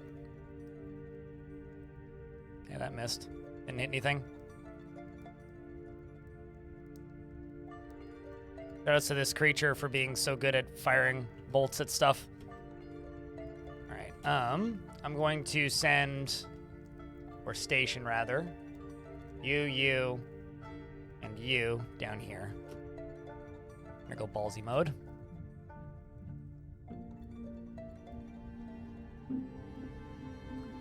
And then we're going to relock this. There's this, the Fiend of Ash, which killed a turkey.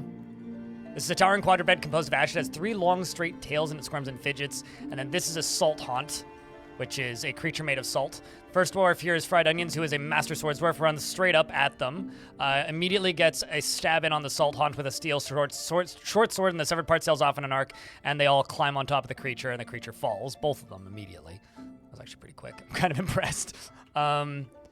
Okay, so that's pretty good. What are you? That's the Quail Brute. This is one with fire. Yeah, okay. Right,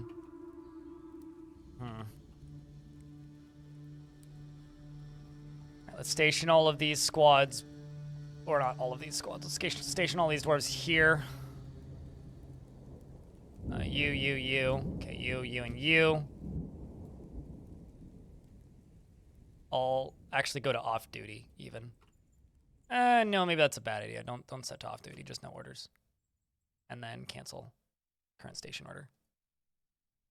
Let's just get these dwarves out of here. Oh, frame rate bad. Stuff on fire? Ah, that's why. Well, someone's dress is burning. I'm going to put this fire out so that the frame rate comes back faster.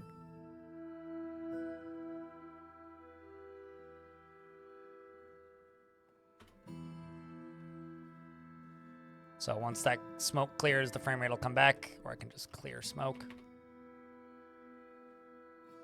All right, there you go. Dwarf, you can move. So now I can take all of these squads and be like, hey guys,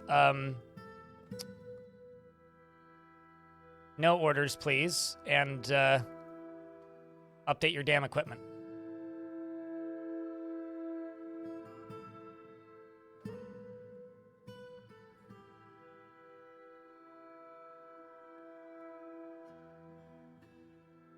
Okay, so what we need to do now is I need this guy gone.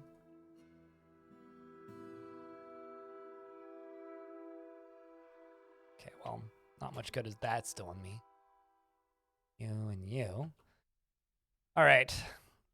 I guess the question that we have to ask chat now, and this is kind of just to both chats, YouTube and Twitch, which is going to be the canon run through? The first one or the second one? That's the real thing that we need to decide today. Okay, you're just taking a nap. That's totally fine.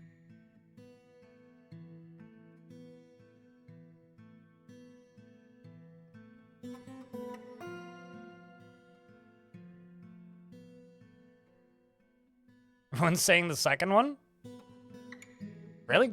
Okay. I was expecting you guys to be like, nah, commit to the first, but I won't complain. Okay, so now that we've done all of this, we can do this.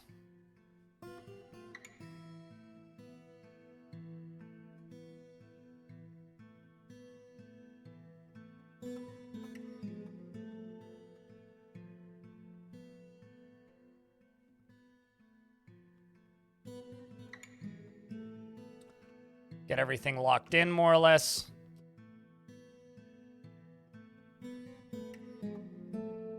Fire. And fire. As soon as you're ready.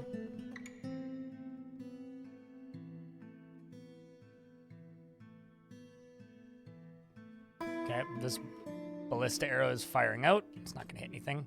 Oh, maybe it will. There's 2 haunts here. Hey, they got 1. But didn't do a ton of damage to them. So what we're going to do now is I'm going to send you to all right here. These dwarves can all go take a real quick break.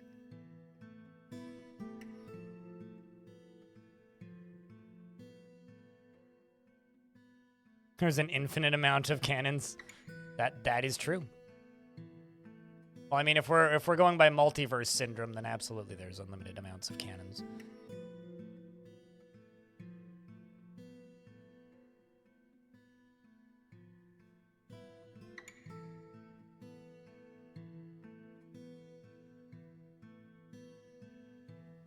Here comes more dwarves firing bolts. This Haunt of Snow is very good at dodging bolts, it turns out.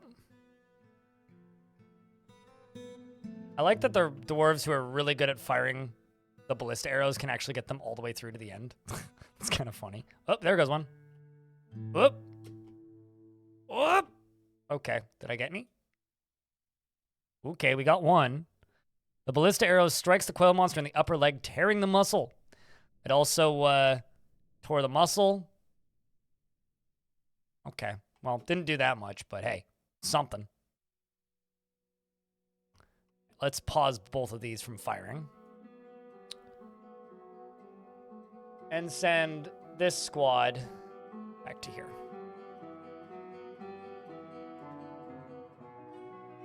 Because they are still firing.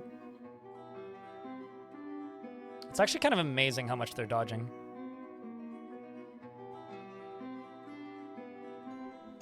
Yeah, no, knowing what... Actually, believe it or not, the second time you breach hell in a world is easier than the first time. Because the second time you breach hell in a world, you have a pretty good idea of what kind of demons that world has in it. So it's much easier to plan accordingly. Like, significantly easier. Okay, so we've sent you to... Let's actually send another one down here. I do not like this shirt sitting here. This spider is bleeding a lot. Which one is this? This is a tick composed of salt.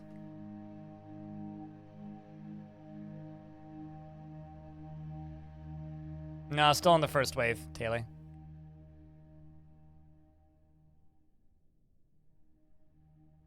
And suddenly lag. Let's check ammo. Okay, so most of these dwarves need new ammo. So what I'm going to do, reassign their crossbow uniforms.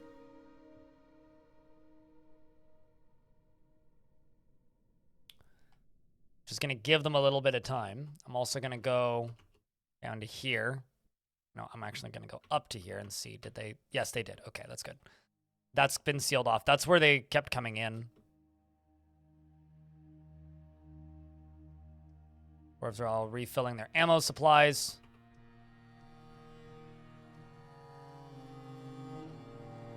Or a lot of them did.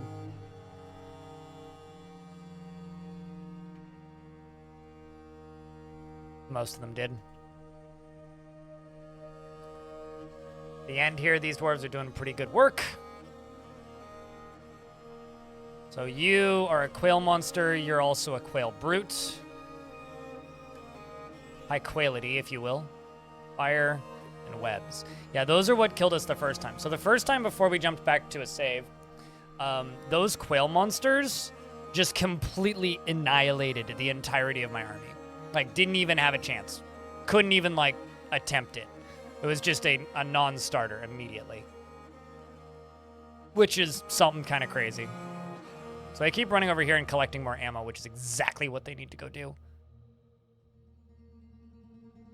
creature's dead. It's just these two. And then these two up here.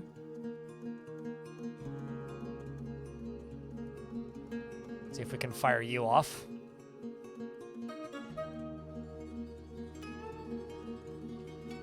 What was for dinner, if I can ask? Okay, well, they're running back. That's good.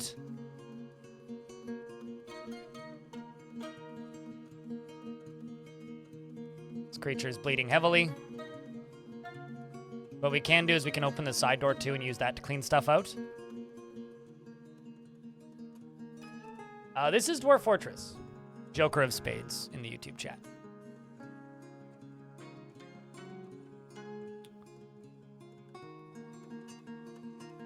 Okay, who's stationed up here? It's you. Okay, you guys go to the end here.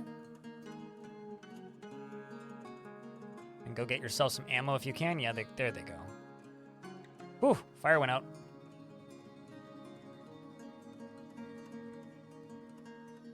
Okay, I need to get them all resetting their ammo.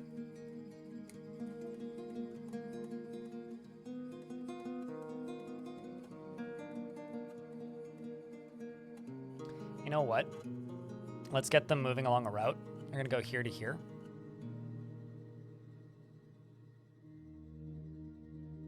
So that they can go get ammo and then shoot. Assuming they go get ammo. Really don't want to equip that ammo, do they? Wonder why. What have I done wrong?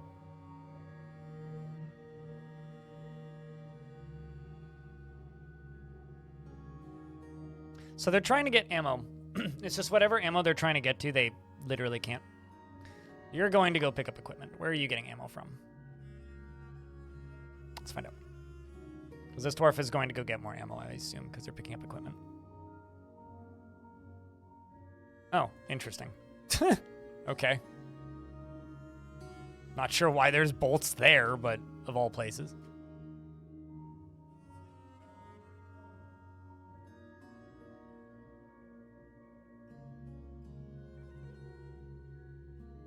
Just make them go get more ammo if we can. There we go. I'm seeing more arrows flying out. That's good. Or bolts, rather. You normally play Classic? Yeah, this is Dwarf Fort. I mean, what version of Classic do you normally play? Joker of Spades? Because the UI on Classic version 50 looks the same as this.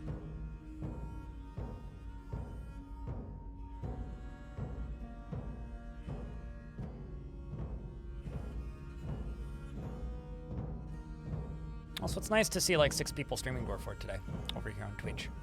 While the game is saving, more bolts keep going out. Come on, dwarves. It's this thing that needs to die. Same with this thing. It's Quail Brutes. Then I'm going to make another route, which is going to go from here to here and back, and they're going to go up to Route 5. They're going to cycle in between those two.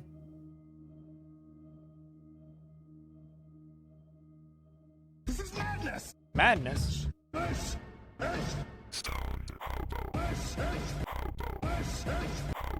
Yeet. Fire that. How are you doing today, Hobo? Oof. Seems like it missed. That's a shame. Missed everything. Could have hit. Only it did. I had a decent holiday day. Yeah, it was all right. Oh, I thought you were gonna fire that, but nope. Okay, well. There goes that bolt. Tisk.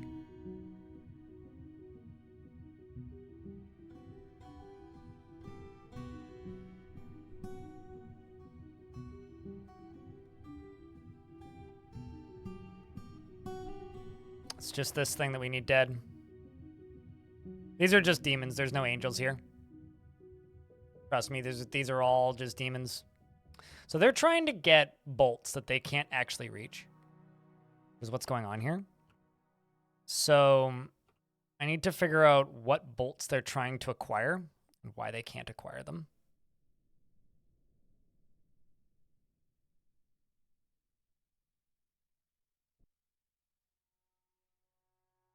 And if I can figure out what bolts they're trying to acquire and why they can't acquire them, then I can make them re-equip their bolts.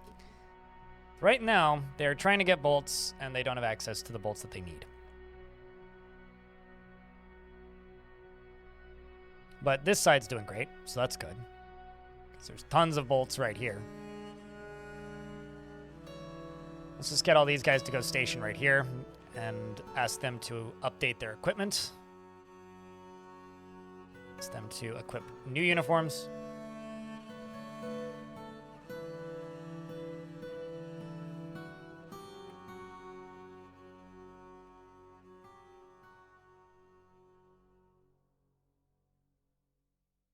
Uh-oh. Salva Daddy, you almost got turned into a very dead dwarf. I'm amazed that the frame rate is still as high as it is. We're just missing everything? Okay, so we are fracturing this thing. Like, if I actually look at this creature, it's like we are damaging it. It's just so dense and hard to damage. Bread, Pita, Salva Daddy, and a bunch of other dwarves were all found dead, so they did all catch fire. That's unfortunate. Tekid was possessed.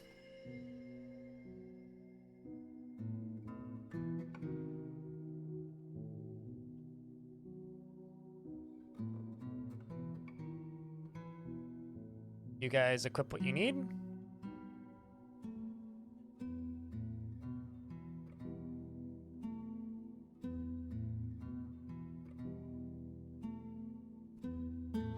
There's several forgotten beasts, but there is no angels in the fortress currently. There is one experiment. You know, it's kind of funny, actually. If you try and explain exactly what's going on in a fortress at all times, sometimes it just ends up being more confusing. Which I actually think is really funny. You know, actually, let's just give all of these dwarves a break. Time to go train. Range and effectiveness. You're a legendary Marksdwarf. Get in here. You're competent. Get in here.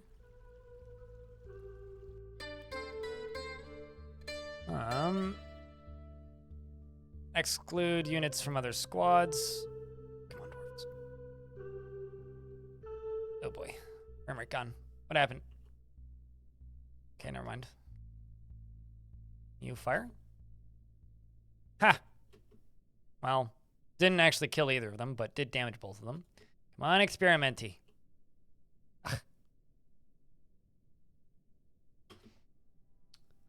So since we're all training, now's the time for me to check my ammos. Is it bad that I'm kind of tempted to tell all of my soldiers to just go equip bolts?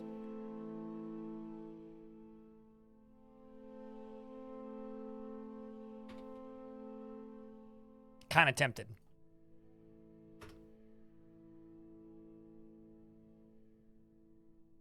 Oh, also, let's become the mountain home.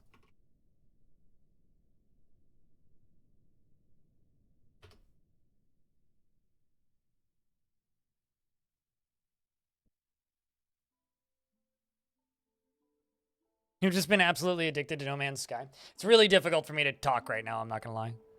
Remember how I said earlier, like, try not to ask me the questions? Yes, a capital is different than Mountain Home. Mountain Home is a higher rank than capital. In order to become a Mountain Home, you have to complete the requests of the monarch. Which confuses some people to no end, but... You can also look that up on the wiki, and it'll tell you in a few seconds, if you just go look.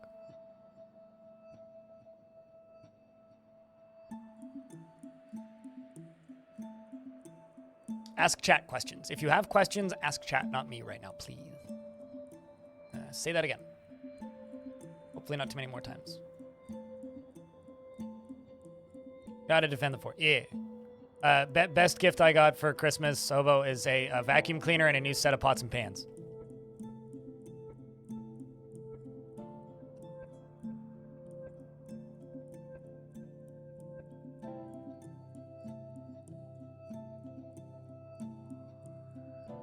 There we go. Everybody's got bolts again. That's what we need to see. Whoop. Game decided to pitch.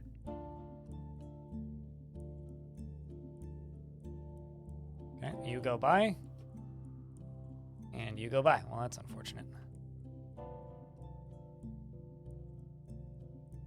Yeah, these, I'm just gonna stop even trying to hit with these.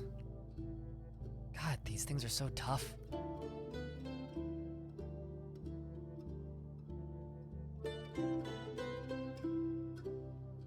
It's like I just want to open this. Let's just open this. Open this. And open this. I'm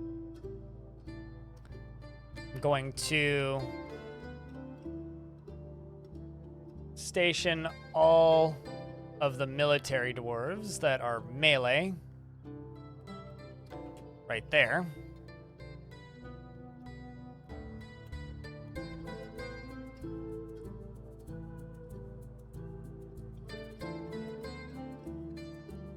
We'll let them run all the way by. Uh-oh. Kavish is on fire. Why don't you have anything equipped? What?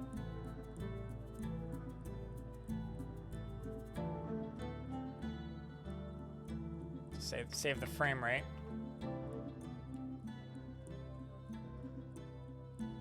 Dwarf's still dead, though, I think.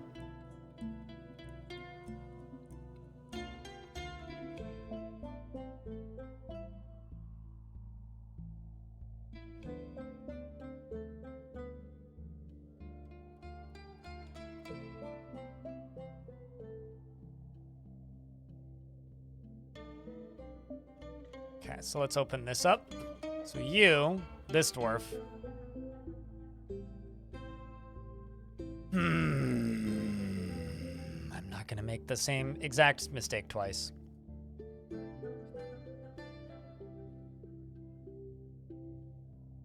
Not the exact same mistake, anyway.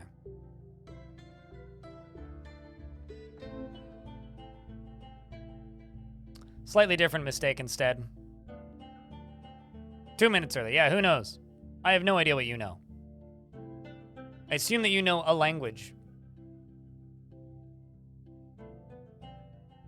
That's about it. So you... Gosh.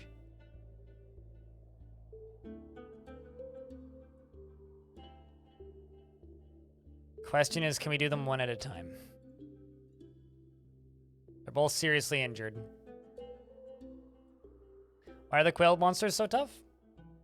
I know you're asking. I know that I'm saying, like, don't ask me questions, but TLDR, demons are just stronger forgotten beasts, right? And this one has fire, and this one has webs, which are two of the strongest things they could have.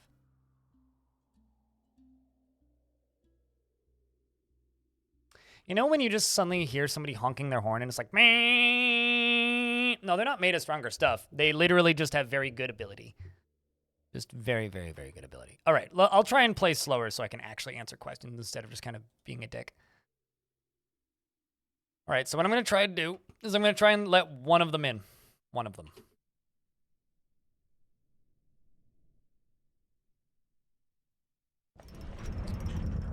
We just got an adamantine mace. Well, I'm sure that's very valuable.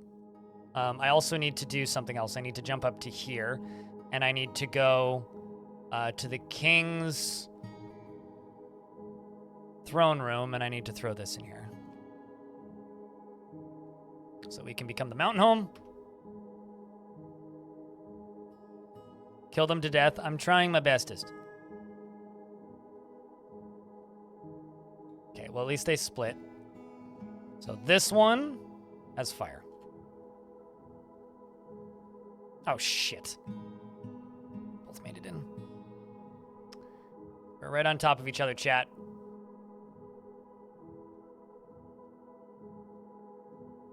Fingers crossed. Did I actually do it twice? It's over? I think so, yeah. You're bleeding?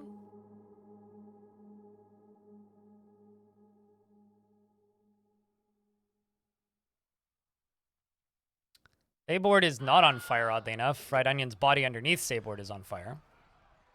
Hot Rod Ricky's on fire. I'm going to forbid this door. If we can get through the smoke, we got this.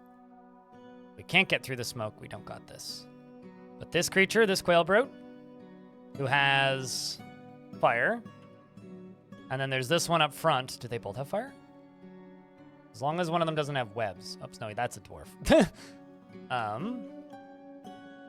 Okay, so they both have fire. I thought one of them had webs. We may actually be okay. Because as long as my dwarves can consistently block the fire, they're okay. CEO of the Void is now dead. This one is bleeding heavily. This one is also bleeding very heavily. Big Bang here hasn't hit it yet. You only need to hit it a couple times. This Swordmaster's biting it, so, you know. I'm seeing blood on the ground. I'm seeing bolts going out. I'm seeing more blood on the ground. Is that Dwarven blood or baddie blood? That is Dwarven blood. Okay. Creature is seriously injured. I'm going to give my dwarves a chance. Clear smoke and extinguish all. Get him, dwarves. If you can. Another ball of fire immediately goes out. I don't know why the frame rate's so low. Probably because of what I'm blocking. Oh, there we go. Frame rate's kicking up. One of them's jammed in the corner. The dwarves are surrounding it, and it's dead. Now it's just the top one. Bolts are flying. Another dwarf dies. Procrastin Panda's dead.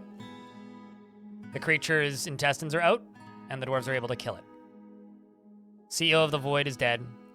They probably would have been able to do it regardless, even with me giving them some assistance, but I think those dwarves earned that. I'm going to move up through to here. This is a really tough combination of critters to kill. Claim everything in here. Tell everybody to go back to training and to update equipment. And I'm going to slam this shut. Not win, just 2 of them dead. There's like 150 more.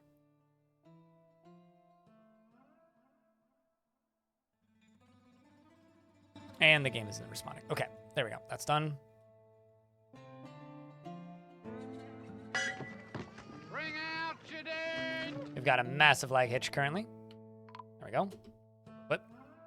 Is Anabo's dead? Okay. Whew.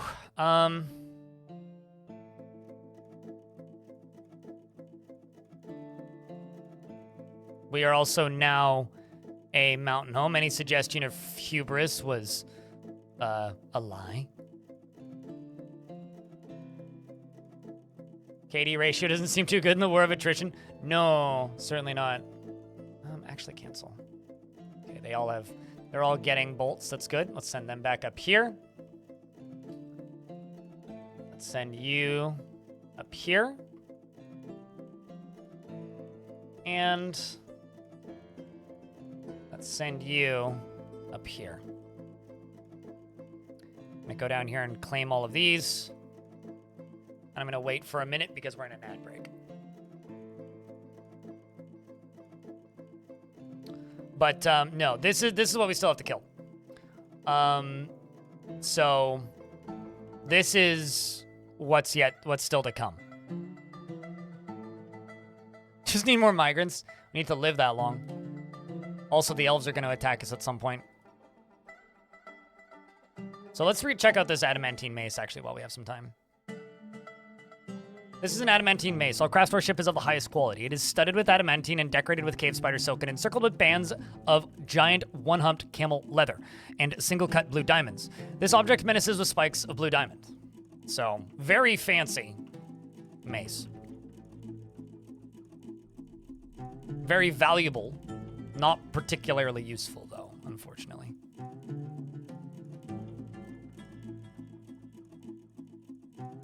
Release the demons on the elves? That would require releasing them on me, though. I feel like that sounds like a better idea than it actually is.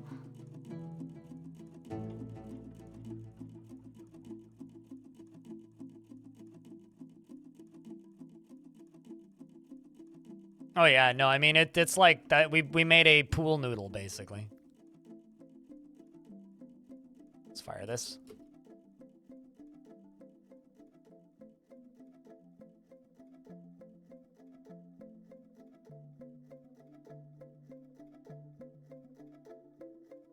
All right, so you're firing bolts again, Stonecoat. Get back to it. You got 12 bolts. And also in regards to bugs and issues with Mark Dwarves, because I've seen a lot of questions about these.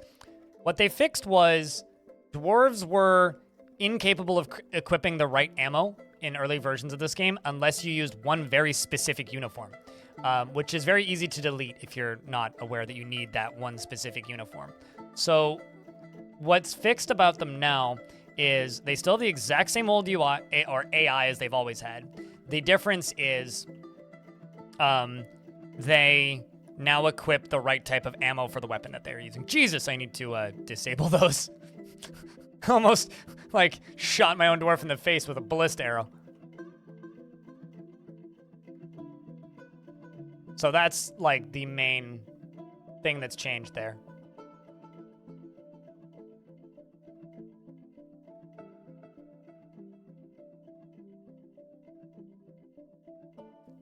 That dwarf's taking a nap. I don't blame them for being tired.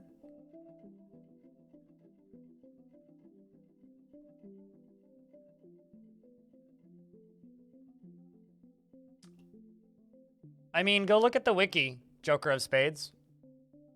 You want to if you want to. Oh wait, are you talking? What version are you talking about? Are you talking about version 50? Because the tutorials are like the same for both. If you're talking about version 50, if you're talking about older versions, then go to the wiki and go to Fortress Mode tutorial, and then look up the version you're looking for. There are tons of tutorials for every version. You just need to know what to Google. Playing on version 43? Then look up version 43. Or go to the wiki and just go to version 43. Like, just, like, if you're trying to play Dwarf Fortress on older versions, you're doing that intentionally to yourself, first off. But literally just go to the wiki and find the version you want to play. So version 47, version 3411, 31. So if you're playing 43, that would be in this era. And then you'd go to Fortress Mode, and then there's your tutorial. It's not that big of a deal, dude. Like, it's very... You can still learn the game the way all of us learned it back in the day. Okay, this one is bleeding seriously heavily now, which is good.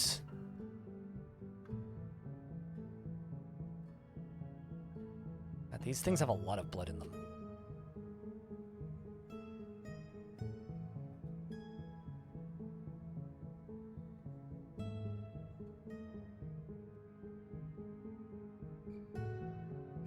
So run it in wineskin. If you're trying to, I don't want to just like make excuses for the person in YouTube chat on how to run modern versions on Mac, but you can do it. There are ways to make it work. There are absolutely ways to make that work. Good Lord, that thing has a lot of blood in it.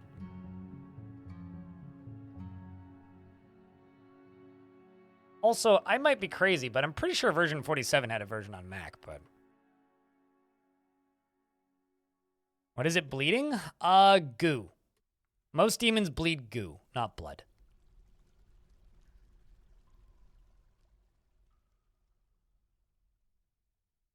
Monster goo, more specifically. It's like Monster Mash, but less catchy.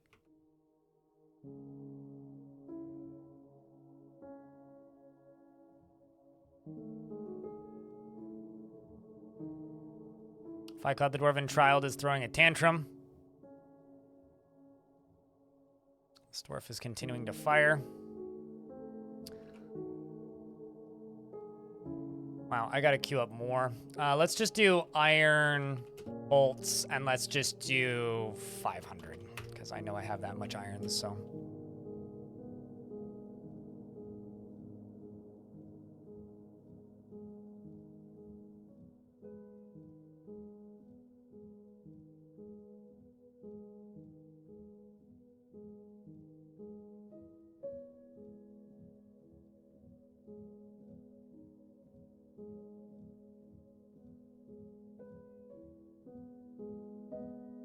Yeah, that's what I would suggest as well, Rum Rusher, but I don't know. It's absolutely possible to make this game currently run on Mac, but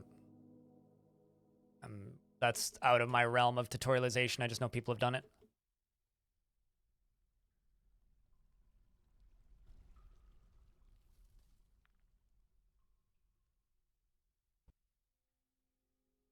iCore is different. I mean, iCore is the stuff that comes out of bugs usually. So unless it's a bug demon, it wouldn't be iCore. This is just goo.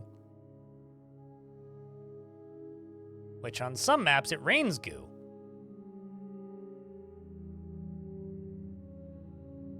It is a lot of goo, yeah. After dinner, you have a good dinner. We will see you when we see you. What? Why did I just lose, like...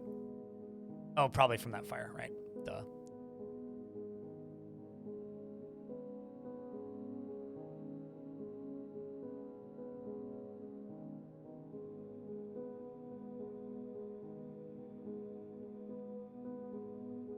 You, and you. I'll go here. And go here.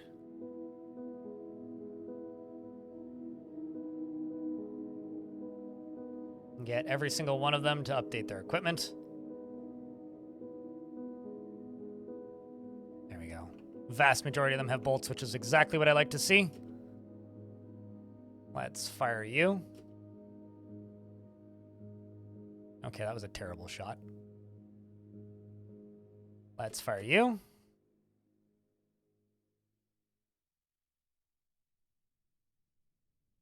Also a terrible shot, but that's besides the point. Man, this thing's just gonna keep bleeding out for all eternity, isn't it?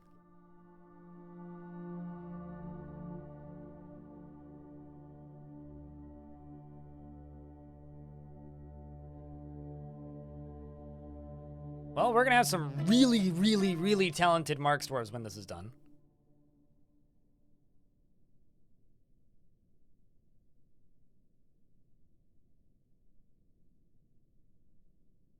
Oh, there you go.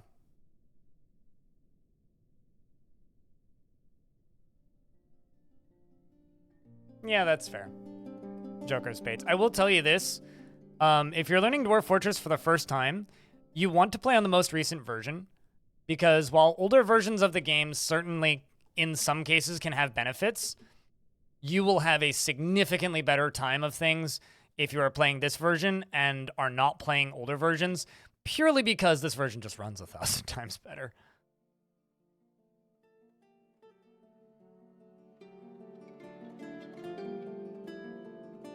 I am just impressed. Because, like, it's just breaking at their bones. It's not actually, they're not actually, like, doing much else. It's just causing fractures.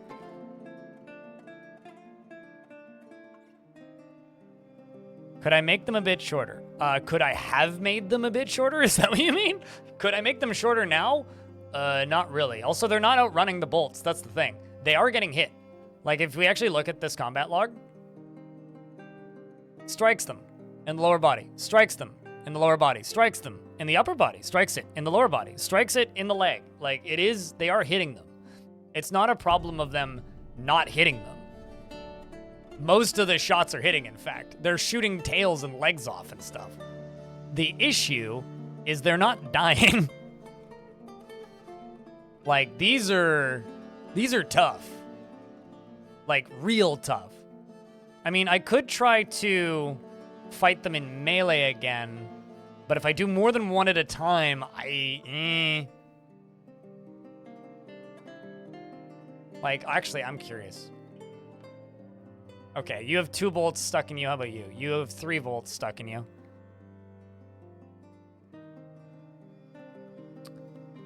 No, I mean, Ford isn't tough. Ford is just for cosplaying a contractor.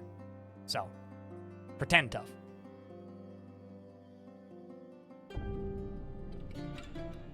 Jesus Christ. On the bright side, I mean, there isn't too much going on right now aside from they're just turning this thing into a pincushion. So I can talk to chat right now and answer questions, but... yeah, I don't know, man. Still in your very first fort in vanilla? Hey man, you're doing all right then.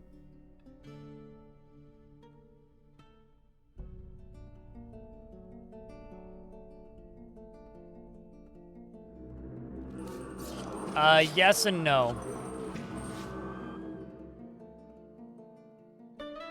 You are currently alive, yes.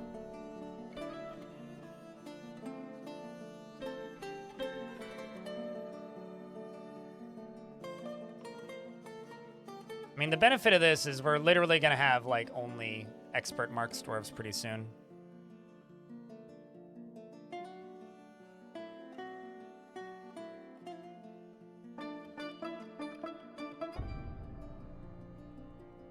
Let's get some new dwarves into these squads.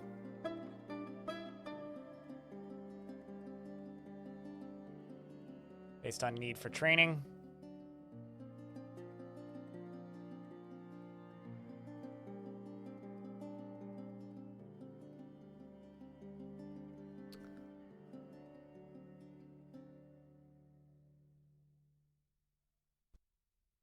Yeah, no, it's the reason I've been using DF hack openly for a while now is purely because of that.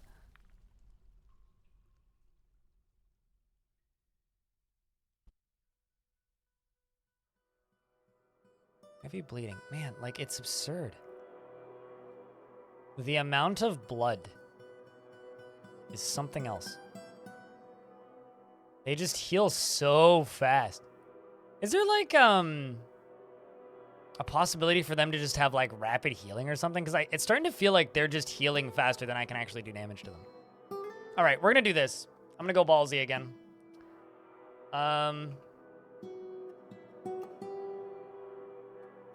Send them up here. Send...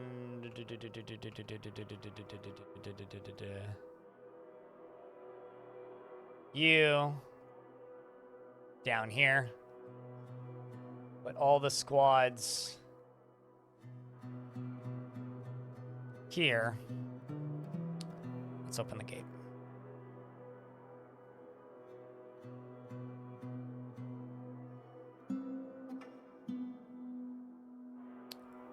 Jack, can I get a round of beers for good luck?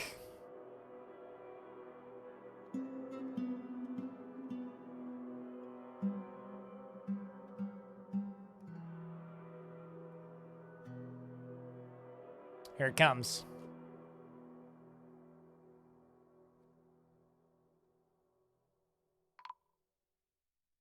Then I need to immediately close this door. Because there's a cobweb in there.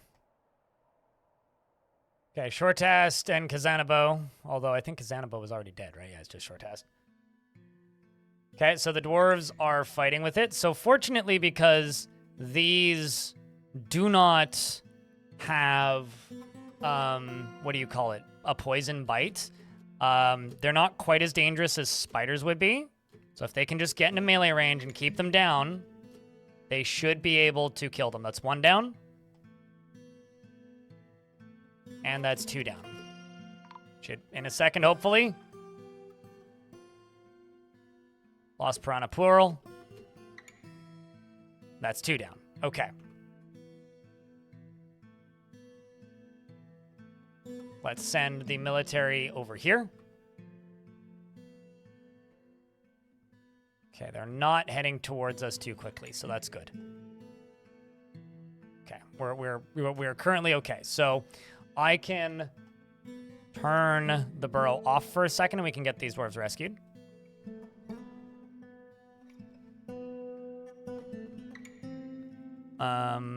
Let's leave forbid. Well, actually, let's just do this.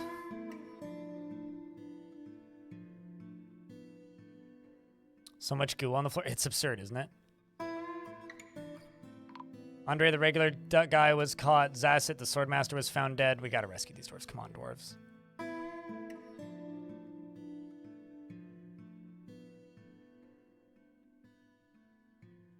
There we go. We're getting dwarves hauled out.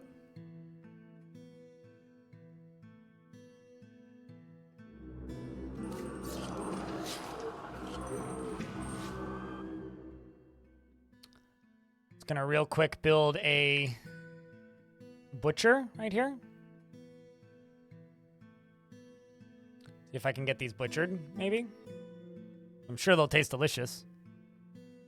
Slip and slide? It's absurd. Yeah, there is so much goo there. Remember, we still have this to deal with.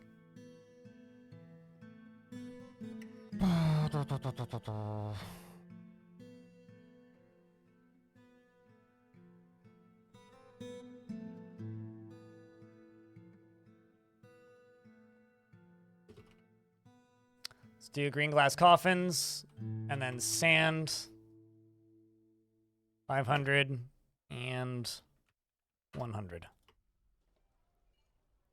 So start making coffins.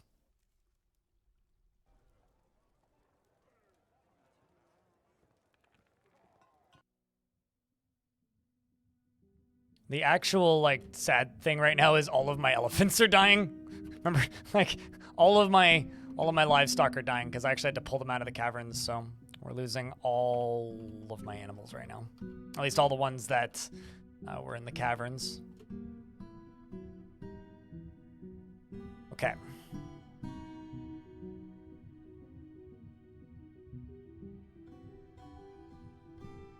Let's get these bodies out of here if we can. Ficod's throwing a tantrum. Sorry, Ficod, we'll convict you, but you're a child, so there's not much I can do.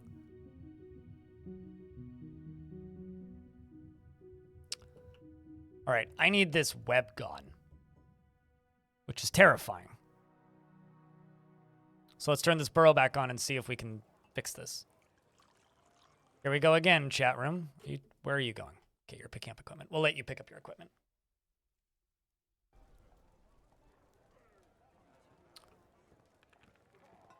Because I'm going to need to open this up. I currently do not have the pleasure of getting to use my door, my lockable door, as a defense.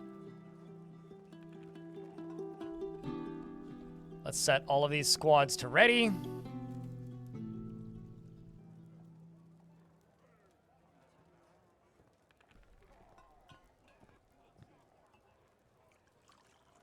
Yes, you are currently still alive, Hot Rod Ricky. All right, Chad, who's ready to make this slip and slide of goo bigger? It's okay. I hear that they're making a sequel to World of Goo, so this checks out. This makes sense.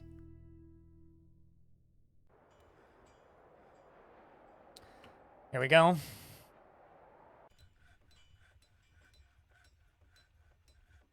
Wish me luck, chat. Also, thank you so much to those of you who stuck around for this. Now, you never know how many people are going to be tuning in for a stream like this. Actually, just going to jump up to here. But tomorrow we will be starting a new fort in this world, regardless of how this fort ends. Oh boy.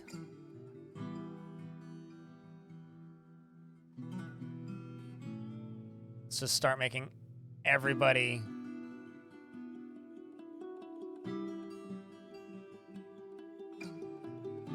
I still think the epicest death was Nuclear Sneeze, who just like ran at that initial wall of them. So that's the thing that needs to open next. Oh, here they come.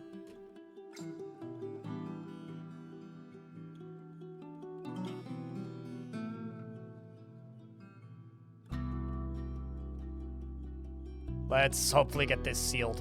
Let's actually pull all three of these levers. Just do it stat. Get them done. Get them done. Get them done. We need them done now. In fact, yesterday even, they're going faster than I thought they would. They're making a mad dash for it. Fire? Fire. Oh, got something. Shit.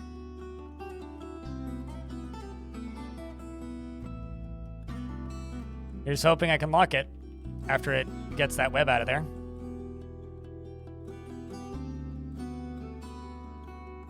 Well.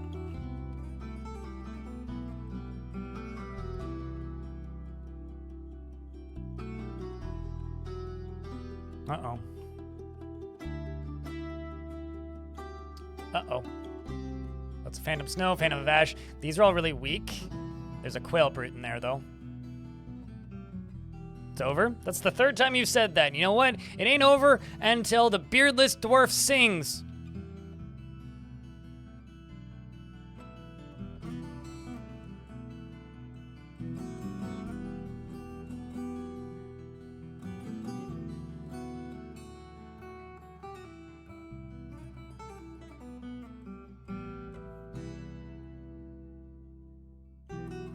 I love how they pulled a lever, but it was exactly the wrong one. Oh, I know you're saying it as a meme, and I'm responding. Damn it. Is it a meme, actually? I've never actually seen that meme before, if that is a meme. I believe you that it's a meme, though. One immediately flies to pieces. This one's a concern. Two immediately... Wait, really?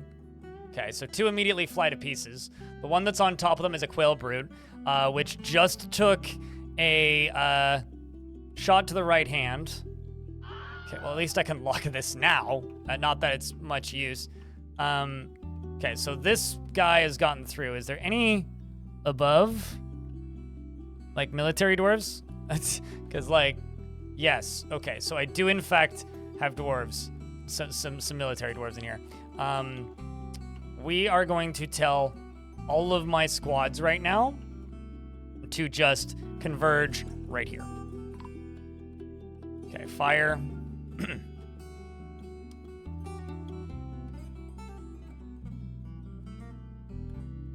There's trousers on fire, plague breakers on fire.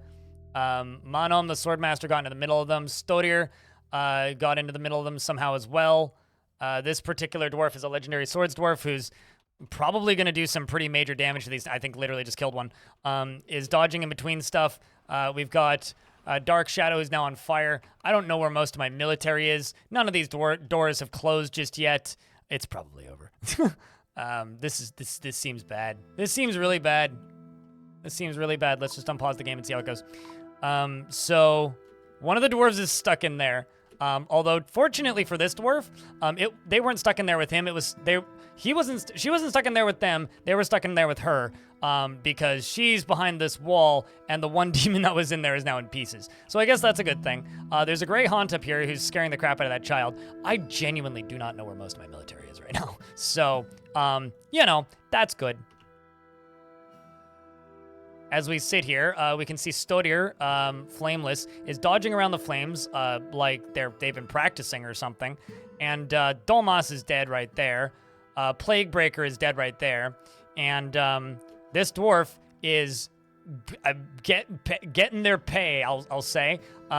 We've got Tele B, who's just here. And this dwarf is continuing to dodge. Are you on fire yet, dwarf? I can't even see you. Where are you? There you are. So this dwarf is now bleeding, probably due to heat, actually, is now seriously injured. Still dueling. Okay, whose guts are hanging out? Yours or the demons? Definitely the demons. The two demons are heavily bleeding. And I'm going to, once again, tell them to station here so that they can actually get down here. This dwarf is continuing to dodge, continuing to fight, still not on fire. Have you killed any of them yet? Okay, still hasn't actually killed any of them, is just simply dodging them, and is now on fire. Well, dwarf, you get a medal for consistency, if nothing else. In the hallway up here, if I fly all the way up, where is this monster? There's a bunch of teeth everywhere. They all belong to MMO Junkie. I did see the demon briefly. There's Edam the Marks dwarf who's heading down currently. We need more than a martial trance. We need a martial trance, a prayer, and a miracle. Bolts are hitting this creature. This one might die because, oh, there's MMO Junkie. MMO Junkie just got cleaved in the face probably and lost a lot of teeth. Yeah, there you go. So MMO Junkie is now dead. This creature is made of snow. So here's hoping that the snow creature will just die. But it's hard to say. We have these two. Well, is there two of them? Yeah, okay, so there's still two of them here. They're both very heavily injured and bleeding a fuckload, but they're now cleaning up the remainders down in the basement here. Let's jump up to the surface and see what's going on up here, and just say, because we know where they are locked and we know where they are in the fortress currently, let's just try and line all the dwarves up here for all the military that I do still have that are still alive. There's a giant camel there. We're just gonna sit here and go, please, I hope that I've got more military than I think I do. You need a new leader. Here, congratulations, you're in charge now. Dwarves, can we please?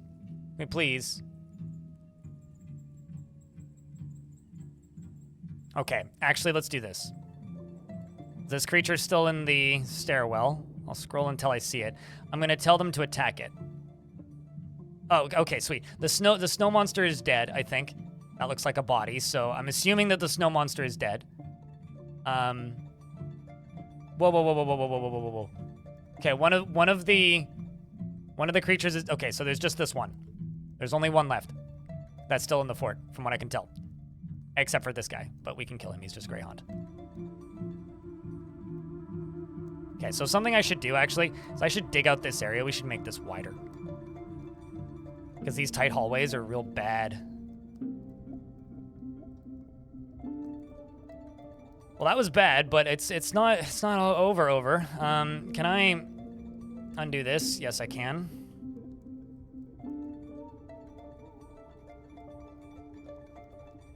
I wish I could just lock it in there, but there's just a pile of bodies right there. That's snow monster. That's a snowman. See what I did there? I'm just gonna tell these dwarves to go over here and kill this thing. Manom just runs up, immediately kills it. Well, that was quick. Let's see if I can bunch my dwarves up here. Okay, never mind. You are on a quest for murder. Ah, oh, damn it. What a good dwarf. Rest in peace, though. There's no chance that you'll survive that. Although you are still dueling. I'm gonna give this dwarf a chance. Extinguish. Okay, fine. Extinguish. Oh, there you go. Let's give you a chance, dwarf. And also, clear smoke. Give you a chance. Come on. Okay, never mind. It was a waste. But it did help my frame rate. Moreb is here and is probably trying to fire bolts. All right, we got another dwarf diving in. Okay, fuck it. I was gonna try and get them to group up, but yeah, that ain't happening. Let's just tell them to go there. Welcome back, Elfie.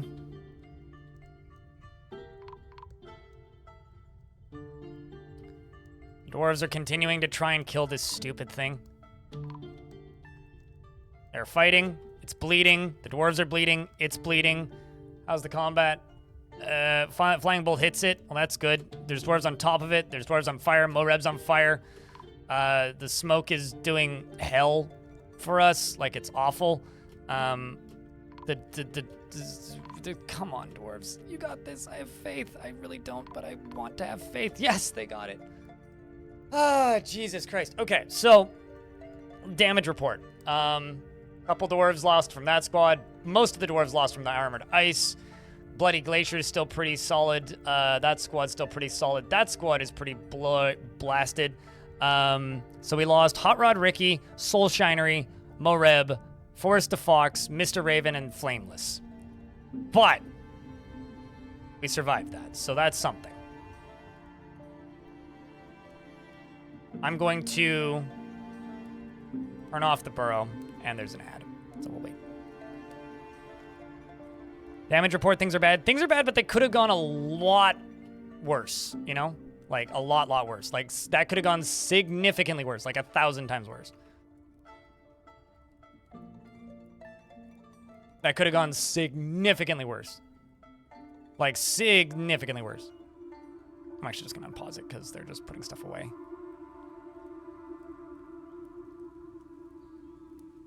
Oh, man. Something else I'm going to do is I'm going to go all the way up here. I'm going to claim everything that's in that central tower that died.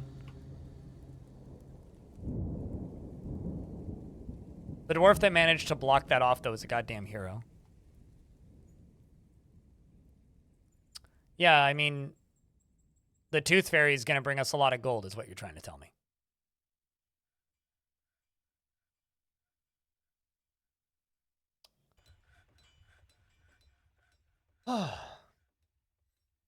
That's about as badass of a go-out as you could possibly have, Ricky.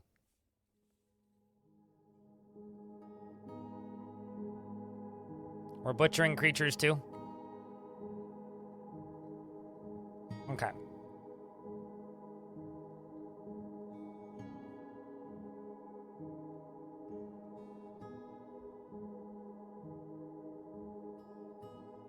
Let's go all the way across.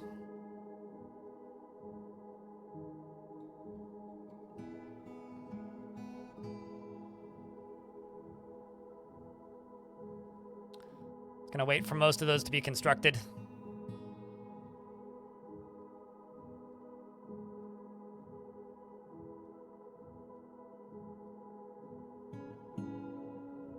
Is this the corpse fairy? Yes. Sure. Most definitely. Whatever the corpse fairy is. Not like the corpse bride, but fairy edition. Chat room, I have a question. Do I break in here and clean up all the goo? Or do we just let it sit? Because I could.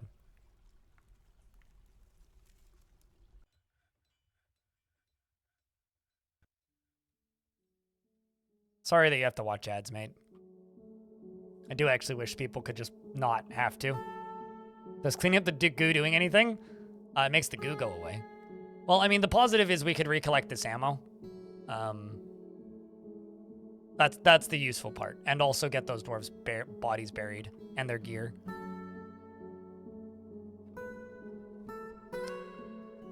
What's up, Avalancher?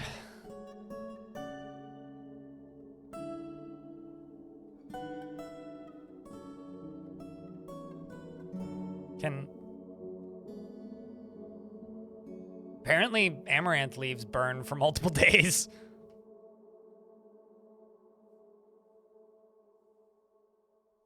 More you know. How's it going? Fine. Just fine. Just fine. You know? Absolutely fine. Great, even. Fantastic.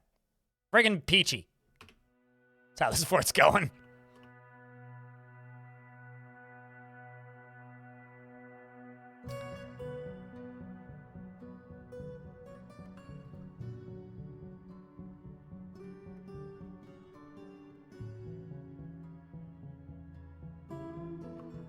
Purple amaranth leaves burn for multiple days. Purple amaranth is a type of plant in this game. So is real amaranth. If you didn't know. I actually have thought about, like, unironically growing amaranth plants just so that I can say I've grown my own amaranth to confuse people who don't know what an amaranth is. Also not to be confused with the metal band Amaranth.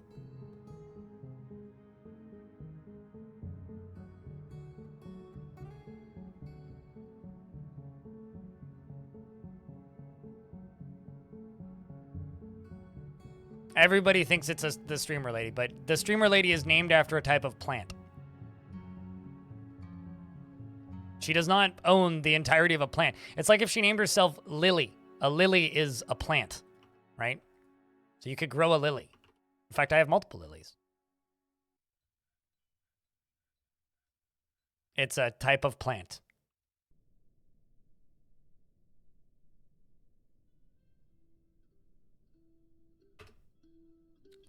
In fact, it looks kind of like this.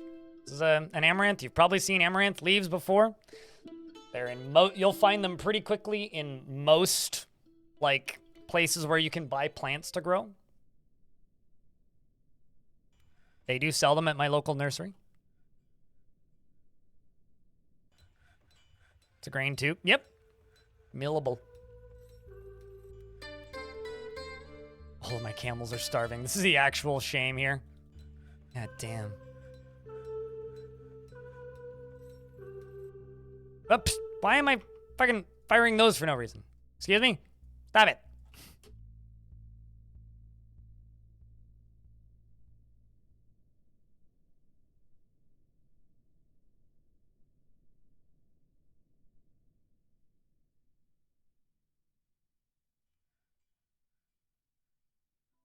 Oh, also another thing I was going to do that I forgot to do is children do chores, burial. Help us out, kids. We need your assistance.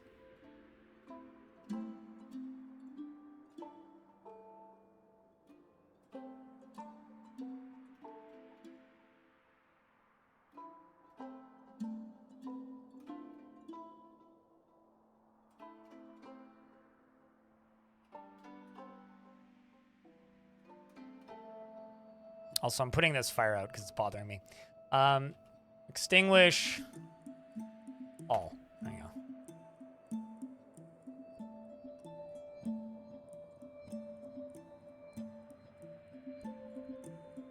Yeah, they've got pretty leaves. Very pretty plant.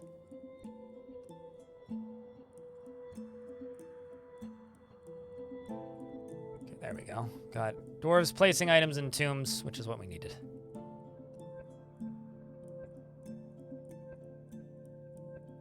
Is the lily shy, though? Are you referencing something? Because if you are, I don't know what you're referencing.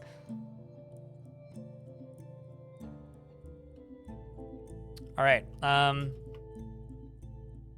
Did I do this yet?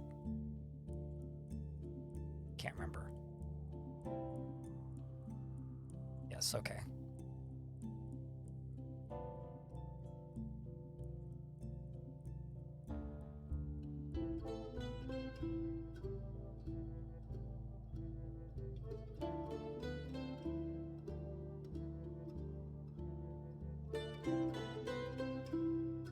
Okay, let's get all those constructed. I think all have engravings on them, and if they don't, meh, whatever. Let's jump back down to here. That's open.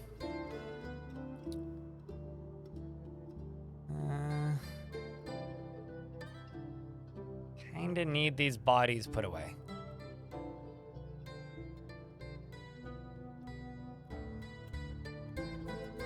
All right, fine. We'll give him another couple minutes, and then we'll do another round.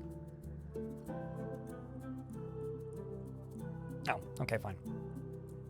Managed to conquer hell? No, not even close. We're trying to, though. I have, however, informed my my chat that amaranth is in fact a type of plant and not just a titty streamer. Quick base tour. Chat, do you guys want a base tour? So I could do like a 90-second base tour before we all die while they bury some more bodies. Okay, let's wait for the game to save.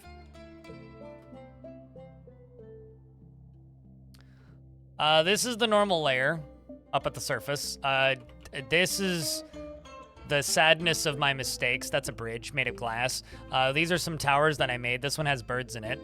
This is a library. This is the top of a guild hall. This is the rest of a guild hall. This is the rest of the guild hall. And then this is a tavern. These are all guild halls and various other things. Bedrooms kind of scattered around everywhere. Over here is the prisons, down here on the bottom. Then there's random clothing storage. Then here we have our lava reservoirs at the bottom of the moat. We have more bedrooms down here, as well as some other guild halls and a hospital. We have the throne room for the king, because we are a mountain home.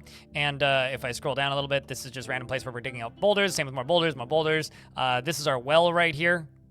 If I scroll down a bunch, this is where we got a bunch of materials. There's a bunch more materials like that, and we can keep going down. And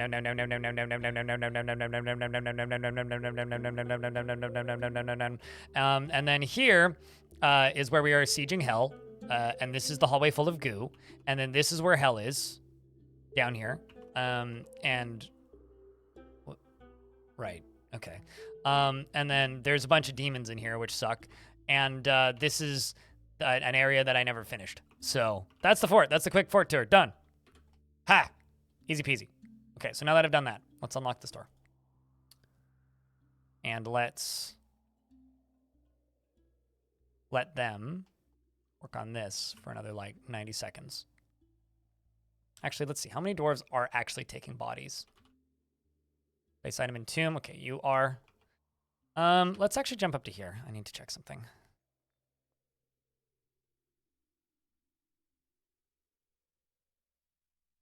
Get all that stuff chucked. It's not safe for dwarves to travel down far in minecarts, is it? It depends on how fast the minecart's going. It can be really safe if the minecart isn't going too fast. Just purely depends on how fast the minecart's going. It's like asking, is it safe to drive in a car? Well, assuming the car doesn't hit anything.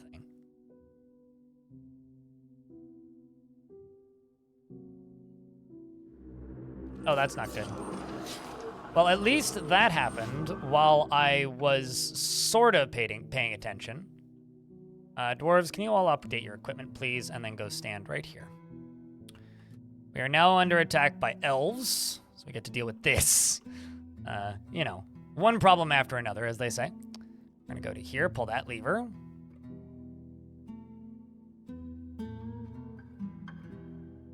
gonna send them all here. I'm gonna send you right here. And you right here. Okay. Curse all friends of nature. Also, my Hydra is no longer tame, or no longer trained.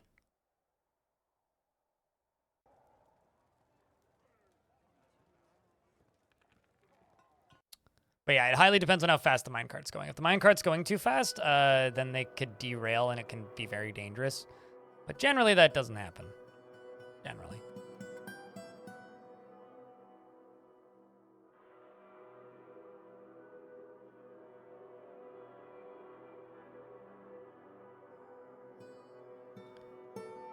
Okay, I'm actually going to jump back down to here real quick, and I'm going to add this back into the burrow temporarily.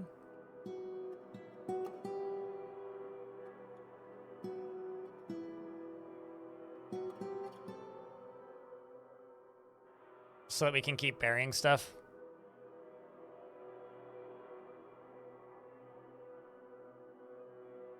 Okay, so I do have a dwarf here, Stonecoat, who should spot the elves as they enter the map. Thank you, Redbird.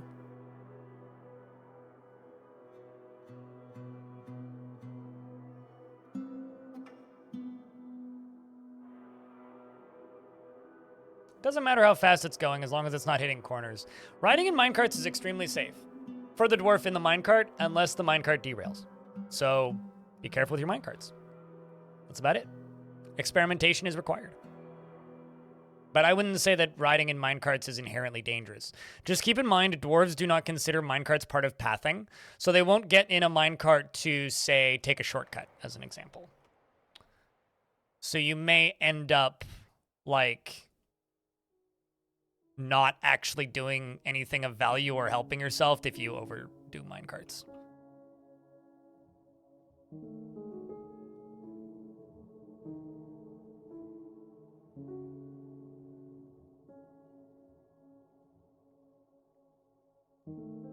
Got a goblin hammerman running around.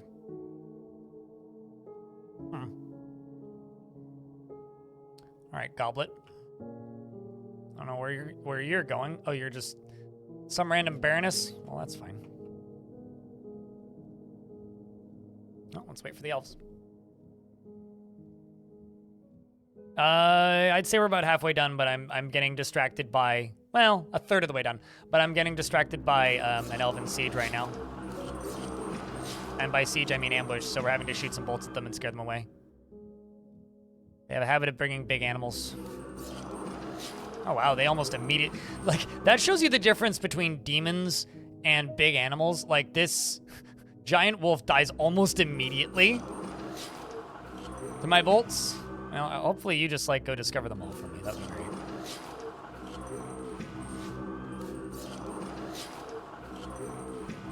Well, then. Seems like you're having a rough day there, Urist. I mean, you're not a member of my fort, so there ain't much I can do about it. At least you're discovering all this stuff for me, so I guess that's good. There's so many.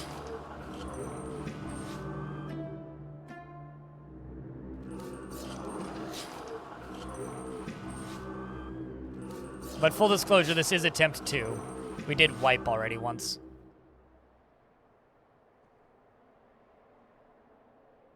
Okay, so we just need to wait until they split. I don't see any flying creatures. Lord, that's just funny.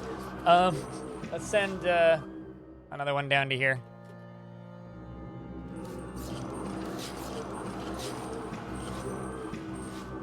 Turns out, curse all friends of nature. just gonna stop moving the camera and just wait.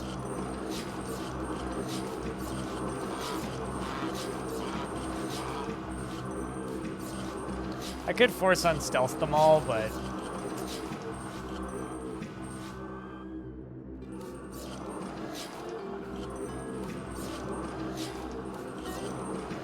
there's so many. Okay, hold on. Reveal hidden units. There we go. That's gonna stop that from happening. Okay. Let's see. What are we up against?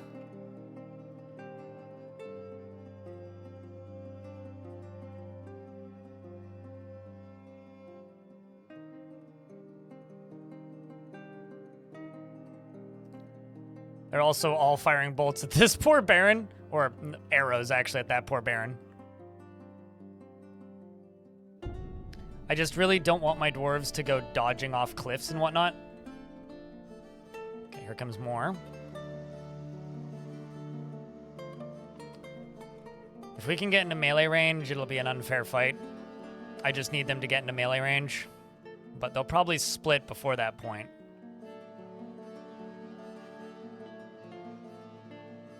Considering my dwarves do have the damage advantage in almost every aspect.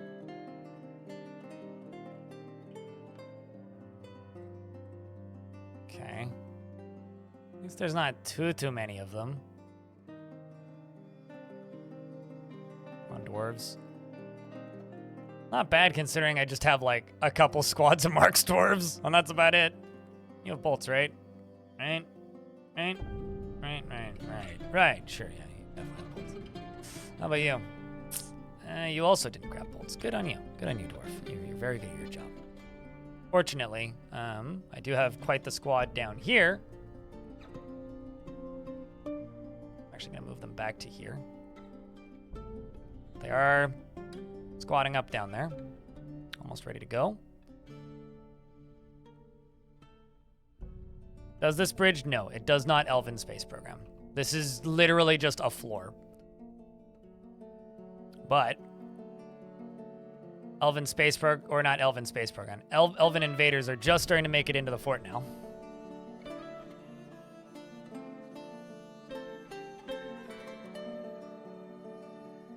Do you want to mine? You're just some random human scholar. Okay. Some random, definitely not suspect human scholar.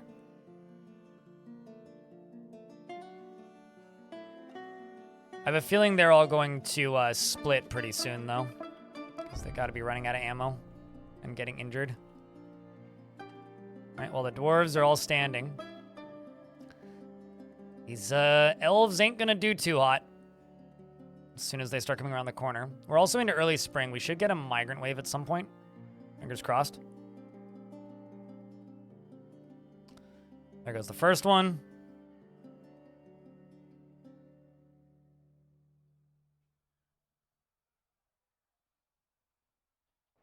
Dwarves are moving up. Giant dogs die pretty quick.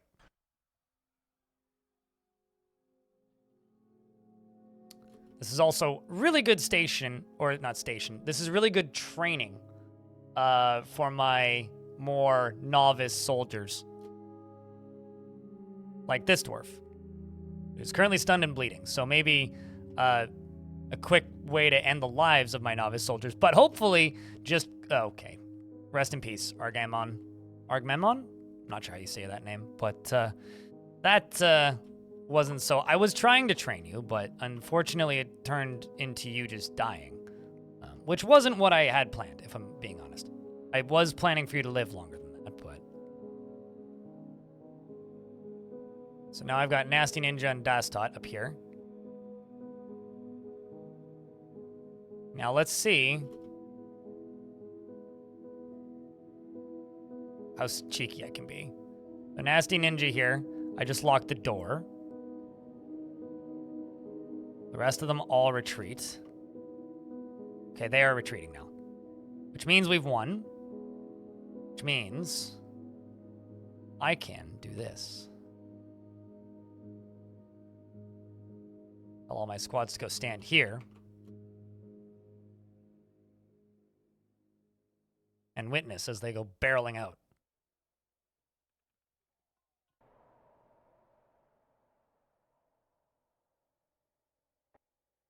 Now, if we can catch any of them, it's free XP. Right, literally free real estate. Well, there goes a bear. It's one at the very least. Get him, dwarves. Catch him. It's two. None of my dwarves have fallen in from what I can tell, too. That's pretty good. There's another one. Not bad.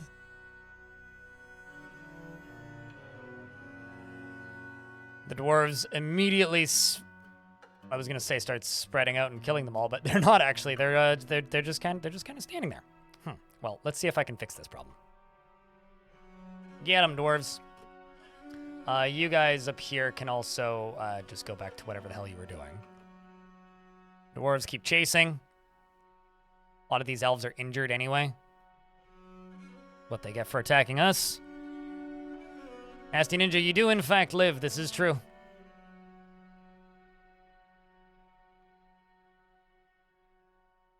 I can open this bridge now. Oh boy. Let's see how much of this we can clean up.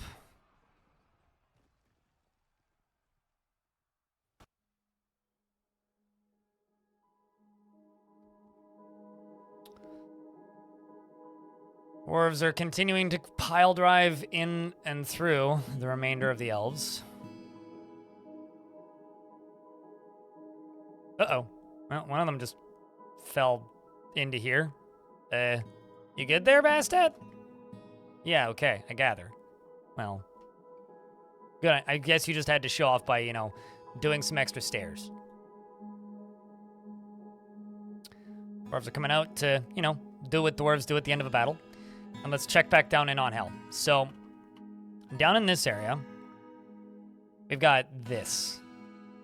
I kind of really want to get these bolts out of here. So what I'm going to do is I'm going to pull this lever. I'm going to go to stocks. I'm going to go to corpses and body parts, and we're going to dump. Except for anything with the word bone in it. Okay, never mind. It doesn't let me search that way. Fine, then. Then, in fact, I will throw out everything. And I will go to corpses. Throw out everything. Everything. This lever has already been pulled, right? Yes. And all the burrows are off. So this will let us into this corner. Let's make sure that all of this is off.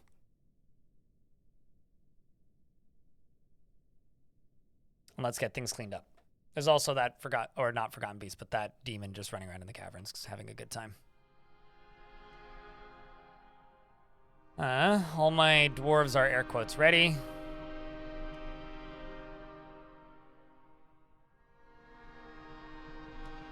All right, that gets opened. And now let's see if they actually go clean all this stuff. They might.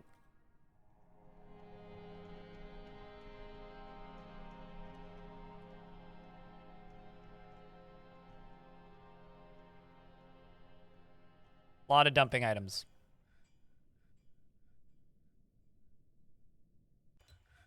This is going to do horrible things for the moods. Absolutely horrible. I don't think that this fortress would ever mentally recover from this. I mean, they might, but it'd be a bit of a journey. Bit of an emotional journey, shall we say. Still has been missing for a week. Okay, somebody must have fallen in to the lava then.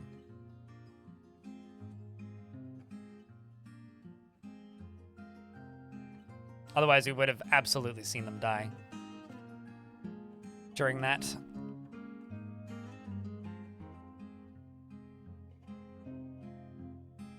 Bits and pieces of things falling down constantly. Look at that. That is how often stuff is getting thrown down there.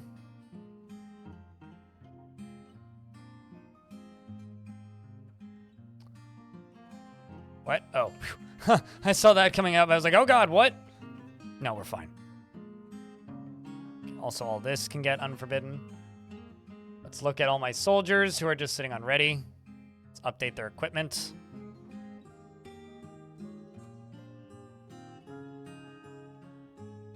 So dwarves can go get new gear. They can pick up gear that they need. We can throw stuff out, get all of this stuff done. Lanix, thank you much for the raid. The ways to set up mental rehab areas. Yeah, there are. There's a number of different ways to drastically increase the moods of your dwarves really quickly. I'm kind of not doing that in this particular fort, but there are ways to do that. Mist generators are probably the most notable. I love that this water just remained forbidden because it's not technically a corpse, even though it's absolutely a corpse. Just find that really funny.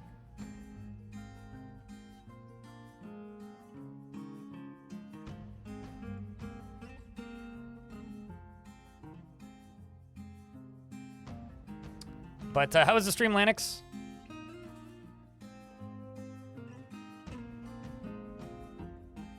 All right, let's get another thing done that I wanted to do. Let's get that smoothed. Also go up here and go all the way to here and get this smoothed. We're gonna extend our battlements essentially.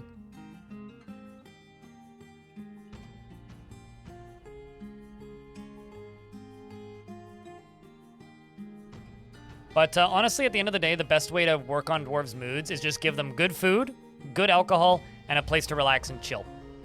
That is honestly the best way to improve dwarves' moods.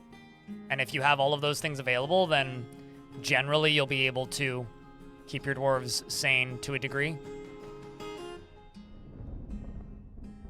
So it is a weaponsmith. Keep an eye on them.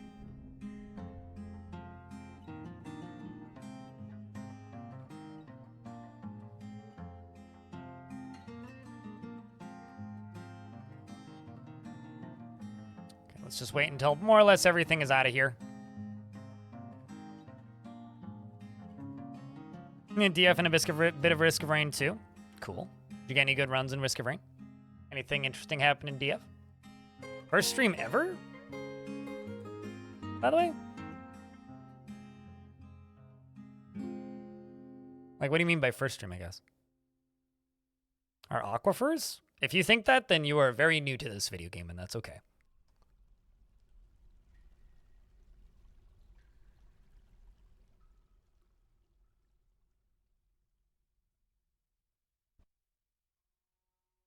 But yeah, no, the best thing that dwarves can have for rehab is just a long period of break. They just need a vacation every now and again. 3-day work weeks also really help. 4-day work weeks, pretty good. But 3-day work weeks, pretty peak. Some demon found, oh boy, a bunch of demons found a bunch of cavern dwellers.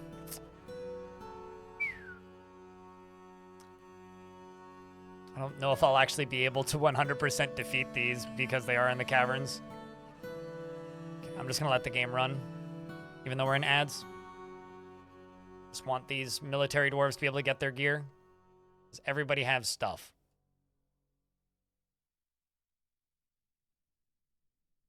A lot of them are still gearing up.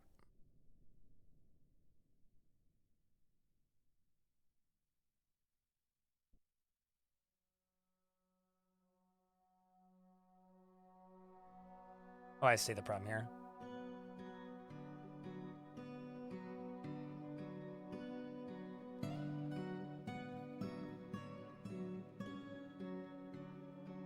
I love the fact that my Baron really wants to join a squad, and I'm kind of refusing to, just to keep him alive. But at the same time, it's like, dude really wants to just be a battle Baron, but just not gonna let it happen.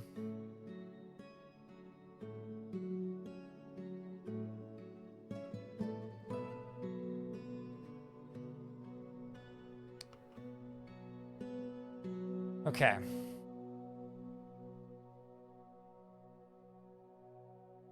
Dwarf's working on an artifact and has grabbed Adamantine, Phalite, Gabbro, and Quail leather. Quail monster leather. Quail brute leather, probably?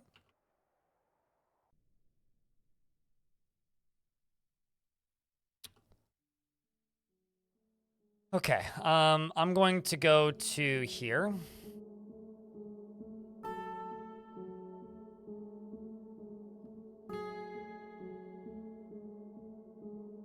Forest, L, M, P, S, S.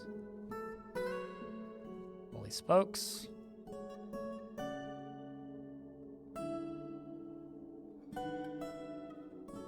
Almost. Est. Per. Domas. Irish. Bath.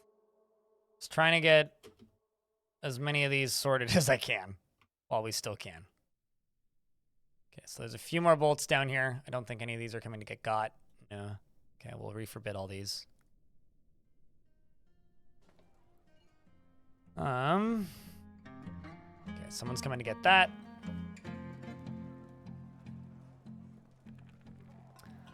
If a dwarf just died, let them die.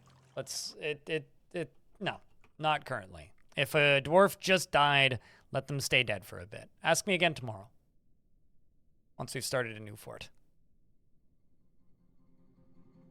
You had your dwarf. I'll let that dwarf rest. Okay, we're going to close this. I'm going to here. I'm going to forbid everything that's left. And now, against all odds, we begin again. Grab your butts, chat. More bolts? We always need more bolts. I mean, we are making bolts actively right now, I think. No, I guess we finished. I made 500 iron bolts. I mean, how much steel do I... Okay, I have a question. Do you think I need more bolts? I've got 7,140 steel and 25,857 iron. Do you think I need more bolts? I think we're good. If you disagree, feel free to voice your opinion, but I think we're good.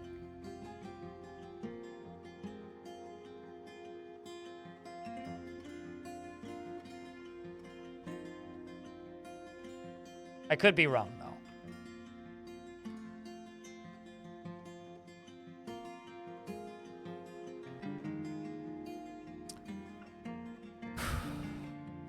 Maybe 1 million? Probably could do that.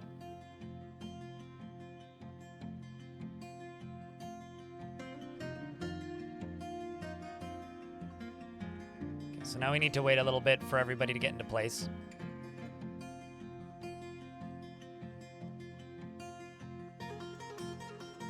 Needs more DACA. Got it. Doing my damnedest to provide the DACA. We've got recruits in here too, so I'm gonna see how this goes. We do not have Dwarven shotgun currently. We do have dwarves with lots of bolts though.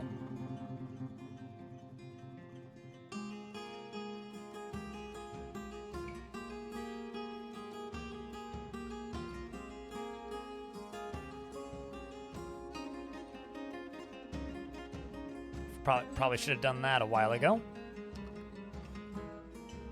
Oh, what? Adamantine crossbow. Oh, that's pretty badass. We got an artifact adamantine crossbow. This is an adamantine crossbow. Our craftsmanship is of the highest quality. It is encircled with bands of adamantine, cushion, gabbro, cabochons, and quail brute leather, and bitter orange wood. This object menaces with spikes of phalite gabbro, and on the item is an image of a twilight crone in gabbro. On the item is an image of Omo the elf and Tilling the glacier titan in quailbone. Tilling is striking down Omo.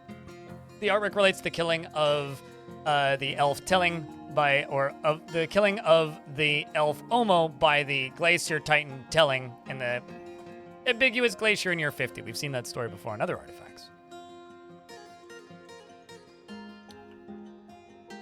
Okay, let's open this. We begin again.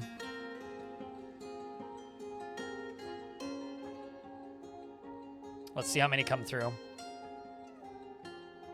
It begins.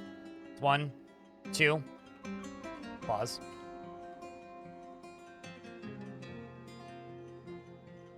Do you guys not have bolts? What? Guys, come on. Come on. The hell? Also, what are you doing in here? Well, I mean, okay, if you insist. Being a hero, are we? There we go. Now dwarves are doing stuff. Whew. A lot of fire. Well, it lost a leg. This is a fire fiend, and this is a phantom of snow. The fire fiend is made of fire and shoots out balls of fire, but is very weak. Well, good for them, I suppose. But that's not really what I needed you guys to do, okay? I kind of needed you guys to, you know, stay on the other side of the thing. You know, like, over here. I mean, if you really want to break the law, go there. Although you're seriously injured. And whose fault is that? What do you expect me to do? Rescue you? Come on. Come on, Dwarf. Come on. What do you expect me to do? Guess rescue you. You'll be bait.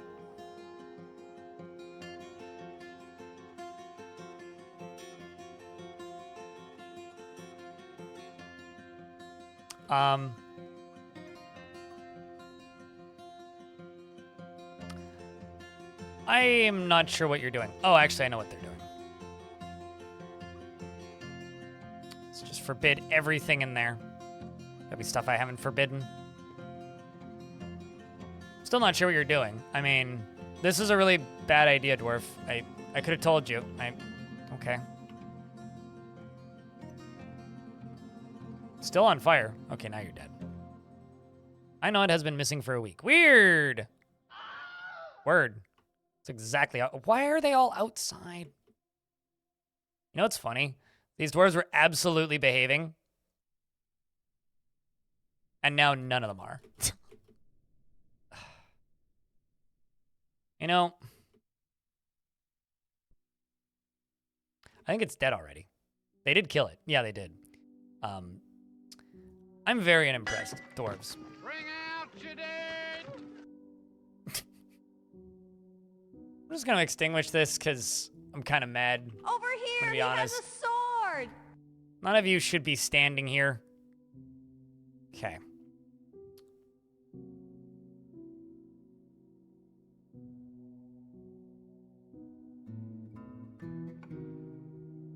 Okay, well, here comes another one of these things. You're unconscious. Comes a bunch more. I have to lock them in a second. That's a quail brute, so there's another strong one. That one I can't fuck around with. This one I kind of can. These are all really good dwarves, too, so it's not even like they have that as an excuse that they're crappy dwarves. Dr. Funk is bleeding out. How many are in here? It's the one. Let's see if I can get this closed. God damn. They haven't done this yet, which is like blowing my mind a little bit. Also, that seems bad. It seems very bad. Speaking of bad, let's just get everybody lined up down here because this is my only option now all of a sudden. Because we are closing that, but I mean, it's a bit late. The dwarves dive through. We've got recruits and experienced dwarves alike. Shadow Absorber is bleeding very heavily. Dwarves are dogpiling it, including the dogs. There's cavern dwellers, apparently, and the creature is dead. So that's another demon down. The gates are shut, so I mean, it is what it is. It is what it is. I mean, that was a problem, yes. The dwarves were doing a very good Lemmings impression. I'm not gonna lie. Their Halloween costume was super convincing.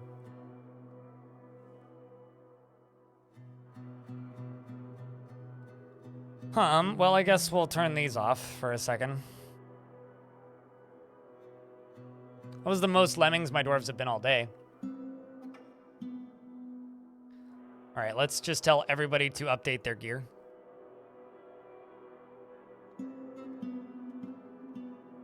And let's actually remove you, remove you, remove you. Assign uniform crossbow.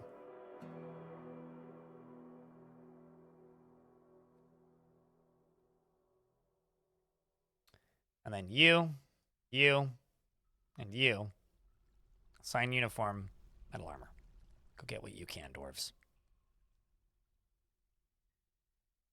And also, let's turn off this for the time being. Alath the recruit was found dead. Can happen sometimes. I'm going to place more of these slabs.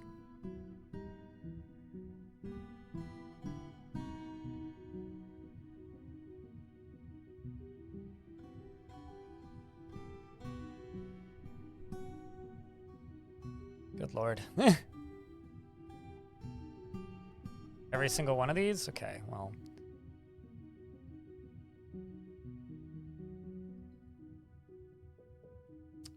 This is becoming a bit of a graveyard up here. Turns out.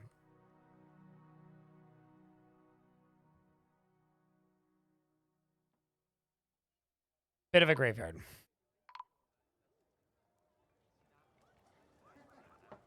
Caverns are collapsing, probably due to fire.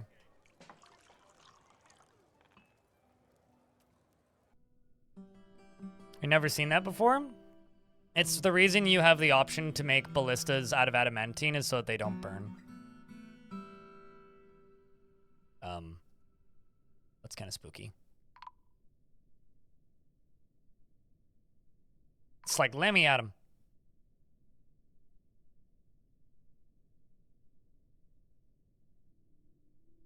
This is a salt hunt. I mean, spooky.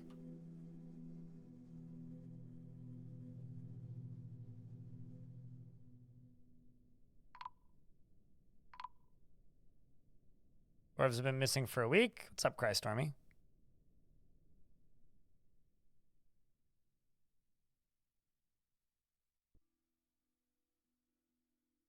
It's literally the equivalent of your heatstone cloth one. I don't remember what the heatstone cloth one was.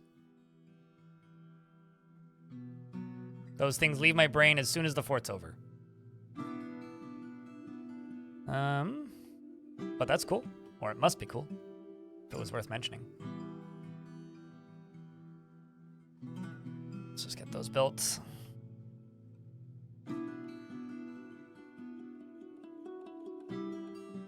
See you in the new fort tomorrow. Cheers, mama.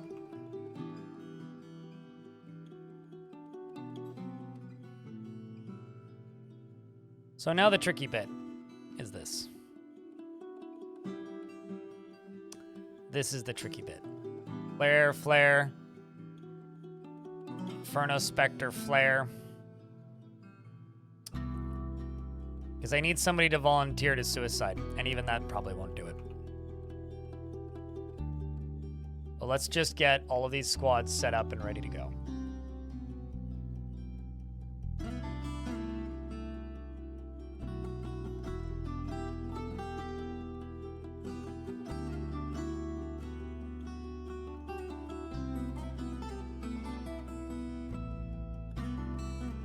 This dwarf's running around on a crutch. Almost feel like I should just remove this dwarf.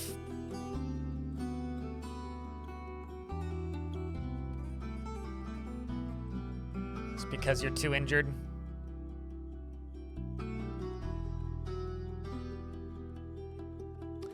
Too injured. Go do something else, dwarf.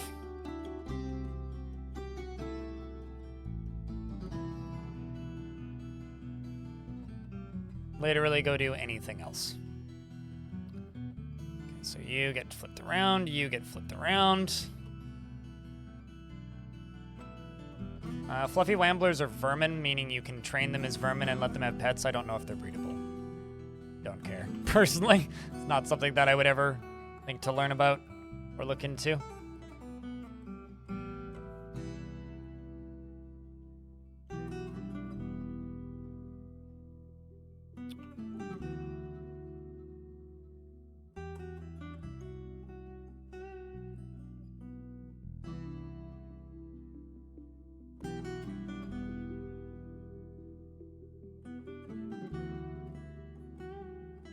Your dwarves like to eat them. All of them? Like, do all of your dwarves, or is there just like a dwarf that likes to eat them? 'Cause that'd be kind of wild if it's like the whole faction likes to eat them.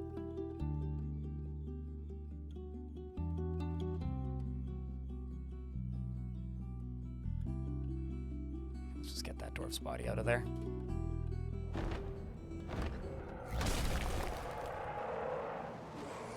I would jump back to the most recent save, or the most recent save that you had where the frame rate was better, because odds are pretty good it'll recover. Or you'll avoid the issue in the first place. Most of the time, it's very much possible to get around FPS problems.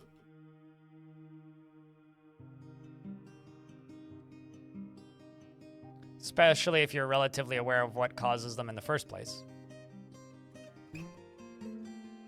Okay, I'm gonna do this.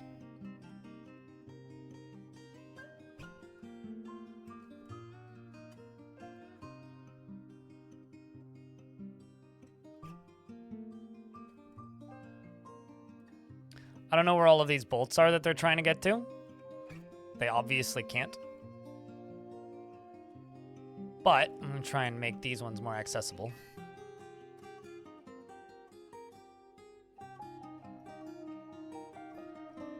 Some dwarves are... There we go. That's what's got to be happening, is there's got to just be bolts that I can't see that the dwarves think are accessible that aren't. That's what's got to be happening here. Are you picking up bolts? Yep, you just picked up bolts. Look at that, magical. Okay. Should have done that a while ago.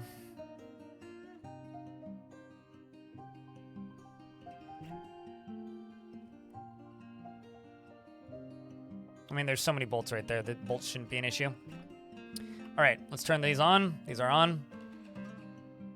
For you to grab whatever you're grabbing and then leave.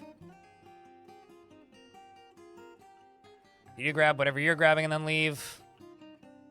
Anybody else running into there? You are. What are you grabbing? Helmet. Okay, grab your helmet. Let's open the door. Wish me luck, chat.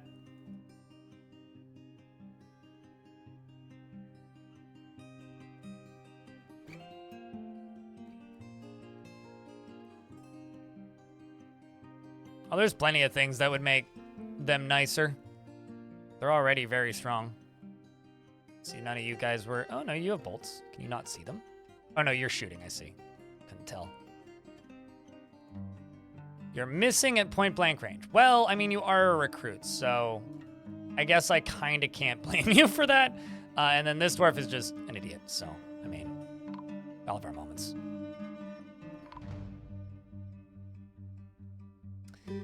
I was really worried this would happen. I'm not sure why it's happening. They're supposed to be stationing, but they've decided to do this instead. So, okay. It's funny, because, like, the first couple waves of this, I had no issues whatsoever.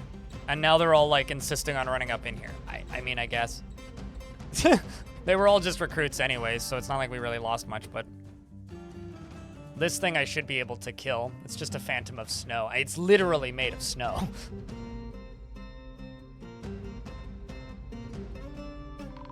Anyway, it's dead. Let's see what else we got.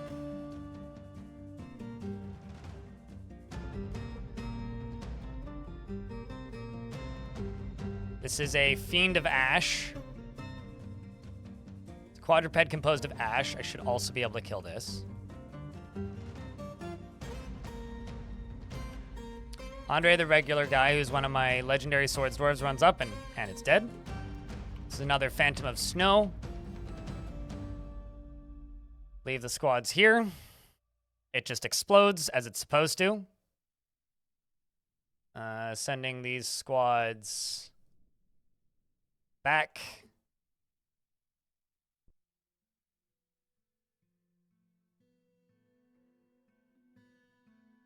So this is the issue.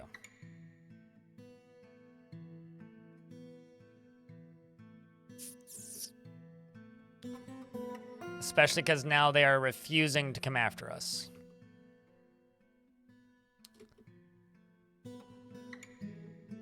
I drop a boulder through here.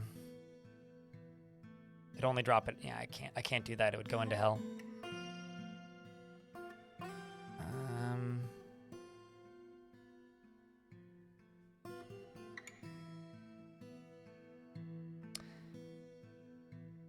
Well, I could try attacking. There's no way that could possibly go well. How big is this squad currently?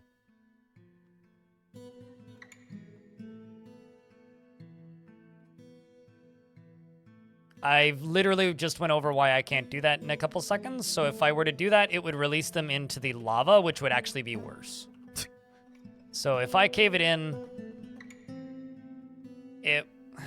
I mean, I absolutely could. Fuck it, why not? Let's try that first. Dwarves, just go train. And I'm going to go to here, and I'm going to go to work orders, and I'm going to go standing orders. I don't think this is a good idea, but I don't think we really have a better idea right now, so.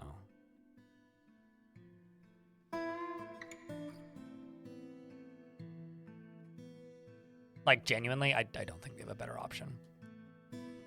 So, let's cave in on these things. I still disagree that this is a good idea, though. So, just so that you've heard my protest, you know. I think this is a really bad idea. For a multitude of reasons.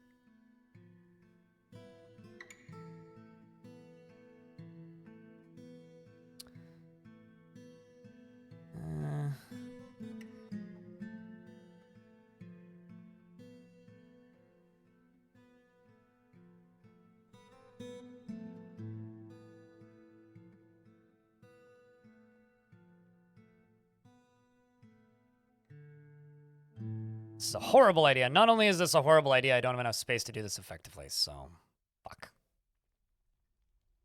There goes that dream. Can only cave in a floor.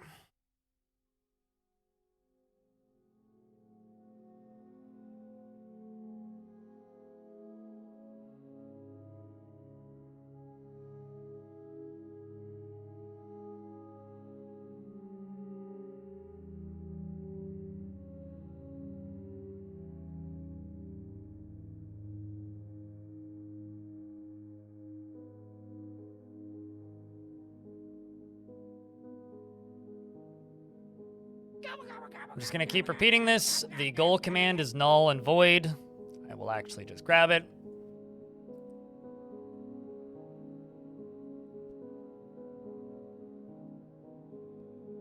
Just say, this is null for the rest of this fort. We failed. Blah. Stop asking.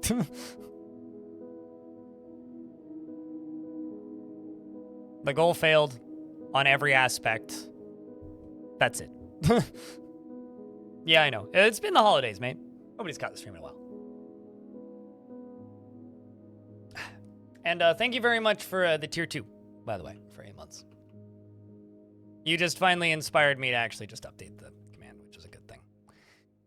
Which I would argue is a good thing. All right, let's keep placing these.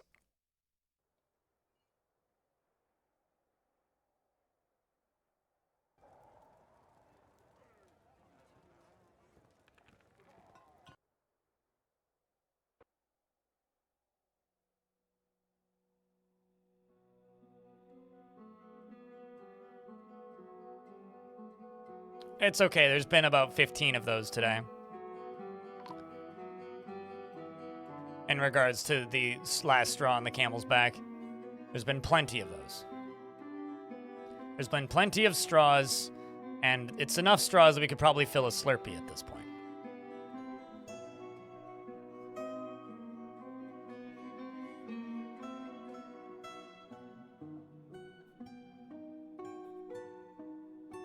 You know what? I've got these dudes flying around, and they're all really weak. So I'm actually just going to chisel through this wall here.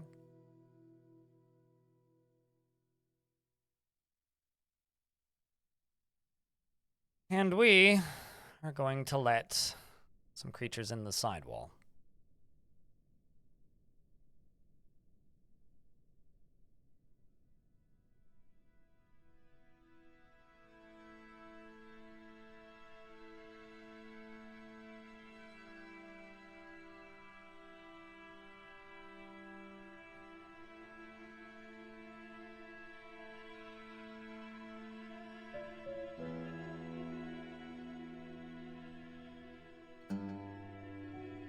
Just gotta wait for these dwarves to show up and get a door in here.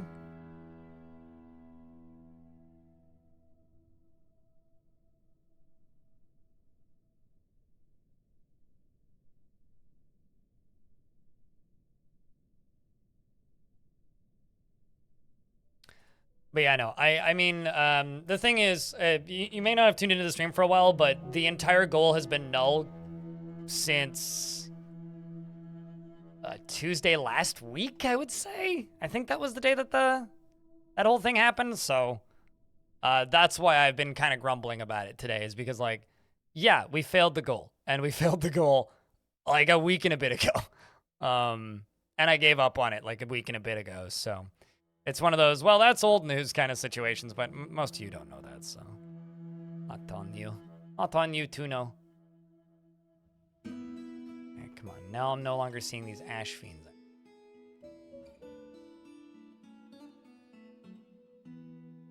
Where the hell are they? They're not right there, then where the hell are they? You guys are mining very slowly. Humans have arrived, apparently. I'll ignore them. What was I trying to do with the goal? I was trying to build lava cannons, and we were unable to build lava cannons, and I'm not going to explain why for the umpteenth time in the last 4 hours. I gave up. Anyway, we're about to fight this monster. Unless it decides to just leave. Well, okay, you can be a polite monster. Monster, come back, please. Please, monster. Monster, please.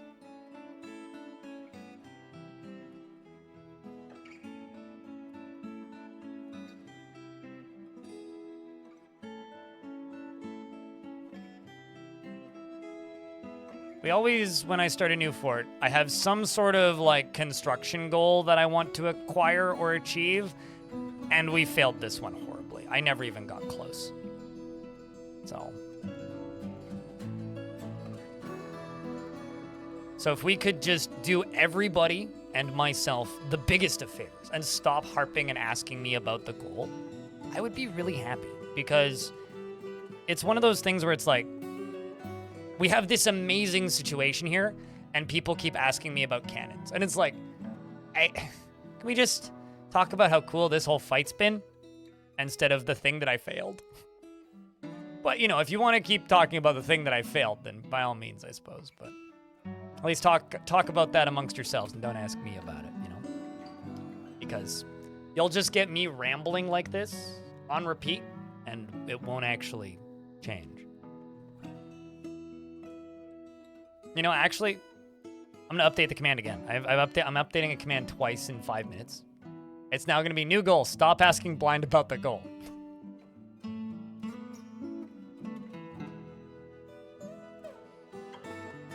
There we go.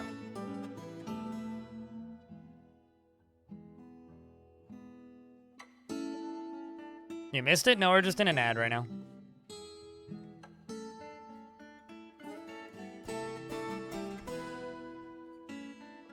I will update it tomorrow with a new goal for the new fort, which you can ask me about. But this goal, it's been dead for a week, so like, I realize a lot of people haven't tuned in because it's the holidays, but at the same time, it's been dead for a week. So, you know, old goal, I'll fight you. Okay, let's see. Can I get one of these weird ash monsters to fly in here or nah? I guess nah. Let's pull this off then.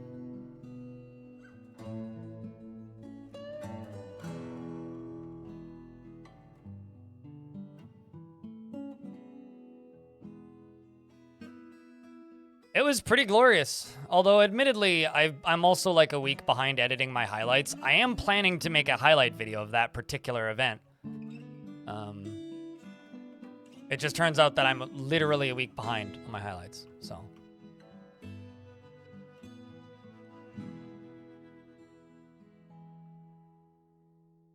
Oh, I see what I did wrong. So just get rid of this stockpile, claim all this. And build that.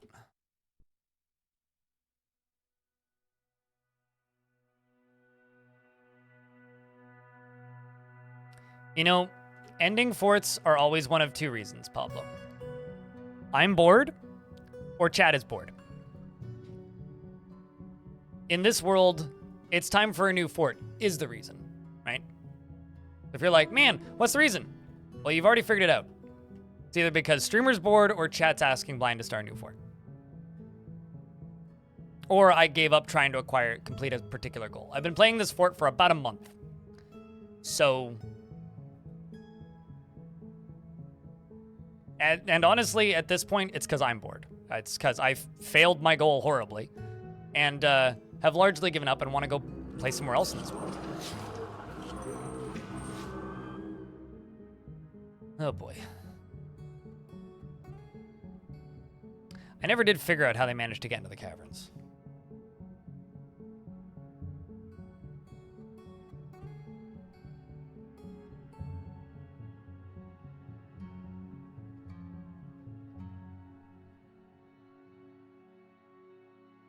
Yeah, it kind of sucks. There's not too much I can do about it, unfortunately.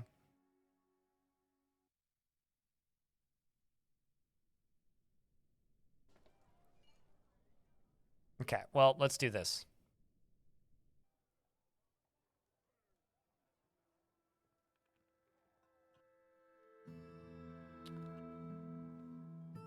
Send you there.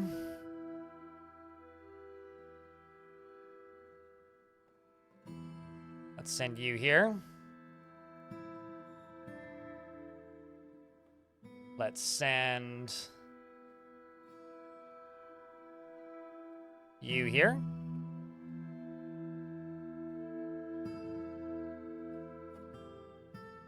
Let's prep to fire. Oh, wait. I refuse to answer that question because you are now just dogpiling onto the stop asking blind the thing. So if you really care that much, Baronhead, go watch the VODs. The VODs are all up on YouTube. You can type in !VODs in the chat and get a link to the VODs channel. There you can find up until more or less when it failed. I'm pretty sure that VOD's gone up now. So if you'd like to go find out for yourself, you can do that. It's magical. You have the technology and the ability.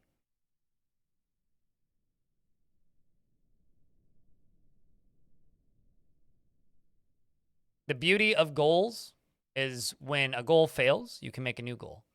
Currently, the new goal is to win this fight. And that's the only goal that matters.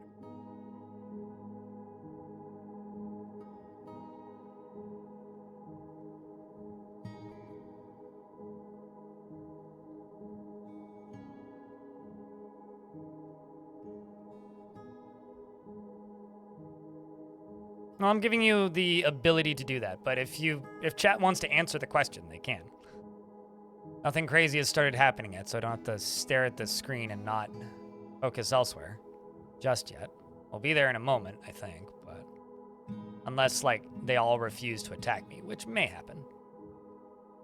At which point then, simply make a volunteer run down here.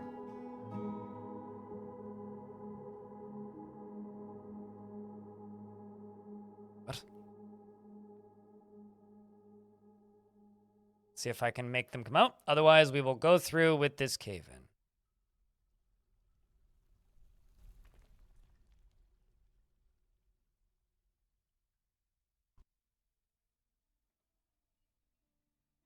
But yeah, you're welcome to talk amongst yourselves. I'm going to focus on this. Oh, I see what's happening. Or why nothing is happening is because I need to hit that. Man, why do you guys insist on doing this?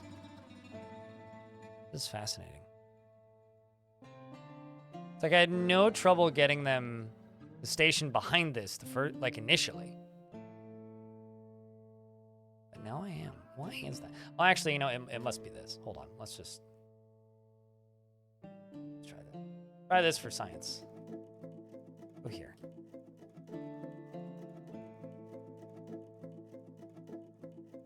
Nope. Where are you going? Seems extraordinarily dumb there, Dwarf.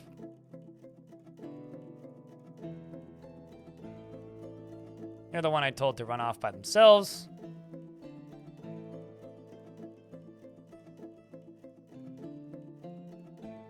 Because I would like them to attack instead of me having to cave. Whoop. Well, that was quick. Right, so you can't make it very far into there without becoming charcoal pretty quick. All right, well, down here we're building this. So what I'm going to do is I'm going to do a raising bridge here out of literally whatever. And I'm going to make this out of literally whatever. I'm going to place a lever here.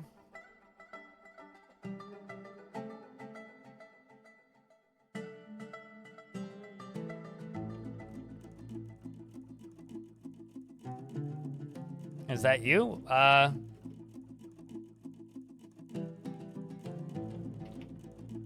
think you are currently telling a story in an empty tavern. So, no, that is not you. I don't know what this dwarf is doing, though. Oh, this is some random scholar. That seems like a bad idea going there, dwarf, if I had to bet. So turn all of this off.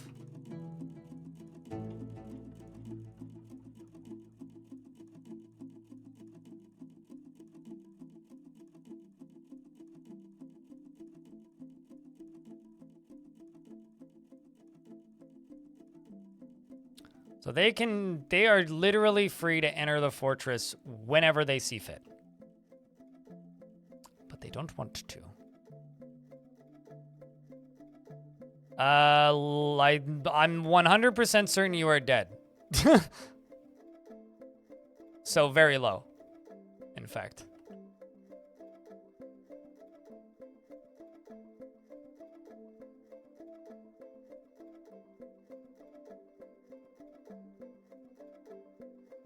Yep. Got another quail monster. These are the big scary threats.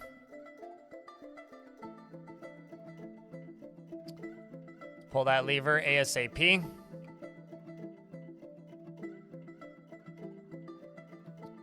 Are you any good at this? Novice? Okay, never mind. Not actually gonna let them fire those.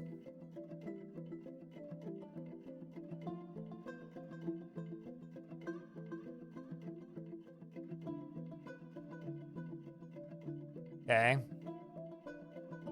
This begins again.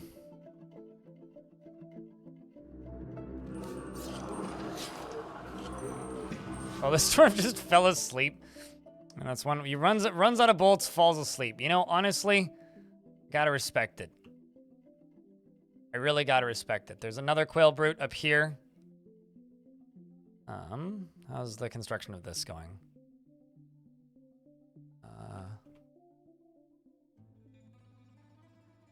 Construct building. Okay, so you're holding that up.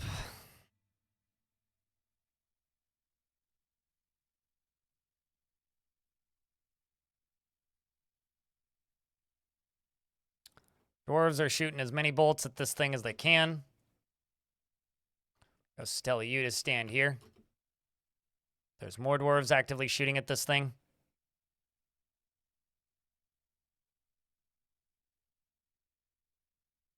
Post-work nap? Is that what you're saying? Oh, right, never mind. You're talking about the dwarf. I cannot, half the time I can't tell if people are talking about actual jobs or if they're talking in like the perspective of a dwarf. Merchants have left. Yeah, that makes sense. I would too. Okay, here comes this dwarf. Please. Dwarfus. Why you do this? Oh, I see, because you're leaving. You're the one constructing. All right, come on, Melville. You can construct this. Come on. Come on. Nice and easy. Easy does it.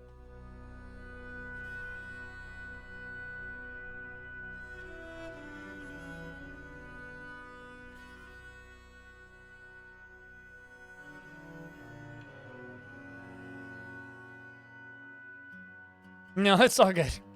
That's more just a me problem. Me being a doofus at this point. Okay, so now we'll just let them connect those. We can go watch Firing Squad again.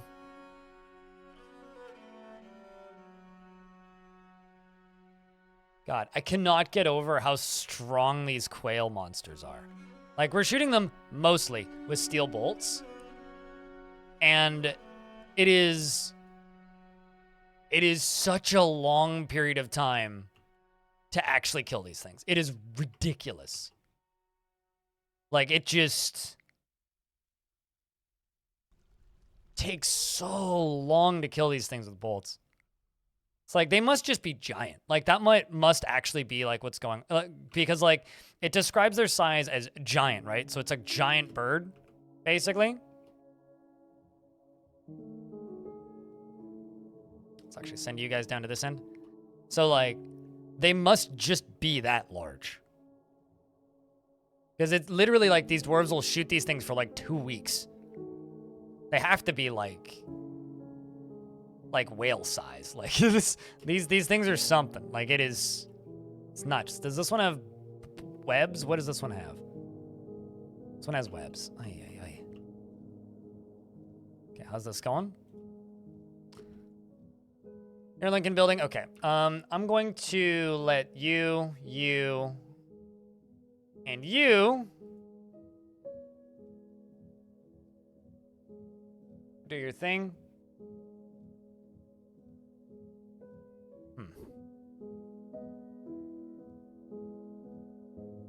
But yeah, what I really wanted to do with this fortress is I really wanted to make a lava, like, minecart lava cannons, on ice. And it, like, I will be putting up a highlight video and either tomorrow or the day after, maybe the day after that, covering why it didn't work. But the simple version as to why it didn't work is, like, I'm questioning as to whether or not it would have worked above ground, but the construction was taking forever, and then we had some major hiccups that just made construction incompletable, and I didn't feel like starting at zero, so we just instead decided to work towards digging too deep. So, because that's what chat was asking, so we did that instead. And that's essentially what happened with this fort. So you right here, we're going to get rid of these. And then we can cave this in. Now, this won't kill all of them, but it will kill a chunk of them. It's going to drop down here, right into here. It's going to scatter everything in here and hopefully nail this area. Am I into crypto? Why is that the first thing you say in my chat room? What the fuck?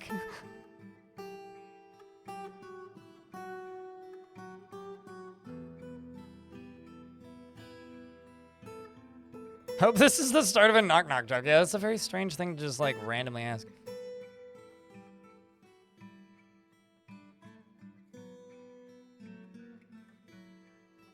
Vibes are off? Certainly.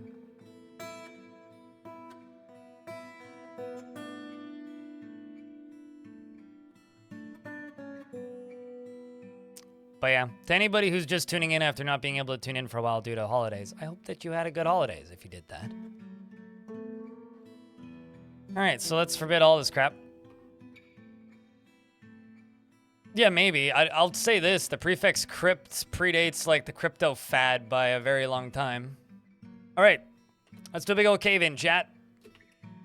So I need a dwarf to come pull this lever. When a dwarf comes and pulls this lever, we're going to crush a bunch of demons, hopefully. So wake up, look at the screen, put on a little makeup, and let's squish some demons, hopefully. And we attracted no migrants this season. And you know what? I don't blame them. I also wouldn't have migrated here.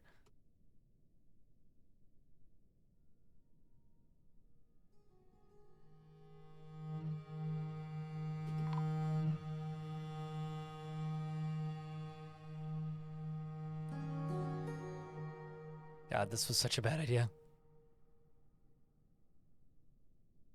Yep. Did absolutely nothing. Cool.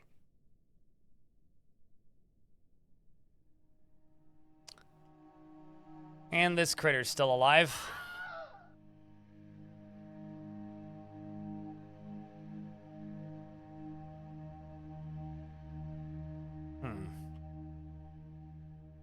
All right, well, let's do this. You. We've killed a few of these now this way.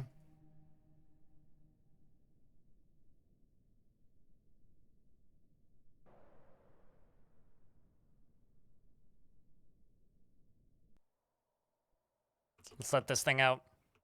Kill it.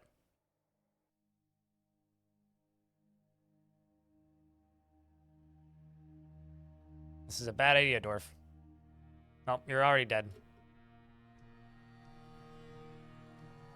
And of course, it webs the door.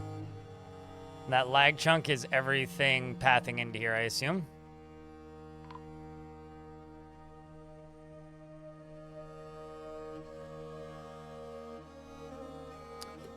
The dwarves charge in. Got Abil up at the front.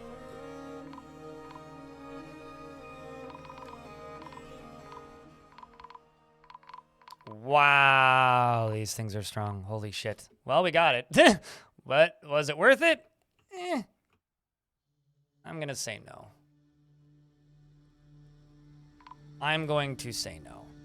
It was not. Okay. What do we still have left? Well, we lost like 40 dwarves in that. So yeah, and that's why this fortress is going to fall, I think. Doesn't take a rocket scientist to figure out why I don't think I'm gonna be able to succeed with this fort. All right, let's forbid all that.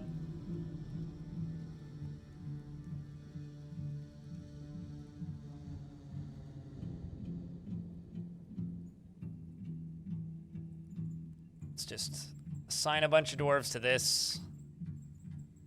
Assign a bunch of dwarves to this.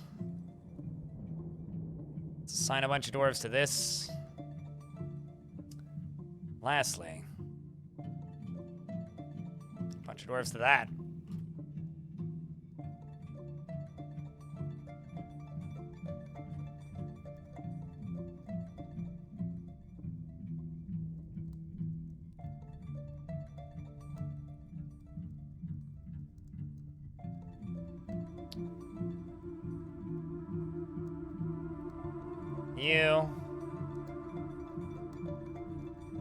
You, and you. I'll go here.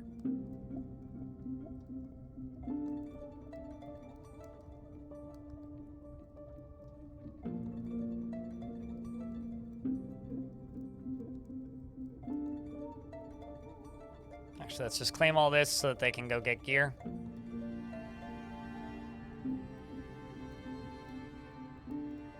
Yes. It depends on the monster, though.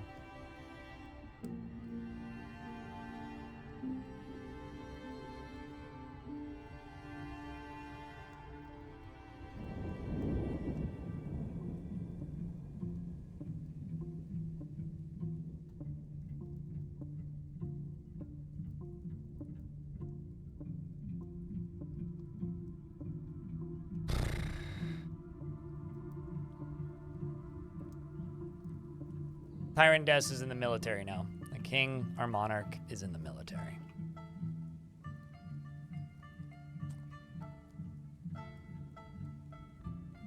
So...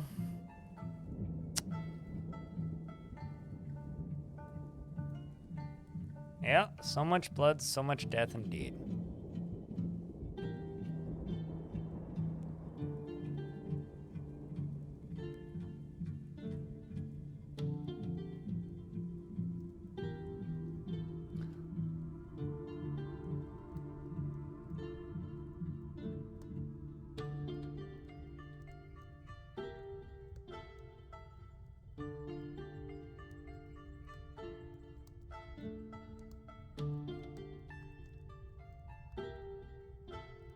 Let's just go get gear.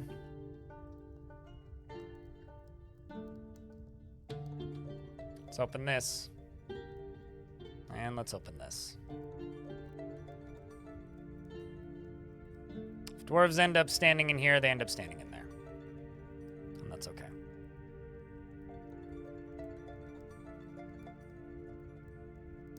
Here comes another quail brute.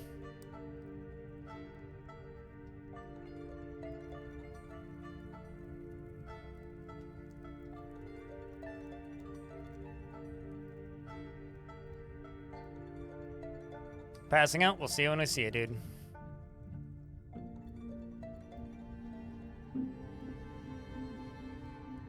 I still can't get over how strong these things are. These might be some of the strongest brutes I've ever seen. They just refuse to fucking die. It's something. Like, it's borderline absurd. If not just straight up absurd. Because, like, they get seriously damaged. Like, they are absolutely damaged most of the time. Like, they take all kinds of broken bones and whatnot. This dwarf just got torched. They get all kinds of broken bones. But, like,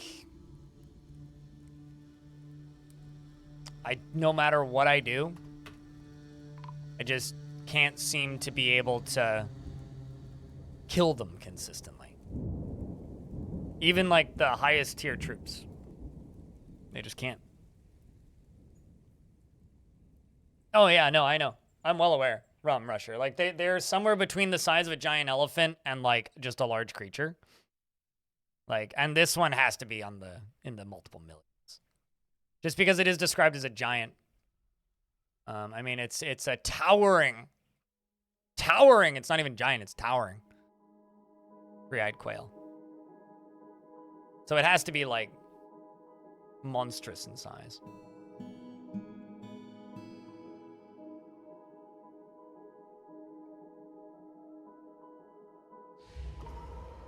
Child's been taken by a Fey mood. Can't remember the last time that happened.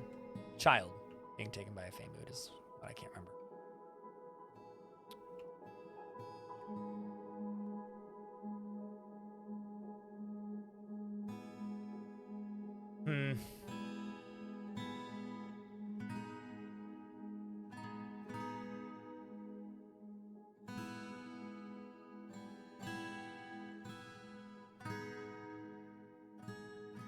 You know,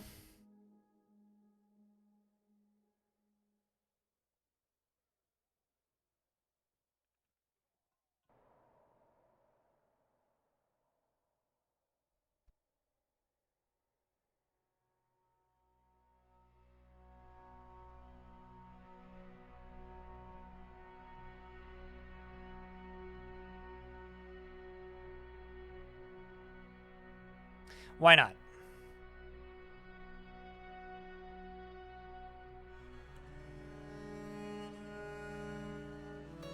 Why the hell not?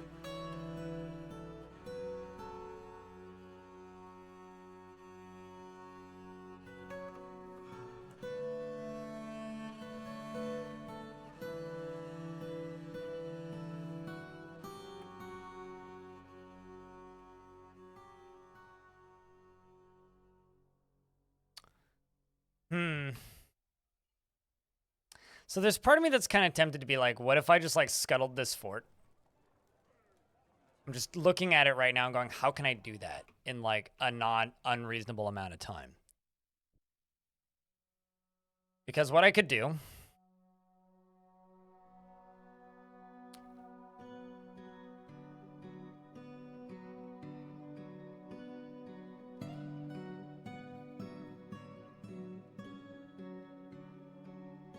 Run it down mid. I understand that reference. Because what I could do is I could do...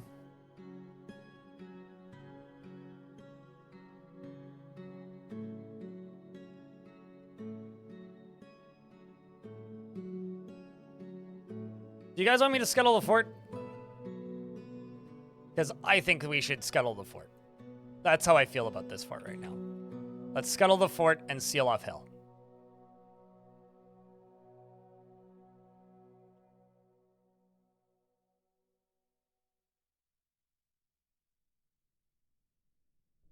It's just going to take a minute.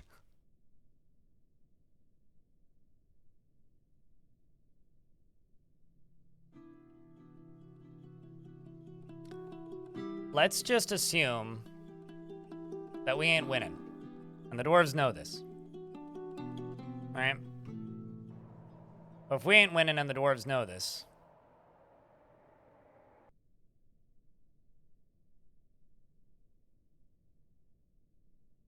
I can't see where I'm going. There we are.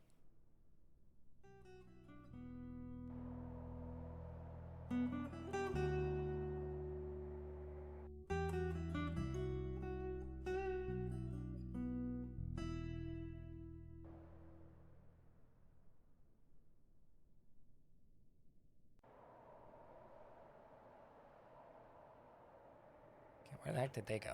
Oh, they didn't. Okay. So, apparently I went deeper on these bits. I did on the end.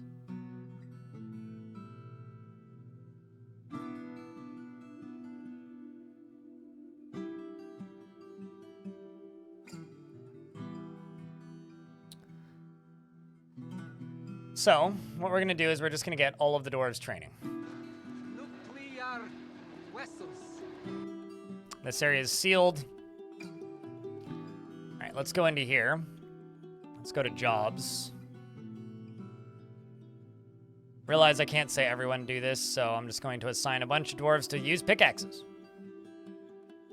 Doesn't matter if you've seen a pickaxe before. This is only going to take a little bit of time.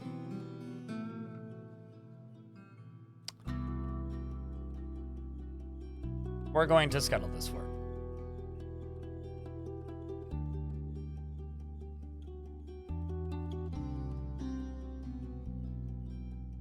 And I'm going to turn this off.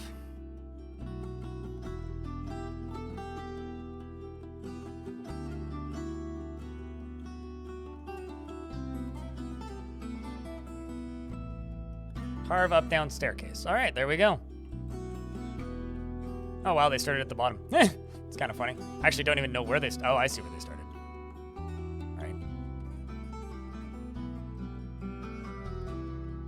So what we got to do is we got to go to the top. We got to go all the way to up here. And let's just go all the way down. You know what's funny? I mentioned this earlier. I still haven't found the second cavern layer. I've only found the upper ones. Because I still haven't found a cavern layer, it is quite possible that we'll stumble upon it here, which would be quite funny.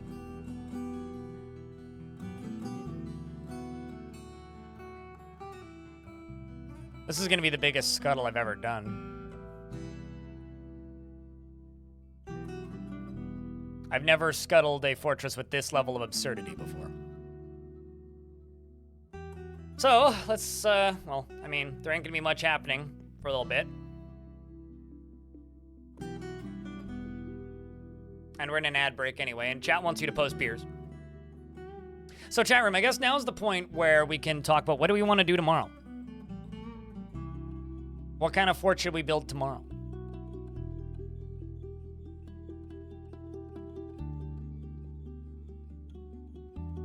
That's the important question. What kind of fort do we do tomorrow? Because we're going to have to come up with something for tomorrow.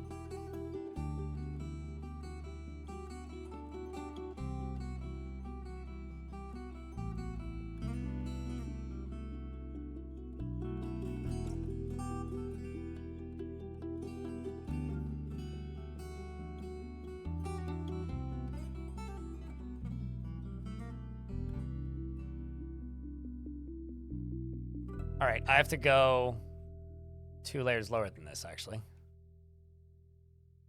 That or to this layer. All right, you know what? Actually, we're only going to go down to this layer. I lied. We're only going to go down to this layer. If I go down to that layer, what's going to happen is I'm going to hit the aquifer, and then it's going to be a pain in the ass to dig. So, yoink.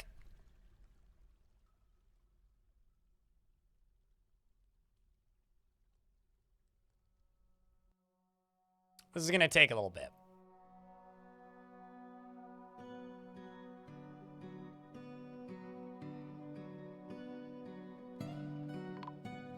Open pit mine to the caverns. That could be fun. I've done a ton of towers. Towers might be exciting for you, but they sure as shit ain't exciting for me.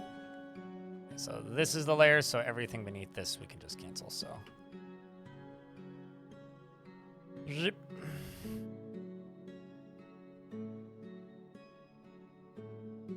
So, as you can see, digging this is going to take a very, very, very, very, very long time. It shouldn't take a rocket scientist to understand this.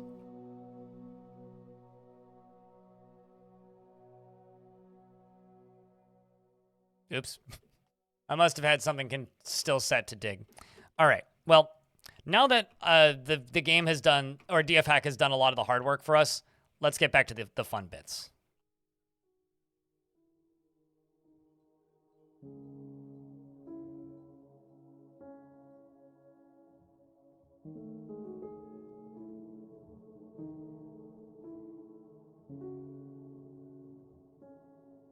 Also, oops.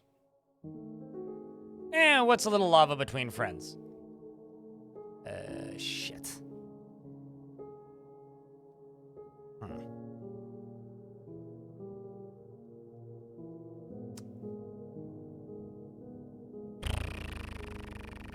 Well, I guess since I'm using DF Hack, might as well use DF Hack for the rest of it. Let's go up to here. All the way across. I will hook up the...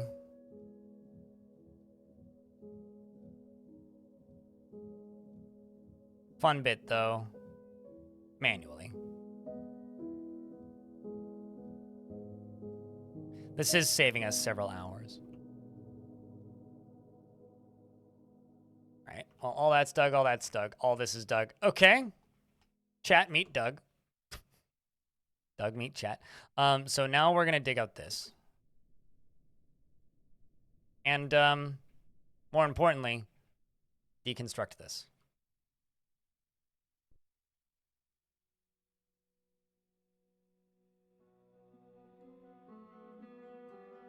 And also, might as well just pull this lever. In fact.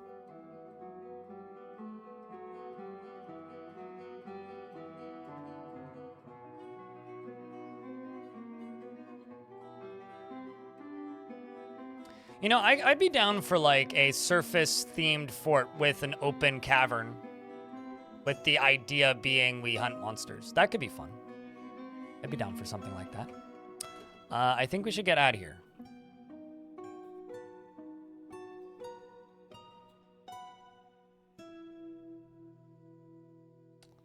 Really think we should.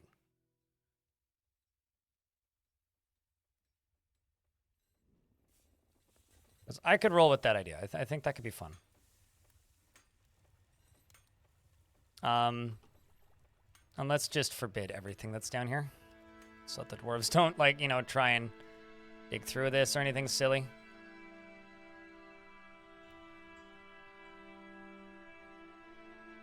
And let's build one of these.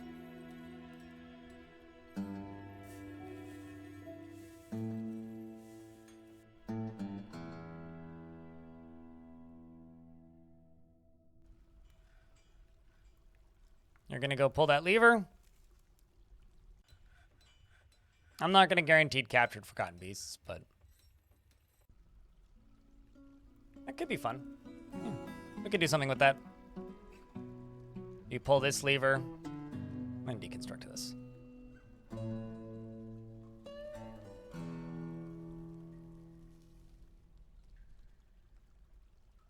There we go. Now that that's done.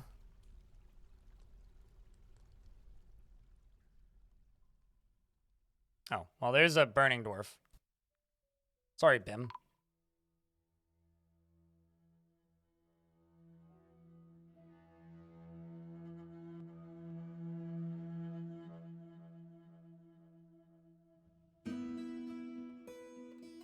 Lanix, thanks for gifting out a subscription. Appreciate you. And this is still a problem. All right, so between all of us, I definitely dug out all this, right, chat? I definitely did. Let's just make sure that this goes all the way to the surface, all the way around. Looks like it. Looks like it. Let's see, all the way up. Okay, that's a problem.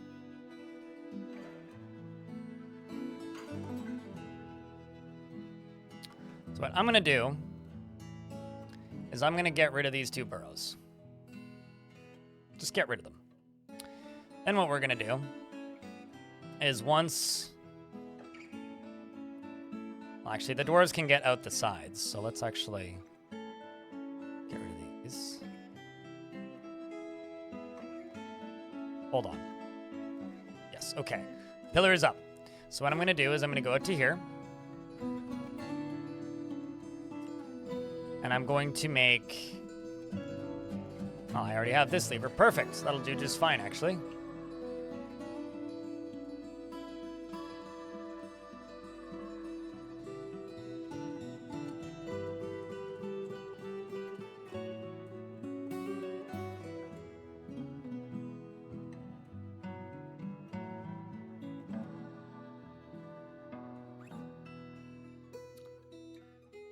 Dwarf over here is doing the honors.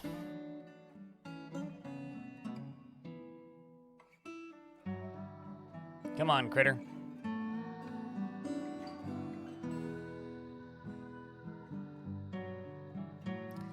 This is kind of a fun storyline, though, these dwarves accepting that they're never going to be able to maintain proper control over the caverns.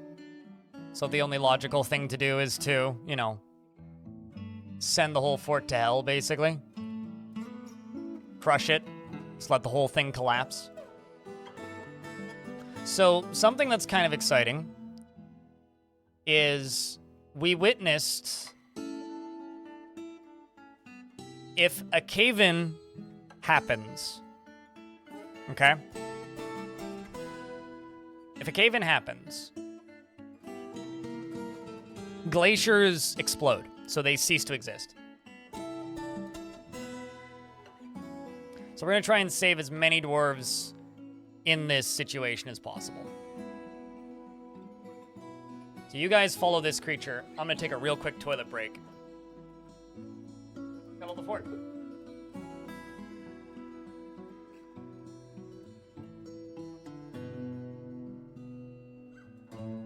Sandwich!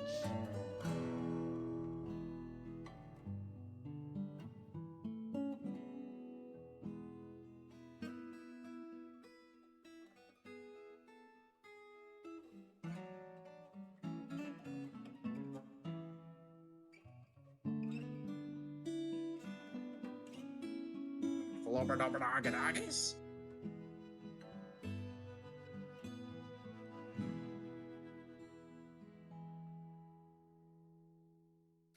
Well, I mean, he's a necromancer experiment, not a demon. Not a donkey either, or a sandwich.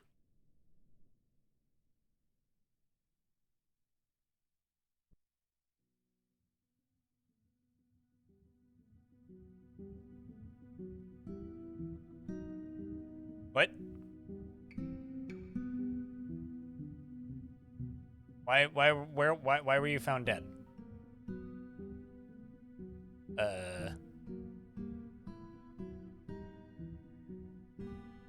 That doesn't seem good. They burn, maybe?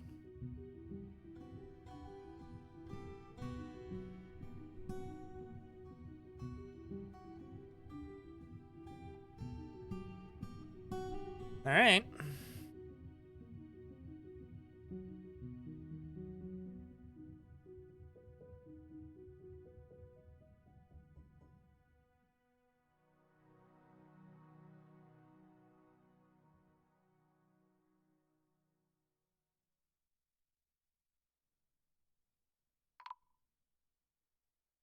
Stupid moles was found. Oh, okay, yeah, no, they are literally just walking through the lava.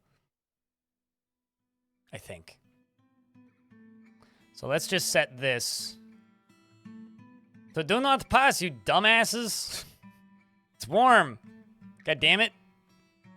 Pretty sure that's literally all that's happening.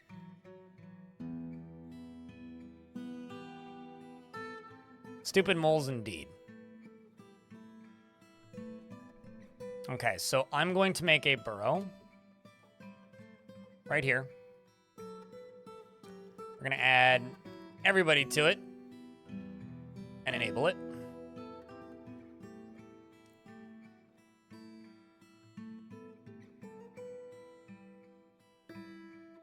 Now it's just a matter of waiting to see how many of the dwarves make it out.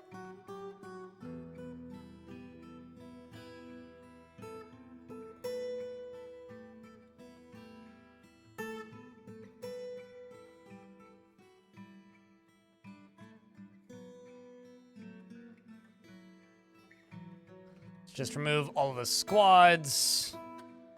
And you know what? I'm just gonna do fast dwarf because we're this deep in the hole. Might as well. Get all of these dwarves out of here as quickly as possible.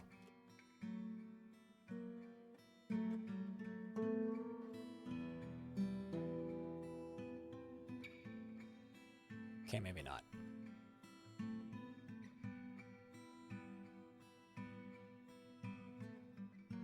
Okay, these are still connected right here. This needs to be removed. But I can do this.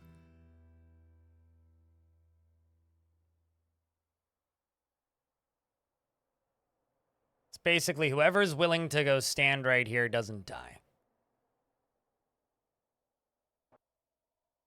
The rest of you are very likely to die.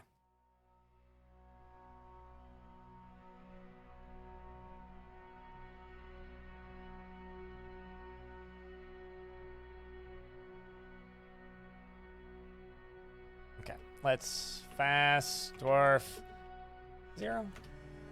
Okay, I'm going to do a quick save.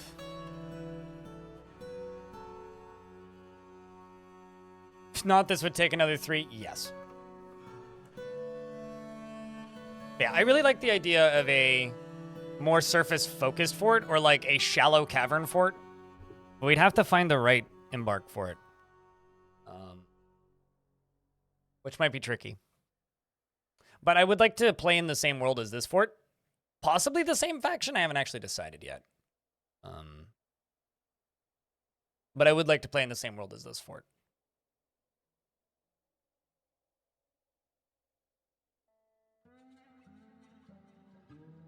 Okay, so. I guess some of the dwarves are willing to get out and some are not. The king is out, so that's good. I'm just going to go right here. And I'm going to build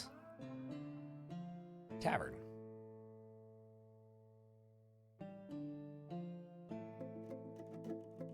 Tavern returns, dwarves. Already telling stories. Hi again, audio. I'm about to collapse this entire fortress. I think I've removed all the supports.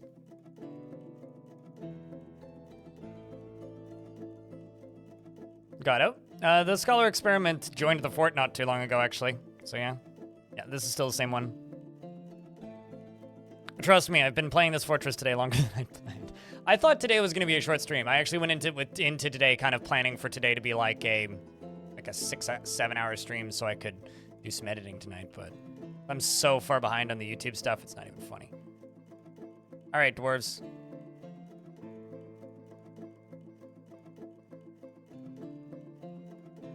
Let's get through. Get out of here. You stand there, you die. And if you die, that's your choice. Here we go. Now they're all behaving. Turns out if you just give them a tavern, they're like, oh yeah, we'll go there, no problem.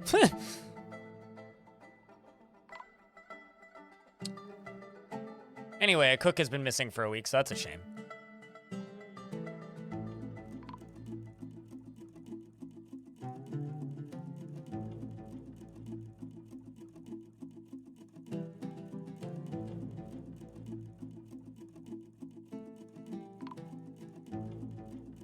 Recognize has been missing for a week? What? Hold on. What the fuck is going on?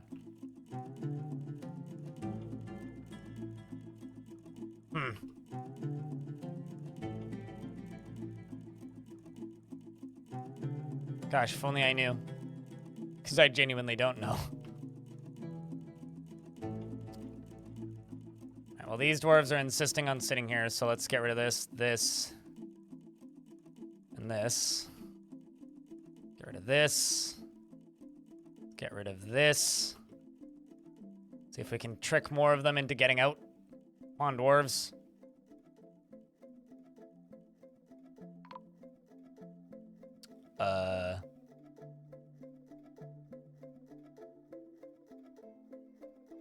All right, chat, do I pull the lever? I really hope they have a party. dwarf starts singing. You can do it.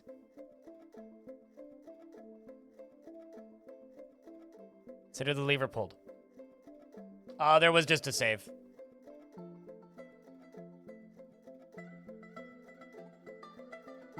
Well, it didn't work.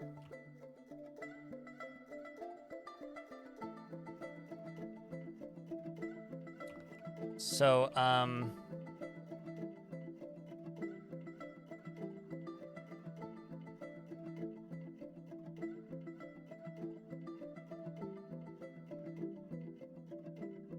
womp. Yeah, pretty much. Well, whatever.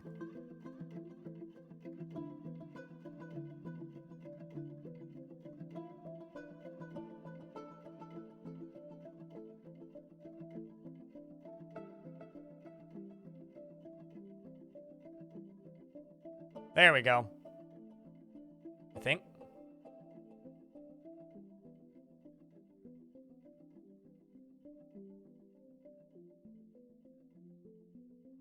So the game is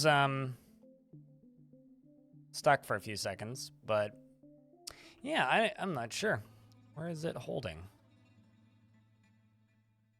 Where is it holding? Gotta be like one tile where it's holding.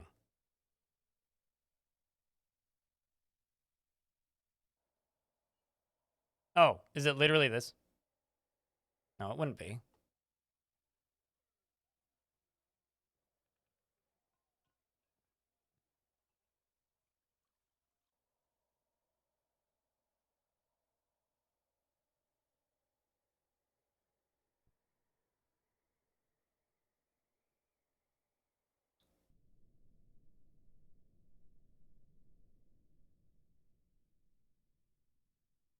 Well, it's not that. It shouldn't... Oh, is it this? No, because there's nothing here holding that up.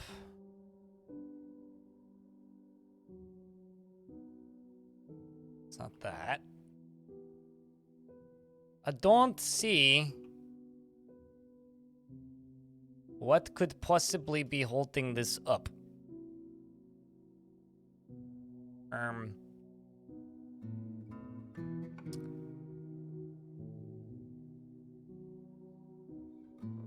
This is so large.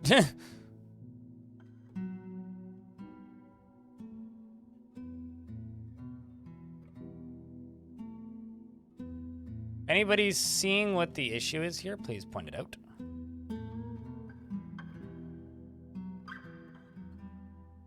Not the stairs, they're open space.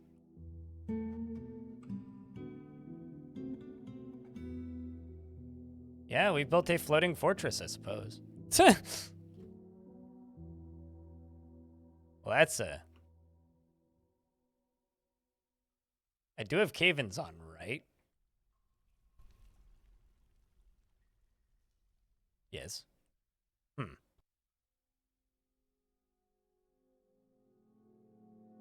Holy shit, found more of that Forgotten Beast extract. Look at that. Or you'll get some radio equipment? Well, best of luck getting that radio equipment.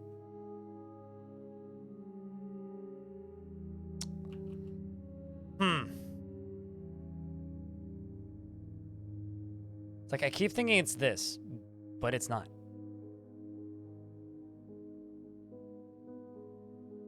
You don't think it can do cave-ins above a certain size? Really? Man. All right, well then, let's see if I can force it. Because I'll be honest, I've never tried to do one this big, though.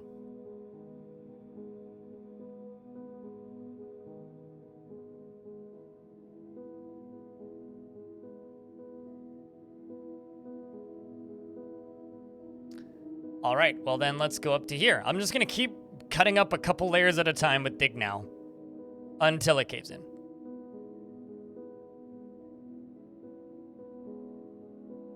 Because damn it.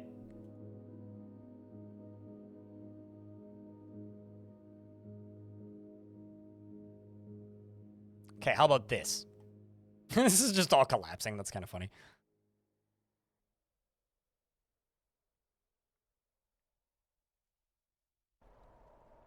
Can I make the bottom of this fall off?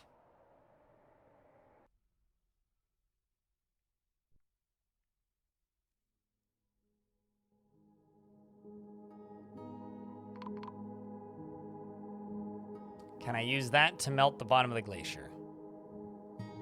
This is some nonsense. I built it too well, clearly. Well, let's cut into the glacier then.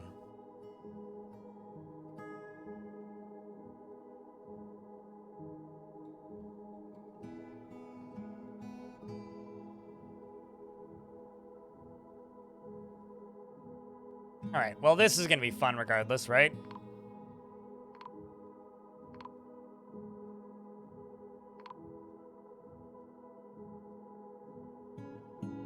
That's a mess. Jesus fuck. What am I even looking at?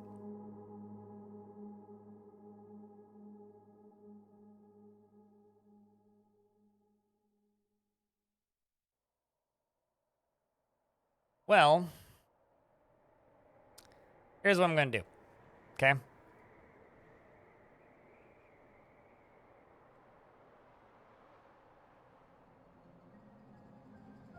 So what I'm going to do, I'm going to try this. And go down to here.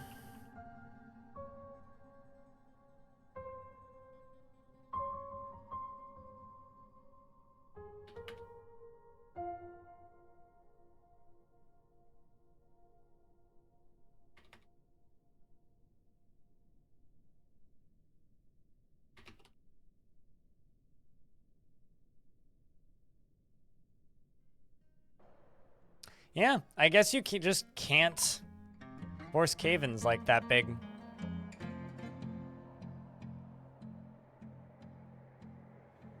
I guess you just can't force cave-ins that big. All right, well, let's do this then. Eventually, it'll collapse. Something will collapse.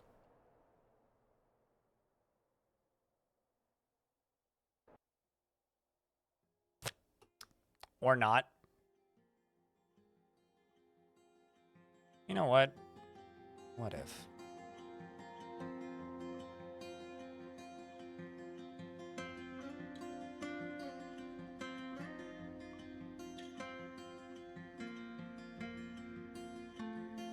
Chop it up into quadrants? There's too many constructions in it, right? Is the main issue I'm seeing here.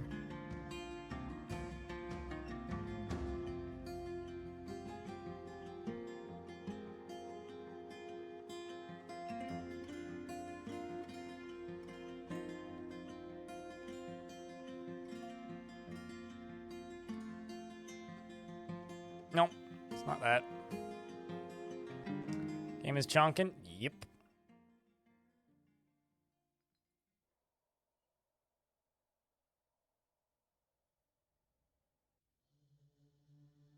So say music just suddenly stopped, so I was expecting it to be like party time, but nope. All right, I'm gonna quit without saving. And I'm gonna go back to the most recent autosave. All right, so I don't think I can do this. I think that it's going to refuse to let me. So what I'm gonna try is this. See this?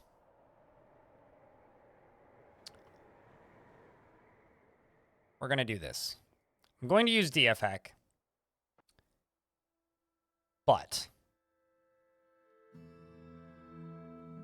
I try and use DF hack for just like this center bit. So let's go to quite literally just, yeah, this layer right here. This layer right here. Let's just do this.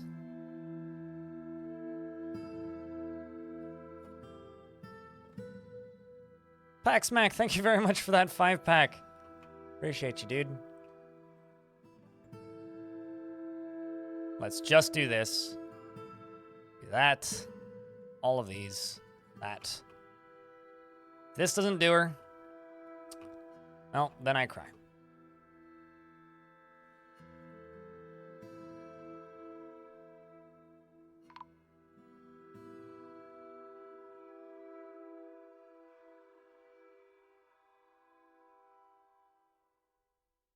Because I need these gone, so...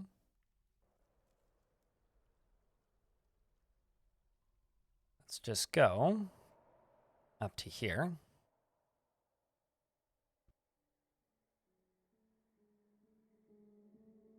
Now.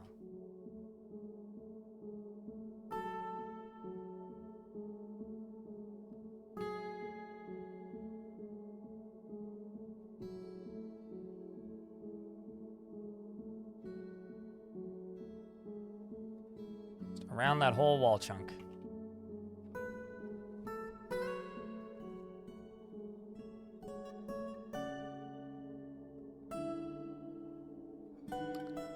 Yeah, I guess not. I guess I can't cave that in. Well, that's disappointing. I really wanted to scuttle the fort. Actually, hold on. Maybe I've missed things.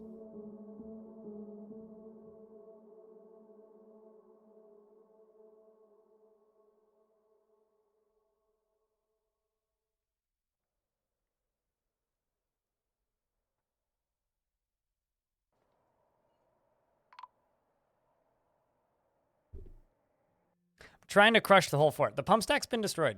I destroyed the pump stack. Can't see it. The pump stack isn't there anymore. And yeah, there's nothing supporting it at the bottom here. There's nothing there. So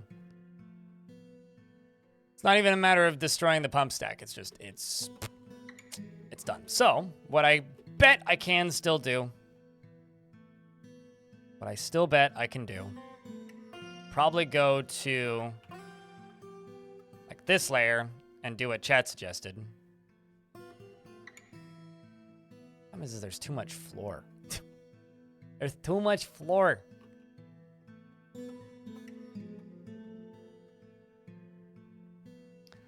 Too much floor. So what I'm gonna do is I'm gonna go up to here, deconstruct all, or do all of this. Dig now. All along the edge.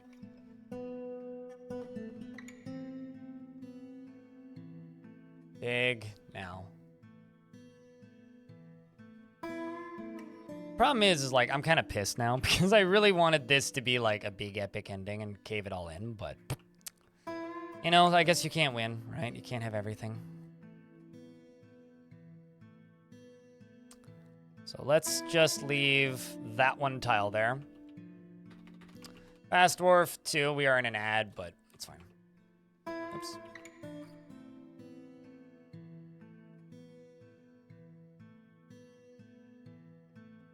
Let's just see if I can cave this top bit in.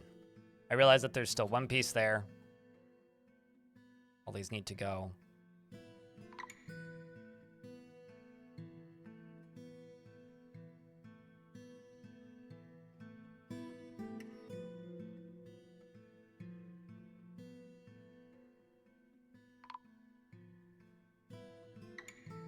Okay, let's just get all of this stuff deconstructed.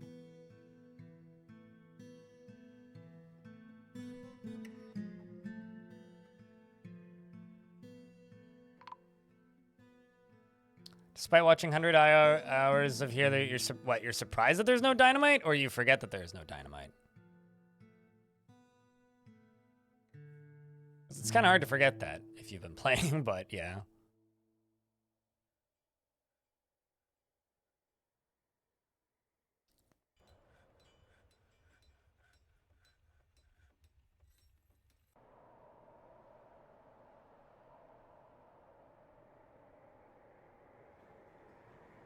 Well, now we can just wait while the dwarves run around and deconstruct everything.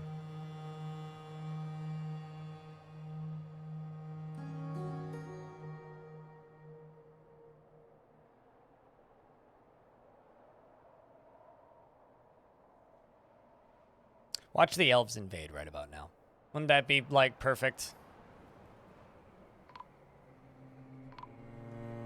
I'm not sure why dwarves are appearing dead everywhere. A little concerning. Please don't, you know, kill everybody. Be great. This game any good? Nope, terrible. Hate it. Every single second of it. This game's fantastic. I'm joking. I have thousands of hours in this game, and it's not boring yet.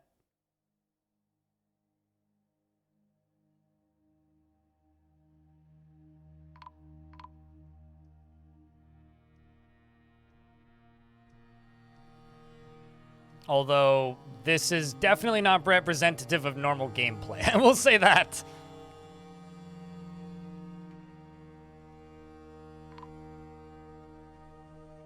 Not even remotely representative of normal gameplay.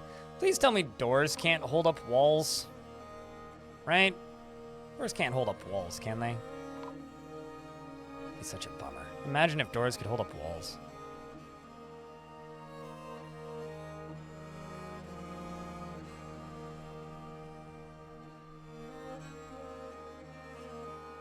Which part made you spit out your drink?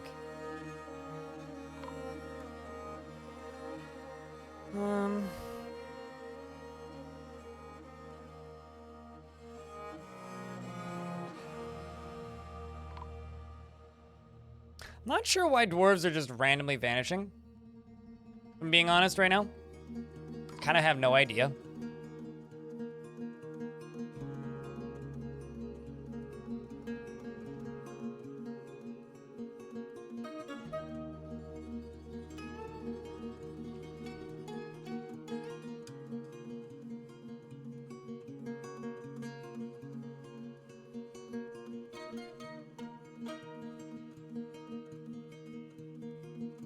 No, yeah, no. Like I said, I've been playing this game for a very, very, very long period of time, and it is very fun. I very much enjoy it. It's a very good game.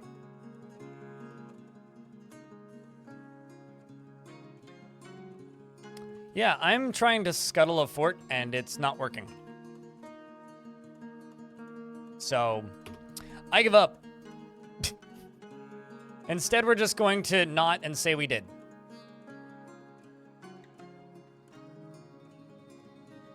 Very different. Master Cheese.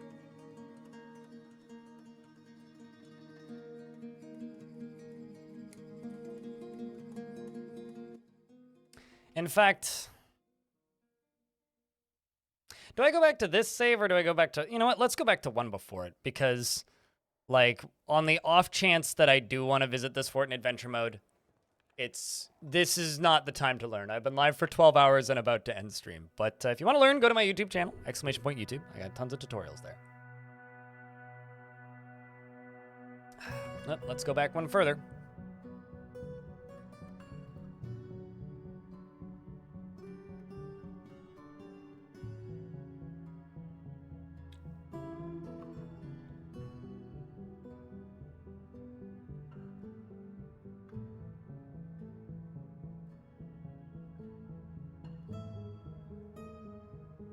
All right, well, this is a better time. So, for this fortress, last hour is kind of defunct, but we are going to say that the dwarves abandoned this fortress, I think is the only logical, real way to do it, because, you know, there's no way we were going to win against this, no matter how much I tried. So, we're going to abandon this fortress to ruin and say GG to those demons. You can say the lyrics if you want, chat.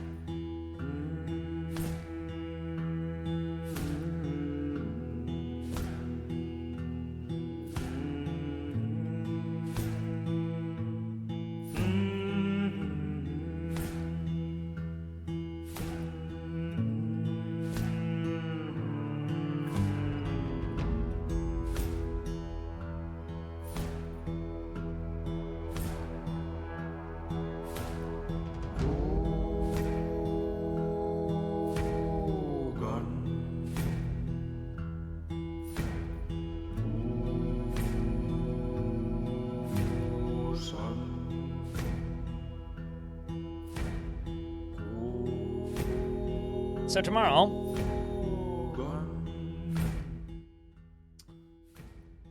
we'll try building a shallow first cavern layer / surface fort. Somewhere in this world. Maybe in this faction. Maybe not in this faction.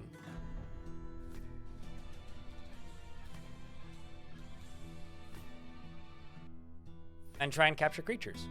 And obviously we're at war with the elves now. So that'll be fun.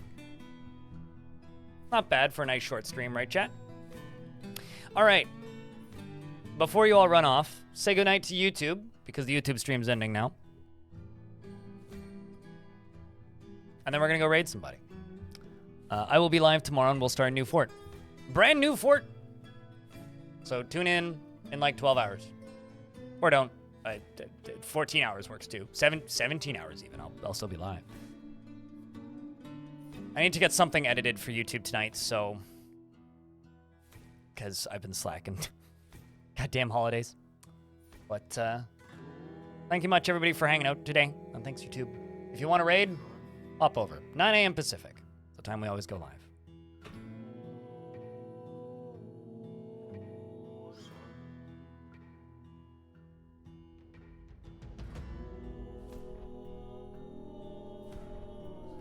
Don't forget to sleep.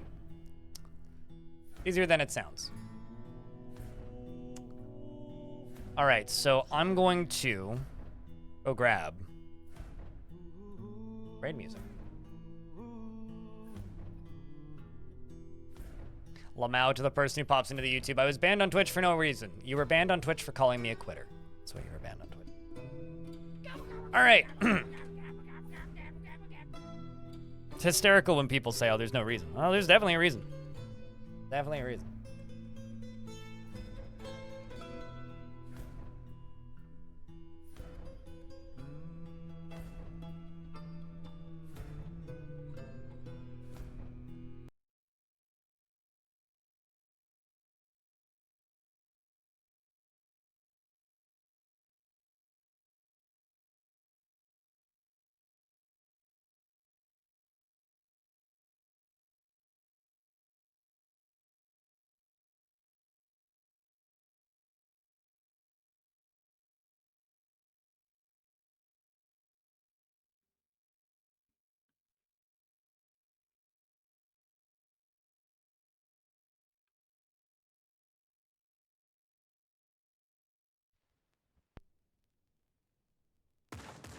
All right.